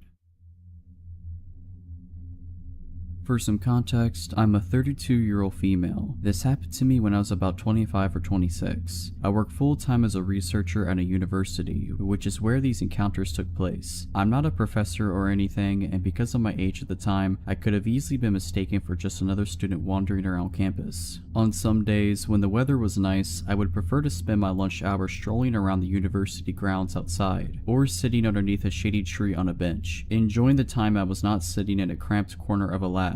On one of these days, I was sitting on a bench enjoying the fresh air, and a male student walking by asked if he could sit next to me. I'm a pretty shy and awkward kind of person, so even though I really would have preferred sitting alone, I said sure. He initiated simple conversation, to which I obliged, but being careful not to be too forthcoming. He mentioned he had seen which apartment building I came and went from, which slightly alarmed me, given I had never seen this person in my life. But I pushed the thought from my mind. After all, the weather had been decent lately, and I had nearly spent all of my lunch hours for the past week outside. He asked if I was studying within the mentioned apartment, to which I told him I was not a student, but rather I worked there. He told me he was an engineering student, and then followed up with asking me out to coffee sometime. I apologized and told him that I had a boyfriend and would have to decline. We parted ways after that, and I assumed I probably wouldn't see him around again. About a week or 2 went by, and I was spending another lunch hour outside on campus, sitting on a different bench somewhere, seemingly out of nowhere. The same man from before asked if he could sit next to me again. Admittedly, I don't remember what he started talking to me about at first. My mind was reeling and I was rather uncomfortable having to potentially turn this guy down a second time. Sure enough, he asked me again if we could go out for coffee sometime. I apologized and reminded him that I had a boyfriend and I would not be meeting him for coffee. And again, he left after that. I was feeling rather anxious now, but it still hadn't reached a level where I felt I had to be too concerned. A few days later, I had finished work and was leaving the building to walk to where I had parked my car. The university charges a fortune for parking passes, even if you're employed by them, so I had always opted for free street parking about a 10-minute walk away from campus. My walking route would take me down several quiet residential streets, with minimal car traffic. Even pedestrian traffic was pretty sparse on the busiest of days. It wasn't until I was about halfway to my car, down one of these quiet back streets, that I noticed someone walking directly across the street from me. But keep keeping a few faces behind. I noticed him from my peripheral vision and didn't want to flat out turn around to stare at him. It wasn't uncommon to see someone else by any means. I was just always trying to be aware of my surroundings when walking the streets alone. I had to make a few turns coming up anyways, and the chance that they would be going the same way as me was slim. But he did. He made all the turns I did, still walking on the sidewalk across from me, a few steps behind. I still did not want to look at whoever this was. I didn't want him to know that I was aware of what I thought he was doing. I quickened my pace to a speedy walk. I was approaching the first of two busier streets before I would reach my car. His pace quickened to keep up with me. That was the moment I panicked, the moment I was sure that he was indeed following me. After that, I started a full-out jog across the first of the busier streets. He ran to keep up behind me and was now on the same side of the street I was. I was now nearly at my car. I had to cross the last busy street and get about 100 meters and I would be there. But it was crossing the street that worried me. I often had to stop and wait a good minute or so before it was clear enough to do so. If this were the case, he would catch up with me. As if the stars aligned, as soon as I made it running to the busy street, I had a gap to cross. I booked it as fast as I could, finally turning around once I had made it, to look and yell at the man who had been pursuing me. It was him. I could have suspected, but now it was confirmed. It was the engineering student whom I had turned down for coffee. "Stop following me." I yelled at him from across the busy street. "Can I just talk to you?" he yelled back. I didn't even answer him. I mean, the answer should have been obvious from the start, and I was certainly never going to give my time to anyone who had just followed and then chased me for about 1 kilometer. I keep moving quickly to my car, so determined to get out of there that I didn't even care if he saw which car was mine. He had given up following me and never tried to cross the road to my relief. I got home and broke down. I was shook. I had some anxieties walking to and from work after that. It wasn't long before a coworker and I would walk most of the distance back to our cars together after work. I even changed where I started parking for a time. A few weeks had passed since the incident, and I had not seen him around campus at all. I had started spending my lunches in the lab instead of outside, but occasionally I would go to the student center to buy lunch instead. This one particular day, the food court in the student center was packed, almost shoulder to shoulder. I was standing in line at a burger stall, and I heard a guy try and get someone's attention through the crowd. I look up and it's him again, waving to me and trying to make his way through the people. I panicked, and even though I'm terribly shy, I started a scene and yelled to him to leave me alone. His face dropped instantly as people stared at us, and he slinked back into the sea of students. My heart was pounding and I was shaking. I don't even remember if I ended up getting food after that. I went back to work, and from then on was even more focused on my surroundings than I ever was before. It's been 5 or 6 years since then now, and I still work at the university. I am so relieved to say that I never saw him again after the food court, and haven't had any other harrowing accounts on campus. I never asked the guy's name, so I couldn't even report an incident to campus police or anything. All in all, I'm just glad I never saw him again, and I can only hope he never did this to any other girl before or after me.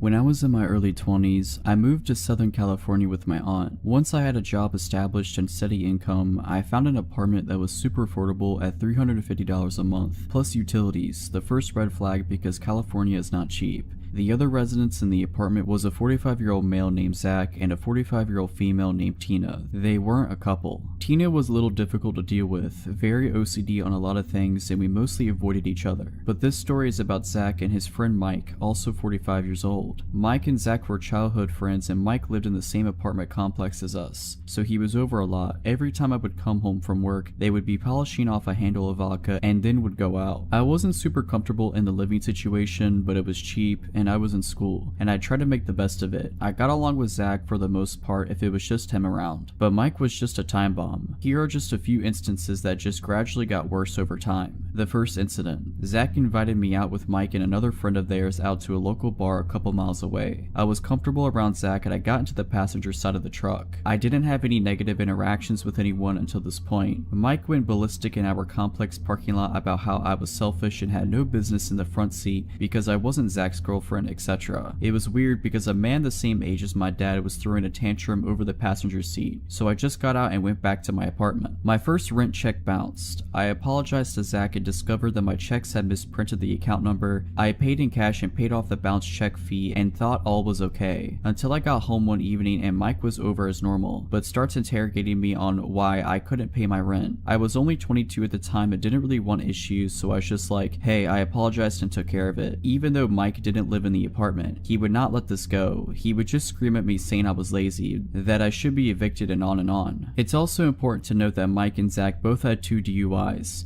Zach was a school teacher and ended up being let go because of the DUIs. However, both men continued to drink excessively all the time. I also had to have a key made for the lock on my bedroom door because it would get violent a lot, and that was my safety net. A lot of other instances happened, but this one takes the cake and is the point to the story. Zach and Mike had gone out and took an Uber to whatever local bar. I had gotten home and went straight to my room as always. I hear the front door swing open and Mike was pissed drunk, screaming his head off about how he lost his new iPhone. This guy starts beating on my bedroom door, demanding to be let in because he knew I had his phone. I cracked my door open and he had stepped away from the door with his fist balled up like he was going to hit me. I told him I didn't have the phone. Mike circles back to the one time, months prior at this point, that my rent check bounced and I obviously need money. He demands that he come into my room and tear my room apart looking for said phone. I told him absolutely not and shut/locked the door. Mike started banging on my door and trying to unlock it, threatening my life, saying he was going to kill me and lots of other gross and scary things. I was told if I called the police that he would beat me to a bloody pulp. This was especially scary because my aunt was my only family nearby and she wasn't really helpful. She just told me to be an adult and deal with it. Other than that, I didn't really have a support system. I told Zach a couple of days later that I would be moving out immediately and would not be paying rent for that month. Then out of Zach's dark bedroom, Mike just pops up with a smile saying bye, almost taunting. I hurried into my room and locked the door. I could hear Zach blaming Mike for me moving out and Mike continued to just call me names and asking how I had the money to move out. The iPhone was found for anyone who's curious. It had fallen out of his pocket in the Uber he was in, but obviously the first step to finding the iPhone was to flip out on me versus calling the Uber driver. This was almost a decade ago and I don't know what happened to that pair.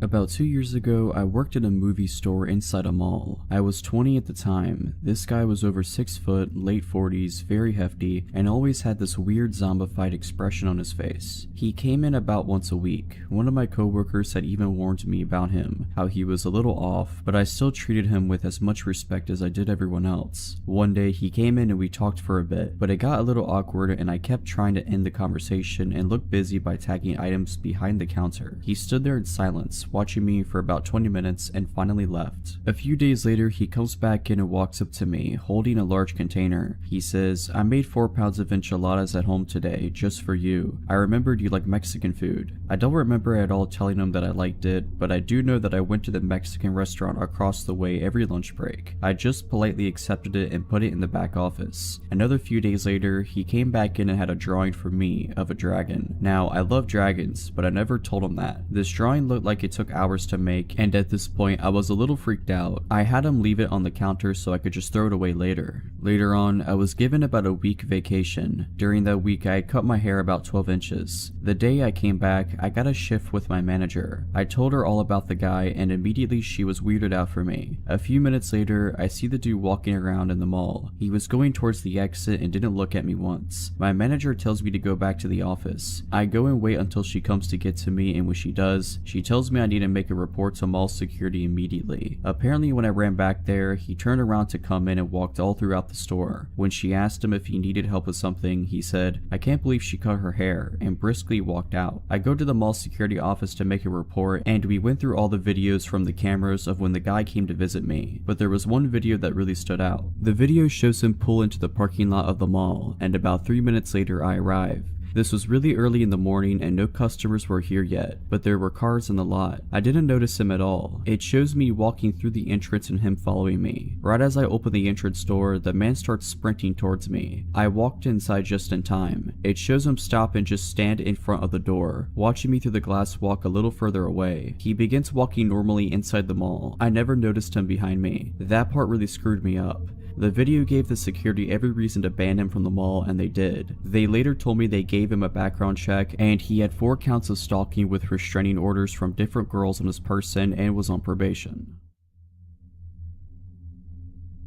When I was like 13 years old, probably close to 12 years ago, I went trick-or-treating with some friends from school. We were the type to bring pillowcases and get as much as we could, then wait at the end of the night. We've been all over the neighborhood. We lived in a suburban area, but we were quick. We were able to get most of the houses before lights started turning off, and we all had a hefty turnout of candy. Trick-or-treating was starting to calm down by this point. The time must have been around 9:30 or 10 maybe. There was this one house with the lights off, but we still walked up anyway because there were a couple cars parked outside. We rang the doorbell and nothing, so we rang a few times, still nothing. I'm not defending what we did at all, we were seriously stupid kids back then. One of us starts banging on the door and talking bad like, "We're gonna egg your house," and so on. Right after that, this man jumps out of the door and basically slams it open. We all jump back startled. It was pitch black inside his house. Where were the other people? There were 2 cars right in front of his house. He had to be late 20s or early 30s with a scruffy beard, wearing a white beater and black zip-up hoodie, and had this look of total rage in his eyes. He comes out with this huge dog on a leash that starts barking, growling, and showing his teeth in our face. I couldn't really make it out at the time, but it appeared as though he had a knife in his other hand as well. We're terrified because we didn't expect this. He just busts out the front door and starts chasing us down, and we start sprinting away in total fear. He's screaming things like, "I'm gonna kill you," and "You shouldn't have screwed with me," or "Better hope my dog doesn't catch you," or "Get back over here." He ran after us for probably 10ish minutes. The whole time he was just frantically waving his arm with a knife, shouting mostly incoherently with his dog by his side on that leash. It was horrifying. We got away thankfully, somehow managed to lose him after running for a while, but I can't imagine what would have happened if we stayed there for any longer. I'd probably be chow for his dog, but thankfully we were all pretty healthy kids so we could outrun him. I'm honestly surprised that nobody else was really around to see this maniac chasing us in the middle of the streets. I knew it was later at night, but still. We had to beeline back to my place looking over our shoulders the whole time because we didn't notice when we lost him and we didn't see him walk back towards his house. He was just gone after we turned a few corners. Now, I understand it would be frustrating for some kids to be at your door being annoying like that, but what gets me is that the reaction from this guy didn't really seem appropriate. I would have just opened the door and told the kids to screw off or threatened to call the cops or something like that. We went back to my parents' house and played Smash Bros on the Wii all night and ate a bunch of candy. We managed to hold onto our pillowcases of candy the whole way home. My friends started crying after we got back. We locked all the doors and windows obviously. We were pretty sure he wasn't around when we went into my house, so it seemed safe. That guy's house was right in front of the middle school I went to, and I had to walk right by his house to get to school every day. So fearing for my safety, I told my dad. We went back to that house the next day to knock on the door. In hindsight, we probably should have called the cops and let them handle it, but my dad is a confrontational, no BS type of guy, so we went over and knocked on the door. This time there were 3 cars in front of the house. This mother opens the door and we could see inside their kids watching TV. When we told her what happened, her face went pale and she immediately rounded up her family and got them outside, fearing this crazy person might still be in her house. She told us that her family went out to another friend's house in the city next to ours for Halloween that night to do all their trick-or-treating. They didn't get home until the next morning because they stayed the night there. It was at that point that cops were called to search the house while we all stood outside. They didn't find anything though, no trace of him turned up. He must have been long gone by then. It turned out that the guy was able to get into their house because there was a window unlocked in the daughter's room on the bottom floor near the front door. Luckily, nobody was in the house that night. The only notable thing the woman could tell the police was that she noticed a car with dark windows parked down the street for a while but didn't think anything of it. He must have been posted up in there with his dog scoping out houses and noticed this whole family get in a car and leave and figured that would be a good opportunity to make his move. So who was this guy? Nothing was stolen from the house, and nothing looked ransacked or the family obviously would have noticed. The family said the front door was still locked when they got back too, so he must have locked it again and went out through that same window to cover his tracks. I'm pretty sure this was before those Ring doorbell cameras were popular, and I don't think they had any security cameras set up either. I'm not sure to be honest, maybe he was just a drug addict and didn't have a reason for any of it. His eyes did seem pretty crazy and wide open, like he was strung out on something. This happened to me a few years back. I was living on my own in the city and was unemployed at the time, usually out looking for work and trying to stay busy. One early afternoon, I was heading back to my neighborhood after running some errands downtown and boarded a tram that would take me almost all the way home. There was a park that I would have to cross between the stop and my home, but crossing it would only take a few minutes. So I boarded the tram, which was mostly empty. Besides me, there was one younger man in the second carriage, and the driver up front in the first. I find it empty too two-seater. The rows are quite narrow, but I'm comfortable. I put my earbuds in and look out the window as we start moving out of downtown and towards home. We pass a couple of stops and don't pick up any new passengers. There had probably been a tram right in front of us who took all the people, so it was particularly empty compared to normal. At the third stop, the doors behind me open, but I don't pay much attention until a stocky man, average height, probably in his 50s, with neat, short hair and inconspicuous clothes, suddenly sits down on the next seat next to me. The rows are very narrow. This guy is basically trapping me. I can't get past him without his cooperation. He greets me with a huge smile and says hi as he sits down. On this particular day, being down about not finding work and it being broad daylight, I decide I do not want to play along. I just want to listen to my music and I don't like this man's vibe. I tell him I'm not in the mood to talk and he needs to go sit somewhere else. Wrong answer. That man goes from 0 to 100 in 0.2 seconds and his face contorts with rage as he starts yelling at me from the top of his lungs. I wish there was an exaggeration, but unfortunately it isn't. He was loud. You are a terrible person. You don't clean yourself. You stink of sweat. I didn't. He did. He goes on and on about what an abomination of a person I am, and I have sort of a freeze reaction. Inside, I am getting very scared. I start looking for a way out, but I'm trapped. I look over to the young man, hoping he will come to my rescue. I can tell he's hoping to stay out of it, but after I've been screamed at for maybe 2 whole minutes, he finally says meekly, "You better calm down," which of course doesn't help. So he just gives up and goes back to whatever he was doing, probably looking at his phone. I am hoping that the driver might react as he has a clear view to the back of the tram and there's no way he's not hearing what's going on, but again, nothing. The stocky man, maybe frustrated that I'm not reacting to his insults, escalates the abuse and starts screaming that he's going to kill me. At this point, I have to do something and unconsciously probably decide that the only way is through. I'm so done with the situation, so before I even realize what I'm doing, I just get up and push past him. It's all survival instinct. Scared that he's going to follow me, I move quickly towards the front of the tram. He gets up and follows me, all red-faced, shouting how he knows where I live and that I need to clean myself behind my ears, that I stink and that he's going to kill me. Again, the driver does nothing. As we pull up to the next stop, which is the stop before mine, I wait until the very last minute before I ask the driver to let me out the front door, which he does. I slip out quickly in hope of escaping without being followed. I don't dare taking the time to look over my shoulder. I just hurry down the steps and away from the stop. I am so scared. Only when the tram has left the station do I take a second to look around me and he's not there. A brief sense of relief washes over me before I start worrying that he's going to get off at the next stop, which is normally my stop, and that he will be waiting for me there. It should have come as no surprise that I do not want this guy to follow me through the park or know where I live, so I spend a good hour just walking around, trying to get my nervous system out of panic mode and staying close to shops where there are other people around before I finally make my own way home.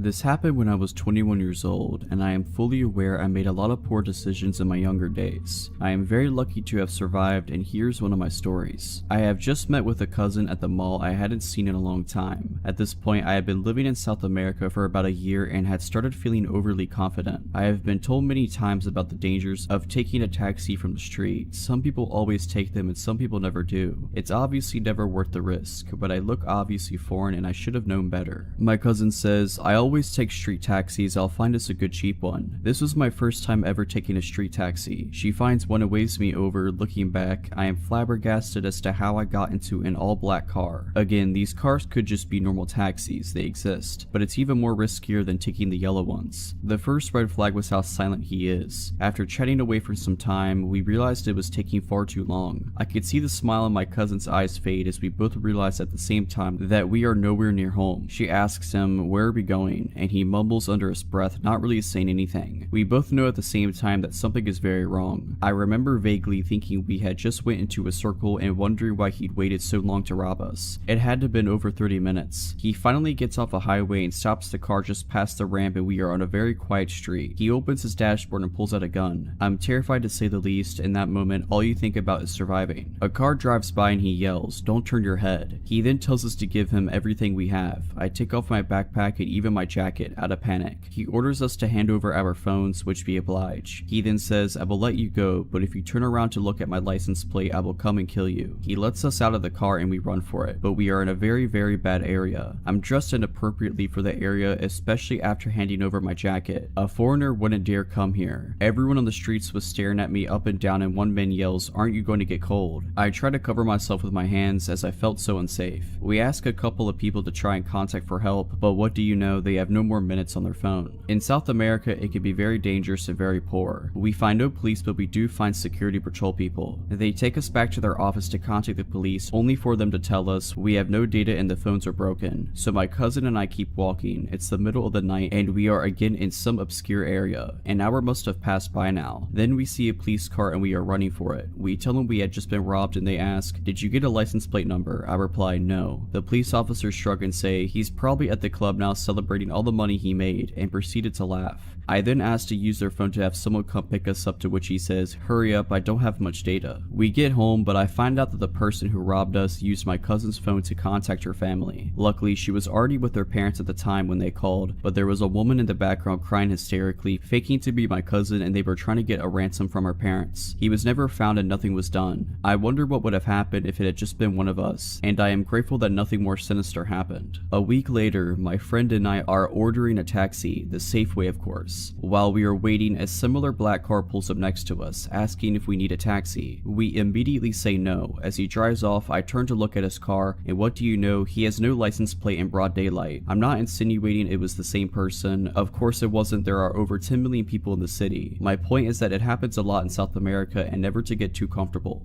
This experience made me realize what it's really like to live in a developing country, even if you have money and stay in good areas. You always need to be high alert, and no one is immune to the constant fear of, will I be robbed today? Brief setting and context. I'm a woman in my 30s, caring for my elderly parents, so staying in a downstairs room in my childhood home at the moment. The window faces the main street, which is an average residential street in a fairly quiet area. The bed faces the window. I often leave the window open at night since I need it to be cool to sleep, and I haven't really worried about it since there's a cabinet with an aquarium in front of the window area, not blocking the window from view, and I can reach to open and close it, but it would make it difficult for someone to climb in. My dog, Sable, also always sleeps in the room with me. While she's a sweet-natured, medium-sized dog who doesn't look the least bit threatening, she's a fantastic guard dog in that she's always alert to any noises, and will stand her ground and bark and growl if she senses a threat, so I've never really worried about the open window. After tonight, I won't be able to do it again. It started at maybe 3:30, 4 a.m. sometime. I was awake. Since I care for my parents, I often have disrupted sleep patterns and I'm awake at odd hours. I was reading a book and heard Sable growl, low and deep. Then she jumped off the bed and began pacing a bit, looking up at the window before jumping up at the cabinet by the window, barking. I shouted, "Hey, we're calling the police, my dog will bite," just in case there was someone there, and went to look out of the curtains to the side. I didn't see anything. I pulled the curtains closed again and made sure to pull the right curtain over, then drew the left side curtain, the one that covers the open part of the window, all the way over, covering the right side curtain too, tucking it down so any wind wouldn't be able to move it. I wasn't really alarmed then. It's a fairly quiet residential street, but there are foxes around that we sometimes hear, and occasionally someone passing by or the neighbor's gate next door will make Sable growl or bark, but she doesn't usually react the way she did this time. She'll usually growl but stay on the bed, and her reaction was much stronger than normal. I thought that even if it was someone scoping out the open window to potentially break in, they'd see now that the room was occupied by a person and dog, and would go find an easier target, but mainly I guessed it was just a random noise that she heard outside. I was wrong. It was a good half hour or more later after I'd relaxed and thought I might doze off soon. Then I heard her growl again, a really serious, deep and low growl, and I listened again, thinking it might be foxes or something, but I heard what sounded like deep breathing noises. I sat up and looked up at the window and my heart stopped. The curtain had been pulled back and lifted at the bottom, like someone peeking under it, and I could still hear the heavy breathing. I shouted, "Hey," again, and moved from the bed to the side of the window so I could see past the curtain, and saw the figure of a man move away from the window to the right towards the front door and the exit of the front garden. Too dark to make out features or clothing, it was just a dark male figure. Shaking, I immediately thought that since I knew he'd moved away and wasn't at or under the window, I reached and pulled it shut, grabbed my phone and called 911. One thing that creeps me out in hindsight is that it would have taken a few seconds for me to to move from the bed to the side of the window, and that was after I'd shouted and he knew he'd been seen. But he must have stayed there even knowing I'd seen him, until I moved the curtain and could see out. Then he moved away. The heavy breathing also had to be deliberate. It was so loud, like someone trying to frighten me. While on the phone with the police, I went around the ground floor of the house turning lights on, making sure the rest of the house was still secure, and it was. Very careful to lock doors and all the other windows at night, and everything looked undisturbed. 2 patrol officers came shortly before 5 a.m. and took the report. They suggested asking the neighbors if they have camera footage and to let them know of a potential prowler in the area tomorrow, and they went to drive around the area, saying that they'd be wanting to know what someone was doing wandering around at 5 a.m., the time the police arrived anyway. Since the dark meant I only saw the shape of a person, no real description, I doubt they can do much. I couldn't even be 100% certain it was a man, but the breathing and the figure I saw instantly made me think male. The outline of his head looked smooth, so either bald or wearing a tight cap, and height would have been probably around 5'8" to 5'10". I'm still shaken but feeling angry and violated, and wishing we had a camera system now. We'll be looking into that. I never thought anything like that would happen. Don't have any enemies, no recent exes, no one I know of harboring any grudges, since I'm caring for my parents full time now. I'm not out socializing or making any enemies, nor are my elderly and disabled parents. I have to think it was someone who was looking to break into a house, but for the fact that they came back so much later, maybe someone on drugs or having a mental health episode. There's a passage around the side of the house to go from the front to the back of the garden with only a small side gate, meant to keep the dog confined, not designed to keep others out. It would be easy for someone to access against the back of the house. They were bold enough to come back a second time, even knowing a person and a dog were in the room, perhaps hoping I would have fallen asleep by then maybe.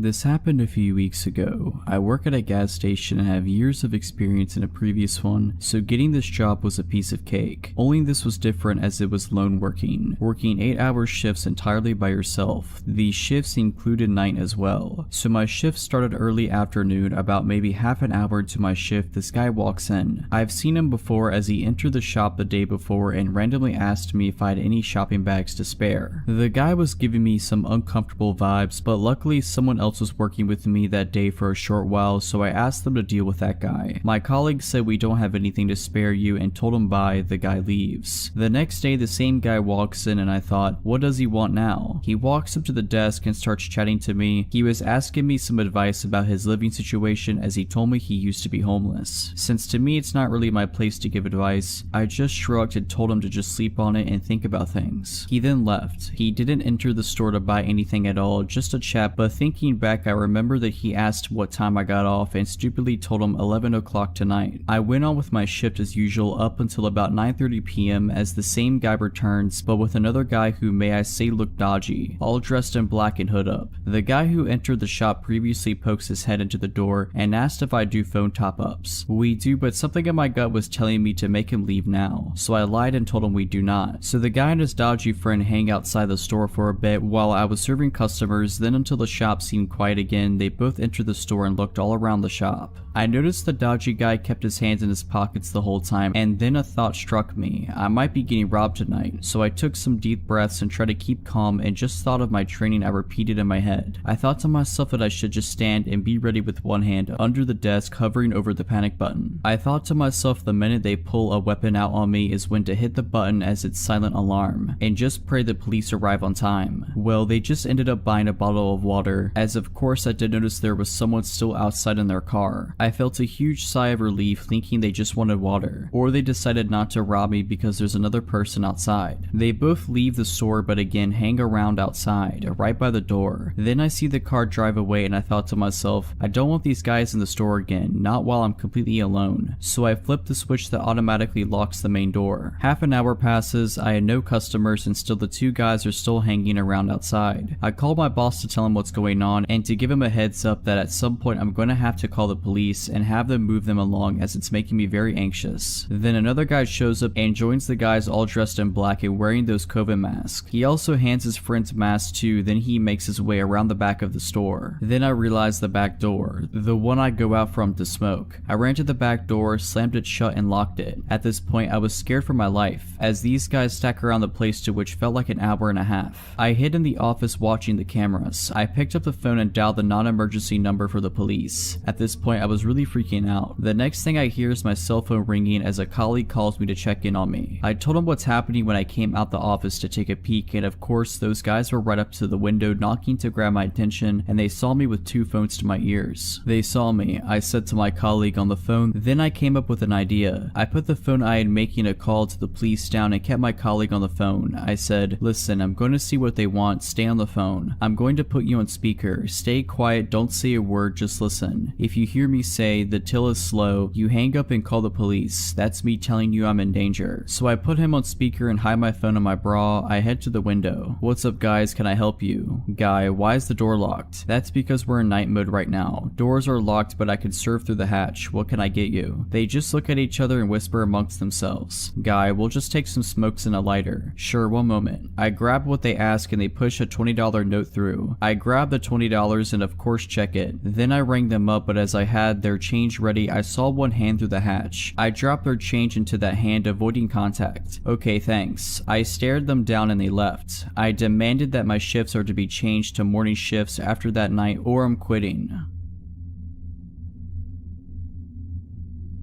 Back when I was around 17 or 18, I would go out to parties with my friend at night. It was my best friend at the time, Ivan, and his cousin Caesar that would invite me out that night. I had been talking to a friend of Ivan on Facebook about meeting each other. This girl had a birthday party that day and invited us all to join her. So I took a bath, got ready, and my friends pulled up for me in a small car. I said bye to my mom and got in, and we went to buy beer for the night and a pack of smokes for everyone. Back then I would smoke a lot. My friend told us that he had been in contact with this girl on Facebook and that she accepted to come to the party with him tonight. We were all impressed and happy for him. We pulled to her house and parked near a park to wait for her. I remember a group of people walking around the park, but since they seemed our age, we weren't too bummed out. My friend called her to come out and my friend Caesar stepped out for a smoke. I was sitting in the back not wanting to come out because of these guys outside. They seemed to be asking for trouble because they begun to argue about something really dumb with him. So my friend Ivan told me to step out just to have his back in case anything went down. We went to the party and had a great time. I hit it off with the girl I was talking to and later found out she kissed pretty much every dude that was there before me. Nevertheless, I was still grateful for the opportunity and said goodbye. As we headed back to my house of my friend's date, she seemed very quiet. I knew they hit it off during the party but now looked stiff and even scared. My bud and I were riding in the back to let them have the front to themselves, but she was just nervously looking at her phone. When we arrived, she wanted to get out and my friend, trying to score points, said, "Wait, I'll walk you in." She did not like this and said just go. We were a bit buzzed in the back and wanted to have a smoke, so we all stepped outside and watched them go to her door. I remember laughing about something with my friend when the mood suddenly became so dark. She started screaming, "Go now, get out of here." A car pulled out nearly in front of us and people with bats and blunt instruments got off so fast I barely remember how I got back into the back seat. The girl said something along the lines of "leave them alone" and held him while a bunch of dudes got out. My friend Ivan got into the driving seat and started the car. Thankfully, it started right up without trouble, but a big bottle of liquor then hit the windshield, cracking the top corner. I saw some guys come from the right side of the car where we were standing and quickly went to the other side to let my friend have easy way in into the back right seat. As I turned the corner, I saw this massive looking guy come up to me and barely had time to close the door and pull the lock down. Dude was punching my window. My other friend wasn't so lucky since he actually got hit in the head and had barely made it in the car. He couldn't even close the door because one guy was grabbing his leg. All of this happened in the span of 6 seconds. I acted all out of instinct and thankfully we got in and my friend stepped in the gas while zigzagging in case they would shoot at us. We were all scared and wondered what had happened. As we got back to our neighborhood, my friends were fuming. Both of them knew their way around the fight and could hold their own. Thankfully, I still had some cash left and told them we should go buy some illegal beer at midnight and tried my best to calm them down and convince them to not go back. My friend Caesar had actually woken a dude up in the middle of the night with a phone call and the man was ready to show up and throw down. After a few beers and a lot of talking, I convinced them it wasn't worth it and to just let the night end. I got home and my parents never found out and I just fell asleep. The next few days, my friend Ivan called me and told me that the girl's ex-boyfriend was actually a lead gang member. My heart dropped out of my chest. We had been seconds away from getting beat down and maybe killed by a bunch of people for a date. If it wasn't for our quick reaction and her backing them up a bit, we may have not made it. All I can say is trust your gut and your instincts in the end. It can all happen so fast.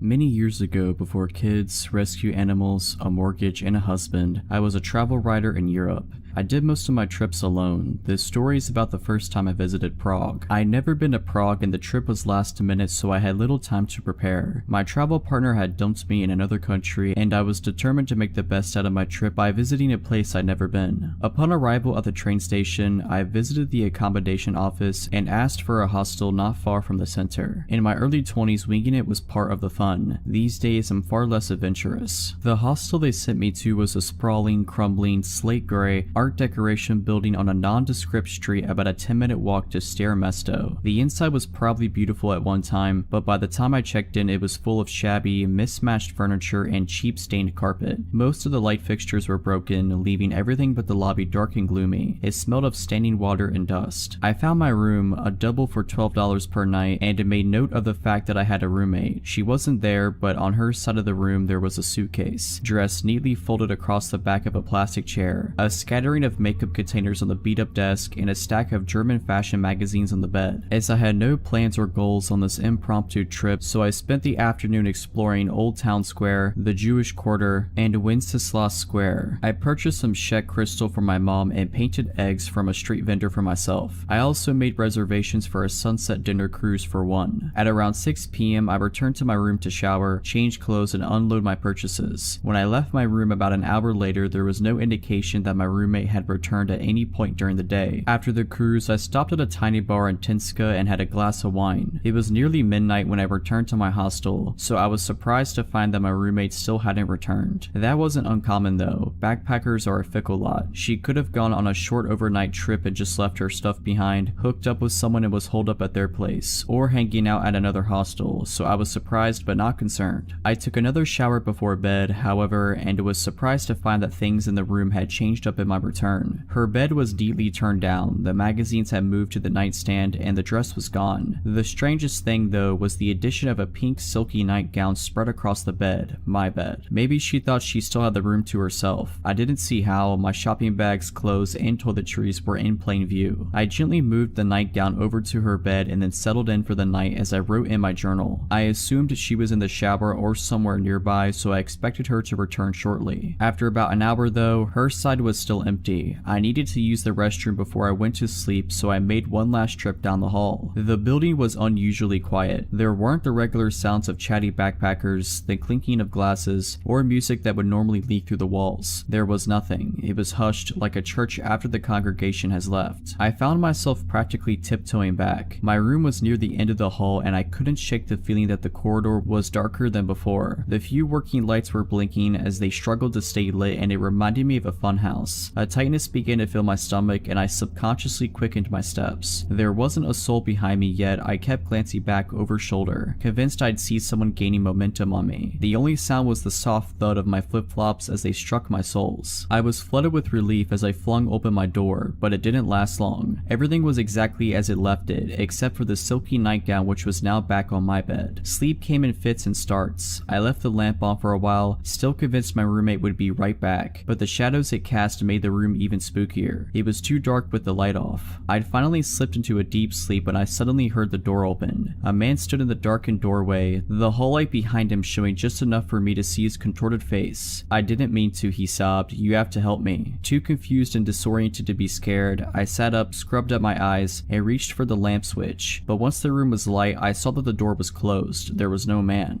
I quickly bounded off the bed and went for the door. It was locked. Nobody could have entered without a key, and the hallway empty. I passed the rest of the night fully clothed, sitting up in my bed, and with the light on. Though I'd pay for 2 more nights, at 7 a.m. I gathered all of my stuff and went down to the reception desk to check out. By the way, I said to the 20-something receptionist, "My roommate never returned. I'm a little concerned." She picked up the room key, looked at it hard, frowned, and then glanced at her computer. "What room were you in again?" When I repeated it to her, she looked back at her screen. "Ma'am, that room's been empty for 3 weeks and it's been cleaned since. We only have 6 people in the whole building. The hostel has since been renovated and is now a luxury hotel."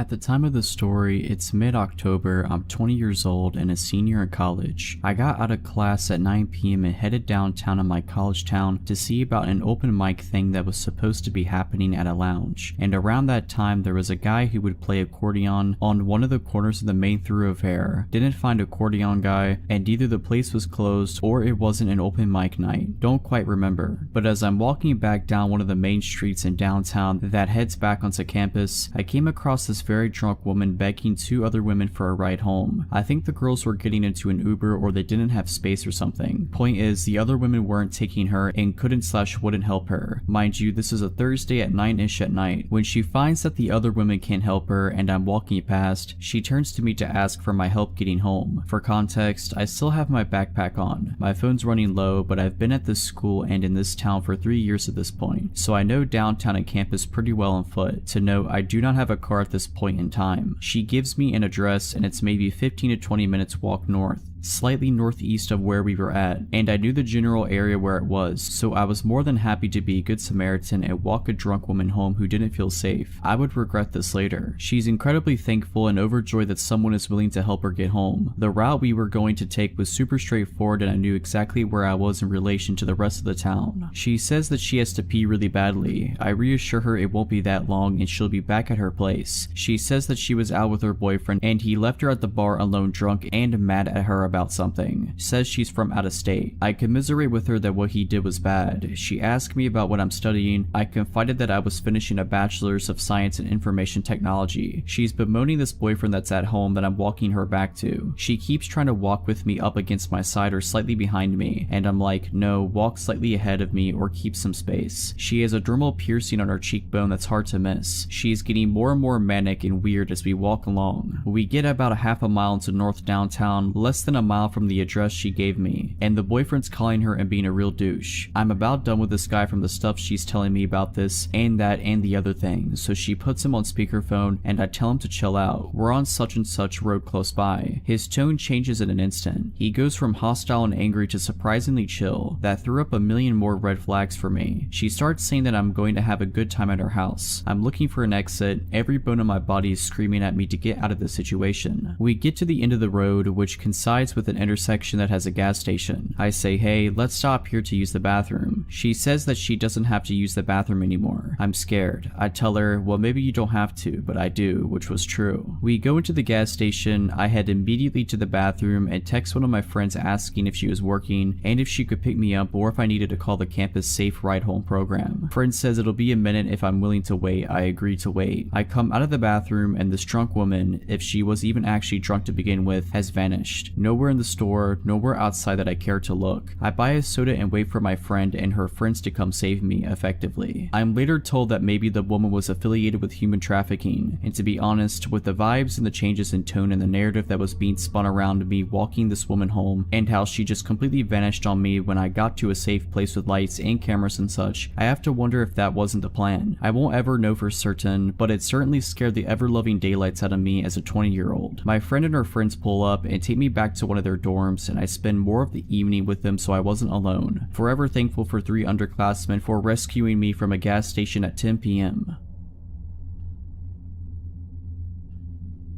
Last year I was on vacation in southern Europe with a large group of friends. We have been there for a while and always took an Uber from our rented house to the city, which had very nice bars and clubs. The thing with Uber is, it allows very cheap and flexible transport, but it also opened the door to a lot of creeps. I've had Uber drivers who are super cool, but also extremely drugged up road ragers who drive like maniacs and think they're impressive. But the guy we had that day was by far the worst. It is late evening and Uber picks us up and drives me, 27-year-old male, another one, 25-year-old female, and 24-year-old female, to the desired old town where we plan to go clubbing and drink. While driving, the driver constantly looks at the 2 women in the back seat via the mirror. They only told me this afterwards. He kept starting conversations, but basically only addressed the girls who left answering to the guys, who gave short, non-detailed answers, basically signaling that we, 1, don't want to to talk, and 2, don't think he needs to know our plans. To us, he seemed way too pushy, and he wasn't really that big on hygiene. Meanwhile, we can't wait to arrive at our destination and get out of this uncomfortable but not super horrible situation. But that stuff did not feel this great when this guy didn't stop on the road, but instead pulled into a parking spot. He started fumbling with his phone and we were like, alright, weird, but let's get out, and left the car. To our surprise, the guy then turned the car off and got out as well. We saw that red flag and just started walking away towards the bar area of the town without saying a word. Cars can't enter the old town. After 400 feet, once we reached the gates, we stopped because this was the meeting spot for the other half of our group, who took a separate Uber, and found out that this guy was following us and stopped as well. You know the classic circle people form while talking, where one guy's just kinda standing next to it because people don't let him in? Yeah, we did that. We started making conversation about how long the others will take to get here, where they are right now, etc. And this guy keeps throwing in comments like he is a part of the group.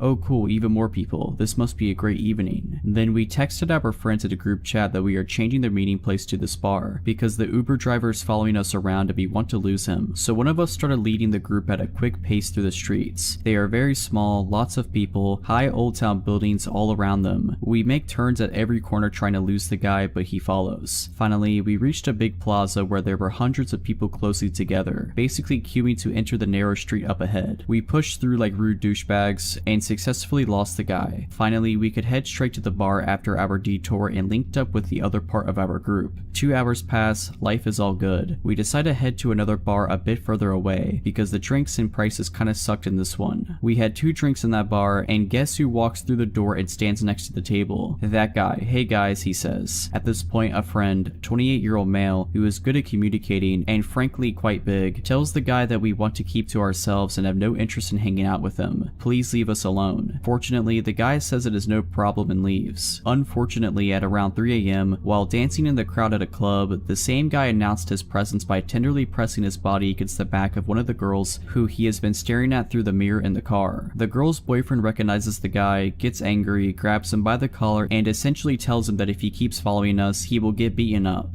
A bouncer sees this and approaches them. I start talking to the bouncer, who is super annoyed by anyone intervening at first, but after hearing how this guy stalked us from this car to this club, he just asks the Uber guy a few questions, then proceeds to throw him out. We stayed a bit longer than we wanted, in hopes of him not waiting for us. After that, we reported the guy for being a creep in the app and called another Uber, which thankfully wasn't him.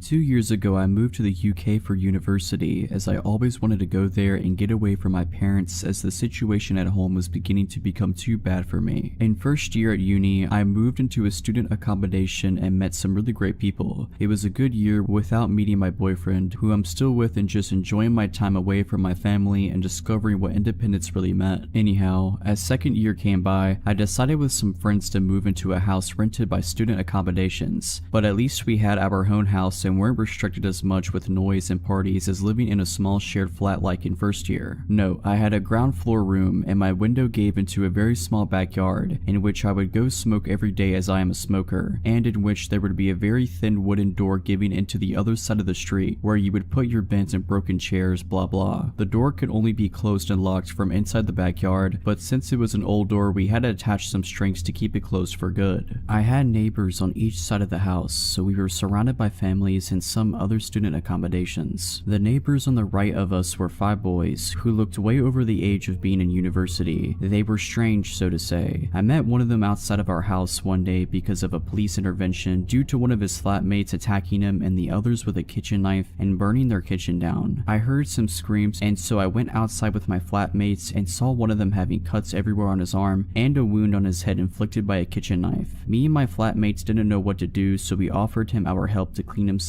and gave him an old t-shirt to change out of his clothes. We then saw the guy who hurt these flatmates being escorted out by the police and into a van and driven off to be arrested. I don't know anything more about the story. The police didn't really tell us anything else. Anyway, the guy who we helped was quite weird. He said a lot of BS and kept trying to grab me and flirt with me, but we just wanted to make sure he was okay as we didn't know him. Then after some time had passed, I would go to uni and come back home and see him quite often in the street and just never said a word to him again. But one day he came up to me in the street while I went to the corner shop and started talking to me weirdly, and I didn't feel comfortable at all with that for some reason, so I just didn't respond to him. He then just said, "Oh, that's okay. I'll just wait in front of your house then, and we can talk further." No need to say I was creeped out and just thought he was joking. So I bought my drink at the shop and headed back to my street, and as I turned into the street where my house was, I saw him with his flatmate sitting on my doorstep and waiting for me. So I went back to the corner shop and called my only guy flatmate to ask him to open the door and tell the guys to go away, but obviously he wasn't home and no one else was there either. So I literally just waited it out until they left about an hour later, and then sprinted back home and locked the front door. Note, my front door had a glass panel on it where you would be able to kind of make out who was standing in front of it. After this already pretty scary encounter, I just tried to avoid the guy and mostly succeeded for a while. But then one day, as I went smoking in the backyard, I noticed that the wooden door, which is always closed, was open, and the strings that were put there to keep it closed were cut off. For whatever reason, I didn't think anything of it and just closed the door again and put a new string on it, thinking it was one of my flatmates who took the bends out and just didn't tie it back. The weird neighbors would very often scream and yell and fight in their house, and it would take me and my flatmates up in the middle of the night, but we kinda just got used to it after a while. But one evening, my boyfriend slept over like he usually did, and he, who usually never ever wakes up because of a noise, woke up in the middle of the night because of a bang and some whispering. I was sound asleep, so he very silently woke me up,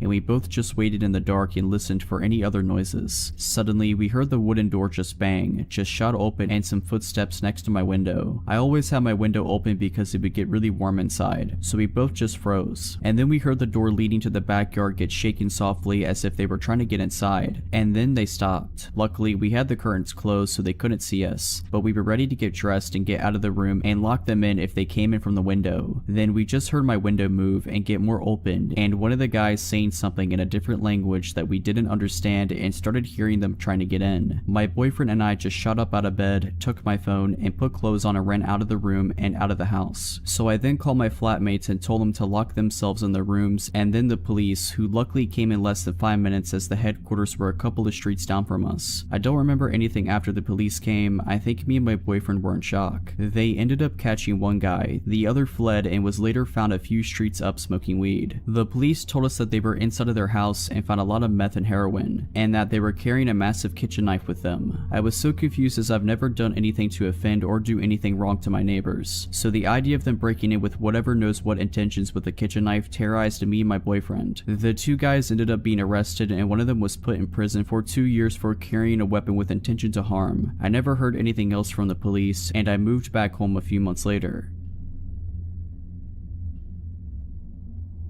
I was 17 when this story happened 3 years ago now. I was working at an old pizza shop right on the edge of my town. For context, the town I was in was an affluent, suburban town surrounded by a bypass which loops around the town. Around my town is some farmland and main roads, where all of the blue-collar workers moved to after the town was gentrified 10 to 15 years back. The pizza shop was around 20 years and was very catered to these same blue-collar workers. It's around 9 p.m. and a call comes in for 2 pizzas and a 2-liter of soda. I'm the only driver in, so I have to take the delivery out. It's about a 10-minute drive to get to the location. There I have to drive up a long gravel driveway that took about 5 minutes to get up. My car really couldn't handle the gravel and how rough it was. Arriving at the place, I see a nice house and 2 barns plotted across the land, with wheat 5 to 6 feet tall surrounding the whole property. Being at this place when I felt truly all alone really started to make my anxiety flare. I decided to call the number on the order because I have no idea where this guy wants me to go and drop off his food. After about another 5 minutes of absolute silence, the man picks up. He had a very deep and raspy voice, like he's been a career smoker, which didn't do anything to help me feel better. I was told to meet him at his truck at the far barn on his property. I am now properly scared as my mind races of all of the worst possible things that could happen to me. I pull myself together and muster further into this guy's property. I see the man's truck as I round one of those cylinder storage units where I see his F-150 and him inside. Instead of getting out, I call him and ask him how we should do the transaction. In that same deep voice, he instructs me to get out of my car and to put all the food onto his truck bed. Since he paid with his credit card already, I thought this would have been over in 10 seconds. I do what he tells me to do and walk over to the passenger window so that he can sign his receipt. The man looks to be around his mid-40s, heavy set, with a scraggly black beard and a trucker hat. My mind was already racing on being kidnapped or murdered, so I really didn't feel safe around this guy. I ask him if he has a pen on him because I forgot to bring one. I was pretty bad at my job job, and he did not have any cash on him. He stares at me with these cold eyes and points into the back of his truck, saying to me, "If you ask me for a tip, I'm going to be sticking this tip down your throat," where he has a double-barrel shotgun just in the back of his car. I'm frozen in fear as I'm registering that this man has just threatened to kill me. The only thing I can muster out is okay, and I get back into my car and I get out of that farm. I was going so fast that I screwed up my car from my car bouncing around on that gravel path. I go 80 all the way back to the pizza parlor, where I tell my coworkers what happened. None of my coworkers took me seriously and just thought I was playing this up for a joke. I go home and forget about it pretty quickly, but a year later I'm working the lunch shift and the same man calls in and orders a pizza. Now at this point I am refusing to take this order. The pizza place I was working at wasn't doing well business wise, so it's on its last legs already, so management forced me into going anyways. It was only 1 to 2 p.m. on a Sunday, so at least my fear of the dark would be covered. I get there and the man is waiting for me at his actual house. He recognized me and out of all things started apologizing to me for what he said. He was excusing it, saying that he just started going through a divorce and was struggling with his emotions. I just wanted the whole thing to be over with, and he gave me $60 for what happened.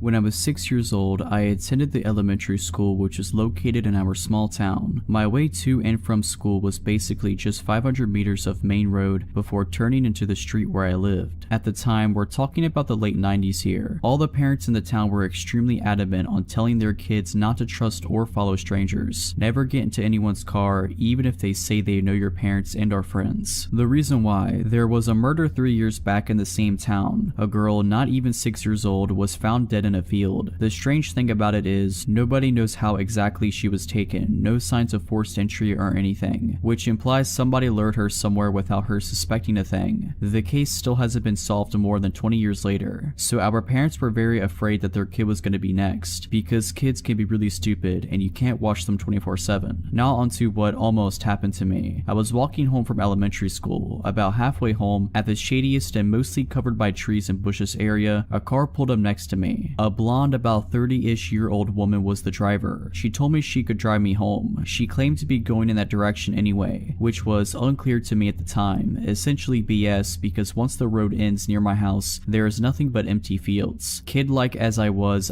not suspicious, and was like, "Oh no, it's not that far, I can walk." Then she started becoming more insistent. The whole, "Oh come on, it is fine, nothing to worry about, and you can relax instead of walking" thing. The alarm bells only started ringing when she said she knew my mother. They are friends, and supposedly she was asked by her to drive me home. Thank God for my parents repeatedly talking about the tricks that people use to lure you in. I started being creeped out, continued to walk, but she kept driving beside me. Now the real weird part in hindsight was her next attempt to get me into the car. She started saying that I was obviously afraid, and cool children are not afraid of such things. If you want to be cool, you should just relax. Honestly, I did not fully realize the full extent of the situation. I just felt uncomfortable and wanted to get out of this conversation, so I just started sprinting the rest of my way back to my house. Once I got home, I stayed right next to the door and kept looking out of the window for a few minutes. And guess who drove by and basically checked out the house? That creepy woman. The road was a dead-end road, and only after 3 more minutes the car came back the same way. It took years until I realized what kind of bullet I dodged there. All I was thinking was, my parents told me not to do this. I didn't know why or what that woman wanted. The drill of hearing over and over again not to believe strangers or get into their car kicked in. Moral of the story is, even if your kids are too stupid or young, like I was, to comprehend such things, the rules of not following strangers, and the fact that strangers will lie to you for evil intentions, must be drilled into your child's head like watching both ways when crossing the road.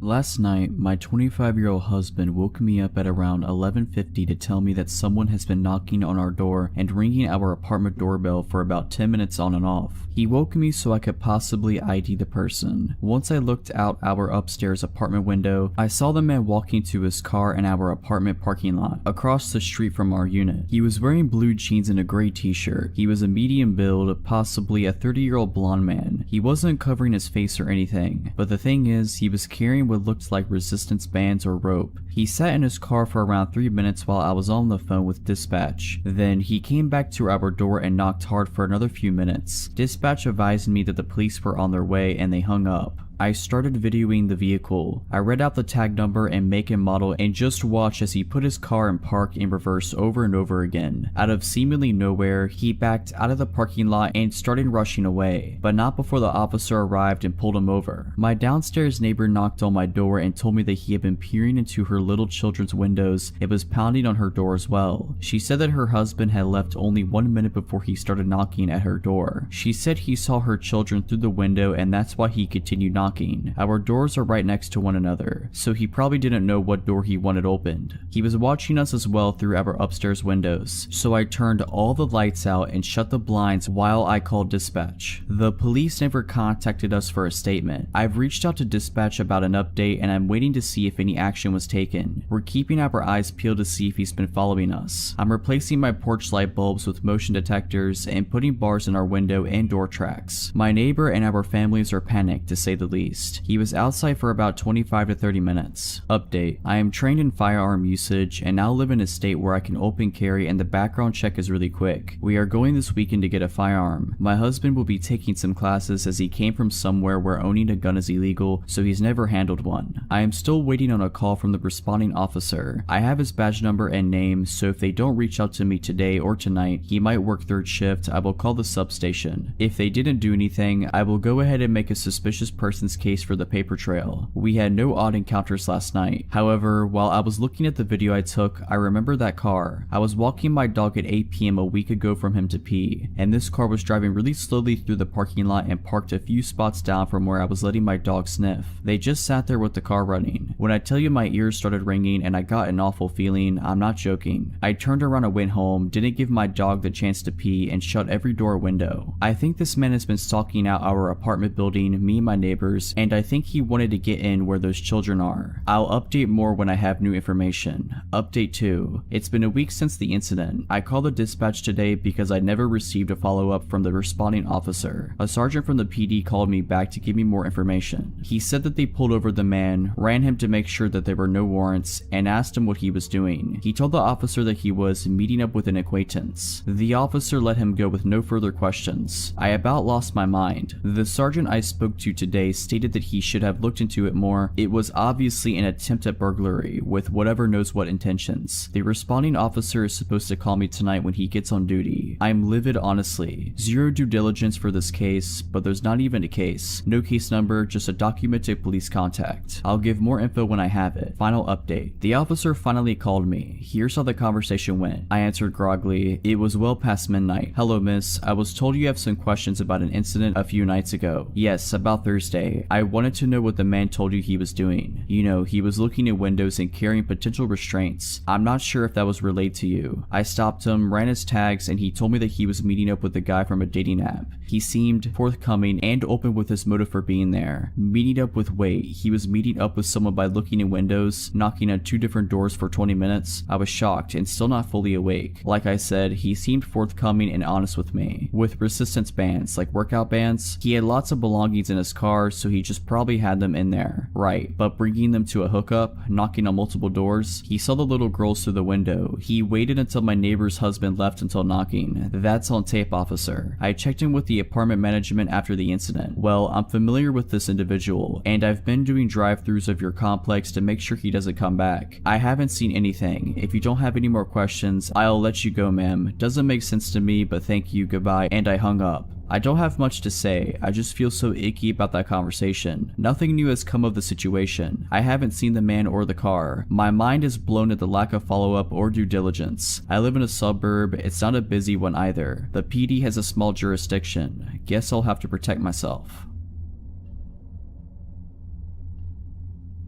I was 24 at the time, working in a nightclub about a 10-minute walk from my home. I used to close on Tuesday nights slightly earlier than most nights as it was generally our slowest night of the week, closing around 12 a.m. instead of keeping customers until 2:30 a.m. Usually I'd be the only one left as I start cutting staff as the night went on, and since it was a slower day of the week, we didn't have security on. About 2 months in of regularly closing at 12 a.m., I was walking home. I used to bring bulkier clothes to hide my figure when leaving alone, as I've been followed and chased multiple times before, and we'd often get men waiting after hours for us girls to come out, knowing we'd eventually come out after closing and didn't want to attract attention to myself. I also used to walk home as I didn't have a car and had a few terrifying experiences with Uber drivers not actually driving me home, turning out to be fake cab/Uber drivers or harassing me until I pretended to show interest or give them some way of contacting me, to which Uber would just give me a $5 coupon for the trouble, but that's a story for another time. The bar was located along a main road that was home to the majority of the other bars and restaurants in the city downtown. Often at this time I'd maybe see a handful of people, but the streets were generally empty. I'm walking and notice a parked car about a block away. The driver noticed me and U-turns around to be on the same side of the street as me. Now he's catcalling me and trying to get me to come into his car. I don't engage and keep walking. We're maybe a block or two past the initial spot I saw him, and he's been slowly driving alongside the sidewalk. I'd crossed the street but didn't want to get near his car. He keeps this up until about halfway mark when he takes off in his car, and I'm just relieved he's gone. He then comes blasting back down the road. Now my walk is turned into a light jog, which then turns me into full-on running. I'm running behind close bars and businesses, now trying to find a back route to get home without him seeing where I live.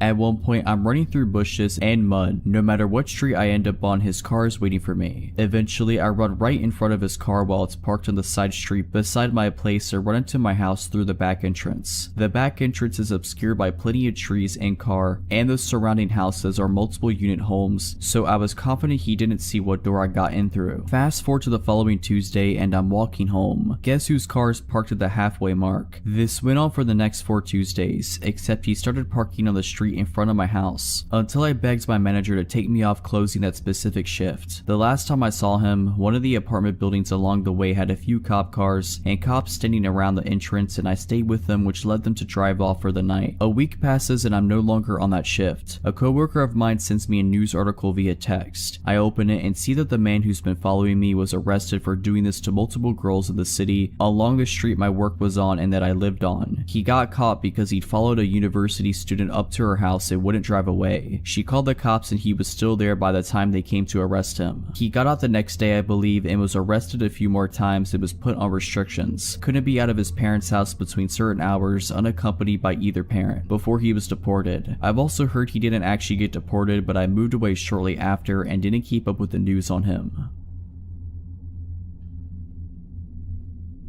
It was a Wednesday night in the summer. I was off work, my husband was out of town, and our son was staying at his grandma's for the night. I was home alone with my dogs, an 80-pound Aussie mix and my 80-pound German Shepherd/Pitbull mix. I always have issues sleeping when I'm home alone, so I tend to just binge watch TV in the living room until I can't keep my eyes open anymore. This particular night, I remembered that the trash pickup comes the next day. I decided to turn on Game of Thrones for a bit, then I would take the trash out. All of a sudden, I realized it's 1:30 a.m. and I still haven't taken the trash out to the curb. My house has 2 solid iron gates, one in the front and one to the side door/backyard. Lighting on our street or anywhere in our neighborhood isn't that great, but it's a quiet neighborhood with a lot of families and you rarely hear about crime here. I looked out the window by habit before I took the trash out and saw who I thought was my neighbor, smoking a cigarette outside of his gate across the street, looking directly at me. For context, this is a normal occurrence. My neighbor across the street hides smoking cigarettes from his wife, so he typically does it late at night in front of his gate. I get off of work late, so I usually see him and we wave, say hi, chat a little, then I go inside and he makes the joke, "You didn't see me smoking," if my wife asks. So unbothered by seeing the guy, I go outside, grab my trash cans, open my squeaky iron gate and take them out to the curb. I did not have my glasses on at the time, so as usual I waved and said hello. However, the guy, who I thought was my neighbor, threw down the cigarette and quickly walked off down the street. It took a minute for me to register that he was not my neighbor. I was a little creeped out because he was clearly staring into my window from the opposite sidewalk, but also maybe it was a guy taking a night walk. Not unusual in our neighborhood, and just stopped for a cigarette. I thought I probably weirded him out as much as he weirded me out, went back inside and laid on the couch with my dogs to keep watching Game of Thrones. At some point, I fell asleep and I woke up hearing my gate squeak and my German Shepherd mix growling. He's extremely protective of our family at home, but he's also the kind of dog you can take anywhere because because he's so friendly in public. My Aussie mix is more passive, but his sheer size and scary bark tends to deter people. He's very friendly though. I quickly got up and pulled back my curtain. My gate was still shut and I didn't see anything. My dog, however, continued to growl at my front door. I looked out another window, which had a better view of my front yard and porch. I didn't see anything. Eventually, my dog settled back down with my other dog, but I was still uneasy. I ended up watching TV again because I couldn't go back to sleep.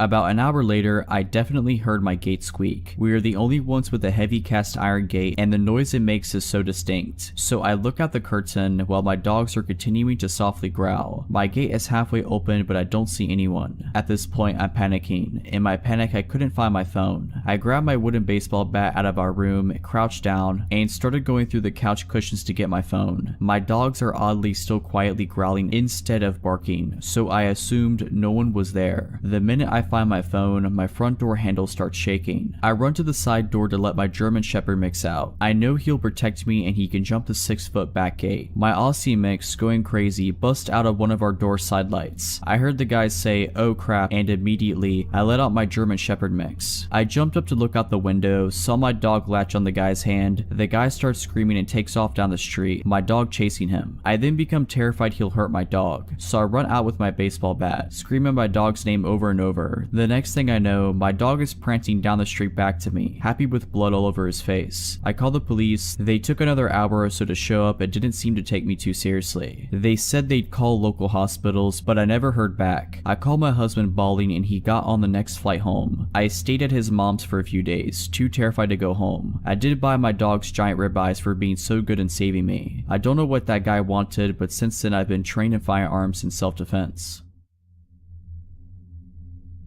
Quick backstory, I have had a stalker for about 4 years. He was never aggressive or sent me proper threats, so stubborn as I am, I did my best to ignore him and not give him the satisfaction of showing him any fear. His stalking behavior mostly just consisted of sending me letters and gifts, such as photos of my own apartment building from the outside, things he dug out of my trash can and so on. I called the police many times but they weren't able to, or really tried to be honest, catch or identify him. About 3 weeks ago, I discovered the AITA subreddit and thought that people might want to know about what it's like to have a stalker. Since I barely use any social media aside from Reddit and have no personally identifying information here, I didn't think he'd ever see it. One person even asked, "Does he know you're putting him on blast on Reddit?" And I answered, maybe. Maybe it would make him angry, maybe he'd be turned on. Don't know, don't care. Well, I know the real answer now. He did see it and he did not like it. Like I said, he was never aggressive and never came close to me. The closest I know of was when he sent me a picture of myself, unlocking my apartment door, taken from the corner of the steps above. I'm thinking that he might have hid a camera there instead of being there to take the photo himself. I think I would have noticed him if he did. I don't know how he got wind of the AITA post I made, but he did. The next week was quiet, no letters, and I didn't see him anywhere. Then he left me letters with printed out questions and my answers from the AITA post. He also left me with a long hateful letter towards my boyfriend about an issue I had posted on the AITA subreddit. His letters were never hateful like that before, though he never seemed happy with my boyfriend. He wrote about how I should share the spotlight with him since I got so much attention thanks to him. A few days later I got a gift, but this time he didn't leave it in my mailbox or at my car like he usually did. No, this time he left it inside the apartment building right in front of my door. I didn't take it inside my apartment but opened it outside. It was a pretty big box, which was also unusual, and it was taped shut. As I'm typing it out now, I realized that wasn't a good idea at all and could have ended badly for me. But luckily he didn't send me anything deadly or anything. He did, however, send me several zip ties, a roll of tape, the kind you use to tape off walls when painting, nothing you could use to restrain someone, a TV remote with most buttons picked off, a pack of band-aids with a few used ones, not actually, just made to look that way according to the police, and a framed picture of me. I could tell the picture was taken a few days ago and my boyfriend was next to me but cut out of the photo. The frame was shattered and the package was full of glass shards, clearly more than just what could have fallen out of the frame, and they were also intentionally put inside the crumbled newspaper that was stuffed in there to keep it all in place. I called the police right away and gave it to them. They were more concerned this time. Finally, thanks. It told me they'd send patrol cars more frequently. He didn't show up or leave me any letters or gifts for about another week and a half. But 8 days ago it started again. I found letters in my mailbox where he wrote about how he wasted his time on me, how I haven't been appreciating his effort, how he was wrong about me being special. 5 days ago I left my apartment in the morning and heard a crunch sound as I stepped onto my doormat. He put broken glass under it in the night. I went off to work because I was in a hurry and was just going to make my boyfriend call the police, but then I found my car had also been vandalized. The sides were scratched, lights smashed, and the windshield had a phrase painted on. "It's time soon, miss," my last name. I went back inside and called the cops myself. They found the same phrase on a note under the doormat. This time they really took me seriously, which might have been because I was just pissed at this point, which I made very clear. All of this, the letters, gifts, photos, even the glass under my doormat, are just really annoying and inconvenient, but my car was useless to me now and the threat scared me even more. I did, however, have a dash cam in my car, and it caught everything. The police said they took the footage as evidence, even though the dash cam footage wasn't of high quality, and I had given them photos of him that were just as good before, but they said it's not enough, and they told me they'll look into it further and promised to send more patrol cars again. Then it was quiet for 2 more days. Until 2 days ago, someone rang the doorbell at just after 4 AM. My boyfriend and I got up, but we were both hesitant, but I saw the blue lights outside, and just as I got up I heard them shouting, "This is the police, please open the door." They told us they were called by one of our downstairs neighbors, who came home from his night shift after about an hour earlier, and heard someone else entering the building after them before their door fell shut. My neighbors know of my situation, and I've asked them to make sure they don't let strangers into the building. This neighbor then went into his own apartment and looked through the peephole. We have motion activated lights in the stairway, so he waited to see if they had turned back on. They did. Then he saw a middle-aged man walk upstairs. Above this neighbor are only me and my boyfriend, and a single mom with 3 kids, who probably won't be getting any visitors at 3 AM, so he called the police. They came and found my stalker 1/2 floor above me on the stairs. He should have been able to see the cop car since there was a little window up there, and they had their lights on, but he either missed them or wanted to get caught. They found a pocket knife on him, and he confessed to being my stalker right away. He's finally caught. They got him. It took 4 years and one very vigilant and caring neighbor, but he's finally done. He's facing several charges, and I've collected every single piece of evidence over the past 4 years. I don't know what kind of outcome I can expect, but for now, I finally got some peace.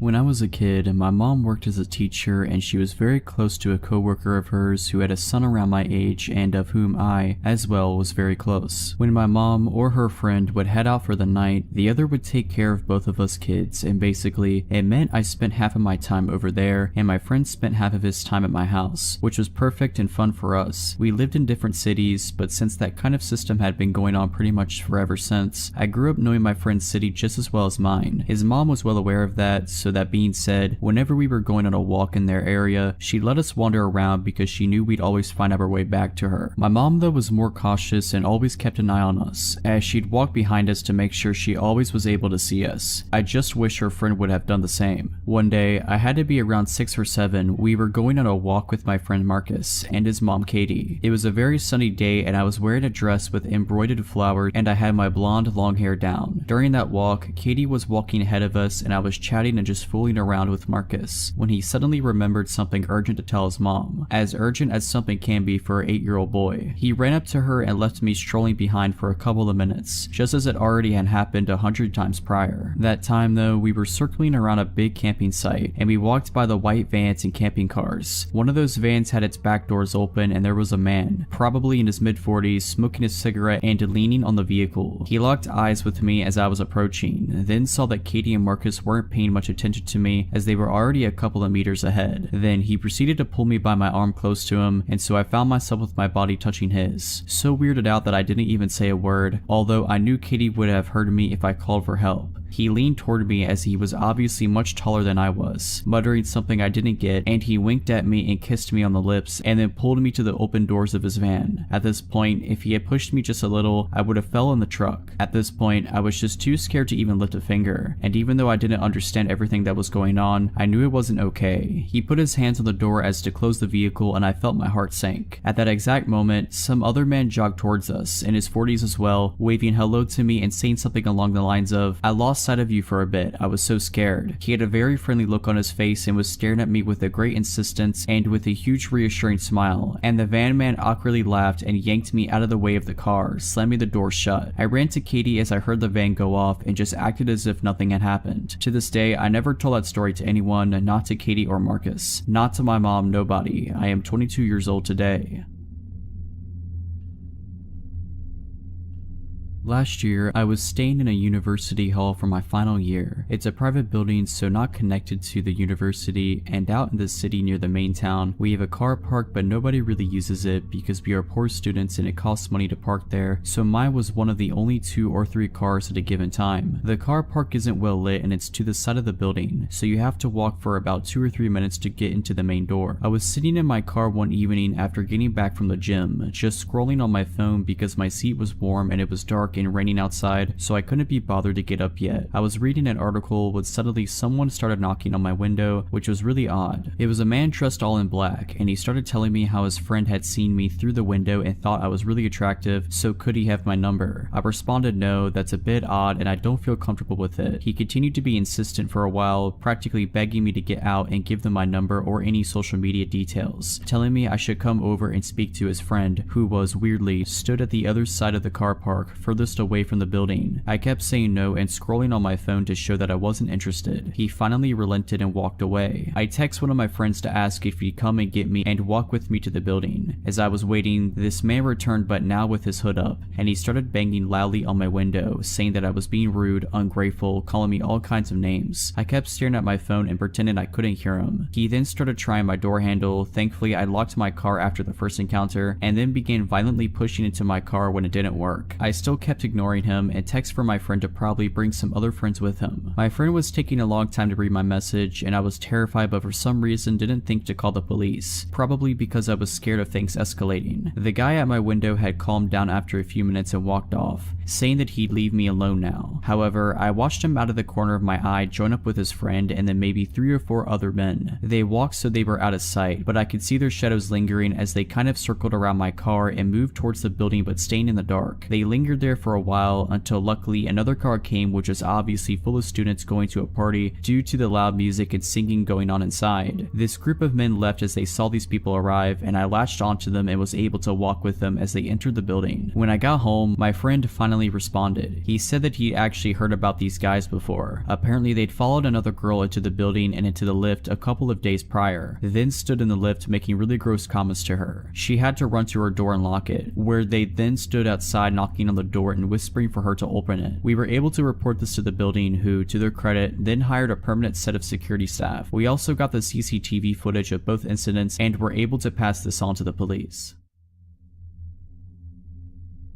My mom's dog, Punky, was a very sweet loving dog. She was an ESA dog but trained to be a service dog for PTSD before she lost her leg. I had never seen her get aggressive with anyone in the entire 12 years she lived. She never growled or nipped anyone, and she had no sense of smell, so she loved all animals and people. A real gentle giant among our little terriers at 60 pounds. What I'm getting at here was that her barking at something and being aggressive was so wildly uncharacteristic that I only saw it once. I, 11 years old, was at home with my siblings, 2 years old and 6 years old. My then stepdad is at work and my mom ran up to the gas station to grab a pack of cigarettes. It was only a mile or 2 away from us. For reference, we lived in a 2-bedroom trailer in the middle of the woods, on a dead-end road at the time, and you had to really make an effort to get down our road, find our house, navigate down our rickety driveway, and find the door. I'm sitting at the computer, having a grand time watching YouTube videos, when all of a sudden all of our dogs, about 2 Boston Terriers and 1 Chihuahua, perk up, bark a few times, and start investigating down the hall. My siblings were napping in the bedroom at the end of the hall at the time, so I figured they just stirred and scared the dogs. But then Punky sits up suddenly, stands up on the couch, and puffs her chest out. Her ears are perked up, her fur standing on end, her tail straight up, and then she barks. Loudly, I mean, the bark booms through the living room and echoes around, and all of a sudden she lunges off of the couch and goes tearing down the hallway. I'm already on edge because I don't think I've ever heard her bark, ever. She's a Basenji mix, so her bark is more of a baying sound, but this was a big, loud, alert bark. I stand up and go to look down the hallway, ready to fight off what I'm assuming is a shadow monster in the hallway based on how the dogs are acting. But then I hear it. Knock, knock, knock. We didn't get visitors because of how weird our house was location-wise, so my 11-year-old mind had no clue what to do here. The only people who showed up here were family, and they didn't knock, so I slowly walked towards the door. The knock drew the attention of the dogs, and they came running back down the hallway, all except for Punky, and I felt better with our 3 yappy dogs in the room with me, even if they were all the size of New York City sewer rats. I opened the door just a bit, and standing on our porch is the sketchiest man I think I've ever seen. I can still picture him perfectly. He was a really thin, taller man with dark hair and a sunken face, bags under his eyes, and this half-managed hair, sort of like he just gave it a quick brush and then figured it was good enough. Everything about him seemed just a little too thin, a little too shallow, and his clothes were all off too. They were nice, but fake nice, you know? Like a clean, newer looking t-shirt and new jeans. But he had what looked like a suit jacket on. All his clothes were dark too, despite the fact that it was summer in Texas, and the weather was definitely into the hundreds that day. He also had this plain, unlabeled bottle in his hand. It looked like the label had been covered up and taped over. I stare up at him in confusion because I definitely don't know this man, and I asked him what he wants. He smiles at me in this way that's way too fake, like this exaggerated and forced grin, and he spoke in the same voice retail workers do. Hey there kiddo, I'm trying to sell this here carpet cleaner, and he shakes the bottle at me. Mind if I come in to show you how good it works? Alarms are going off in my head because he just seems so off. Looking back with an adult perspective, the fact that he didn't ask if my parents were home is unnerving, because he probably knew they weren't and that's why he was here in the first place. I should have told him to get off our property, that I'd have to go get my mom, something except what I did say, but I didn't. Instead, I just shook my head and said, no, we don't have carpet. Well, it works on other things, and he took a big step towards the door and shook the bottle at me. I start to freak out and think to close the door, but the thing is, our front door didn't even lock. Small town, hard to access home, we never needed a lock, so that's basically useless. I'm sure there's something very wrong about to happen, and I'm terrified as I think about what to do in the few seconds I think I have before it does happen, when all of a sudden I hear it. Punky had crept up from the hallway, lowered towards the ground with her teeth bared and snarling like she was feral. She had slobber just dripping from her mouth, her ears were down and she was ready to pounce. The guy hears it too, and as I look towards Punky, she tries to lunge past me, and I just barely catch her with my leg as she tries her hardest to duck past me and attack this guy. He freaks out and runs off the porch without another word, booking it down the driveway as I let Punky out along with the rest of our dogs and they start chasing him. Our small dogs chase him down the driveway and stop about halfway, barking and jumping about, but Punky stops just on the porch and watches him with her ears perked, just staring in the distance until he disappears. I swear I saw someone jump up with him running when he got onto the road. The second he disappeared, Punky's entire body language changed and she went back to being the sweet dog I knew. No barking or growling, just laying around, mouth and throat covered in slobber still. I realized my siblings are still down the hall and run to check on them, and when I get to the bedroom, my siblings were sleeping soundly still, but the bedroom window was wide open, the curtains pushed all to one side and the items on the dresser in front of the window all shoved around. Someone had tried to climb through the window, no doubt in my mind about it. From what I can gather, the bedroom window was visible from the couch where Punky was sleeping, so I think someone was trying to climb through the window before Punky went after them and scared them off, and the man at the door was meant to distract me. They definitely didn't expect Punky, a bigger dog, because most of the time she was with my mom inside while our small dogs were the ones that saw public eye more often. I don't know what they intended to do, but after my mom got home she took all of us to my aunt's house, and on our way there we saw the men walking up someone else's driveway, men plural because we watched a second one split off to wait by the road.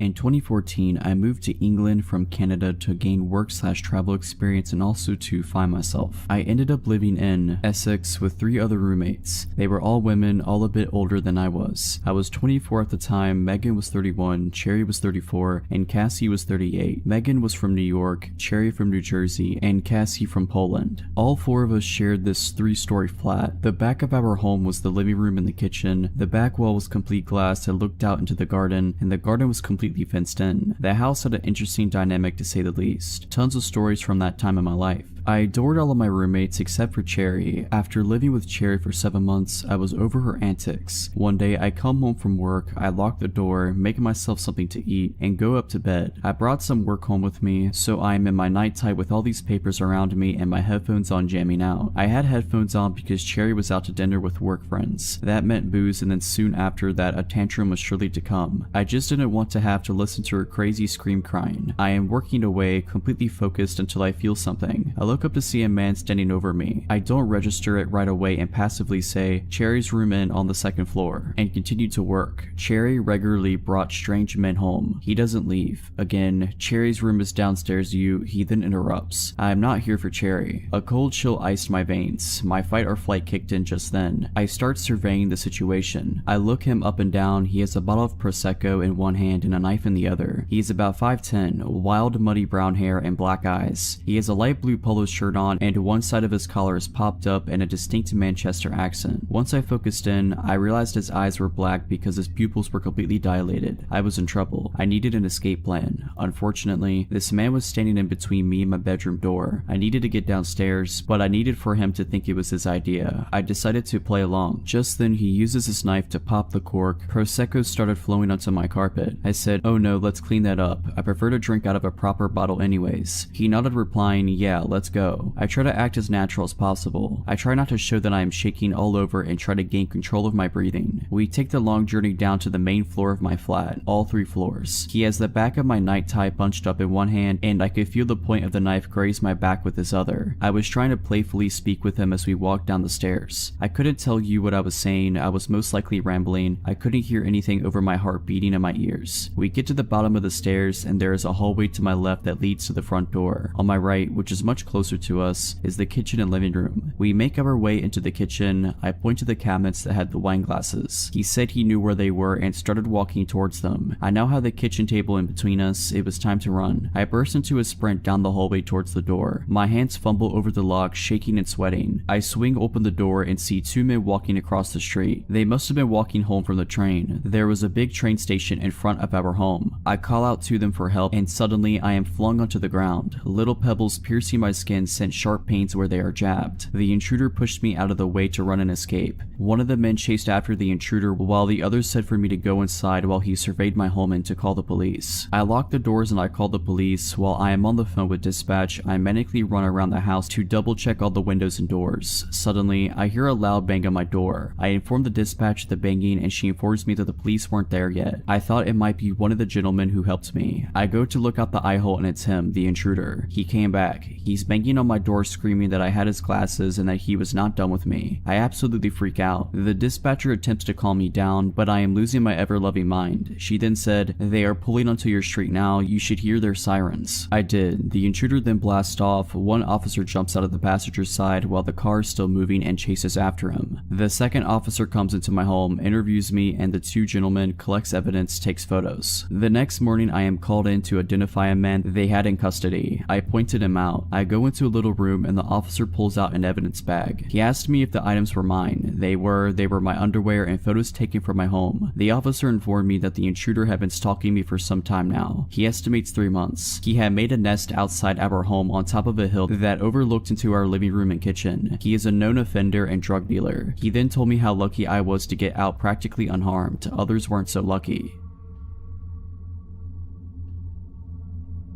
So this happened in 2011, so the exact dialogue may have escaped my memory a bit, but the situation is something I'll never forget. Also, AIM was still pretty active during this time, and so was video chatting. Think Tiny Chat. This is important for later. I was on an online dating site and was talking to this guy. I was 31 at the time and he was 28. We talked for about 6 weeks before I gave him my phone number and we took it offline to calling and texting for another couple of weeks. 2 months after our initial chat, we were texting and he told me that he was out having a few beers at a bar near my house. He asked what I was doing and asked if I wanted to come out, but I had a very long day at work and didn't feel like going to a bar. I'm also not a big drinker. I invited him over to my place, I know, after he finished at the bar and he accepted. I figured I would be okay since I do keep firearms for protection and know how to defend myself, if needed. I also had a webcam. I took a shower so I wouldn't smell like a water buffalo on a hot day. The air went out at work, put on some makeup and got dressed to wait. He then called and said he was outside of my house. I clicked record record on my computer's webcam program and turned off my monitor and went to let him in. It's around 10 p.m. and he comes in and we go back to my bedroom because my living room was being remodeled. We're sitting on the bed chatting for about an hour, talking about everything under the sun. The conversation flowed. He was very handsome and so easy to be comfortable with. We got on the subject of firearms and I showed him mine. About 15 minutes later he asked for some water, so I go to the kitchen to get him a bottle. When I came back, he said he got a phone call and had to leave. After he left, I looked on my nightstand where I put the firearm down after showing him and noticed that it was gone. I looked everywhere for it, thinking I had put it down somewhere else. Nope, not there. I then played back the recording from my webcam program and sure enough, it shows him grabbing it and putting it in his hoodie. I was terrified at that point. He knew where I lived, he had my firearm, and he left his phone on my bed. Right then his phone rings and I answer it. Come to find out he's married. His wife was calling him wondering where he was. I told her everything, including the fact that he stole my firearm and I had video evidence and was calling the police on him. Next thing I know, he's banging on my door, my firearm in his hand, asking me for his phone. The conversation went like this. Him, I need my phone, give me my phone. Me, not opening the door but yelling through the window. Take the clip out of my firearm, empty the chamber, throw the clip into the bushes. The one in the chamber across the road and put it on the ground. Him, no, give me my phone. Me, I'm on the phone with your wife at the moment and I have you on video stealing from me. I put his wife on speaker. Wife. A whole bunch of expletives. Him, he runs and gets in his car and then comes back. I threw your gun in the ditch. At this point, I make him empty his pockets, take his pants off, take his hoodie off, and show me that he doesn't have my firearm on him. All the while, his wife is on the phone. I go outside and get in his car, in the driver's seat, and tell him to take me to where he threw my firearm. He proceeds to tell me that I don't know how hard it is for him, being a felon, not being allowed to own a firearm ever because of a mistake he made. The mistake, domestic violence, involving a firearm. We get up the road, he tells me that the firearm is there in the ditch. Then I realize the situation I'm in. I can get out of the car and go get it, leaving him to do whatever to me if he chose. I could make him go get it, taking a chance of him seriously hurting me. I took that chance since I was on his phone with his wife and my phone with 911. He retrieves my firearm, brings it back to the car, and I drive back to my house and wait on the police. I get out of the car and he gets in the driver's seat. I'm still on the phone with the police. I walk around the back of his car to get his license plate number and he just puts his car in reverse, hits me, and takes off. They found him later that evening. He still had the clip and the one in the chamber in his pocket, so now he's enjoying some time in prison. So glad I never have to meet this person again.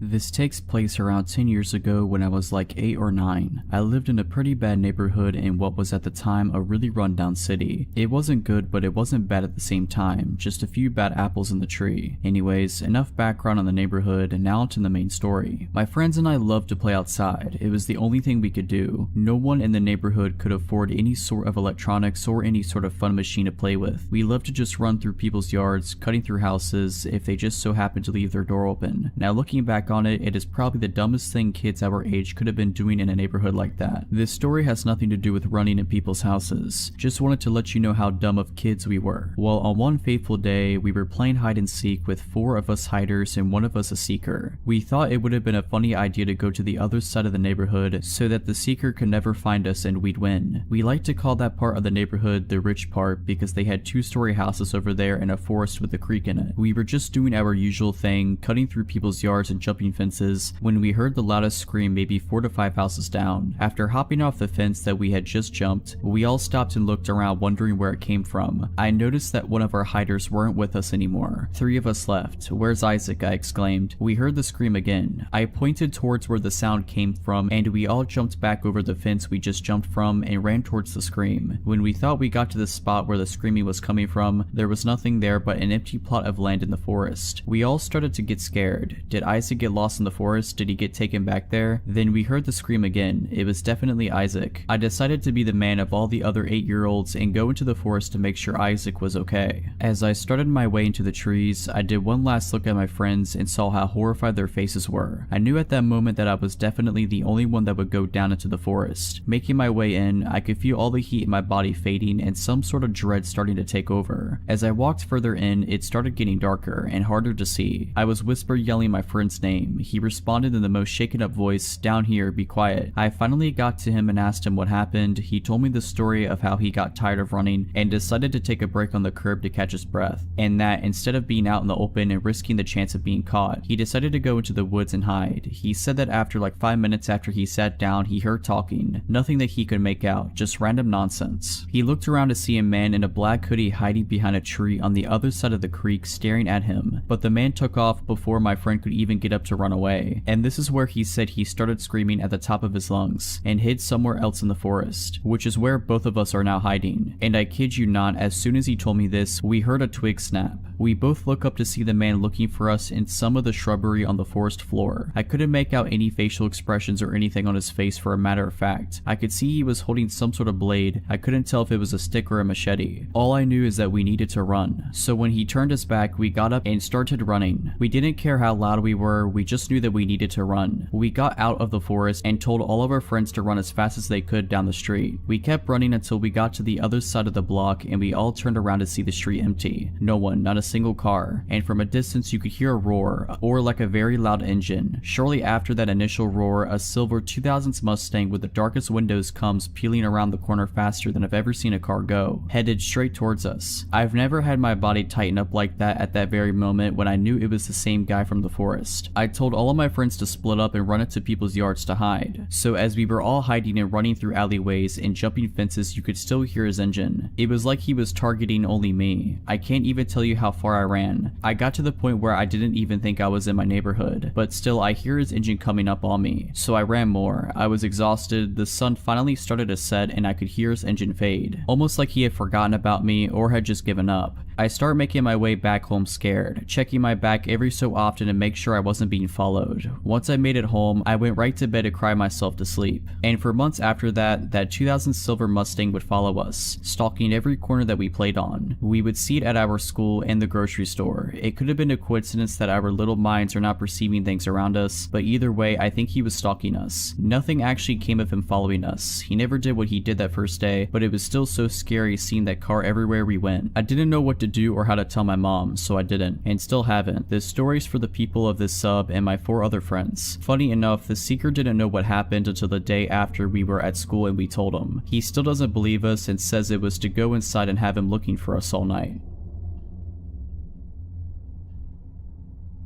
So for a bit of context, I am a college student. Without giving too many details, I am a woman on the smaller side of average female height. I currently do not have a car, so I use my bike, walking, and the bus to get around. My college has a transit service that allows you to scan in with a student boarding pass for free. Other non-students are allowed to ride the bus by paying upon entering or purchasing a ticket beforehand. I frequently ride the bus for various reasons, grocery runs, or treating myself to food. And yesterday, I had the idea of treating myself to a movie after all the exams I have been having lately. I'm an avid horror fan and knew that Terrifier 2 was in theaters, so of course I wanted to see it immediately. One of my friends told me they found it funny and really enjoyed it, which was more than enough reason to go see it. I was looking at tickets the day before yesterday and trying to decide which time slot I wanted to see the movie in. Looking back now, something in my gut told me to choose the earlier time. I wish I had listened. Another detail I want to add is that there are 2 bus sizes, a large one and a small one. The bus I rode during the incident was the smaller one. The stop where I got on the bus is the beginning of the route. Unlike every other stop, the driver usually parks the bus here for 5 minutes and gets off to use the restroom or have a quick break before continuing with the rest of the route. Upon entering the bus, I noticed only 2 other passengers, another girl about my age and an older man. The girl was in the front of the bus on the right side and the man was in the second row on the left side. I sat on the right side, several rows back. I usually read something on my phone or listened to music on the bus, so I immediately got on my phone when I sat down. Everything was okay for a little bit until I looked up and noticed the man repeatedly staring at me and looking away before staring at me again. I was immediately apprehensive but just brushed it off. He started speaking aloud out of nowhere, saying things like "beautiful baby" and "so fine" while staring at me. I was frozen out of fear and could only keep looking at my phone and trying to ignore it. This continued until I worked up the courage to say, "Sir, would you please stop staring at me?" To which he claimed he was not staring and told me I was extremely beautiful. Unsure of what to say, I just stupidly thanked him and went back back to my phone. He had his body slightly turned, but when I confronted him, he faced fully forward. The driver got back on and we started moving again, so everything was calm for a bit, though I was admittedly still shaken up. This calm did not last long. Obviously, this creep couldn't contain himself and just had to voice his opinions about me out loud. He started saying similar things again, but also added some new phrases such as, "Gonna make you my wife," and by far the worst one, "I'm gonna get you pregnant." I was shaking at this point and was unsure what to do. I desperately wanted to sit next to the other girl, but did not want to pass by him to sit by her. We made it to the other 2 stops before the girl got off and said sorry before leaving. My heart dropped to my stomach. The last thing I wanted was to be alone with this guy. Luckily, more people got on at the stop. A middle-aged couple and a guy about my age. In a panicked voice, I sort of shouted and asked the guy my age if he would sit with me. He was a bit confused but came to sit by me and I immediately felt relief. The stress of the situation got to me and I broke down crying. I guess the creep took this as indication to leave because he swiftly made his exit after that. The kind younger guy who sat next to me and began to comfort me. I am so grateful he chose to ride the bus that day. The bus driver noticed the commotion and called me to the front to get information in order to make a report. He told me he couldn't hear anything but that buses have video and it would hopefully pick up what the creep was saying. He told me that the same man had recently been kicked off for a similar incident and that he would be reporting this immediately. For the rest of the ride, the younger guy and I talked about things like majors and other school related stuff. I want to go into the marine biology field and he is a graduate student in mechanical engineering. I made it to the movies, it was awesome, and back home safely, but I definitely learned a lesson. My boyfriend is going to help me look into some self-defense items and he taught me a few fighting tactics.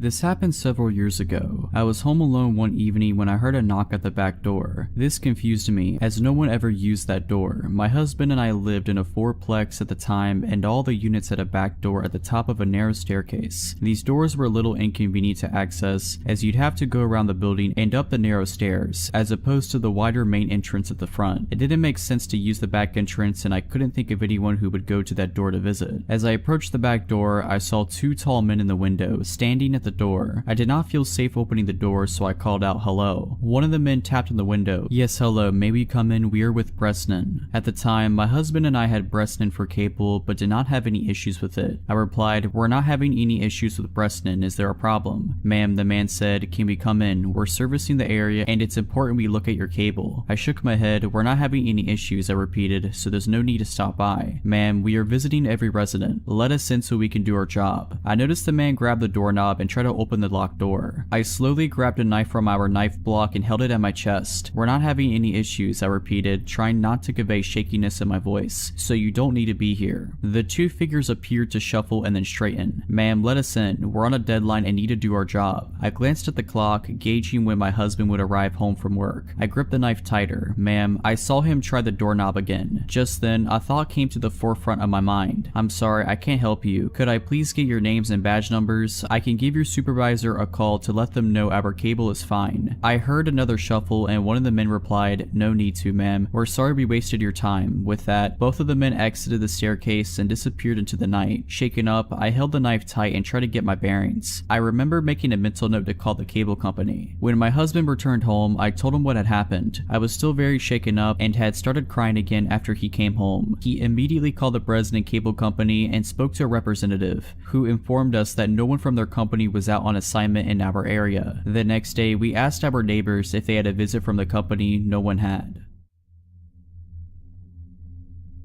For the longest time, there was this man that would sit in his garage and watch me. He was an older man and he was very scrawny. He had patchy gray hair and a super gross beard. I never learned his name, so we'll call him Nick. He looked like a Nick to me. I moved into my classic suburban home before I was even born. I've been living here my whole life, and the first memory I have of Nick was when I was 10 and he gave me a small 2-finger wave as I walked back home after school. I had to see him every day since my bus stop was a few houses down and I walked like a block to get home. My mom said he dropped by after I was born, knocked on the door in the middle of the day, and rang the doorbell until someone answered. My mom finally answered. My 1-year-old brother attached to her leg and newborn me in her arms. She said his face lit up when he saw me. He smiled brightly and asked to hold me. She obviously denied, cause who comes to your house to hold your child when you don't know them in the slightest? She said he scowled at her before calmly walking back to sit in his garage to smoke a cigar. After my first encounter with Nick, I never stopped seeing him. Every day after school, every morning before school, every time I took my dog dogs out for a walk. Every time I peeked out of my window at 3 a.m., I swear this guy never slept. I told my brother how it freaked me out and he said he was probably on house arrest and that was the only way he could get out. We learned that wasn't true when he knocked on our door. Small background for this bit, my mom is very weak. She has an autoimmune disease and her legs and feet will go numb randomly. She's doing a lot better now, but this event happened when she was pretty bad. She insisted she take the dogs out alone and I didn't want to argue, so I sat in the living room. After about a minute, I hear a knock.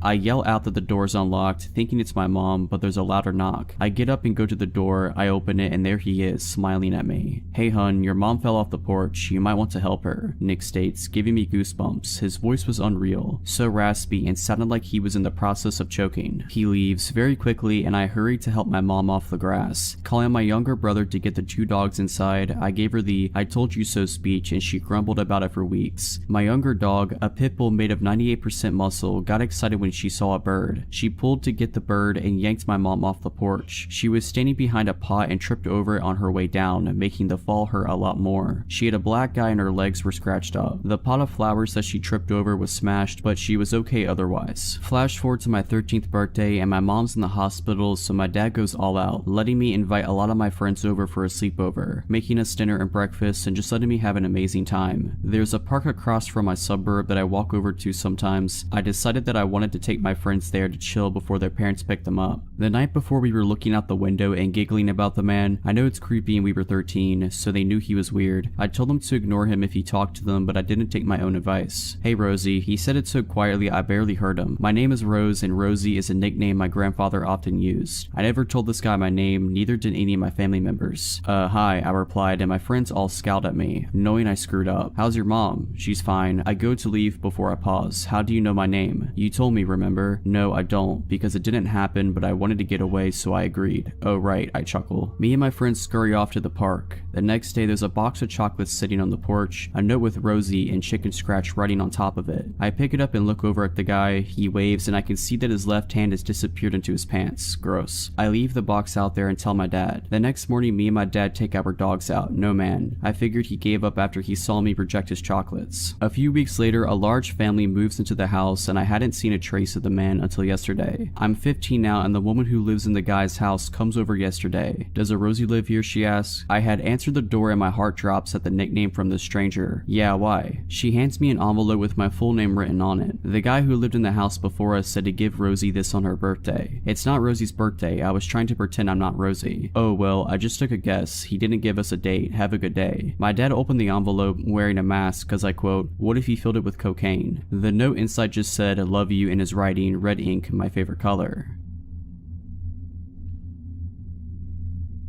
I was about 5 or 6. I went to my local kindergarten, and I was as carefree as a child can be. The greatest of my worries being if my mom forgets to pick me up from school. She never does, and every day we walk from school to home and vice versa since it was a good walking distance. We lived in a compound that's kind of secluded, and mostly inhabited by old people or boarding students who went to the university near it. This morning started out like any other. My mom picks me up and we're walking along the small path in our compound, along with 4 other people, 3 high schoolers, 2 of which were walking together, and a female college student. She was holding a handkerchief over her head because of the heat. The sun was high up and glaring in the middle of the day that you wouldn't expect anything to happen, but it did. We were quite far back from this group when I turn around and see a man join us. He's clearly not from there. He had a bright neon green bag in front of him which was slightly opened, one of his hands inside of it. His clothes were kind of dusty, but most of all he was glaring at us. It was just us 5 walking in this quiet compound, and my little self didn't think much of it, up until my mom squeezed my hand and started speed walking. At first I was confused, but I knew the only thing that could trigger this was that there was a danger behind us, and it came in the form of the stranger that was following us closely behind. I kept looking back discreetly, although it was probably obvious, and still he kept staring at all of us, getting closer and closer. I looked up at my mom trying to ask what was going on, but her low murmurs didn't really translate well for me, except my ears picking up on the word knife. That's when I felt my stomach drop. My stupid little legs weren't fast enough. Factor in my mom's older age, she was around 50, compared to our other companions. We were the easy target. We were pretty much at the back, but our house was near and I focused on that. Because if I thought about the threat behind us, my legs would feel like jelly and I'd end up slowing down. Still, I couldn't resist looking back. He just kept getting closer and closer, shortening the distance between us. I remember thinking about how I wanted to scream for help, desperately looking at these houses that seemed empty, wanting to go inside, but my mom's firm grip kept me going. Anyways, we lived here too. I never really knew if the others were aware of it, not much until later. One of the high schoolers left to a house over the basketball court, and further down the path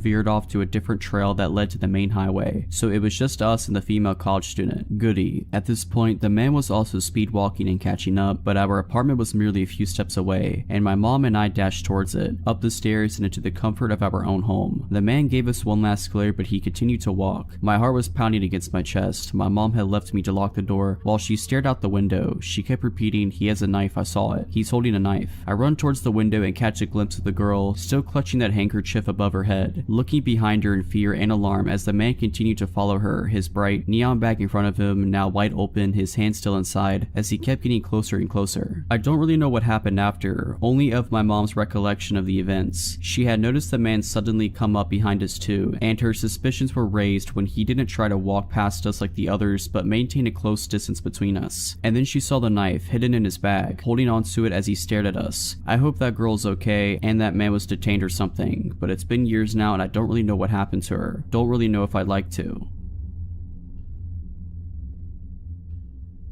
This happened about 5 years ago. I was around 16 to 17 years old. I always enjoyed walking. I would spend at least 1 hour a day walking the roads around where I lived. One day I was out doing my normal route, walking down my street that my house was on, taking a right out to the main street, and following it until I got to the end. There I would cross the crosswalk and retrace my steps to go home. On this particular day, I was about 20 feet from where I would leave the main road on my journey back home. I had my headphones in, blasting music as always, which can be a bad habit as I was young walking alone, but since it was daylight and the roads were pretty busy, I figured I was safe. But man, was I ever off with that assumption. As I was about to pass the entrance of a side street before leaving this main road, a black Ford F-150 pulled up. He stopped and gestures for me to walk in front of him, so I do so. I was about to go on my merry way when I barely heard someone trying to talk to me. I turned down my music, taking out my headphones as I looked to see the man in the black Ford still stopped at the entrance of the side road. I looked at him puzzled, trying to figure out if he was talking to me. I pointed at myself and he grinned, nodding. "What's a beautiful girl like you doing out here?" he asked. I laughed awkwardly. Walking," I replied, seeing as the answer should have been obvious. "It's a beautiful day for that," he commented, just seeming to make small talk. "Yeah," I stated before going to turn around and continue my route home. "Wait," the man called. I stopped and turned around, just trying to be polite. Even though the encounter was odd, I didn't see too many red flags yet. The man continued to compliment me. I grew incredibly uncomfortable at this point, seeing as this man had to be in his mid-40s. He had a bit of a receding hairline with black hair, a nose with a protruding bridge, blue eyes that were surrounded by slight wrinkles, and it was dressed in a dress shirt, so I instantly brought up my age. I was hoping saying this would get this fully grown adult man to back off, but he didn't. "Oh, that's okay, come on sweetheart, get in the truck." That's when I started panicking, red flags shooting up everywhere. Stranger danger. I laughed nervously, looking at the cars around me to see if anyone was noticing what was happening. Nobody did. "No, that's fine, my house isn't far." "No, really, get in the truck, I'll bring you home." "No." "Come on, just get in here with me," he called as I turned and started walking away. I was hoping he'd just drive off somewhere else, but he didn't. Instead, he drove extremely slow, following me, complimenting me, and trying to pressure me into his truck. I thought fast of multiple options for different scenarios, but I chose a simple one. I pulled out my phone, and while still walking, I lifted it up to my ear, pretending to loudly answer a call. "Hey dad, yeah no, I'm just on Interstreet name here. I'll be home in about 10 minutes. I stopped pretending to listen to her reply. "Okay, you're outside waiting for me? Awesome, yeah we can do that when I get back. Love you." After he heard me say that, he took off, tires screeching. I ran back home and made it back within about 6 minutes, actually calling my dad on the way, who made a call to the police, who showed up shortly after and took my statement and description. Turns out there was a man on the loose in my area who was exposing himself to kids and trying to pick them up.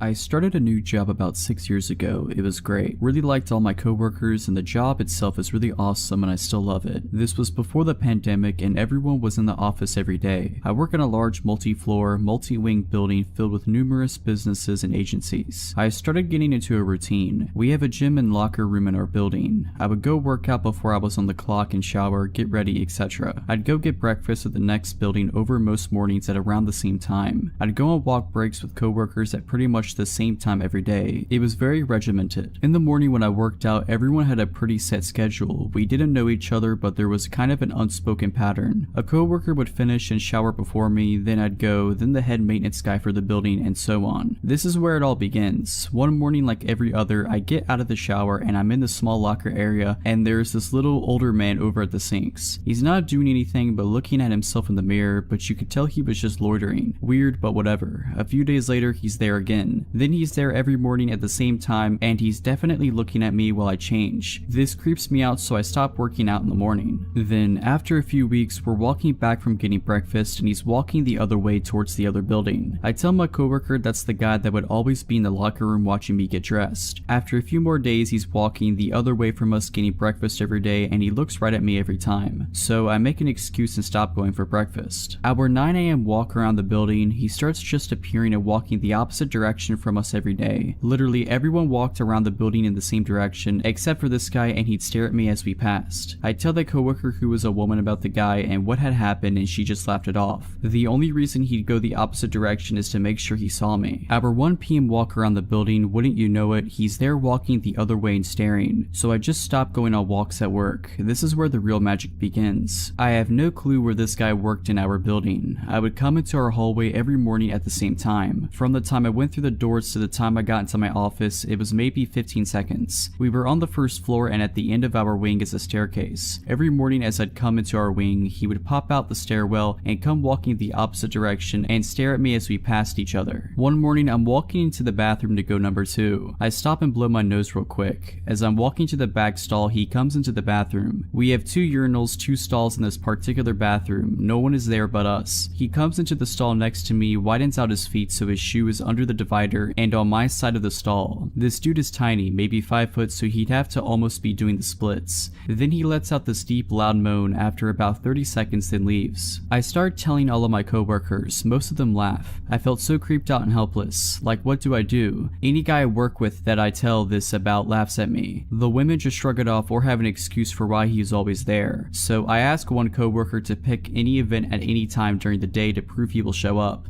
So we decide to go out for a walk at noon. After 5 or 6 days, there he is. Now she believes me. Everyone in the office knows now. I've told my wife all about this and she is supportive. She has had her share of workplace creepers as well. I get to read the texts and emails. My closest coworker and I decide to start working out at 1:30 p.m. every day. I want to get my gym time in, but I don't want to do it alone. After about a week and a half, guess who starts showing up every day? He'd just come in and loiter around. Mind you, the guy has never tried to talk to me before and vice versa. 2 guys lifting weights and this little old creepy guy just sitting there watching me. Here's where it hits the peak. My lifting buddy had to cut out early one day. My stalker is there with us. I was just going to leave, but screw that, I don't want to let this little weirdo control my life anymore. There is an elevated padded stretching platform on the weight side of our gym. He takes his shoes off, lays on his back and starts doing hip thrusts in the air and holding it while he stares right at me. I'm walking around trying to pretend I don't notice him while he follows me with his eyes, pelvis elevated in the air. After 20 minutes of this, he puts his shoes back on and goes into the locker room. I'm texting my lifting partner and wife the whole time telling them this is going on. My wife tells me to confront him, I don't. I get in the locker room to grab my bag and he's at the sink, the top couple buttons of his shirt unbuttoned, and he's rubbing water all over himself while looking at me in the reflection in the mirror. That was it for me. I started working from home almost exclusively after that, then the pandemic hit and I've been remote ever since.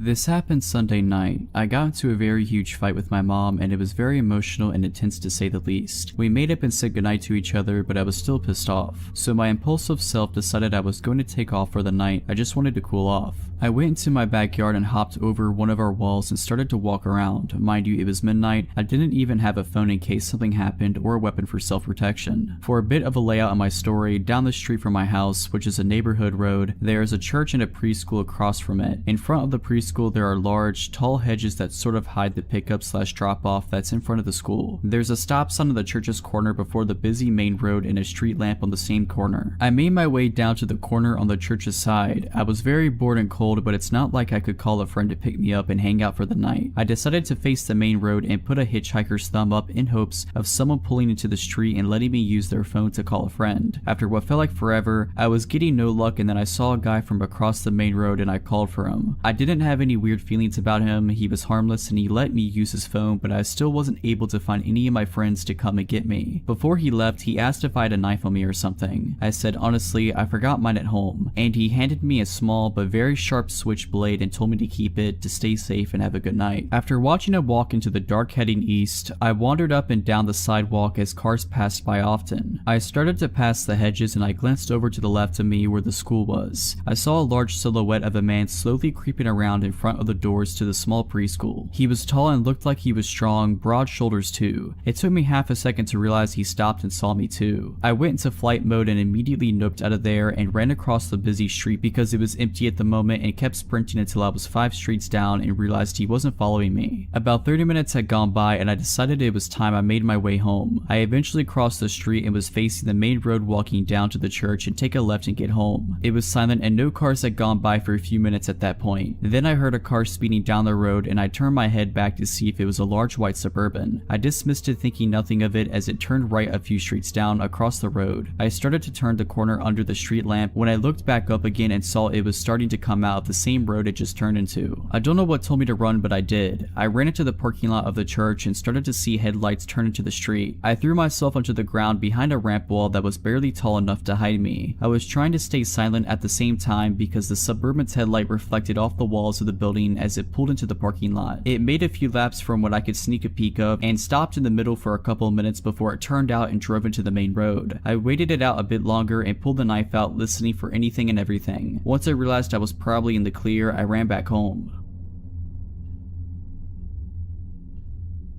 I'm a French student doing a master's in Amsterdam in the Netherlands. I live alone in an apartment in a building where there are only students. I'm 22, enjoying life peacefully. To give you a bit of context, I live in a calm, good neighborhood. The only noises I'd hear are the tram or parties in the building since a lot of students are there. One night around 10 p.m, I hear a knock on my door. I live on the 3rd floor, and to get to my front door, you have to open the main door which needs a key. And then you need to open the door to my corridor with the same key. So people who want to come into my door must have the key, call me, or ring at the door so I could open the doors for them from my apartment. Nothing of this happened. I just heard a knock on my door. I usually open the door without a second thought, whether it's my landlord or a neighbor asking for something. As I told you, I feel pretty safe in the building, but this time, for some reason, I had a bad feeling about this. I didn't move at first. I thought the person would just leave. I'd finished my assignments. However, the knocking continued for 30 seconds. I said yeah in English. The person knocking doesn't say anything. I ask in English again, who is it? The voice answers in English, it's Uber Eats, which is weird because Dutch always speaks Dutch and I recognize the voices and accents of everyone on my floor who have the key to access the floor. So it wasn't a neighbor, it wasn't my landlord, it was somebody claiming to come from Uber Eats. But the issue is I didn't order anything from Uber Eats that day. The voice was unfamiliar, in case it's a prank or a neighbor pulling a joke. It was also a deep voice, at least 40 and probably a smoker. I replied that I didn't order anything, you must have it wrong. After a few seconds, the knocking continues in the same voice says, I'm pretty sure you did, I have an order under your name. I start panicking. I look around to pick up a knife in case he breaks the door because the knocking was getting a bit louder. I checked if my door is locked, it wasn't. I was literally 10 centimeters away from him. My front door was the only thing keeping him from me, and I'm glad it doesn't open from the outside. You need a key to open it even if it's not locked. I step back and I ask again, what's the name? He seems to be thinking for a few seconds, then a final knock occurs. It was loud and it translated some anger or frustration. Finally, I hear him going down the emergency stairs right next to my apartment. The steps were heavy and the person was clearly in a hurry. I don't know what he wanted or what would have happened to me if I had opened the door as I usually do. I still haven't understood how he got through the 2 doors, and why he did come specifically to the last apartment on the 3rd floor. Did he try others before? I posted a post about it on the WhatsApp group we have in the building. No one saw anything suspicious. No one opened the door for anyone.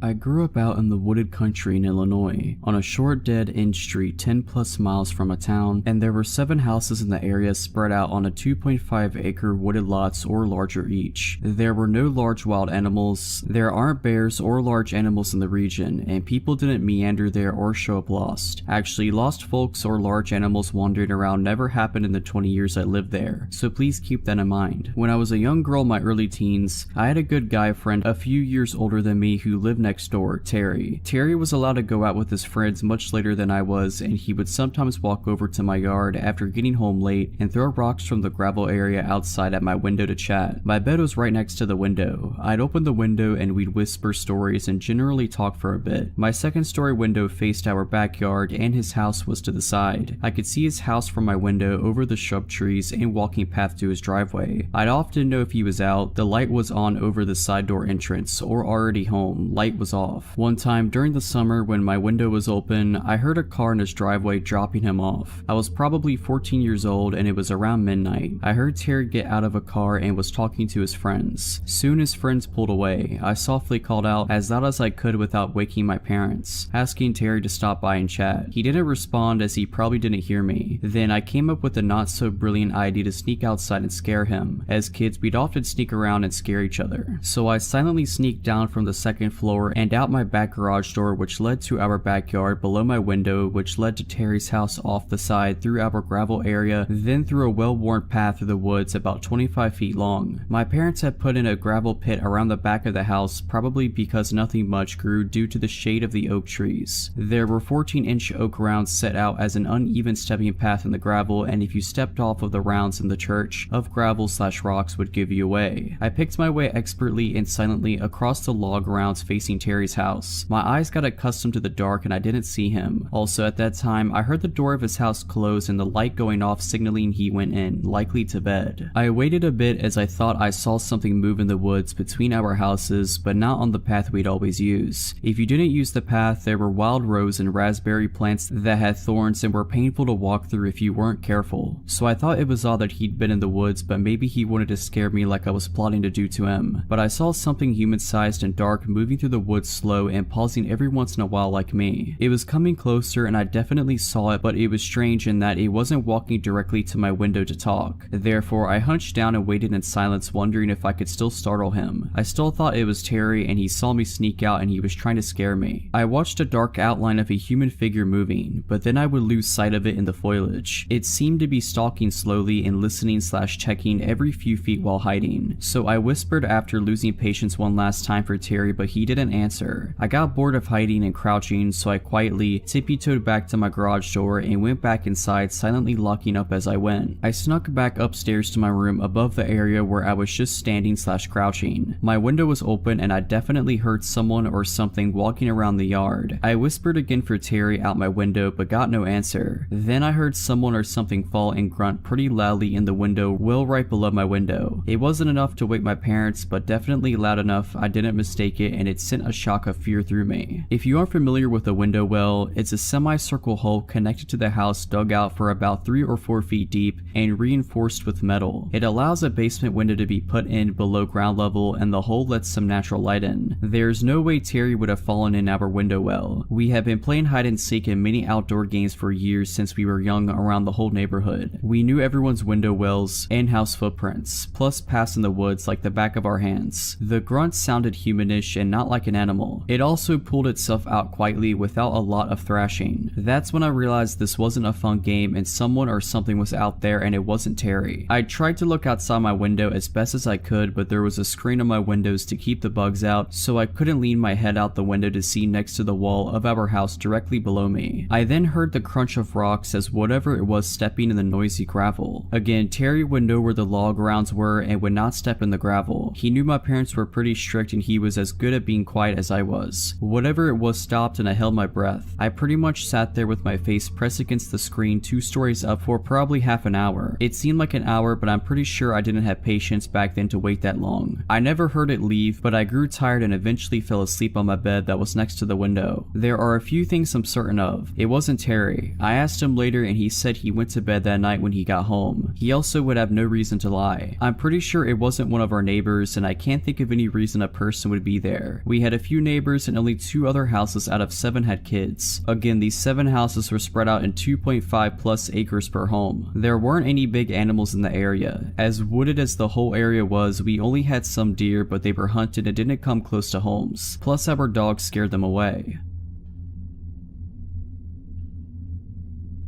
When I was 25, there was a short time I was staying at my aunt's. It was her, my 2 cousins, and I. She lives in a nice apartment complex, and her unit is on the lower level. Her living room has a lot of windows that she keeps open for fresh air and for her cats to people watch. Her unit happens to be on the corner near a grassy courtyard path. When I had first moved in, I noticed a man who gave me an off vibe. My cousins and aunts said he lived upstairs and 2 units over, recovering from hard drugs that permanently messed him up. His parents paid for him to stay there as they didn't want him with them. They also said other than hearing him mumble and say weird things, no one ever had an issue. My aunt works nights and leaves at 3 a.m. My younger cousin works nights and leaves at 2 a.m. That usually left my same aged cousin and I the only 2 there until we leave for work around 8. For context, it is a very open living room to dining room plan. My aunt always has people staying over, so she has a second couch in the dining room in place for a table. This is where I slept. She stayed on the one in the living room. My aunt has also never been one to lock her doors until this incident. One night I'm on my phone trying to sleep at about 1 a.m. and hear a man yelling. He's yelling, "Don't shoot," and banging on the door to the right of ours. 2 male college students live there and just told him he had the wrong apartment and to leave. He says sorry and walks off. I am looking through the kitchen window, which is in direct line of sight from my couch bed, and it's the weird neighbor who sees me and grins. He then walks back to his home. I was unsettled but not enough to wake anyone else up over it. Told my family nonchalantly the next day in a LOL that was weird way. My cousin and I watch a movie and head off to bed. I have a very hard time staying asleep, but I woke up this time to the feeling of someone watching me. I check my phone and it's around 3:30 a.m., so I know it's not my aunt or cousin. I sit up and figure I'll go watch TV on my aunt's couch since she was gone already. The feeling gets stronger as I am in the living room. Then I see the shadow of a person standing still in the grass courtyard looking in. I froze. I immediately go back to my couch to get my phone. As I do, the person is gone. I am now trying to calm myself down and think of waking my cousin up when I hear the creepy man's voice. He is now at the kitchen window, which looks out directly in front of her front door. I drop to the floor out of his line of sight and start frantically trying to call my cousin. The man is now saying things to the window/front door like, "I'm going to hurt you," and "I'm unarmed," over and over again. His face is up against the window. Then he starts talking about wanting to pet the cats he saw through the window. I can't get a hold of my cousin. It's been about 20 minutes of this. At this point, in this situation, I didn't have many options. I could jump up and run for a knife, but I need to go to the kitchen. I could try to respond and ask him to leave, but I've learned when you underestimate crazy, you lose every time. I now hear him knocking and knocking while repeating his nonsense. I'm doing that ridiculous looking army crawl snake slither across the floor down the hall now. I see the door handle start to turn. I'm about to jump up when my cousin bursts out of his room directly across from the front door. Now, he's not the biggest guy, but he was intimidatingly mad at the circus show taking place at his front door. He starts yelling at the guy that he needs to get off of his porch and that he's calling the cops. The man tries to say, "I'm unarmed. I'm not going to hurt you. Don't be afraid." My cousin goes off and yells, "That's dandy. It's 4 a.m. You need to leave or I'll call the cops." So this guy backs up with his hands in the air and leaves. Needless to say, we didn't go back to sleep.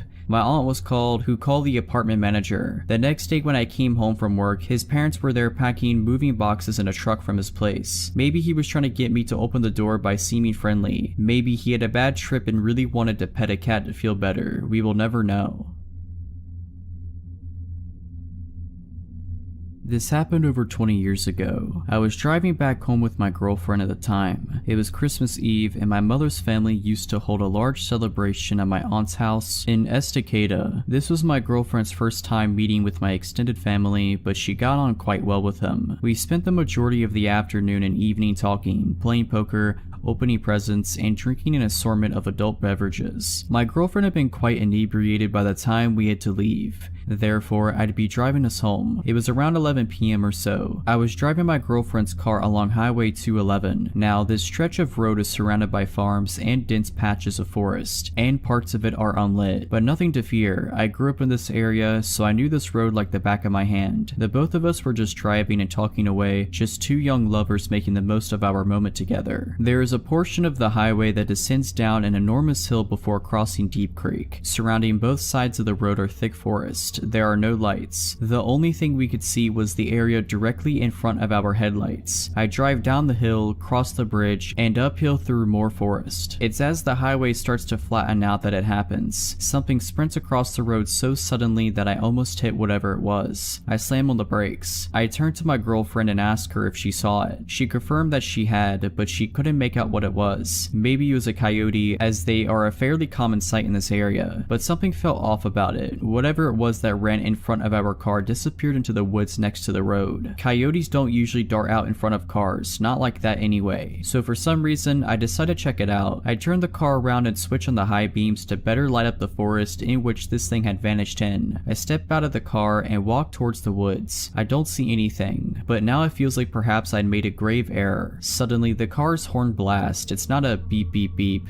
that you get if you'd say your driver or passenger wanted you to hurry up and get in the car. No, this was a long blaring beep. I walk back into the car and ask my girlfriend why she leaned on the horn like that. She said nothing. Instead, she pointed to a spot about 50 feet from where I was standing. I looked over in that direction and that's when I saw it. Surely this was the thing that ran in front of our car. It was a man. He was completely naked. His skin was covered in dirt and mud. He looked back at us and then he smiled and waved to us just before turning around and walking back into the forest. Needless to say, we got out of there. Once we were safely driving again, my girlfriend explained what had just happened. While I was trying to look for whatever was in the area that initially vanished in, he circled back around and came out from another spot in the forest, beyond my car headlights. My girlfriend had seen something out of the corner of her eye, and that's when she saw him. Before she honked the horn, he was walking towards me. We called the authorities once we got safely back home, but they never found anybody. The officer we spoke to assumed the man was probably on drugs. I moved back into the area recently, so I now drive that highway often. No naked man sightings yet, but I can tell you that I'm definitely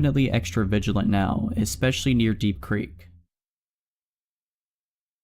This happened like 12 years ago. I was 14 and my sister was 12. It was during summer vacation and we were hanging out, just the two of us outside, midday. We lived in a smallish town where during weekdays it was pretty empty because adults were at work. Anyway, we'd been messing around, picking flowers and other random stuff when we decided to cut through a massive field of undeveloped land on the edge of our suburb. It was technically a shortcut to get home, but it wasn't the best idea because it was really bumpy, potted land that other kids and teens left all sorts of stuff laying in. Well, our bad decision came around and bit us. We hadn't made it very far in the field when my sister got two bad things at once. Some sort of twisted metal, maybe an old piece of tool, pierced right through her foam flip-flop and into her foot, and right after it happened she shrieked, jerked, and twisted that ankle on the uneven ground. She started crying and howling and I was worried. The metal hadn't gone too deep and I was able to stop the bleeding with the hem of my shirt, but she couldn't walk anymore obviously. Our parents weren't available, didn't know where we were, and this was before I had a cell phone. My sister was still on the ground crying and I was trying to calm her down when something made me feel like looking up. Y'all, it was the feeling of being watched. Out of the field, across the road, standing on the corner in the distance was some random guy watching us. He was too far away for me to see him clearly. All I could tell for sure was that he was blonde, probably adult, and dressed too warmly for July. He was all alone, stock still, just staring at us. I looked back at my sister and basically said to get on my back. I was carrying her home. We were leaving right now. Now, I had to carefully pick my way through this stupid field in my own bad flip-flops, with my crying sister on my back. Luckily, she was tiny, but I was no linebacker either. It had rained a day ago, and the field had puddles of water in the low spots. We were both kind of wet from her falling when she got hurt. I swiveled back to check if he was still watching us, and he was. Not only was he watching us, but he'd crossed the road and entered the field. Now he was standing stock still again and just watching. Ice in the veins doesn't describe it. One of the scariest moments of my life up to that point. My sister looked when I looked, saw my face, and started crying even harder. I just shook her a bit on my back and whispered something like, "Stop it. I need to concentrate on getting us home. Watch him and tell me if he starts following again. Just be quiet." So that's what we did. I started walking again as fast as I could without getting hurt. My sister watched him while I carried her. After less than a minute, she whispered to me that he was following again. How fast? Just walking. Is he watching us? Yes. I told her to tell me if anything changed and kept going. I stomped through puddles and I couldn't see into when I had to, hoping there was nothing sharp in them. I lost a flip-flop in the mud and just kept going. We were about 3/4 of the way through the massive field when my sister whispered that I least wanted to hear. He was speeding up.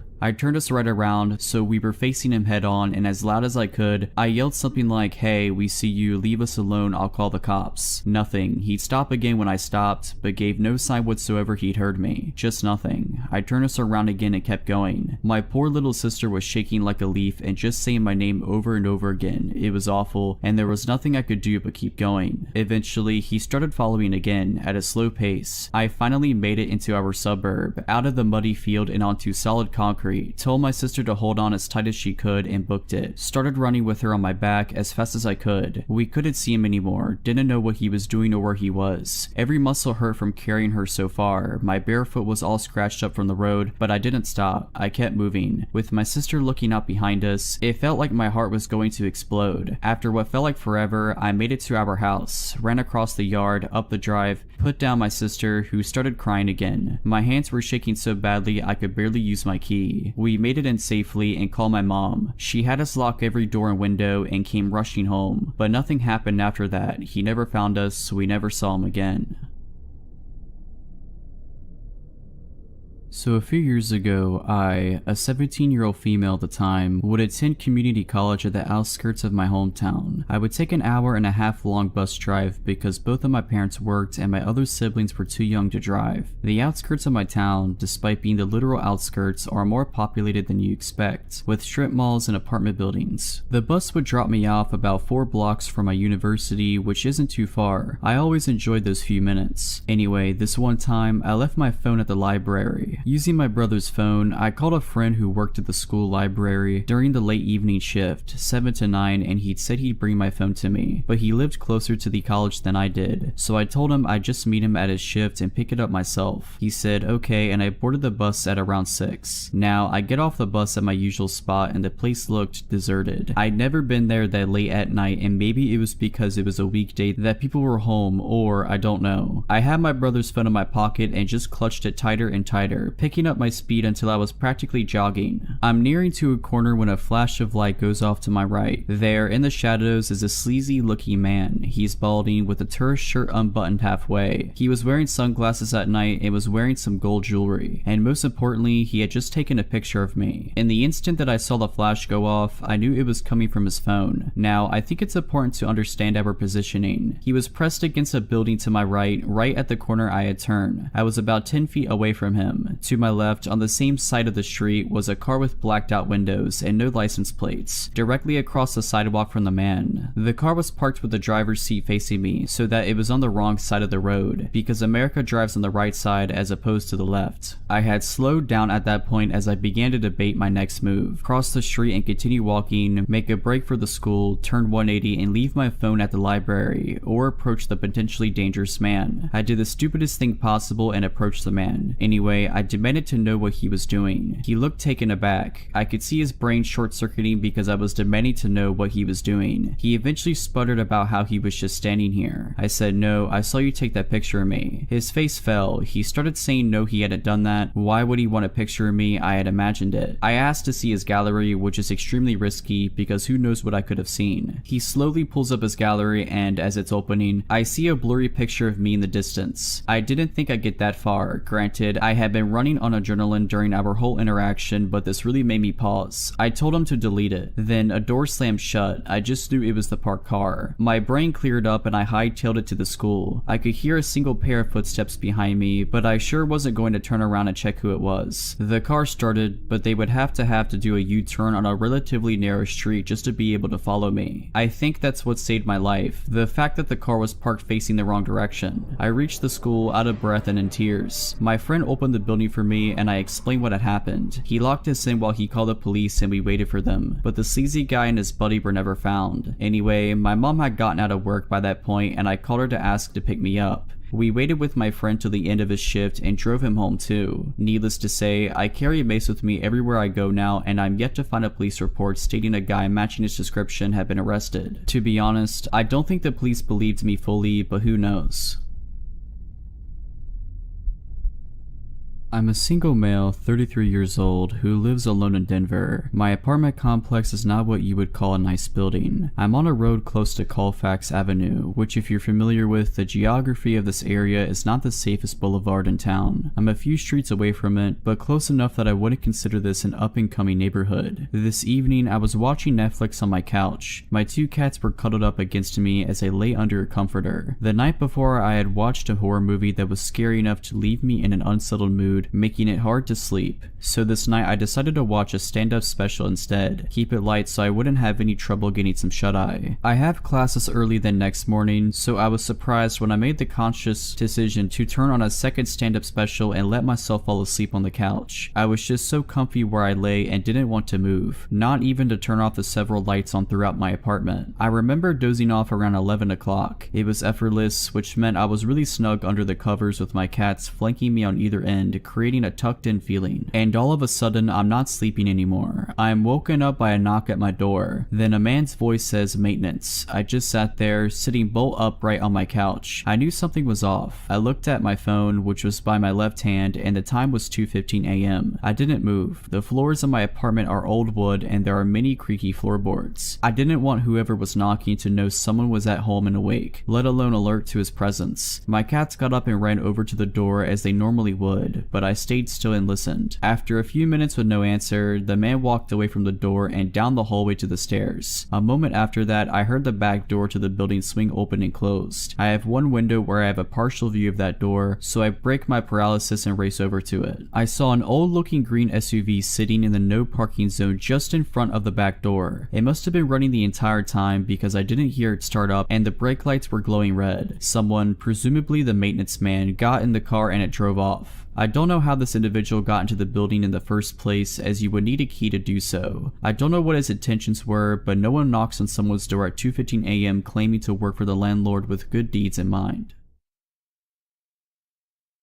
So I'm a 23-year-old female. I live in a townhouse with my two children, 2 and 6 months old. My fiance did live with us until 2 weeks ago when I caught him trying to have relationships with other women and made him move out. That's important to the story. I'm a stay-at-home mom, and when he did live with us, my ex worked evenings. Let me set the scene. We live in a tiny house in northern Pennsylvania. My line of townhouses sits in front of a big field that runs to a line of woods. As far as I'm aware, these woods stretch out for at least a few miles, and I'm not aware of any houses in there or any roads that lead through them. My living room has 3 windows that look to the field, and my bedroom on the second floor only has 1 window that faces that way as well. People do tend to walk their dogs back in the field, and kids sometimes play back there, but I rarely ever see anyone close to my house. For that reason, I tend to leave my blinds and curtains open because I guess I just enjoy the view. So in July of 2019, I was laying in bed trying to fall asleep. All the lights were off, but I had my window and blinds open since it was so warm. I was looking out the window and I noticed small red and white lights just outside. I got up and looked to realize that the lights were coming from a drone. I ran downstairs to where my fiance at the time was sitting in the living room and ran to the window. I told him what I saw, but of course when he went to look, it was gone. I was paranoid that the drone could have had a camera on it and someone was watching me with it. I kept my blinds closed for a while after that. Fast forward to January of this year. I guess I stupidly got comfortable and assumed that whoever it was flying the drone was a one-time creep.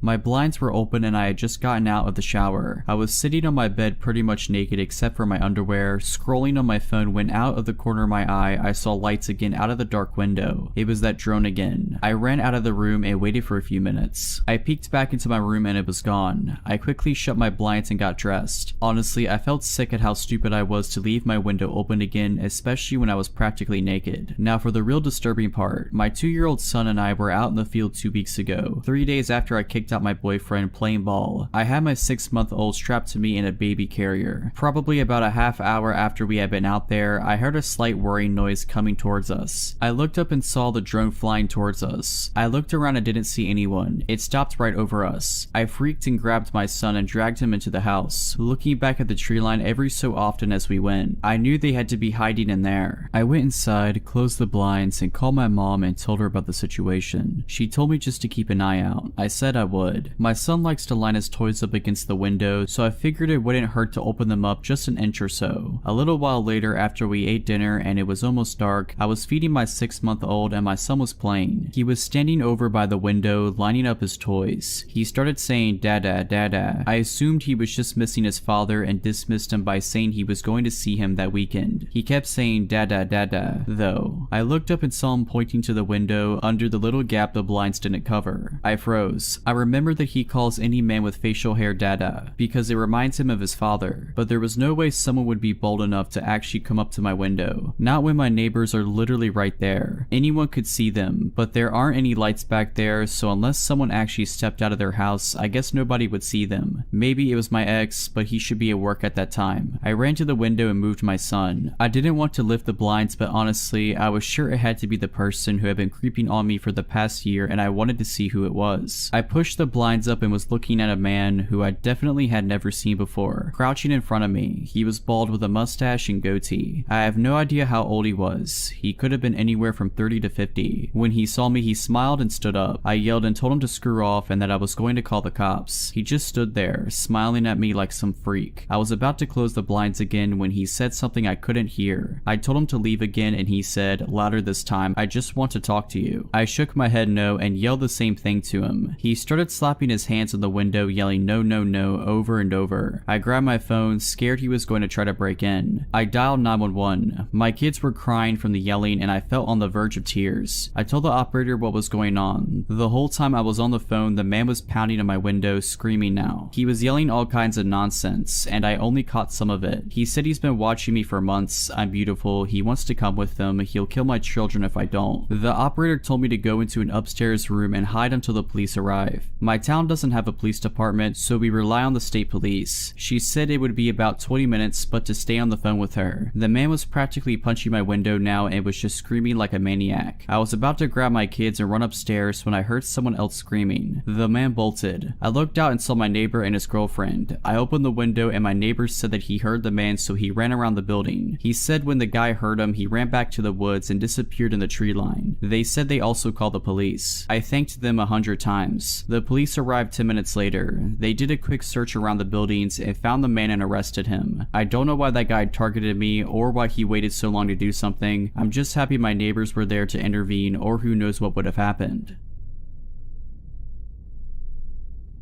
I was about 7 years old, my brother about 10. It was well past our bedtime when our mom woke up off the couch to put us to bed. Our dad worked construction out of town back then, so it was often just us three at the house for weeks at a time. Up the stairs and to the immediate right was our parents' bedroom. Going left put you in the middle of a hallway. Taking another left down that hallway led to my brother's room. The opposite end was my room, which was also across the hall from our upstairs bathroom. At either end of the hallway are window doors we always kept locked and rarely used. The door on my end led to a balcony overlooking our front yard, and the door on my brother's end opened to our back porch. The house kind of leans into a small hill. My brother and mom both had a habit of waking up in the middle of the night to use the bathroom. I only knew this because I was always a light sleeper and they just couldn't help flushing with the door wide open. This night, however, my brother stopped on his way to his room and came back towards the bathroom. I'm gonna try to pee before I go to bed. The past few nights I've been too afraid to walk to the bathroom. I keep seeing a man wearing stripes at the end of the hallway. I don't know if my mom wrote it off as my brother telling ghost stories to try to scare me, or if she was already half asleep and didn't catch it, but she didn't react at all to my brother's confession. I, on the other hand, was terrified by it. The fear of seeing a ghost like that at the end of the hallway or through the windows is the reason I started running from the stairs to my bedroom at night. Years later, when I was about 18, my mom and I were having a conversation in her car about a dog we had for a very short time when I was little. We were sharing stories about Max's tendency towards destroying my shoes and other unruly behaviors when my mom blurted out, "Do you remember that time I opened the front door for the cops and Max ran inside to the kitchen and started tearing open that big bag of dog food we had?" This really caught me by surprise because in all the years I lived in that house, we never once called the cops, gun owner family in a quiet rural West Virginia neighborhood, etc. I asked her what she was talking about and she looked equally surprised as if she had just revealed something by accident. "Oh, that's right, I never told you because you were too young at the time. time. One night, I woke up hearing noises outside my window, and when I looked, I saw a man staring into my bedroom. She went on to describe how turning on the lights caused him to take off running and how she grabbed my dad's pistol before calling the cops. I can't remember all the details I gave them when they showed up. Tall white male, wearing a striped shirt and jeans, short dark hair, something like that. They said it matched the description of a man they were looking for in the area. It turns out he had escaped from jail on a murder charge. Now, I know it sounds so obvious hearing those two stories back to back, but it wasn't until a few years ago in my mid-20s that I pieced together that my brother had unknowingly warned us about a murderer who spent multiple nights casing our home. At the time, I just turned 17 and was still pretty naive. I live in England, so it is legal to work in a bar and serve alcohol supervised, but not to drink alcohol. Not that it stopped me. I worked in a working men's club filled with middle-aged elderly people. Most were really nice. I sold bingo tickets twice for a week for my dad's cousin, and I was pretty good at it. It's not typical to get tips here, but I earned more in tips than I did my actual wage. On a Saturday, my dad would come with me to have a drink with my elder sister while they played competitive darts in the main bar overlooking my booth. This one particular night, there was a middle-aged, average-looking guy, a little on the plump side but generally unnoticeable. On the first round of selling tickets, he was at the fruit machine opposite the entire time, looking over at me occasionally. The second round, he approached me, asked me what I was selling, how bingo worked, etc. Clearly had never played before, but hey, everyone starts somewhere, right? He bought some tickets and offered to buy me a drink. I declined and informed him I was underage. By now, I had a bit of an uneasy vibe and didn't want to take a drink from a guy I don't know. He then offered a cola, complimenting me a little too hard. Again declined and went on my way to help with the game in the main hall, part of my job. Third time, he stood against the wall adjacent to me and just watched me work. He'd waited until the queue calmed down and bragged about how much money he had and now he wants to be my sugar dad. How cute I am, commenting on my figure. I was trapped in my booth. I was late into the main hall, so the concert chairman, guy who calls out the bingo numbers and gives out winnings, comes out and asks what was going on. This guy claims we were just talking. I apologized to the chairman and he walked me to the hall, said he could see I was freaked out, so I told him everything. He made the bar staff aware, who also made my boss, my dad's cousin, aware also. Last round of selling tickets, he doesn't even wait for me to get back in my booth. He grabs my butt, telling me how he wants to be my sugar dad once again, tries to push me against the wall and is suddenly spun around, not just by my dad but my boss and numerous staff members and customers who heard and saw what went down. He started arguing his innocence until my dad not so politely introduced himself. He knew he was screwed. My dad punched him in the nose, blood running down his face. Everyone picked him up like a plank of wood and threw him out the closed door. Never saw him after that. Everyone checked up on me to make sure I was okay. My sister covered the rest of the shift, and I had a free bar tab for 2 months. I was 22 and living on my own for the first time when this happened. I had just gotten off work around 11 in the afternoon. To reach my apartment building, I could either walk on the sidewalk or cut across this communal garden. I saved about 1 whole minute of walking time by cutting through the communal garden, but being young and stupid, a lot of times I took the shortcut. That night, I got that weird feeling to not take the shortcut. I kept to the sidewalk, but there's no one else around. When I got past the garden, all of a sudden, this large man pops up from its exit path. There was no way he could have been in front of me or just behind me as I was walking. I would have noticed him. The only logical explanation was he had been hiding in the pitch black garden. A drunk who had been sleeping it off. No, my body was screaming at me to get out of there. I began walking faster. My dad had taught me to always carry my keys in my fist with the key pointed out in case I needed to punch someone, so I had that, but I'm 5'4" and probably weighed 110 pounds. This guy was tall and big. My only chance was to outpace him. I'm speed walking at this point and I feel him matching my pace, getting closer. He's breathing heavily. I feel this angry energy coming off of him, but my apartment building is right there, so I put on a burst at speed. When I reach the entrance, 2 people are leaving and hold the door for me. And him, I don't know why I didn't tell them I thought this guy was following me. My mind froze and I was just trying to get inside my apartment. Plus, I was still trying to rationalize it. Maybe he was visiting someone in the building. Maybe it was all just a coincidence. Don't be paranoid. Besides, it took only a couple seconds for them to be out the door. I had missed my chance. I'm climbing the stairs as fast as I can. It's a 3-story building and I live on the 3rd floor. He's climbing the stairs too, still right behind me. I get to my floor, which has 4 apartments on the right side and 4 on the left. I pass by apartments 1 and 2. He's still right behind me. I stop at apartment 3 and he stops in front of apartment apartment floor where I know he doesn't live. He hasn't said anything, just breathing hard, and I think there's no way I'm going to open my apartment door and have him push me inside and assault me or worse. He also hasn't knocked on the door of the apartment floor. Worth noting is that the apartments are U-shaped, with mine and my neighbor's door being very close together. So I banged my own apartment door as loud as I could but yelled my neighbor's name. "Hey, Kevin, let me in."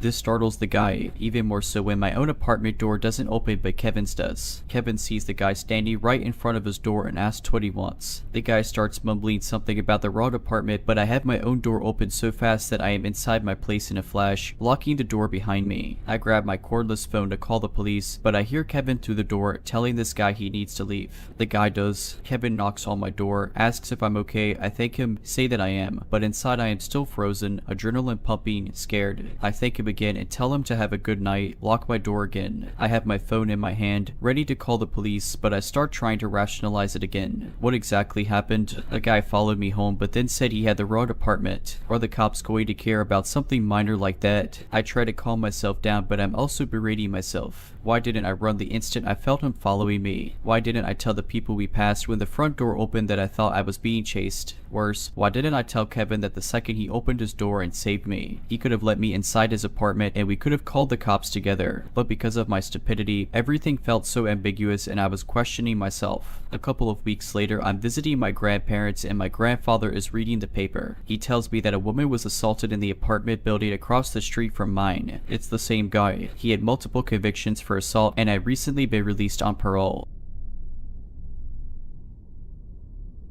For context, I am a 20-year-old female, and at the time of these events I was around 12 and 13, so I grew up in a very rural area. Like, my town was so small it was legally considered a village. My house was one of 4 on a span of 40 acres. My childhood home, my grandparents' house right up the street, and 2 neighbors. One of the neighbors, we will call him T, had been living across near my family for as long as I can remember, and he rented out a trailer he owned which was inhabited by the 4th neighbor. We will call him Jay. Jay and his girlfriend, who we will call, had moved in a few months before these events, and I hadn't really met them. I knew of them but hadn't interacted with them directly the day I met Jay, and it was extremely awkward as I was a kid and didn't really want to talk to them. But my grandma had made me go with her to drop off some vegetables she had grown in her garden. When they came out after my grandma knocked on the trailer door, I was first struck by how they looked. I know that sounds bad, but I'm not judging. My grandma started the conversation and I tried to be polite as I was raised to be by introducing myself when told to do so. I wasn't really able to finish my sentence as I noticed Jay was staring at me very intently. He looked like he was either mad or hungry. We're both not the creepiest off the bat as they both seemed polite enough, and I brushed off the stare as just him trying to be polite, looking at me as I spoke to him as most people do. The creepy part is that as time went on he began to try and be near me more and more. He'd ride his bike past our house over and over for what seemed like hours while me and my brother played catch in the yard. Then he began to go to church with me, my brother, and my grandparents. He'd make sure to sit right next to me in the back seat of the car as he rode with us. If my brother tried to sit in the middle so I wasn't right next to Jay, he'd throw a fit about how my brother was squishing him against the door. Then he began coming to my grandma's house when she'd have me and my brother after school, offering to tutor me with various subjects. What really scared me was that I had begun to see him walking near our house at night trying to shine a flashlight into my window. He tried various things to get close to me, tried to convince my parents to let him teach me how to golf, tried to help me practice my catching positions for softball, tried to get me to go with him and into the movies. And none of these things ever included my brother, Olivier. Things finally came to a head when I was playing with my dog outside in our front yard and he started repeatedly doing laps on his bike down the road again, staring at me like he did the day we met. I was extremely uncomfortable. I've always had very good intuition about people and something was always just off with him. But that day I was terrified. He parked his bike right in the middle of the road and got off. He started walking towards me at almost a jog and I just kept backing away. What happened next is why I believe that dogs are a better judge of character than people could ever hope to be. My boxer ran up to him and launched herself onto him when he was about 6 feet from me. She tore to his arm and I saw blood. I screamed and my mom ran out shortly after. She was trying to pull my dog off of him, but as soon as she was able to, holding onto the dog's collar, she started yelling at him, asking him why he was in our yard with me alone. He couldn't answer her and just started running back to his bike, riding back to the trailer. My grandma ended up driving him to the hospital as Jay and it didn't have a car, and I learned later he got 16 stitches. He never gave a reason as to why he was approaching me and they moved out shortly after. I haven't seen him since and still terrified to this day to run into him again.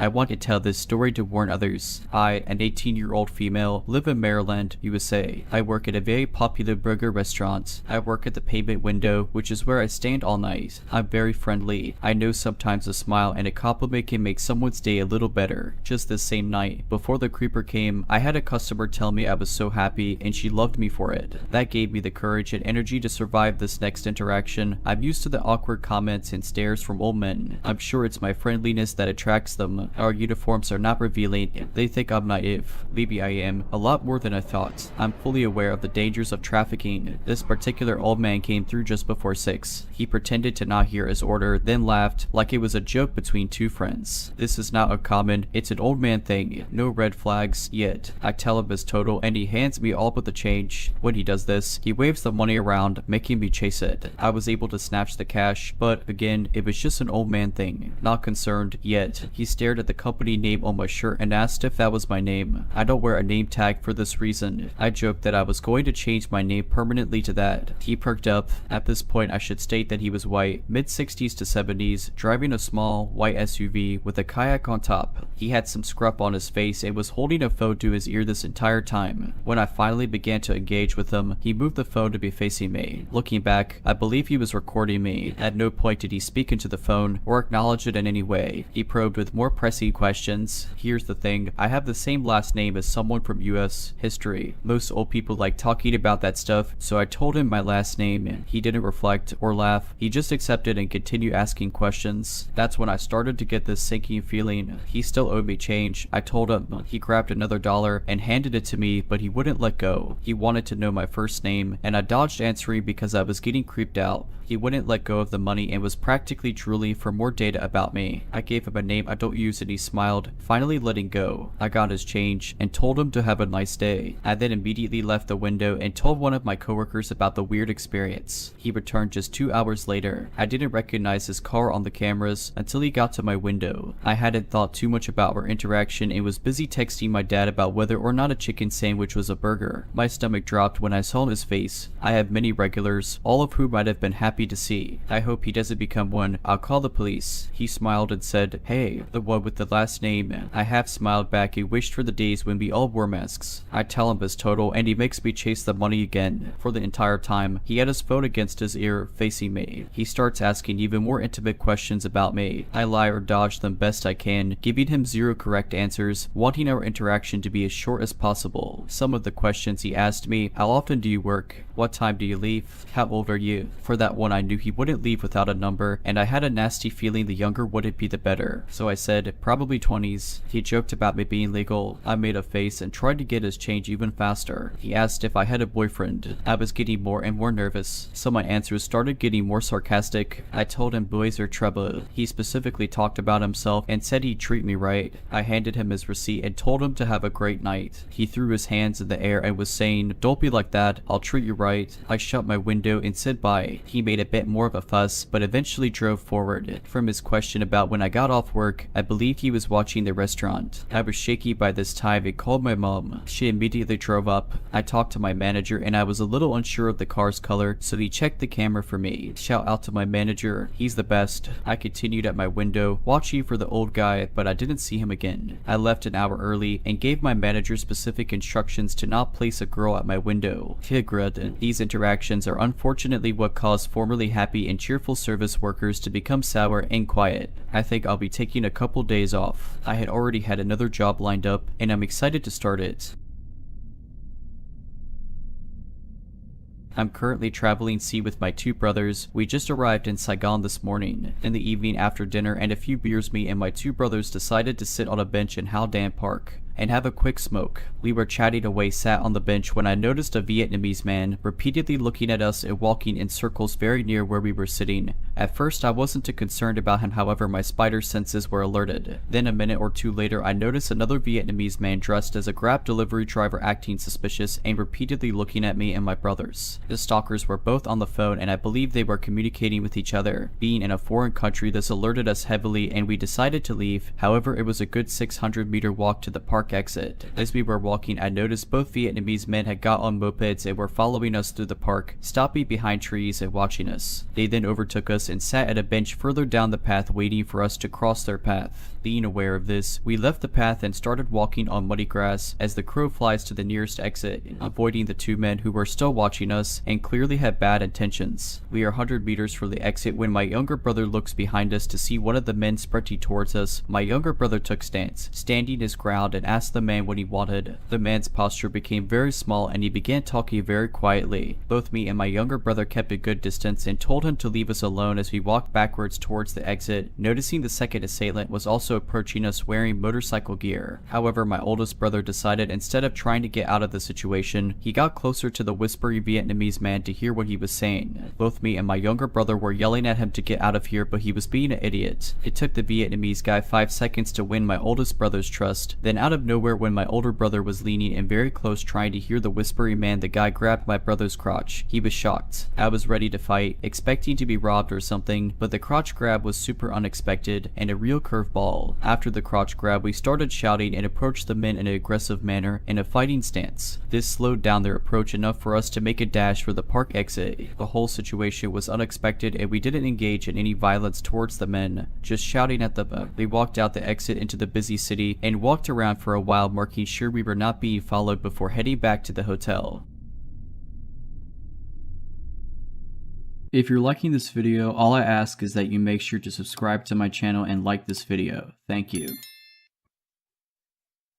I was a sophomore in high school when this happened. It was during May and I stayed after school with half of my grade due to an award show. It was conducted by the literature department and our principal. Lee and my group actually won the best message award for our short film. Anyways, after the award show was over, me and my friends went back to our classroom to change into more comfortable clothes and to spend some more time together while we waited for our parents to come pick us up. Only 5 of us were in that classroom. As time went by, 3 of my friends left with their parents. It was only me and my best friend in the classroom. 30 minutes later, her dad called her to say they were waiting for her on the school's yard. By the way, our classroom is on the 3rd and highest floor. Together, we walked down the stairs to the ground floor. She asked me if I wanted to come outside with her and maybe wait in the waiting area next to the security. To this day, I curse myself for not saying yes. Instead, I said no and decided to wait in the waiting area inside our building. I could have went to my principal's office and wait with her since she liked spending time with me and talking to me. If you couldn't tell, I was a nerd and one of the top people in my grade. Anyways, in my school there were 5 couches in the waiting area for both students and parents. As I was walking to the waiting area, I saw a janitor but didn't think much of it. I put my bags down, but as I was about to sit down, I had a weird feeling like he was watching me and my moves. I felt too uneasy to sit down, so I stayed standing up while holding my bags in case I had to run or throw them to save myself. As a reflex, I raised my head and looked at him. He continued to look at me. It was as if we were in a race where neither of us were looking away. Believe me when I say I wanted to look away but couldn't. Maybe it was because I saw him as a threat, or maybe it was because I was too scared and uncomfortable to move. He had this weird smirk on his face, but since it was getting dark, I couldn't exactly tell. I don't know how long we looked at each other, but I broke out of my trance when I saw my classmate from the previous year walking outside the building. In a desperate attempt, I waved at her and she saw it. Then I remember her coming in and walking towards me saying, "I saw someone waving," to which I replied with, "Oh, it was me. I thought you left and was surprised to see you, so I waved at you. Actually, if you don't mind, can you walk me to the waiting area next to the security?" As we were walking outside, I looked back and saw the janitor still staring at me. I was wearing high heels, a short skirt, and a tight shirt, but it was an award show and we wanted to dress up. I don't think that these sort of stuff happen to women because of what they wear, but I do think he was staring at me because of my attire. At the waiting area next to the security, I was so anxious while waiting for my mom, thinking, what if he comes in here? Even when my mom came in, when I got in the car, I was shaking slightly and wasn't in the headspace to speak about anything. So I told my mom that we got an award, but that I was too tired to speak. Also, to anyone wondering, I only told this story to 2 females I used to work with outside of school. I never had the courage to tell my parents or anyone in my school. However, after this incident, I tried to not be alone at school and always have someone with me in case something like this were to happen again. One of the reasons I never told anyone was the fact that nothing physically abusive happened and I probably couldn't prove anything. This was a hard dose of reality for me since I realized that females weren't safe anywhere, not even in their high schools. Writing this makes me feel better in a way that I can finally let it out of my system. It was about 10 in the afternoon and I was staying at a hotel in downtown Chicago right by Lower Wecker Drive. I had just gotten an Uber Eats delivery because they weren't doing room service because of COVID. Potbelly's important later. I was listening to music but I had my hood up because it was freezing. I was smoking and this guy walked up to me and asked for a few cigarettes. I gave him one and my lighter to use. Come on, you could give me more than that. I thought if I just gave him another cigarette he'd leave, so I gave him another one. I expected him to say thank you, give me my lighter back, and leave. He didn't do any of those things. He was standing right in front of me and I started to get anxious. I moved back and I'm essentially against the window for the area where you check in. He just kept standing there and then he noticed my bag of food. Can I have some of your food? I told him I was sorry that it was just a sandwich and soup because my husband ordered food from a different restaurant. Well, at least give me half the sandwich then. I apologized again and said no. Then he started getting closer to me. I realized I needed to get away, but he blocked me. Dude, give my lighter back. I thought I needed to pretend I wasn't freaking out. I put out my cigarette and put it back in the pack. I don't have any food and I could freeze to death. I'm sorry, you don't have food. I don't know what else to say. I didn't want to say, hey, you're wearing a really nice looking coat and fancy sneakers, so give me some of your food. That he was right up in my face and I was scared because he seemed to be getting more angry. I'm sorry, I can't, please move. Yes, you can. At this point, I was terrified he was going to hit me or something, so I banged on the window and the people at the check-in desk ignored me. He got really angry and started yelling incoherently. Then, like a miracle, my mom called and I answered. I started crying hysterically and I started saying, Mom, thank God, oh my God, this guy won't leave me alone. My mom told me to do anything to get away. At that moment, the guy stepped back and looked around. There was no one around, but I took advantage of him being distracted and pushed past him and ran inside. I was crying so hard I could barely get words out. I was so scared and I realized because I tried to get help and nothing happened. If my mom hadn't called, I don't know what would have happened. Later, I thought even if I gave him the soup, it would be like when I gave him a cigarette and it wasn't enough. I did go back down for a cigarette later, but I stayed by the revolving door. This woman was also smoking and I told her what happened. She showed me her mace and said all women should have it. To give some context, I've been homeless with my mom and her emotional support animal for the last few months. When we first became homeless, it was my first year of college. Where I live, college is free for the first 2 years, and my college, after I gave them an explanation, gave me and my mom a hotel room for a few weeks. The hotel room was fine, nothing special, but was probably better than most considering it was like $170 per night. About 2 days into our stay, we went downstairs to do laundry, but the washers in the hotel was too much expensive for us. So I texted her and was waiting by it for her to pull the car up so we could go to a laundromat instead. While I was waiting, I was on my phone, so I didn't notice my mom pull up and she yelled to me to hurry up and get in the car. While I grabbed the dog and my clothes, I noticed she was talking to the man 2 doors down from our room. Our room was on the 2nd floor, so I thought it was weird that she started a conversation from the car to someone upstairs, so when I got in the car, I asked her about it. She proceeded to tell me after she yelled at me to hurry up, he had responded to her that he'd be down in a minute. So she was explaining to him that she was talking to me. We both thought it was weird that he responded like that to her, but I brushed it off that maybe he was waiting for someone from Uber or something. That was until we got back to see his door slightly open and him staring out of it with just his face. I tried to brush it off again because I thought that maybe he was still waiting for an Uber or Lyft or something,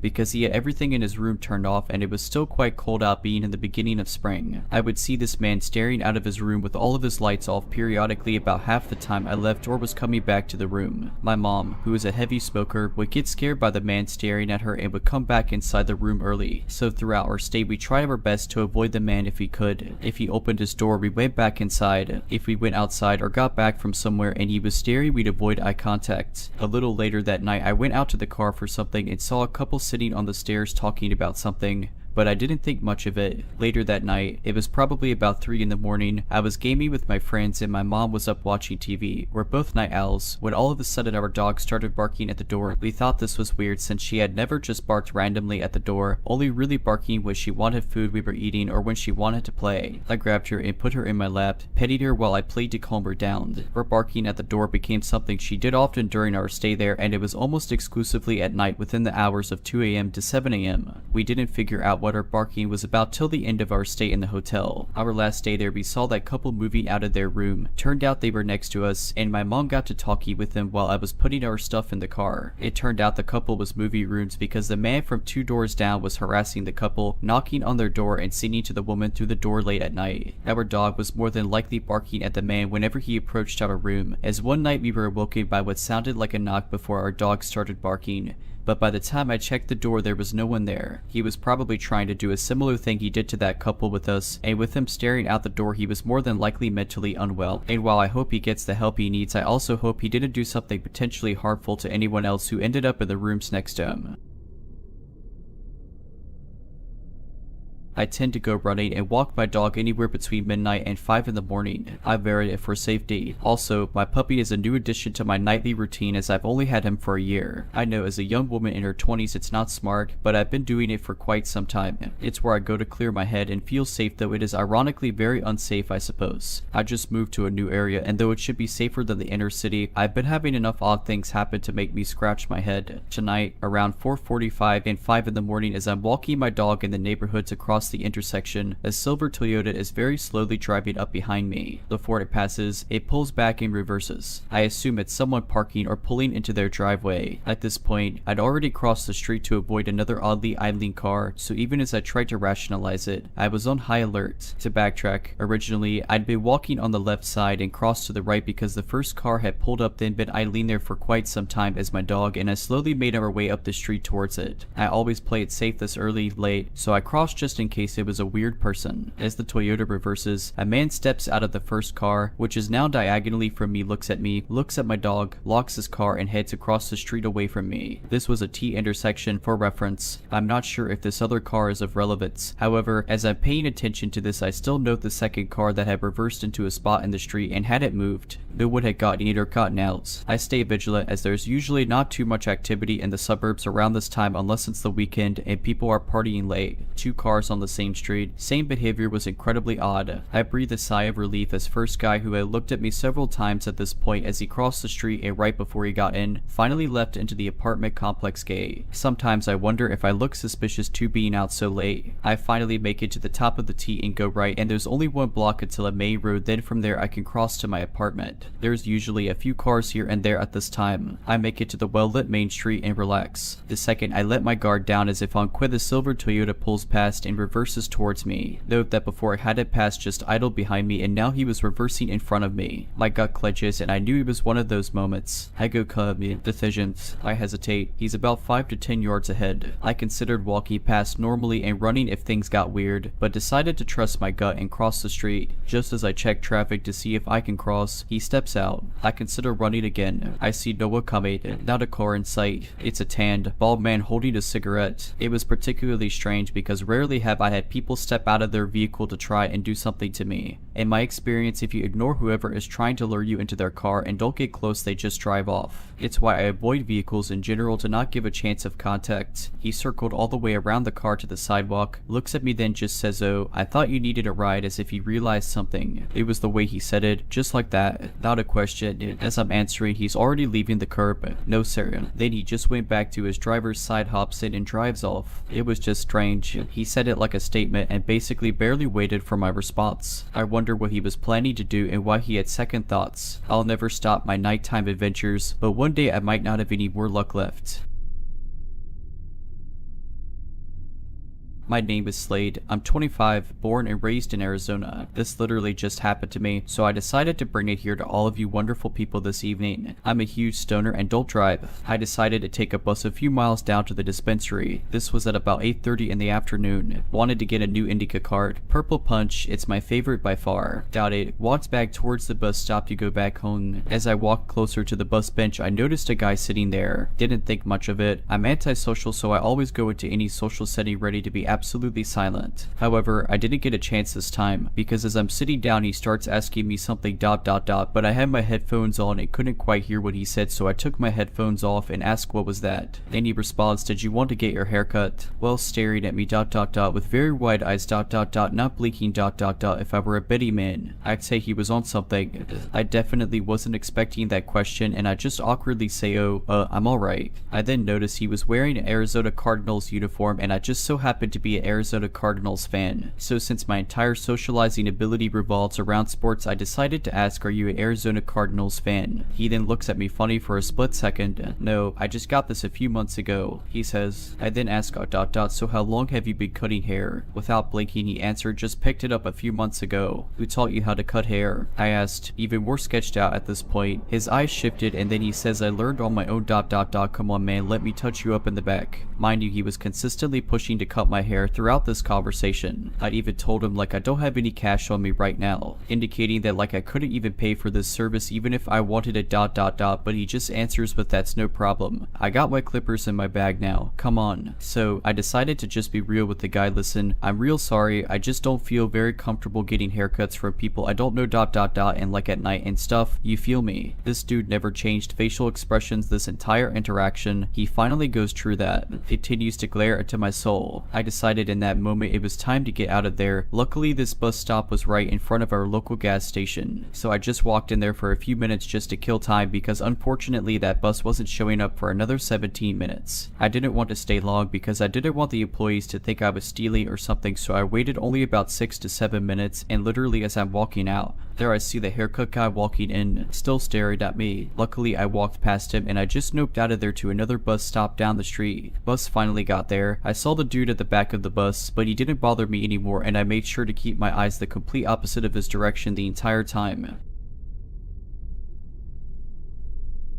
This happened almost 15 years ago when I was 7. My best friend's mom would babysit my brother and I before and after school. My mom would usually drop us off at our house around 6 a.m. in the morning. She would make us breakfast, and the three of us would walk to our elementary that was less than 10 minutes away. For preface, we would walk through an adjacent neighborhood, through this small wooded area that had an enclosed bridge, and that led us to the back of our elementary. The elementary sits back in a long tree line that runs about half a mile north and another mile south. Anyways, we're about to get to the turn where we walk into the tree line to the bridge and this guy comes cruising down the street. At first I don't even think we noticed him considering how young we were, but right when he's about 10 feet away from us he slows down to virtually 0 miles per hour. There was nothing that stood out about his appearance either. He was middle-aged, white male, very generic. Well, we all stare at the car and start walking super slowly. If we stop he would stop, if we walk he would slowly go. During this whole ordeal he has a blank expression on his face. Not anger, no smirk, just this sinister deadness almost. This went on for probably 5 minutes because we were too scared he'd jump out of the car if we turned our backs on him, and I was mainly scared for my little brother. Finally, he speeds off and we run the rest of the way to school. Immediately go to the principal's office and at this point we are bawling. We gave them our version of the story, his description, and whatever else a 7-year-old is actually capable of giving. They take action by calling the cops and our parents. The cops come and we explain where it happened in the story again. Then our parents ended up taking us out of school. From then on, we weren't allowed to walk to school anymore and our babysitter would take us. The reason this ended up being so creepy is because apparently there had been reports around that time of a guy who would sit under the bridge we walked over right by the school and watch people. They didn't know if he was homeless or if it was this other guy who we encountered. They never caught the guy and we never saw him again.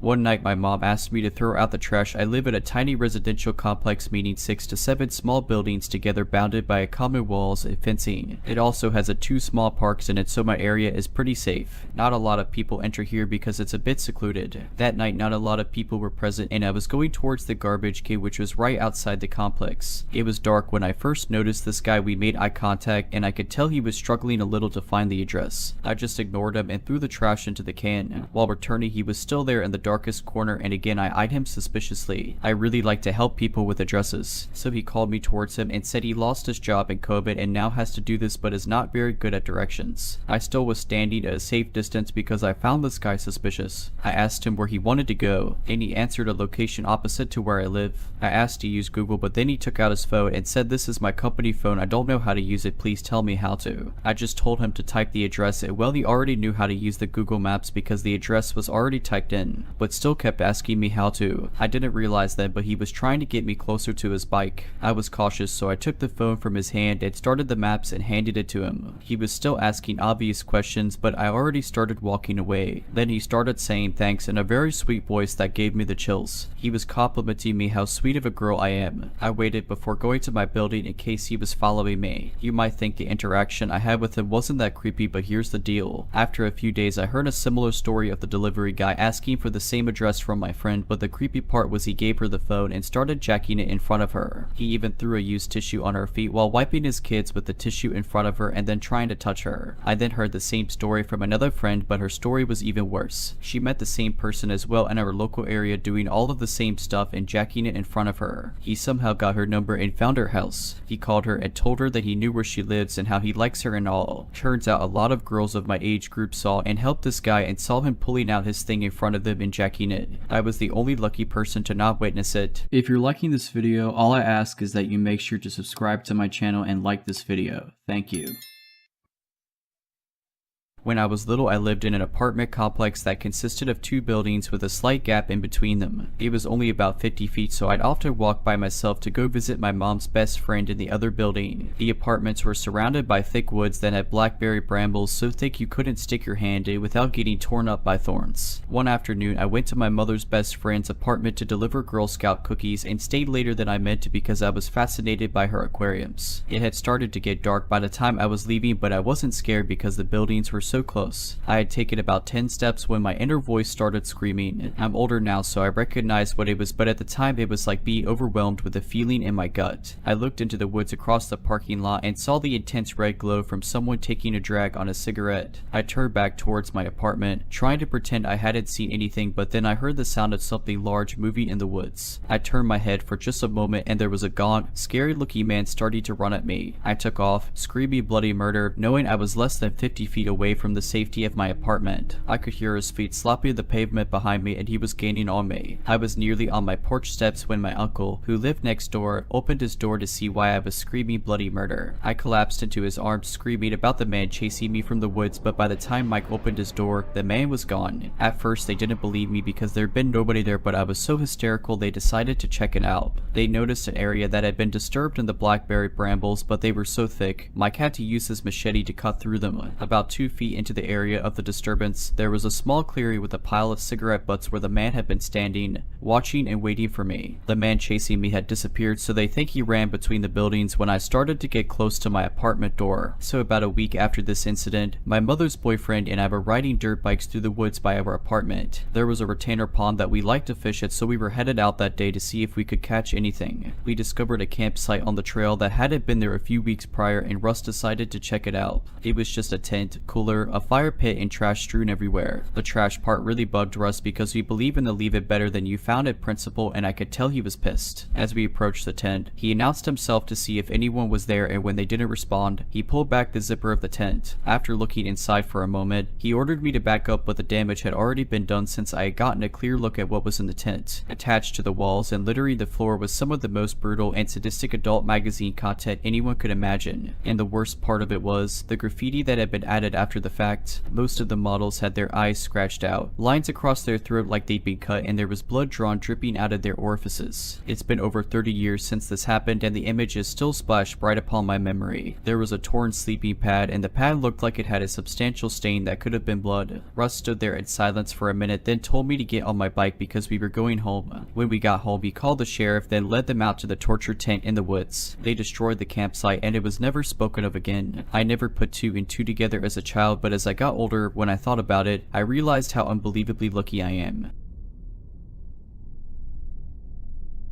So this happened about 7 months ago. I was visiting San Diego for job interviews and staying at my favorite hotel in Sorrento Mesa. For a background, I'm a 40-year-old man and a pretty big guy. I'm 6'1" and a former club bouncer. Now, onto the weirdness. On my 3rd night, I was up pretty late after hanging out with some old friends after my interviews. I got back to the hotel around 2 in the morning with some Sonny's donuts. After eating a few, drinking a few more, and watching South Park, I decided to have a smoke before going to bed. This made it now around 3 in the morning, so I go downstairs, walk out front to the smoking area by the fountain, but there's another couple who are also staying at the hotel already there. I didn't want to impose, so I decided to just walk around the outside parts of the hotel while I smoked. I walked around the pool, the barbecue area, the basketball courts, then started back for the side door. As I did, a black sedan drove up alongside me and stopped. The window rolled down, and a tiny Asian woman asked if I knew how to get out of the parking lot and back to the street. Now, from where we were when she asked me, this was literally in a straight line line about 150 feet in front of her, so I thought she was drunk or just blind. So I just politely said yes, just keep going straight, and turned left at the tree. She then asked me if I could get in the car and show her. Now, again, I'm a former club bouncer. There was absolutely no intimidation factor, but for some reason, I instantly felt uneasy. Again, it was literally right in front of her. She could see the road. Also, the windows were all tinted far more than they should have been, and I honestly couldn't tell if anyone else was in the car. I used the smoking as an excuse to not get in the car, but she said she didn't mind and gave me a very creepy smile. I politely declined and again pointed out that the road was literally right there, so I'd just be walking back in 5 seconds anyway. She again asked if I would get in and show her. This was feeling like a weird kid slash ice cream truck situation. I mean guys, how often do decently good looking women just drive up and ask you to get in their car at 3 in the morning in a hotel parking lot? Nothing about it was right. Again, I politely declined as I finished my smoke and was luckily already standing right at the hotel side door when all this started, so I just went in. The woman just drove off as she rolled up the window right exactly to the exit she just asked me to show her to. So I told the front desk about it and they said they'd keep an eye out, but I'm quite sure nothing was ever done or came of it. Just one of those things that really makes me wonder, why did she want me in the car so badly for? It had to be some kind of scam. I just wonder exactly how much danger I was in.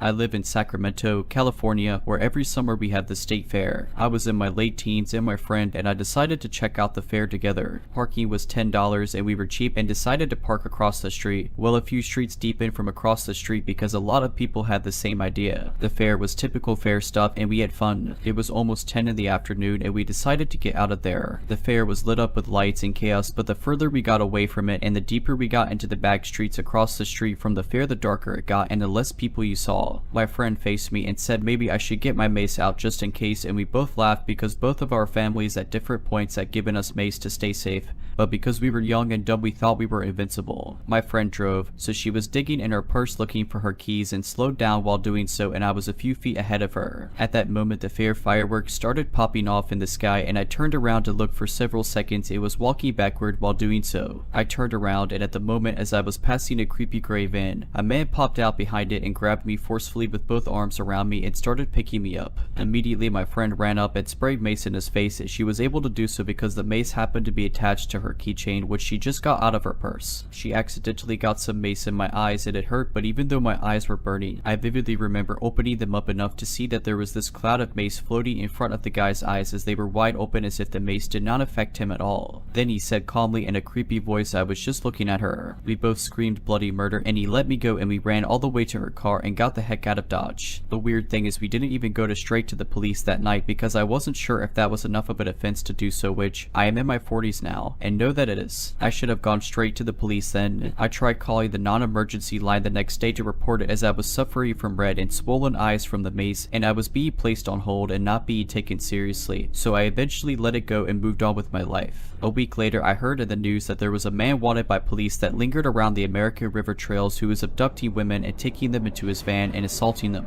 I always wondered what would have happened if my friend wasn't there. Would I even be here? I have never been so thankful to be maced in the face. Ladies ... even men carry mace or some type of self-defense tool. It's an unpredictable, scary place out there sometimes. This happened almost 10 years ago when I was about 18. I wanted to go pick up some groceries at our local Walmart. It was around 11 in the afternoon at night and I just got off work. I usually have no problem going anywhere by myself, but on this specific night my inner self was telling me to invite my friend to tag along. I am roughly 5 feet tall, female, and 105 pounds, but I don't get spooked too easily and always carry pepper spray with me. Anyways, I call my friend to ask if she'll accompany me and I go and pick her up. We walk into the produce side of Walmart and almost right away I noticed this man staring at us very intently. He was around 5'5", kind of heavy, had a Hawaiian shirt on, and looked of Hawaiian decent. So we're over by the fresh produce and I am keeping my eye on him as he pretends to be looking at bread but clearly keeps putting things back. I turn my back for a second to grab something, then I hear a male's voice ask, "Hey, do you guys know of anywhere I can get food this late?" For more background information, I lived in a city of about 50,000 people. Right across from this Walmart was an Applebee's, a McDonald's a quarter mile up the road, and other various places to get food. Plus, we were in the middle of a Walmart, so I don't beat around the bush and flatly tell him about a couple restaurants around where we were. He then asks, well, what's fun to do around here? It's late at night, so nothing really to do except maybe go to Applebee's or a local bar. I tell him Applebee's is open and we have bars downtown, but that's all I am aware of. He proceeds to ask what we're doing when we leave, and I tell him we have to leave now. He apologizes and says he didn't mean to be creepy, so we walk away and are looking for the frozen aisle when I spot him on the opposite side walking by. I tell my friend I had a bad feeling about him since we walked in and wanted to test out if he was following us. We walk a few more aisles and sure enough he is on the other end nonchalantly walking by pretending not to see us. I backtrack a couple of aisles to get something and he walks up pretending to look at things. I finally ask if I can help him with something. I think I threw him off guard by being so direct because he stutters and asks what aisle the milk or something is in. I tell him and we leave to check out. Well, wouldn't you know, he's in the checkout right next to us with a pack of gum, no milk or whatever else he was looking at. He finishes first and watches us as he leaves the store. Me thinking he's gone by now tells my friend let's just run to the car. So we run out to the car, looking around to make sure we don't see him. Now here's the super creepy part. As I am leaving the parking lot, we spot him sitting on the trunk of his car watching people leave Walmart. I drive by to get his license plate number. He sees us and rushes into his car. I speed off as quickly as possible so he doesn't see where I went. I then call the cops and tell them what happened and relay the license plate to them. So creepy Hawaiian shirt guy who was supposedly looking for a place to eat while in the middle of Walmart, please let's never meet again.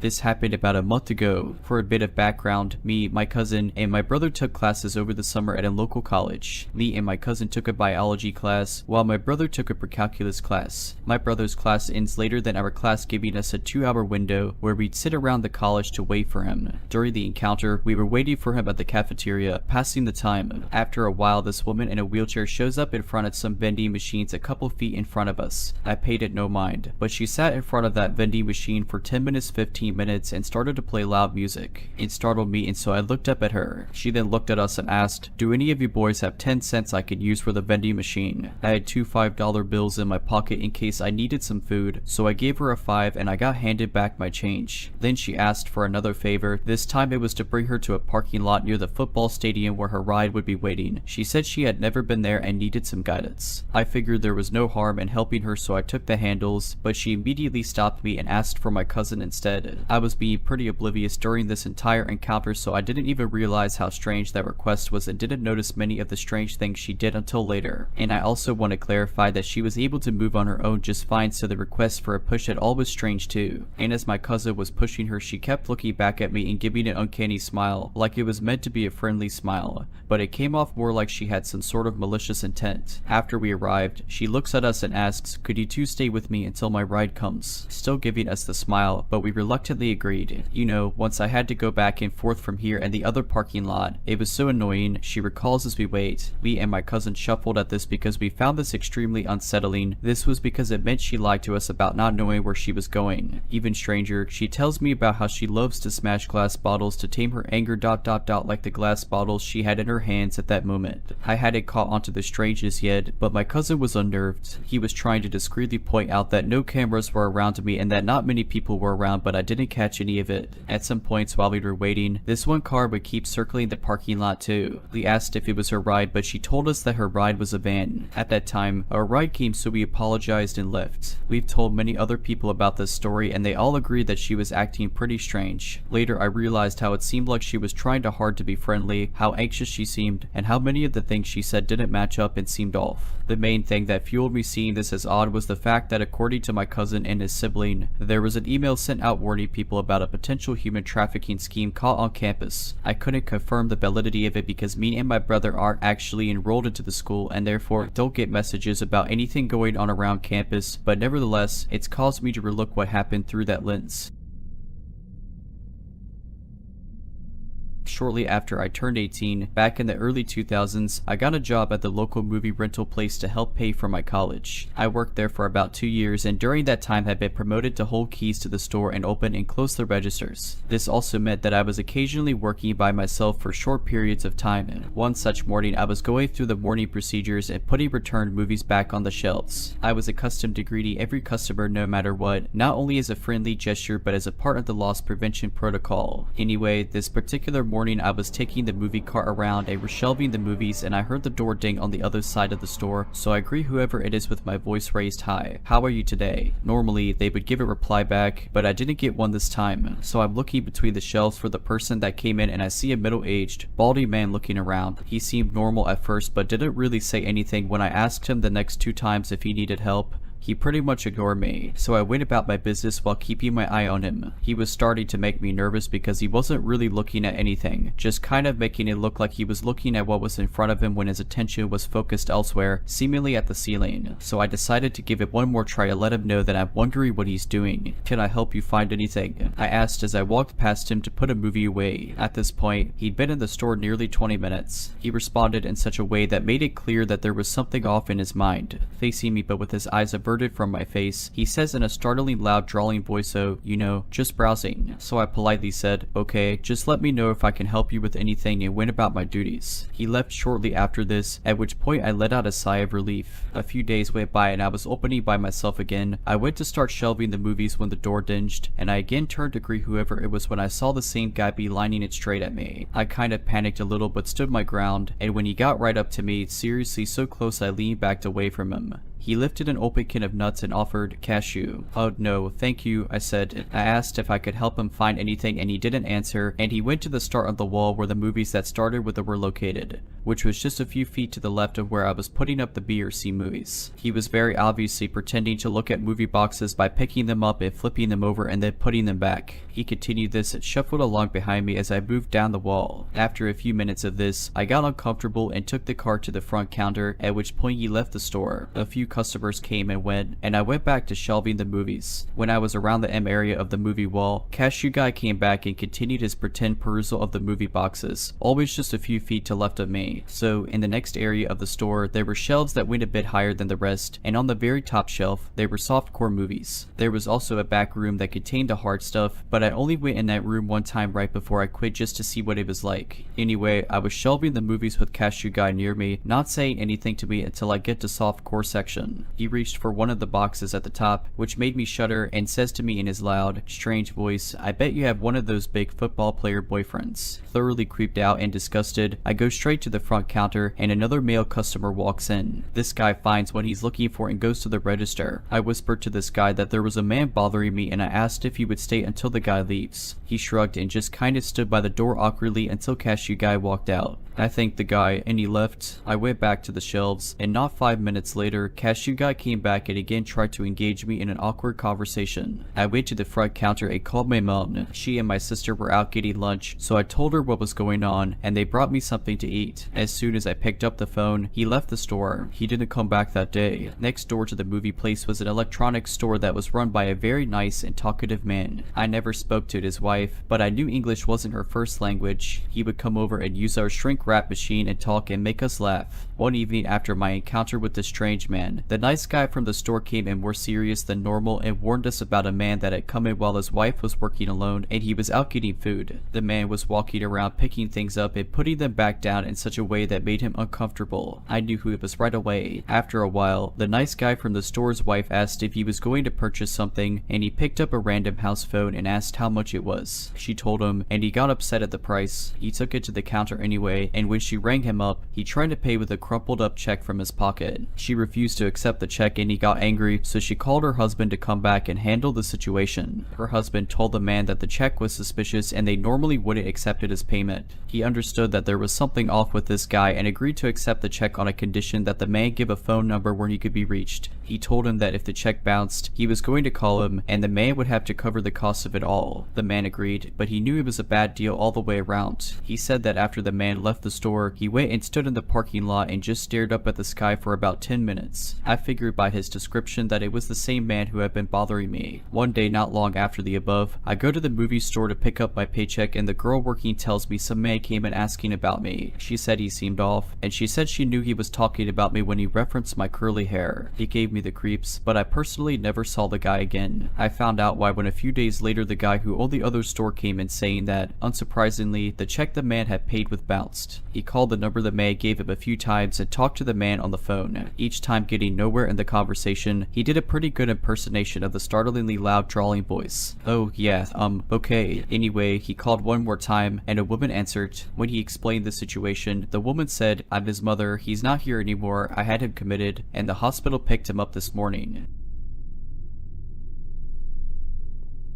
The town I lived in could not even be called that. It was a settlement of perhaps 24 acreages clustered together near a lake, and boasted just an elementary school with grades kindergarten through grade 5, and no stores. On this particular day, I was at that school playground alone, swinging and pondering life. None of my friends were around, but the solitude never bothered me. I was perfectly content, swinging and daydreaming as I often did. That is when I noticed the van behind me. It was your classic creepy van. Older, large and boxy, white generic van. And what struck me as odd was how slow the van was driving. It could not have been driving faster than 10 miles per hour. Still swinging, I craned my neck and watched this van slowly creep along and then out of my line of vision. I thought that was the end of it when, a few minutes later, along comes the van again, ever slow, and this time, driving on the road in front of the park the best way to vision where I was is that of a square. Road wraps completely around the playground, which is situated on a slight hill. I watched the van creep along, turn left and out of sight, and back behind me it came creeping along, ever slow and present. As I watched it disappear for the second time, I recalled an incident that took place just 2 months prior. In the nearby town where I was attending school, a few kids in the grade below mine had been approached by a man as they walked home from school, who offered them candy. He had allegedly been driving a white van. School officials had urged us to stay very vigilant. I began to run across the field, determined to beat the van to that road. Don't panic, I told myself. It's probably not the same guy. And that is when the idea hit me. Oh, the idiotic, dangerously foolish idea hit me. I was going to hide myself in a nearby bush, and as the van crept by, I would obtain its license plate and give it to the police. It would be to us, a 12-year-old self. What were you thinking? I wasn't thinking, because I did just that. I hid in the bushes, and I waited, and waited. I waited to no avail, and as I waited, the logical part of my brain kicked in. This was an extremely lonely, well-concealed spot of land.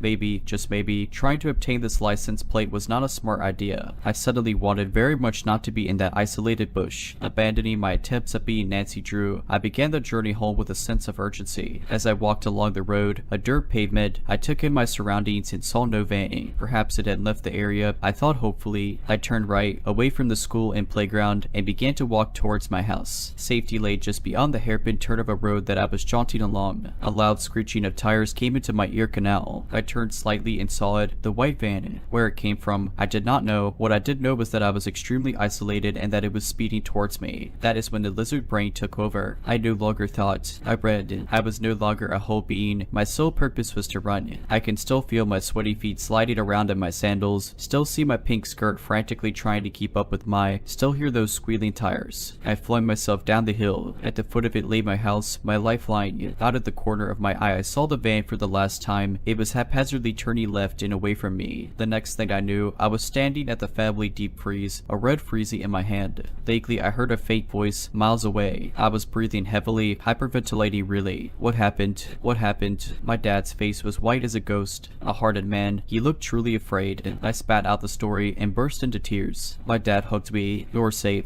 he assured me. Then he left, determined to find this van. As he was gone, I run throughout the house, locking the doors when Dad returned. He told me he had seen no van. It had disappeared into the afternoon sun. Dad phoned the police anyway, and he stressed the similarities between what happened to me to the reports of what happened to my schoolmates. Unfortunately, the police never came to talk me. I don't think they really cared. I stayed in the house for the next few days, afraid to venture out. As the days wore on, I regained my confidence to return to the park, and life went on. I never did see that van again. I still shudder to think about what may have happened all those years ago if I had let that van catch up to me. The people in this story are me, a family of 4 consisting of a mother, father, toddler, and baby. And, of course, our guest of honor, the creep. For context, I am a 17-year-old female. I was born and raised in Canada with a pretty sheltered life as my mother is very overprotective. But up until this point, I have never dealt with harassment before. For the summer I am visiting my godmother in Italy. This is my first time leaving Canada. Since she works during the weekdays, I travel about on my own around Italy. For this story, I took a ferry to Ischia, a small island in Napoli, to tour around. When I first arrived on the island, I made the plan to head to a small scenic park not too far from the port so I could plan my day. It was around around 3 in the afternoon when I was at the park. Now the park itself made its way into a semi-forested area. The pathways were covered by trees and bushes alike, so it's easy to get lost in there, at least for me. It was also pretty desolate at the time and gone from the public eye. I was sitting on the bench next to a playground for children, decked out with swings and slides. There was a family a little away from me playing at the playground. The playground resides in a little circle-like clearing in the park. On opposite sides of the clearing are the pathways that take you around the park. The paths have trees making a tunnel-like path, so it can be hard to see down it unless you are directly in front of it. From where I was sitting on the bench, which was near the north pathway, I could directly see down the south pathway. Now I was sitting at this bench for a while, mind you, as Italy is pretty hot and I'm not used to the heat. My head was down looking at my phone, so I wasn't exactly paying attention to the outside world,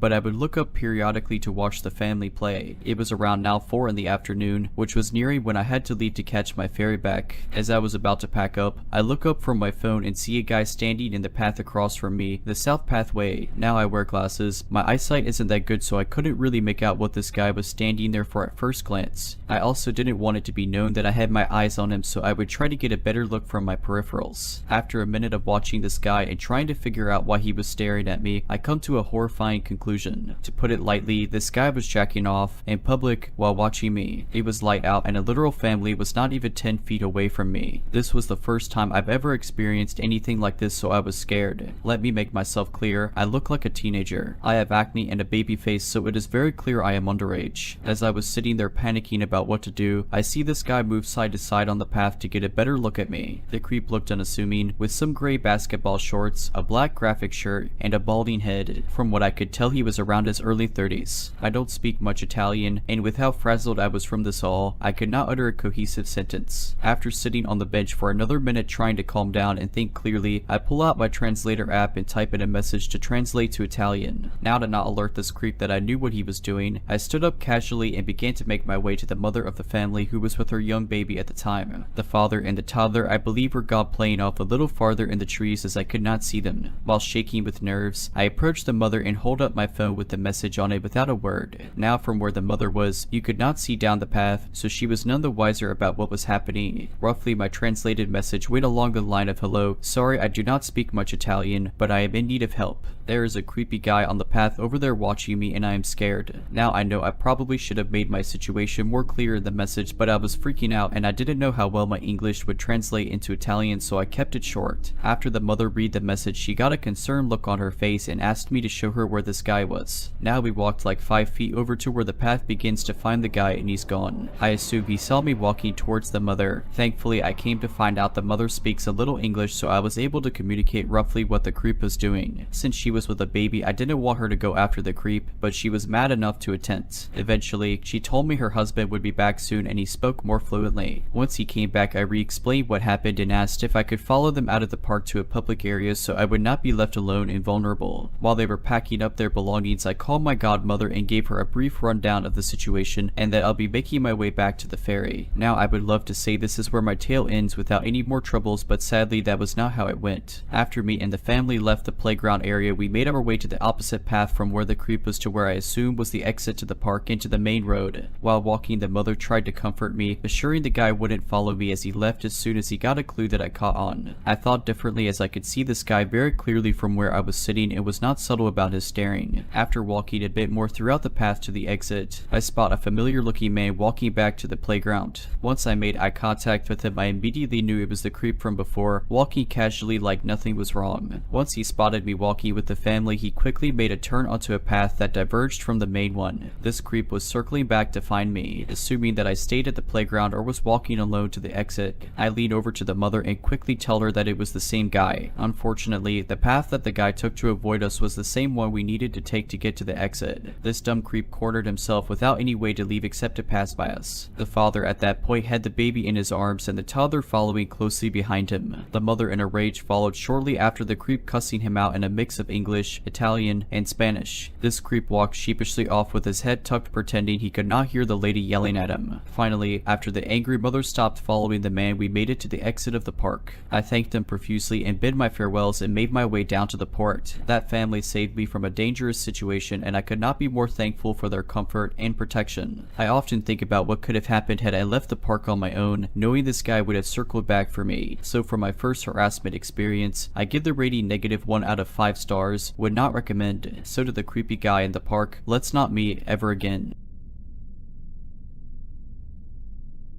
At the time of this happening, a 23-year-old female, was 19 and homeless in a big city. I just recently moved to that city and was on my way back to the shelter from the public library. I was taking a shortcut through an alley wide enough for a car to go through, and I noticed an old beat-up looking car come into the alley and driving slowly behind me. I figured they probably just didn't feel like they had enough room to pass me, so I picked up the pace and crossed the street. They drove to the same side of the street that I was on and kept pace with me. There was just one guy in the vehicle, looked to be in his mid-20s and Hispanic.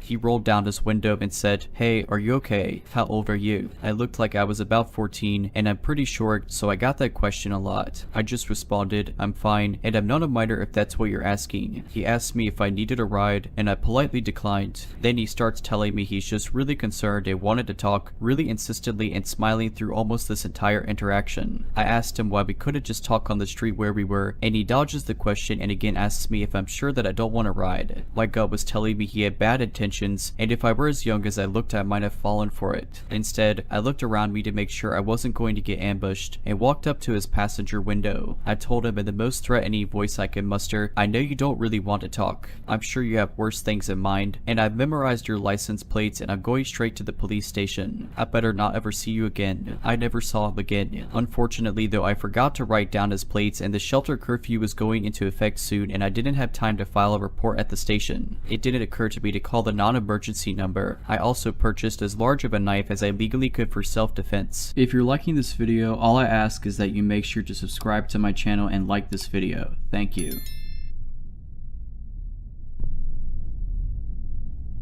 When I first moved to the city for my job, I was excited. The tall buildings, the constant hum of activity, and the promise of new experiences were alluring. I found a cozy apartment on the 15th floor of a high-rise, offering a panoramic view of the cityscape. Little did I know, this view would become the backdrop of my nightmare. It started innocuously enough. I began receiving small gifts at my doorstep, a bouquet of flowers, a box of chocolates, and sometimes handwritten notes. The notes were always unsigned, filled with compliments about my appearance or what I had worn that day. Initially, I thought it might be a secret admirer or a neighbor trying to be friendly, but as days turned into weeks, the gifts became more personal. A scarf in my favorite color, a book by an author I loved, and even a CD of a band I had casually mentioned liking to a colleague. Concerned, I mentioned this to my friend, Lisa, who lived a few blocks away. She suggested it might be someone from work or a friend playing a prolonged prank. To ease my mind, she offered to stay over for a few days. One evening, as we were watching a movie, Lisa pointed to a building opposite mine. "Do you know that from here, if someone had a good enough telescope, they could see right into your apartment?" I looked out, realizing that my large windows, which I loved for the sunlight they let in, also made my life visible to anyone interested in watching. A shiver ran down my spine. The next day, I invested in curtains. But the gifts didn't stop. They became more frequent, and the notes more intimate, detailing things I had done in the privacy of my home. "I loved how you danced in your living room last night," one read. Another said, "The spaghetti you cooked looked delicious." I reported this to the police, but without any tangible evidence or threat, they couldn't do much. They advised me to keep a record of everything I received and to install security cameras. The cameras were my next step. I installed them inside and outside my apartment. For a week, nothing unusual happened. But then, one morning, I found a note on my doorstep. "Cameras won't help you see me, but I can always see you." Terrified, I reviewed the footage, and there it was. In the middle of the night, a figure in a hooded mask, leaving the note at my door. The cameras inside my apartment showed nothing. This person had never entered, yet they knew everything I did. Lisa suggested I stay with her for a while. Gratefully, I accepted. A few days turned into weeks, and during this time, no gifts or notes appeared at my apartment. I started to relax, thinking maybe my unseen observer had lost interest. One evening, as Lisa and I returned to her place after dinner, we found her door slightly ajar. Cautiously, we entered. In the middle of her living room was a pile of photographs. They were all of me, taken from a distance, capturing my daily routines. But the most chilling were the ones taken inside Lisa's apartment, showing me sleeping, cooking, or chatting with her. The realization hit hard. This person hadn't lost interest. They had merely shifted their location. They had been watching me from somewhere close, even at Lisa's place. The police were involved again, and this time they took it more seriously.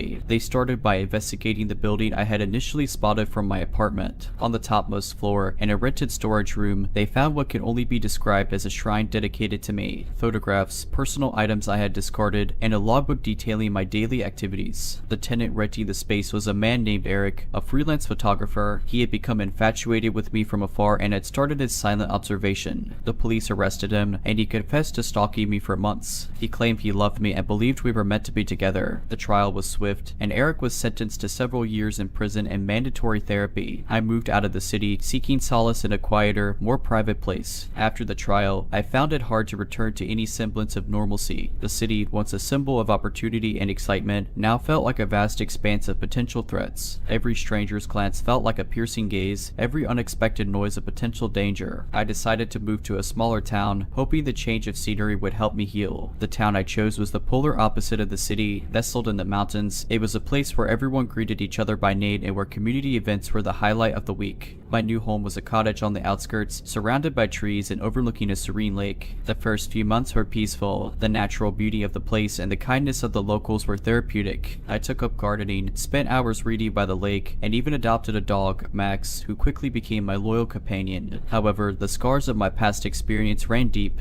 I invested in a state-of-the-art security system for my cottage and often found myself double-checking locks and windows. Nighttime was especially challenging. Every rustle outside, every creak of the wooden floorboards would send my heart racing. One evening, as I was settling into bed, Max began to growl, his gaze fixed on the window. I tried to calm him down, thinking he might have seen a squirrel or some other animal, but his growling intensified, turning into barks. Concerned, I approached the window and peered out. To my horror, I saw a silhouette of a man standing at the edge of the woods, his figure illuminated by the moonlight. He was just standing there, staring at my house. Panic surged through me, memories of Eric and his relentless stalking flooding back. I immediately called the local sheriff's department. Within minutes, 2 patrol cars arrived, their sirens piercing the otherwise silent night. The officers conducted a thorough search of the area but found no one. They took my statement and promised to increase patrols around my property. The next morning, I found a single photograph on my doorstep. It was a picture of me taken from a distance while I was gardening.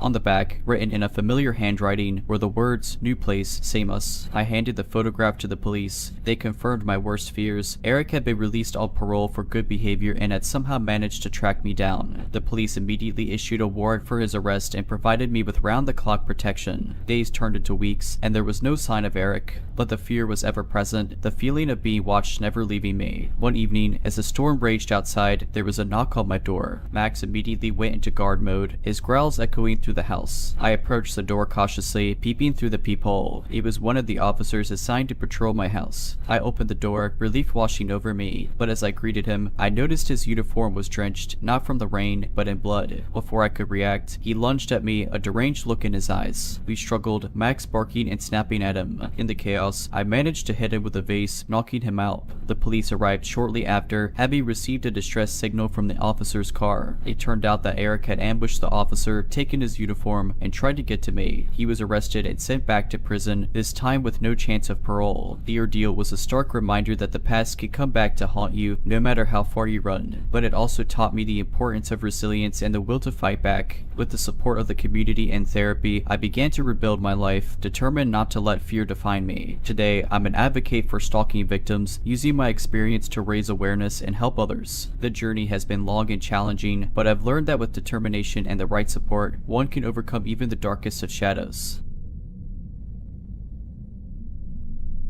I've always been a creature of habit. My routines were predictable, from my morning coffee run to my evening jogs in the local park. It was this predictability, however, that nearly became my undoing. It was a crisp autumn evening, and the park was bathed in the golden hues of the setting sun. The familiar trail, with its canopy of trees and the gentle sound of the nearby stream, was comforting. As I jogged, my earbuds delivered my favorite podcast, creating a bubble of contentment. About 15 minutes into my run, I noticed a man sitting on one of the park benches. He was dressed in conspicuously in jeans and a hoodie, but his intense gaze was fixed on me. I felt a pang of unease but brushed it off, attributing it to an overactive imagination. As I continued my run, I couldn't shake off the feeling of being watched. Every rustle of the leaves, every distant footstep seemed amplified. I decided to cut my run short and head home. As I neared the park's exit, a black sedan pulled up alongside me. The rear window rolled down, and the same man from the bench leaned out. "Hey, I think you dropped this," he said, holding up a pendant that looked eerily similar to the one I always wore. Confused, I slowed down, instinctively reaching for my necklace. To my horror, it was missing. "Oh, thank you," I replied cautiously, reaching out to take it. In a split second, the man lunged at me, trying to pull me into the car. Panic surged through me, and I fought back with all my might, screaming and thrashing. My earbuds were yanked out, and the pendant fell to the ground. Suddenly, a pair of headlights illuminated the scene. Another car had turned into the park's entrance. The man, startled, released his grip on me. Seizing the opportunity, I pushed him away and ran towards the approaching car, waving frantically. The car screeched to a halt, and two people jumped out. The man in the sedan, seeing he was outnumbered, quickly drove off. The couple from the car rushed to my aid, their faces etched with concern. Shaken, I recounted the events to them. They immediately called the police, who arrived within minutes. I provided a description of the man in the sedan, and they began their search. The following days were a blur of police statements, sleepless nights, and overwhelming anxiety. The thought of how close I had come to being abducted haunted me. My routines, once a source of comfort, now felt like potential pitfalls. A week later, the police made a breakthrough. The black sedan was found abandoned in a nearby town. Inside, they discovered ropes, duct tape, and a collection of women's personal items, including my pendant. The car was registered to a man with a history of stalking and assault. He had been released from prison a few months prior and had seemingly returned to his old habits. With the evidence at hand, the police launched a manhunt. It wasn't long before they apprehended him, hiding out in a motel. The trial was swift, and he was sentenced to life in prison without the possibility of parole. The ordeal left a lasting impact on me. I became more vigilant, always aware of my surroundings, and never taking my safety for granted. I also became an advocate for personal safety, conducting workshops and seminars to educate others about the importance of being alert and prepared. The experience also taught me the value of community. The couple who had come to my aid, Jake and Mia, became close friends. Together, we founded a non-profit organization dedicated to helping survivors of abduction and assault, providing them with the resources and support they need to rebuild their lives. The aftermath of the incident was a transformative period in my life. The city, which had once been a playground of familiar routines, now felt like a labyrinth of shadows. Every corner held potential danger, every stranger a potential threat. But as the days turned into weeks and weeks into months, the raw edge of fear began to dull, replaced by a newfound determination. Jake, Mia, and I poured our energy into the nonprofit. We named it Safe Steps, symbolizing the journey towards safety and recovery. Our first initiative was to create a community watch program. Volunteers were trained to patrol neighborhoods, especially during the early morning and late evening hours, ensuring that those out for a jog or returning from work felt a little safer. We also collaborated with local schools and colleges, conducting workshops on personal safety. Students were taught basic self-defense techniques and the importance of being aware of their surroundings. These workshops became immensely popular, and soon we were receiving requests from institutions across the state. But perhaps the most impactful initiative was our support group for survivors. Every week, we would gather in a community center, forming a circle of trust and understanding. Here, survivors could share their stories, their fears, and their hopes. Listening to their experiences, I realized I wasn't alone in my trauma. We were a tapestry of resilience, each thread telling a story of survival and hope.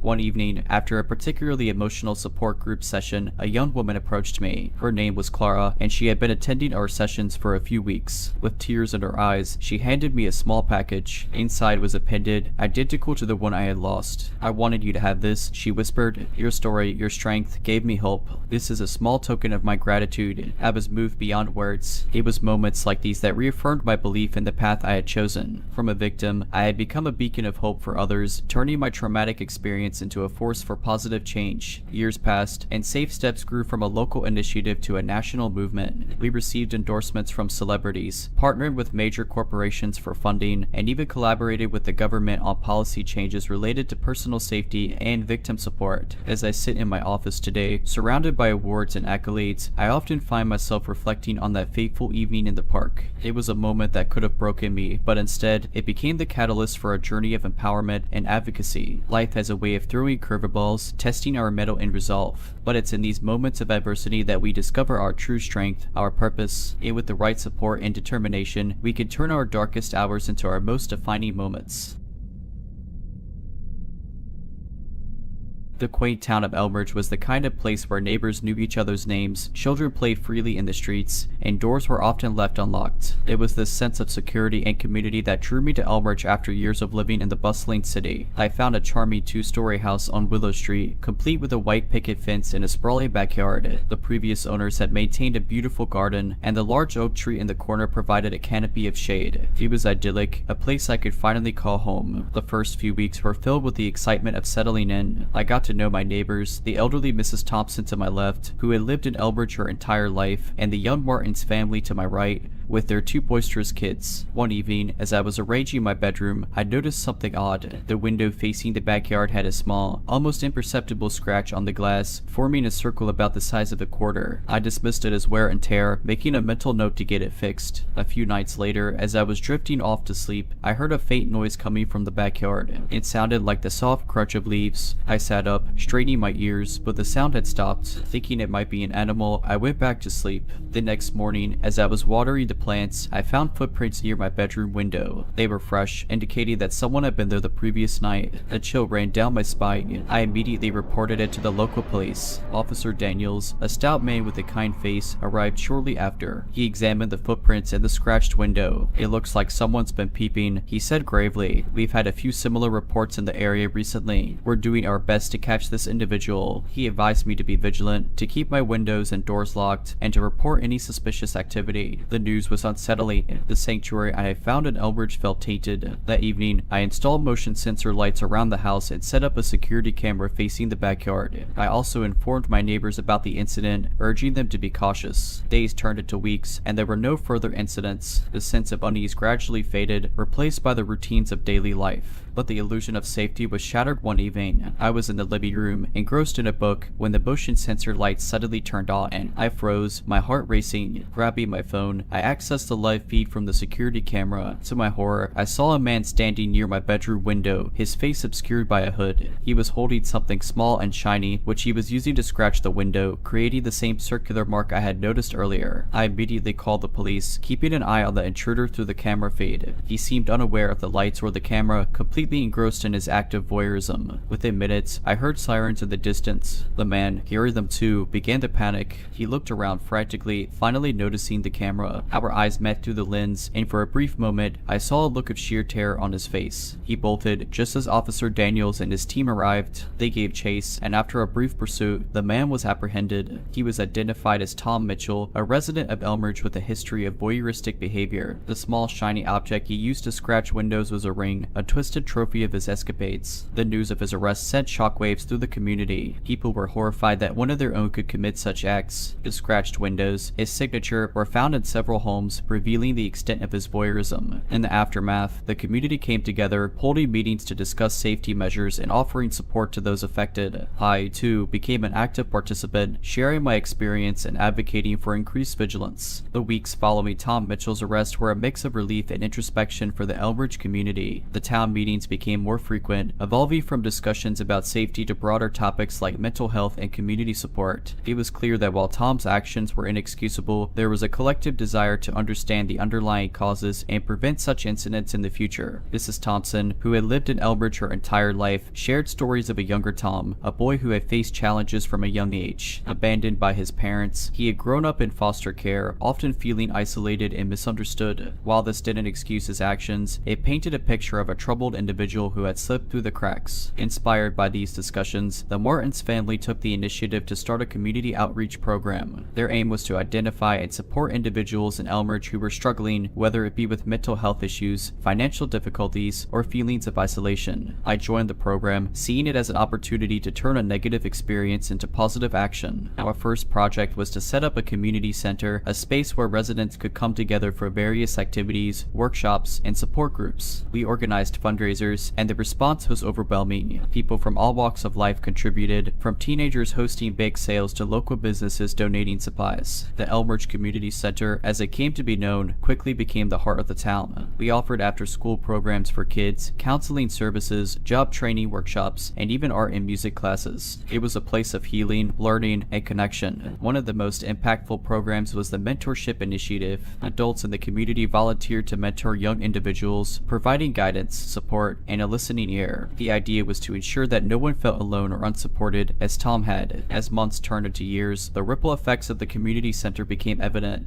Elmridge saw a decrease in crime rates, an increase in school performance, and most importantly, a stronger sense of community. Neighbors looked out for each other, and the bonds formed in the center spilled out into the streets, parks, and homes. On a personal level, the experience was transformative. The trauma of that night with the peeping Tom had left scars, but working with the community, channeling my energy into positive change, was therapeutic. I formed deep friendships, especially with Mia from the Martins family. Together, we spearheaded many of the center's initiatives, drawing strength from each other. One evening, as we were wrapping up a workshop at the center, Mia handed me a letter. It was from Tom Mitchell. With trepidation, I opened it. The letter was a heartfelt apology, expressing remorse for his actions and gratitude for the changes the community had implemented. He wrote of his time in therapy, the revelations he had about his behavior, and his hope for a second chance. While the letter didn't erase the past, it was a testament to the power of community intervention and support. Elmridge had turned a dark chapter into a story of hope, resilience, and collective growth. Today, as I walk the streets of Elmridge, I'm filled with pride. The town, with its vibrant community center, active outreach programs, and tight-knit residents, stands as a beacon of what's possible when people come together in the face of adversity. It's a reminder that even in the darkest moments, there's always a glimmer of hope waiting to be ignited.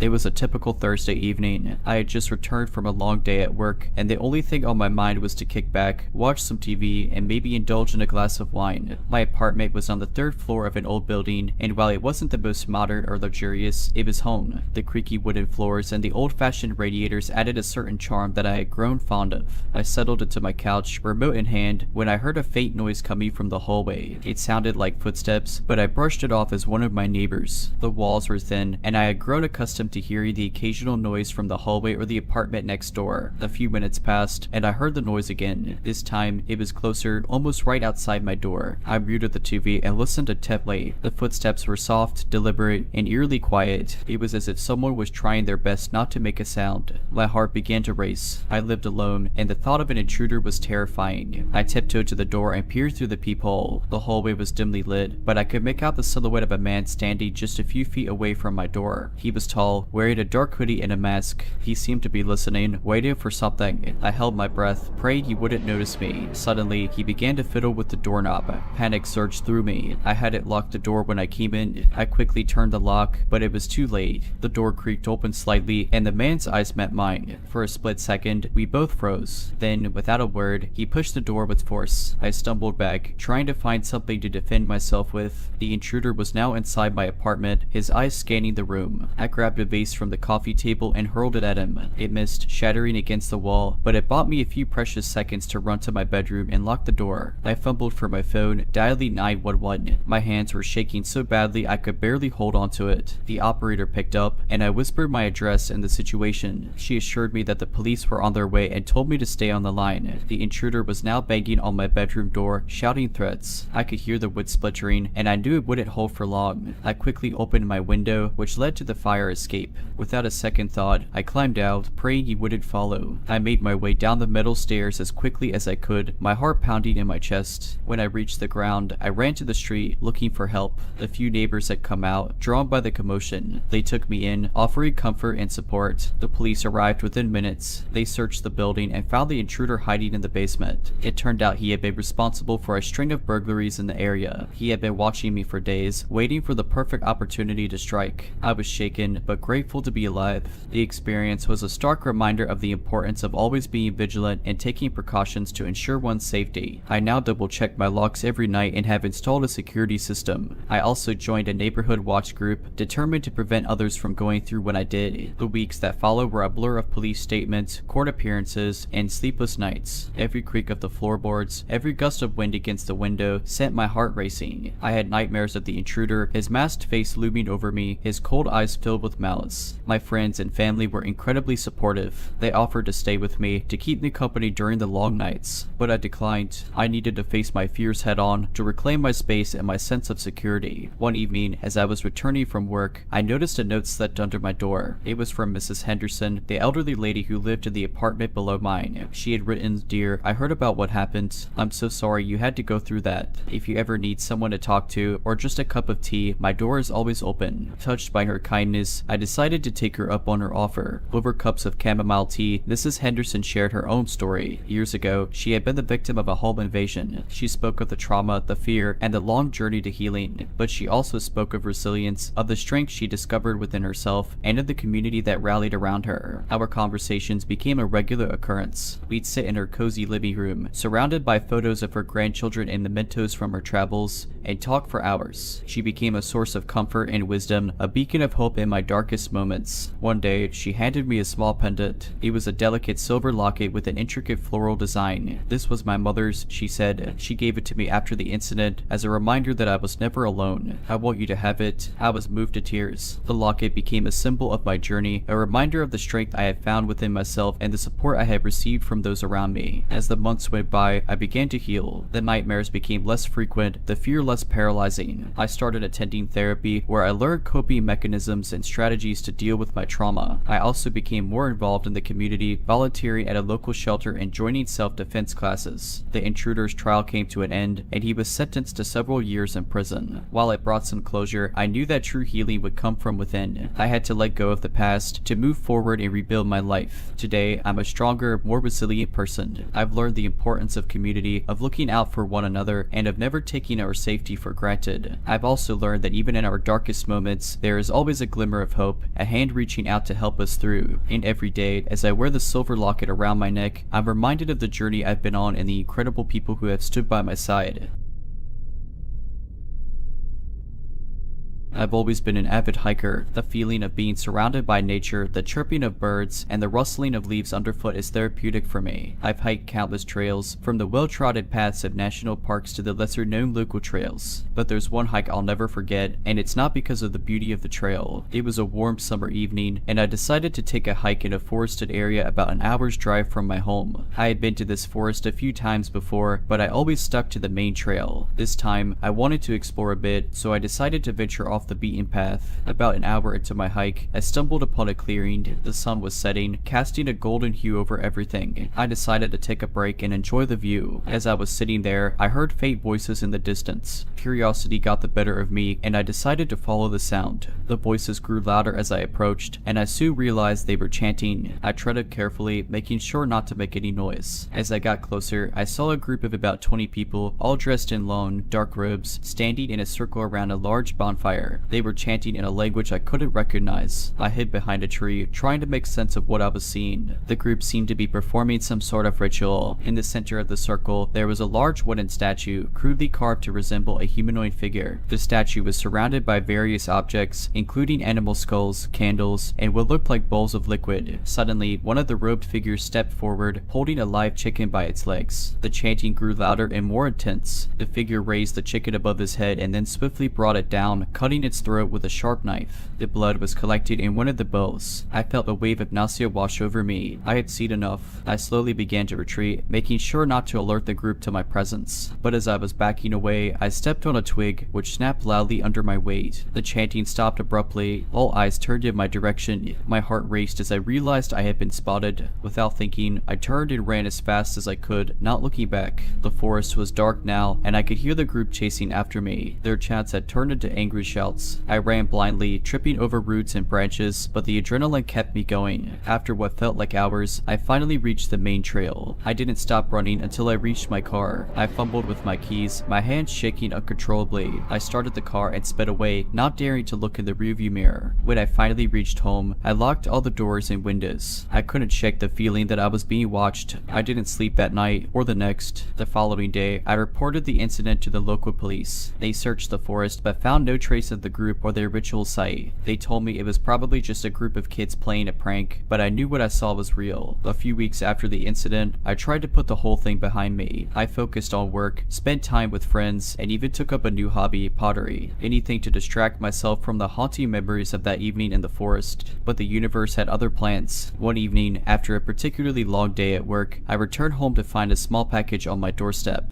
There was no return address, just my name written in a hurried scrawl. Curiosity piqued. I opened it. Inside was a small, hand-carved wooden figurine. It bore an uncanny resemblance to the larger statue I had seen in the forest clearing. My heart raced as I turned the figurine over in my hands. Tied around its neck was a note that read, "We know where you live." Panic sudden, I immediately called the police, who took the package for examination. They advised me to stay somewhere else for a few days, just to be safe. I decided to stay with my sister, who lived in a neighboring town. The next few days were a blur. The police couldn't find any fingerprints on the package or the figurine. They patrolled my neighborhood but found no signs of suspicious activity. They suggested it might be a prank, but I wasn't convinced. One evening, as I was leaving my sister's house to grab some takeout, I noticed a car parked across the street. It was an old, beat-up sedan with tinted windows. I didn't think much of it at first, but when I returned, the car was still there. And the next morning, and the next evening, it was always there, watching. I reported it to the police, who sent a patrol car to check it out. But by the time they arrived, the sedan was gone. This cat and mouse game continued for days. Every time I saw the car and called the police, it would disappear before they arrived. Feeling trapped and paranoid, I decided to confront the situation head-on. One night, when I saw the sedan parked across the street, I approached it. As I got closer, the car's engine roared to life, and it sped away, but not before I caught a glimpse of the driver, a man in a dark robe. I was now certain that the group from the forest was stalking me. But why? What did they want? Desperate for answers, I decided to hire a private investigator. After explaining everything to him, he agreed to look into it. He started by digging into local legends and folklore. What he found was chilling.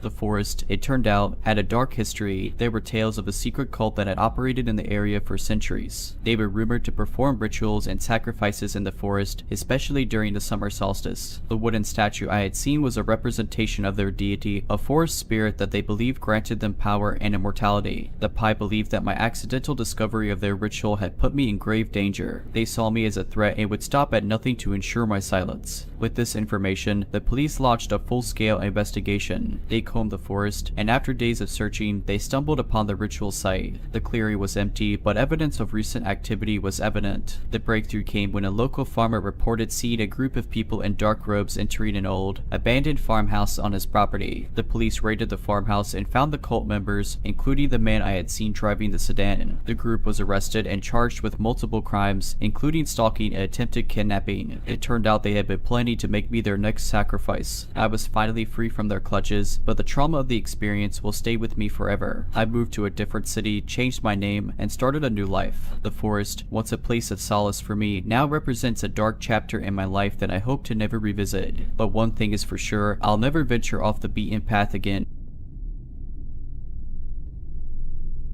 When I first moved into my new apartment, everything seemed perfect. It was a quaint 2-bedroom unit in a quiet suburban neighborhood. The rent was affordable, and the location was close to my workplace. I was thrilled to have found such a gem. The first time I met Mr. Thompson, my next door neighbor, was on a sunny Saturday morning. I was unloading boxes from my car when he approached me with a wide grin. He was an older man, probably in his late 60s, with thinning gray hair and deep-set blue eyes that seemed to always be observing. "Welcome to the neighborhood," he said, extending a hand. "I'm Harold Thompson, but you could call me Harry." I shook his hand, introducing myself. He offered to help with the boxes, but I politely declined. There was something about his intense gaze that made me slightly uncomfortable. Over the next few weeks, I settled into my new home. I'd occasionally run into Mr. Thompson in the hallway or the parking lot. He was always friendly, often striking up conversations about the weather or local news. But I couldn't shake the feeling that he was watching me a bit too closely. One evening, as I was cooking dinner, I heard a knock on my door. I opened it to find Mr. Thompson holding a plate of freshly baked cookies. "Just a little welcome gift," he said with a smile. I thanked him, albeit hesitantly, and closed the door. The cookies looked delicious, but I couldn't bring myself to eat them. Instead, I threw them away, feeling a pang of guilt for being so suspicious. A few days later, I came home to find a note slipped under my door. It was from Mr. Thompson, inviting me over for dinner. I pondered the invitation, torn between wanting to be polite and my growing unease. In the end, I decided to decline, citing a prior engagement. That's when things started to get strange. I began to notice Mr. Thompson more frequently. He'd be outside watering his plants when I left for work and would still be there when I returned. He'd often be in the hallway, seemingly waiting for me, and on more than one occasion, I caught him peering into my windows. I tried to brush it off, telling myself I was being paranoid, but the incidents kept piling up.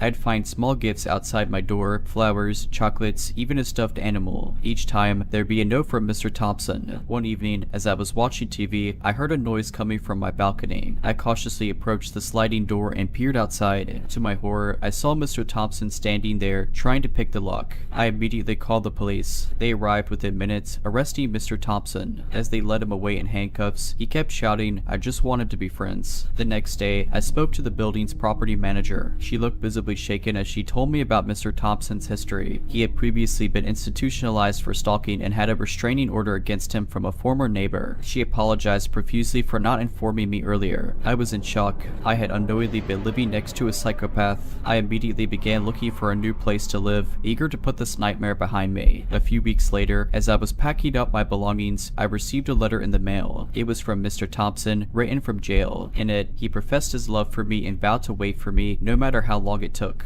I was terrified. I moved out the next day, leaving no forwarding address. I also changed my phone number and deleted all my social media accounts. Months turned into years, and the memory of Mr. Thompson began to fade. I had built a new life for myself in a bustling city, far away from the quiet suburban neighborhood where I had once lived. My new apartment was on the 15th floor of a high-rise building, offering a panoramic view of the city skyline. The added security measures, like the 24-hour concierge and CCTV cameras, gave me a sense of safety I hadn't felt in a long time. One evening, after a particularly grueling day at work, I decided to unwind at a local wine bar. As I sipped on my glass of Chardonnay, I noticed a man sitting at the other end of the bar, staring intently at me. He was older, with a familiar set of deep-set blue eyes. My heart raced as I realized it was Mr. Thompson. Panicking, I quickly paid my bill and left the bar. I hailed a cab and instructed the driver to take a roundabout route to my apartment, hoping to lose any potential tail. Once home, I double-checked all the locks and drew the curtains. The next morning, I contacted the police and informed them of the sighting. They assured me they would look into it, but without any concrete evidence, there wasn't much they could do. Days turned into weeks, and there were no further sightings of Mr. Thompson. I began to wonder if I had imagined the whole thing. Maybe the trauma of the past had made me see things that weren't there. But one evening, as I was returning home from work, I found a familiar-looking note slipped under my apartment door. My hands trembled as I unfolded the paper. They read, "Distance can't keep us apart. I've missed you." I was paralyzed with fear. How had he found me? And how had he managed to get past the building's security? I immediately contacted the building management and the police. They reviewed the CCTV footage and, to my horror, found multiple instances of Mr. Thompson loitering in the building's lobby. He had somehow managed to bypass security by posing as a maintenance worker. The police launched a manhunt, but Mr. Thompson was nowhere to be found. They stationed an officer outside my apartment and advised me to stay vigilant. Despite the added security, I couldn't shake the feeling of being watched. Every creak, every shadow sent me into a panic. Sleep became a distant memory. One night, as I was lying in bed, I heard a soft tapping on my window. I froze, my heart pounding in my chest. I mustered the courage to peek through the curtains and came face to face with Mr. Thompson, who was dangling from a rope outside my 15th floor apartment. I screamed, alerting the police officers stationed outside my door. Within seconds, they had apprehended Mr. Thompson. It turned out he had been living in the building's basement, plotting his next move. Mr. Thompson was charged with stalking, breaking and entering, and attempted kidnapping. He was sentenced to life in prison without the possibility of parole. The ordeal left me traumatized. I sought therapy and slowly began to rebuild my life. I moved to a different country, started a new job, and even adopted a dog for companionship and protection. Today, I'm in a much better place, both mentally and emotionally, but the scars of the past will always remain. I've learned the hard way that monsters aren't just in stories, they can be right next door.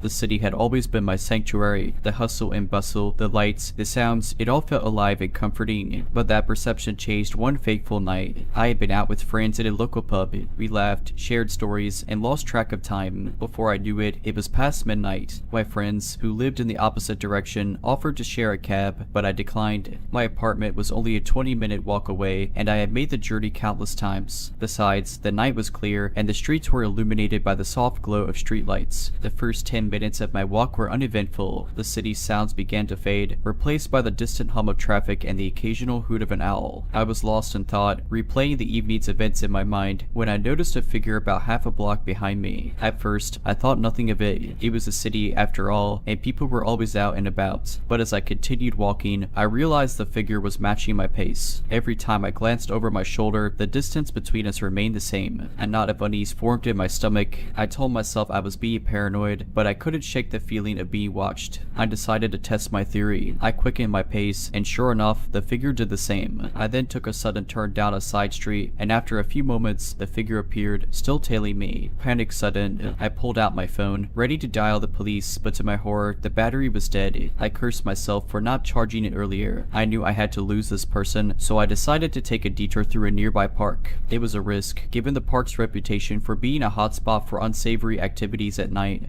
But I was desperate. As I entered the park, the only sounds were the chirping of crickets and the rustling of leaves underfoot. The path was dimly lit, with shadows dancing eerily in the moonlight. I moved as quickly and quietly as I could, hoping to put some distance between me and my pursuer. But as I neared the park's exit, I heard footsteps closing in. They were fast and deliberate. I broke into a run, my heart pounding in my chest. The footsteps grew louder, echoing in the stillness of the night. Suddenly, a hand grabbed my arm, pulling me to a stop. I screamed, ready to fight for my life, but the grip on my arm tightened. "Hey, wait," a voice called out. I turned to face my pursuer, and to my surprise, it was a woman, probably in her early 30s. She looked as scared as I felt. "I'm so sorry," she panted, catching her breath. "I didn't mean to scare you. I saw that man following you, and I wanted to make sure you were okay." Confused, I asked, "What man?" She pointed to the park's entrance, where a tall, shadowy figure stood, watching us. The woman explained that she had been leaving a late night shift at a nearby convenience store when she noticed the man trailing me. Concerned for my safety, she decided to follow and intervene if necessary. We quickly exited the park, sticking together as we made our way to the main road. The man didn't follow, but we weren't taking any chances. The woman, whose name was Lisa, offered to walk me home, and I gratefully accepted. As we approached my apartment, I thanked Lisa for her kindness and bravery. We exchanged numbers, promising to stay in touch. She insisted on waiting until I was safely inside before leaving. That night, I lay in bed, shaken by the evening's events. The city that had once felt so familiar now seemed fraught with danger, but in the midst of that fear, I found solace in the kindness of a stranger. Lisa and I became fast friends, bonding over our shared experience. We often joked that it was the universe's way of bringing us together, but in all seriousness, I'll forever be grateful to her. She reminded me that even in our darkest moments, there's always a glimmer of hope. In the days that followed, I took extra precautions. I invested in a portable phone charger, started attending self-defense classes, and made it a point to never walk home alone late at night. The incident had been a wake-up call, and I was determined to be better prepared. Lisa and I grew closer, often meeting up for coffee or a movie. We became each other's confidantes, sharing stories of our past, our dreams for the future, and everything in between. It was refreshing to have someone who understood the trauma I had experienced and who had been there to help me through it. One evening, as we were leaving a local cafe, Lisa's face turned pale. She grabbed my arm, her grip tight. "It's him," she whispered, nodding subtly towards a man sitting a few tables away. He was engrossed in a newspaper, but there was no mistaking him. It was the man from that night. We quickly left the cafe, trying to remain calm. Once we were a safe distance away, Lisa revealed a chilling detail. She had seen the man several times since our encounter in the park, always lurking in the shadows, watching from a distance. She had even received anonymous phone calls in the middle of the night, with nothing but heavy breathing on the other end. We decided to go to the police. They took our statements and promised to investigate. A few days later, they called us in for an update. The man, whose name was Robert, had a history of stalking and had served time in prison for similar offenses. He had been released on parole a few months before our encounter. The police issued a restraining order against Robert and warned him to stay away from both of us. But the damage had been done. The feeling of being constantly watched, of never truly being safe, weighed heavily on us. Lisa and I leaned on each other for support. We installed security cameras in our homes, joined a support group for stalking victims, and even started a neighborhood watch program. We were determined to reclaim our sense of security and help others do the same. As the months went by, there were no further incidents. Robert seemed to have gotten the message and disappeared from our lives. While the experience had changed us, we became more vigilant, more aware of our surroundings, and more appreciative of the simple joys of life. One evening, as we sat on my balcony watching the sunset, Lisa turned to me with tears in her eyes. "You know," she said, "as terrifying as that night was, I'm grateful for it. It brought us together and showed us how strong we truly are." I nodded in agreement, squeezing her hand. "We've been through hell and back, but we came out stronger on the other side, and for that, I'm forever grateful." We sat in silence, watching as the sky turned from orange to pink to purple. The city lights twinkled below, and for the first time in a long time, I felt at peace.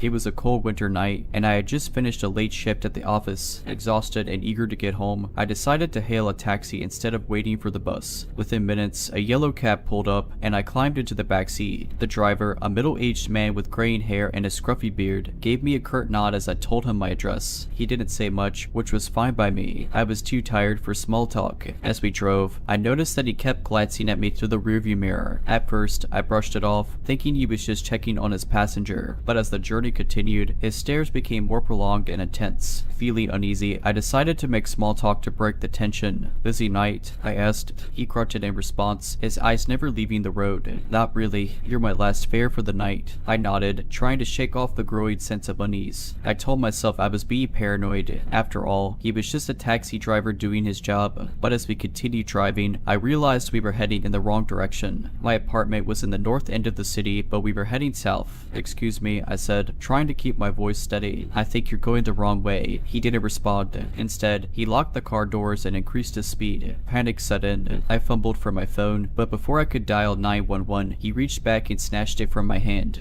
"Who are you? What do you want?" I demanded, my voice shaking. He chuckled, a cold, humorless sound. "Just taking a little detour." I racked my brain, trying to think of a way out. The windows were locked, and the doors wouldn't budge. I was trapped. As we drove further away from the city, the surroundings became more desolate. We were now on a deserted country road, surrounded by thick woods on either side. Suddenly, the car came to a screeching halt. The driver turned to face me, his eyes cold and emotionless. "Get out," he ordered. I hesitated, fear gripping me. "Please, just let me go. I won't tell anyone." He reached into his pocket and pulled out a knife, its blade gleaming in the dim light. I said, "Get out." With no other option, I complied. The cold air hit me as I stepped out of the car, my breath visible in the freezing night. The driver got out as well, the knife still in his hand. He approached me slowly, a sinister smile playing on his lips. "You know," he said, "I've been driving this cab for years, and every once in a while, I like to have a little fun." I backed away, my heart pounding in my chest. "Please, just let me go," I begged. He laughed, the sound echoing through the silent woods. "Not tonight." Suddenly, headlights appeared in the distance. Another car was approaching. The driver hesitated, glancing between me and the oncoming vehicle. Seizing the opportunity, I made a run for it. I sprinted into the woods, the driver's shouts echoing behind me. I didn't stop, didn't look back. I just ran, my only thought to get as far away as possible. After what felt like hours, I stumbled upon a house. I banged on the door, pleading for help.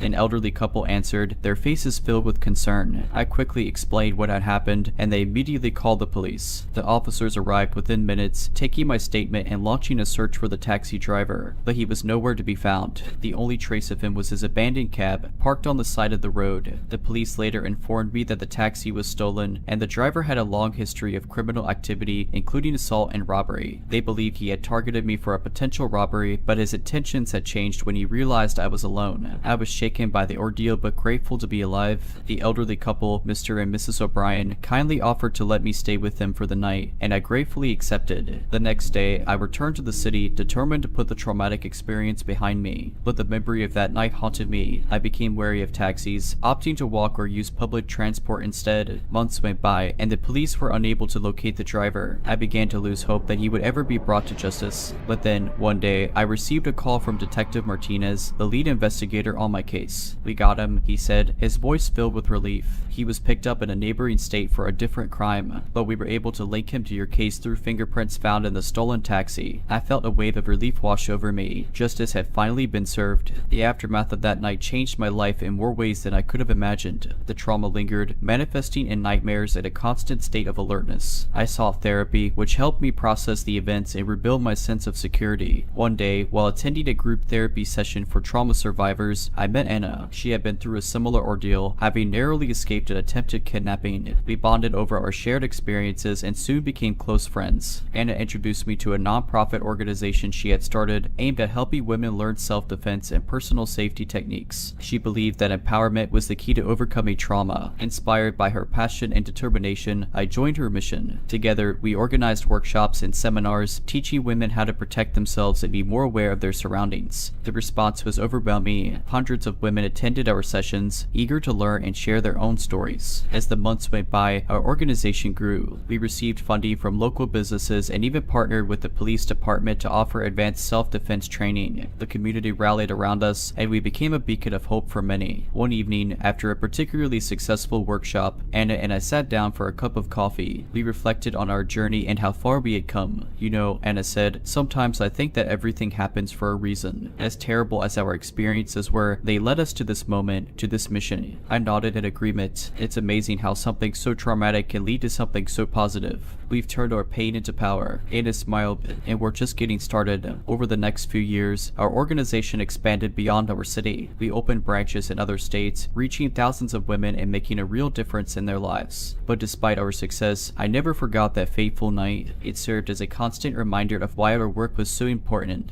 One day, I received a letter in the mail. It was from the taxi driver, written from prison. In it, he expressed remorse for his actions and claimed to have found redemption behind bars. He thanked me for the work I was doing and hoped that it would prevent others from going down the same dark path he had. I read the letter with mixed emotions. While I appreciated his attempt at making amends, I couldn't forget the terror he had inflicted upon me. But I also realized that people could change, and perhaps he truly had turned his life around. I decided to respond, thanking him for his letter and expressing hope that he would use his time in prison to reflect on his actions and make amends. As the years went by, I continued my work with the organization, always striving to make a difference. And while the memories of that night still haunted me, I took solace in the knowledge that I was helping others and turning a negative experience into a positive force for change.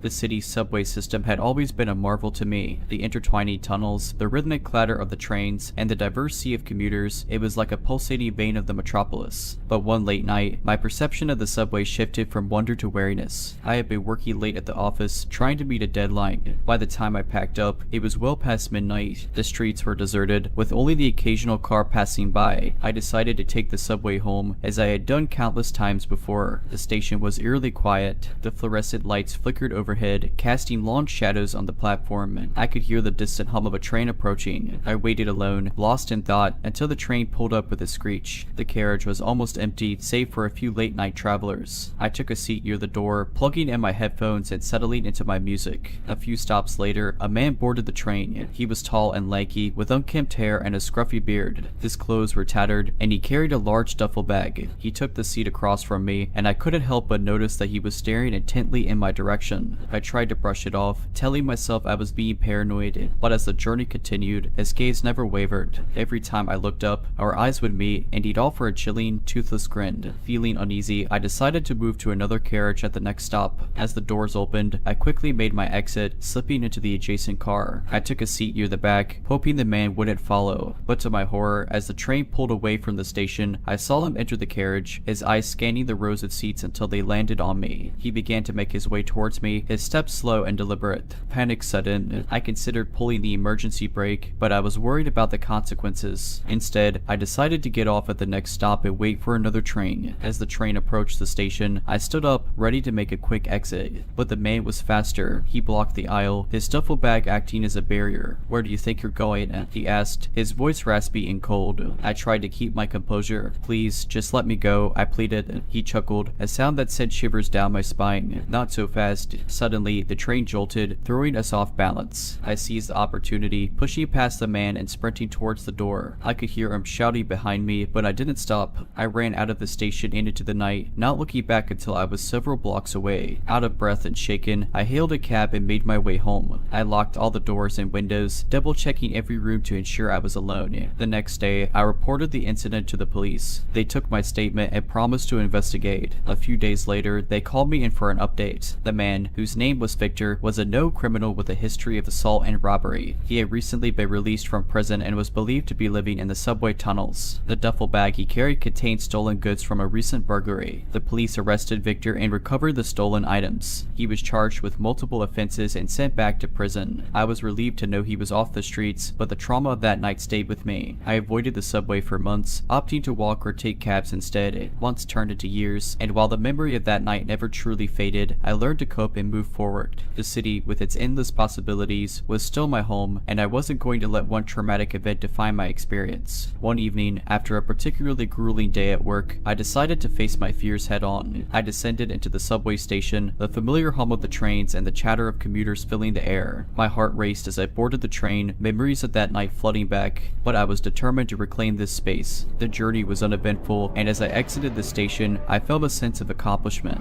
I had faced my fears and emerged stronger. A few weeks later, I received an unexpected letter. It was from Victor, written from prison. In it, he expressed remorse for his actions and claimed to have turned his life around. He wrote about attending therapy and anger management classes and finding solace in religion. He apologized for the pain he had caused and hoped that I could find it in my heart to forgive him. I read the letter with mixed emotions. While I appreciated his attempt at making amends, I couldn't forget the terror he had inflicted upon me, but I also believed in the power of redemption and that people could change. After much contemplation, I decided to visit Victor in prison. I needed closure, and this seemed like the best way to achieve it. The visit was tense, with both of us struggling to find the right words, but as we spoke, I saw glimpses of the changed man he claimed to be. Victor spoke about his troubled past, the choices that led him down a dark path, and his desire to make amends. He expressed gratitude for the second chance he had been given and hoped to use his time at prison to better himself. As I left the prison, I felt a weight lifted off my shoulders. I had faced my attacker, heard his side of the story, and found a sense of closure. Over the next few years, Victor and I corresponded regularly. He kept me updated on his progress, and I offered words of encouragement. When he was released on parole, I was one of the first people he reached out to. We met for coffee, and I saw firsthand the changes he had made. He had found a job, reconnected with his family, and was determined to stay on the right path. Today, Victor and I share an unlikely friendship.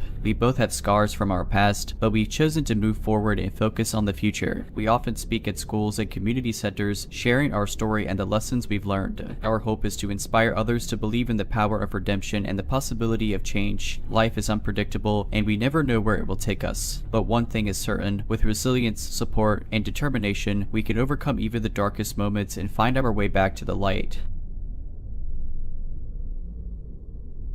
This city had always been my home, a bustling metropolis filled with life and energy, but sometimes the noise and chaos became too much, and I sought solace in the local park. It was a sprawling green space, dotted with ancient trees and serene ponds. By day, it was filled with families and joggers, but by night, it transformed into a quiet oasis. One evening, after a particularly grueling day at work, I decided to take a walk in the park. The sun had set, and the park was bathed in the soft glow of the streetlights. The air was cool and crisp, and the only sounds were the distant hum of traffic and the chirping of crickets. I followed the winding path, losing myself in the beauty of nature. The trees cast long shadows on the ground, their leaves rustling in the gentle breeze. I felt at peace, the stresses of the day melting away. As I walked deeper into the park, I noticed a figure up ahead. It was a man, standing by the edge of a pond. He was tall and lean, dressed in dark clothing. His face was obscured by the shadows, but I could see that he was staring intently at the water. Feeling uneasy, I decided to give him a wide berth. I veered off the path, making my way through the trees. But as I did, I couldn't shake off the feeling that I was being watched. I quickened my pace, my heart pounding in my chest. Every rustle of the leaves, every snap of a twig sent a jolt of fear through me. I tried to convince myself that I was being paranoid, but the feeling of dread only grew stronger. Suddenly, I heard footsteps behind me. They were soft and deliberate, echoing in the stillness of the night. I dared not look back, fearing what I might see. Instead, I broke into a run, my only thought to get out of the park as quickly as possible. The footsteps grew louder, matching my pace. I could hear the man's ragged breathing, a chilly reminder that he was closing in on me. I pushed myself harder, my lungs burning and my legs aching. Up ahead, I saw a bridge that led to the park's exit. I sprinted towards it, praying that I would make it in time. But as I reached the bridge, I felt a cold hand grab my wrist, pulling me back. I screamed, struggling to break free. The man's grip was like iron, unyielding and relentless. He pulled me closer, his face inches from mine. His eyes were cold and emotionless, devoid of any humanity. "Where do you think you're going?" he whispered, his voice dripping with malice. I tried to respond, but fear had rendered me speechless. I could only stare into his eyes, praying for a miracle. Suddenly, a bright light shone in the distance. The man turned to look, momentarily distracted, and I seized the opportunity, using all my strength to break free. I ran towards the light, not looking back until I was safely out of the park. The light came from a police car, patrolling the area. The officers had heard my screams and had come to investigate. They quickly took my statement and launched a search for the man, but he had vanished without a trace. The police informed me that there had been several reports of a man stalking women in the park. They believed he was a serial predator preying on lone women. They advised me to avoid the park at night and to always be aware of my surroundings. I was shaken by the ordeal, and it took me a long time to come to terms with what had happened. I sought therapy, which helped me process the trauma and rebuild my sense of security. I also joined a self-defense class, determined to never feel helpless again. Months after the incident, the park became a focal point for community action. News of my encounter spread, and soon, other women came forward with similar stories of being followed or approached by a mysterious man during their evening walks. The community rallied together, demanding increased security measures and better lighting in the park. Local businesses and residents raised funds to install surveillance cameras at key points throughout the park. The city council also increased police patrols during the evening hours. A neighborhood watch group was formed, with volunteers patrolling the park in shifts, ensuring that no one was ever truly alone. One evening, as I was attending a community meeting about the park's safety initiatives, a woman named Maya approached me. She was in her early 30s, with a determined look in her eyes. She revealed that she too had had a close encounter with the mysterious man, but had managed to fend him off using self-defense techniques she had learned. Inspired by our shared experiences, Maya and I decided to start a self-defense workshop for women in the community. We partnered with local martial arts instructors and organized weekly sessions in the park. The response was overwhelming. Women of all ages attended, eager to learn how to protect themselves and reclaim their sense of security. As the weeks went by, the park began to transform. The once eerie silence of the night was replaced by the sounds of laughter and camaraderie. Women jogged, practiced yoga, and even organized nighttime picnics, refusing to let fear dictate their lives. The police continued their investigation, and with the help of the newly installed cameras, they were able to identify the mysterious man. He was arrested and charged with multiple counts of stalking and attempted assault.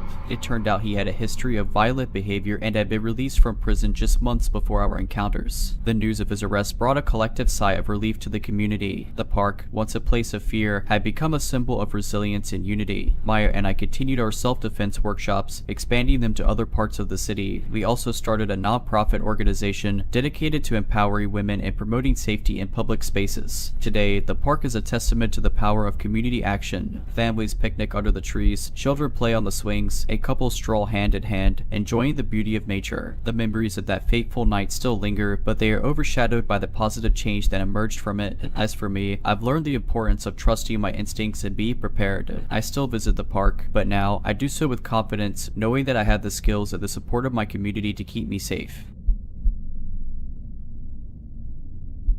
The highway stretched endlessly before me, a ribbon of asphalt cutting through the vast expanse of the countryside. It was late, and the only illumination came from the dim glow of my car's headlights and the occasional passing vehicle. The radio played softly in the background, a soothing melody that contrasted with the monotonous drone of the engine. I was returning from a business trip, eager to get home and crawl into bed. The journey had been long, and fatigue was beginning to set in. My eyelids grew heavy, and I struggled to maintain focus. Suddenly, in my rearview mirror, I noticed a set of flashing blue and red lights. My heart sank. I hadn't been speeding, or at least I didn't think I had. I glanced at the speedometer, confirming that I was within the limit. Still, I knew better than to argue with law enforcement. I pulled over to the side of the road, the gravel crunching beneath my tires. The police car, a standard black and white cruiser, parked behind me. I rolled down my window and waited, my hands resting on the steering wheel. A few moments later, a tall figure approached. The man was dressed in a police uniform, complete with a badge and a hat that cast a shadow over his face. He shone a flashlight into my car, the bright beam momentarily blinding me. "Evening," he said, his voice deep and authoritative. "License and registration, please." I fumbled in my glove compartment, retrieving the documents and handing them over. The officer examined them closely, his flashlight illuminating the details. "You were driving a bit erratically back there," he commented, his tone accusatory. "Have you had anything to drink tonight?" I shook my head. "No, officer, just tired from a long drive." He seemed to ponder this for a moment, then said, "Step out of the vehicle, please." Confused, I complied. The night air was cool, and I shivered slightly as I stood by the side of the road. The officer circled my car, his flashlight scanning the interior. "Everything okay, officer?" I asked, trying to keep my voice steady. He didn't respond. Instead, he motioned for me to follow him to the back of his cruiser. I hesitated, a sense of unease settling in. Something felt off. As I approached the police car, I noticed something odd. There was no license plate, and the cruiser lacked the usual markings of a police vehicle. The windows were tinted,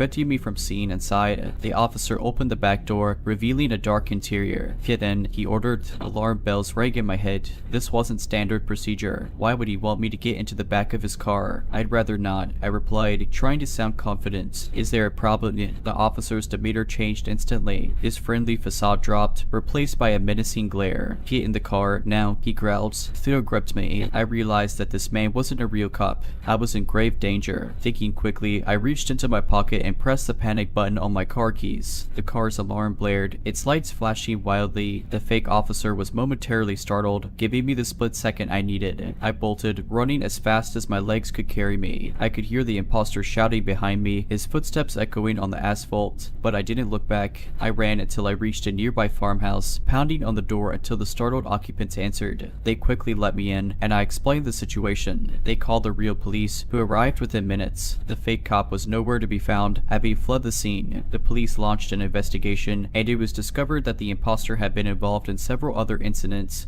posing as a cop to rob and assault unsuspecting motorists. The cruiser he had been driving was stolen, and the uniform was a convincing replica. In the weeks that followed, my story became a cautionary tale that spread throughout the community. Local news outlets picked up on it, and I was interviewed multiple times, recounting the harrowing experience. While reliving the ordeal was emotionally taxing, I felt it was essential to raise awareness about the dangers of fake officers. The police department, in response to the incident and the growing public concern, initiated a campaign to educate the public on how to identify genuine officers and the correct protocol during traffic stops. They emphasized the importance of looking for authentic badges, proper vehicle markings, and always asking for an officer's identification if something feels off. Community meetings were organized where officers demonstrated the differences between real and fake uniforms, badges, and equipment. They also provided tips on what to do if one suspects they're being pulled over by an imposter, advising to drive to a well-lit, populated area or even the nearest police station, and to call 911 to verify the officer's identity. As time went on, the trauma of that night began to fade, replaced by a newfound sense of purpose. I became an advocate for personal safety, joining community watch groups and even collaborating with the police department on various initiatives. One evening, as I was leaving a community meeting, a woman approached me. She introduced herself as Lisa and thanked me for sharing my story. She revealed that she too had been pulled over by the fake cop but had remembered my advice. She asked for his badge number and called 911, which had caused him to flee. Hearing Lisa's story, I was filled with a mixture of relief and pride. My ordeal had led to positive change, and I was determined to continue my advocacy work. Today, I travel across the country, sharing my story and educating others about the importance of personal safety. While the memory of that night still haunts me, I take solace in the knowledge that my experience has made a difference. The world can be a dangerous place, but with awareness, education, and community support, we can protect ourselves and our loved ones from harm.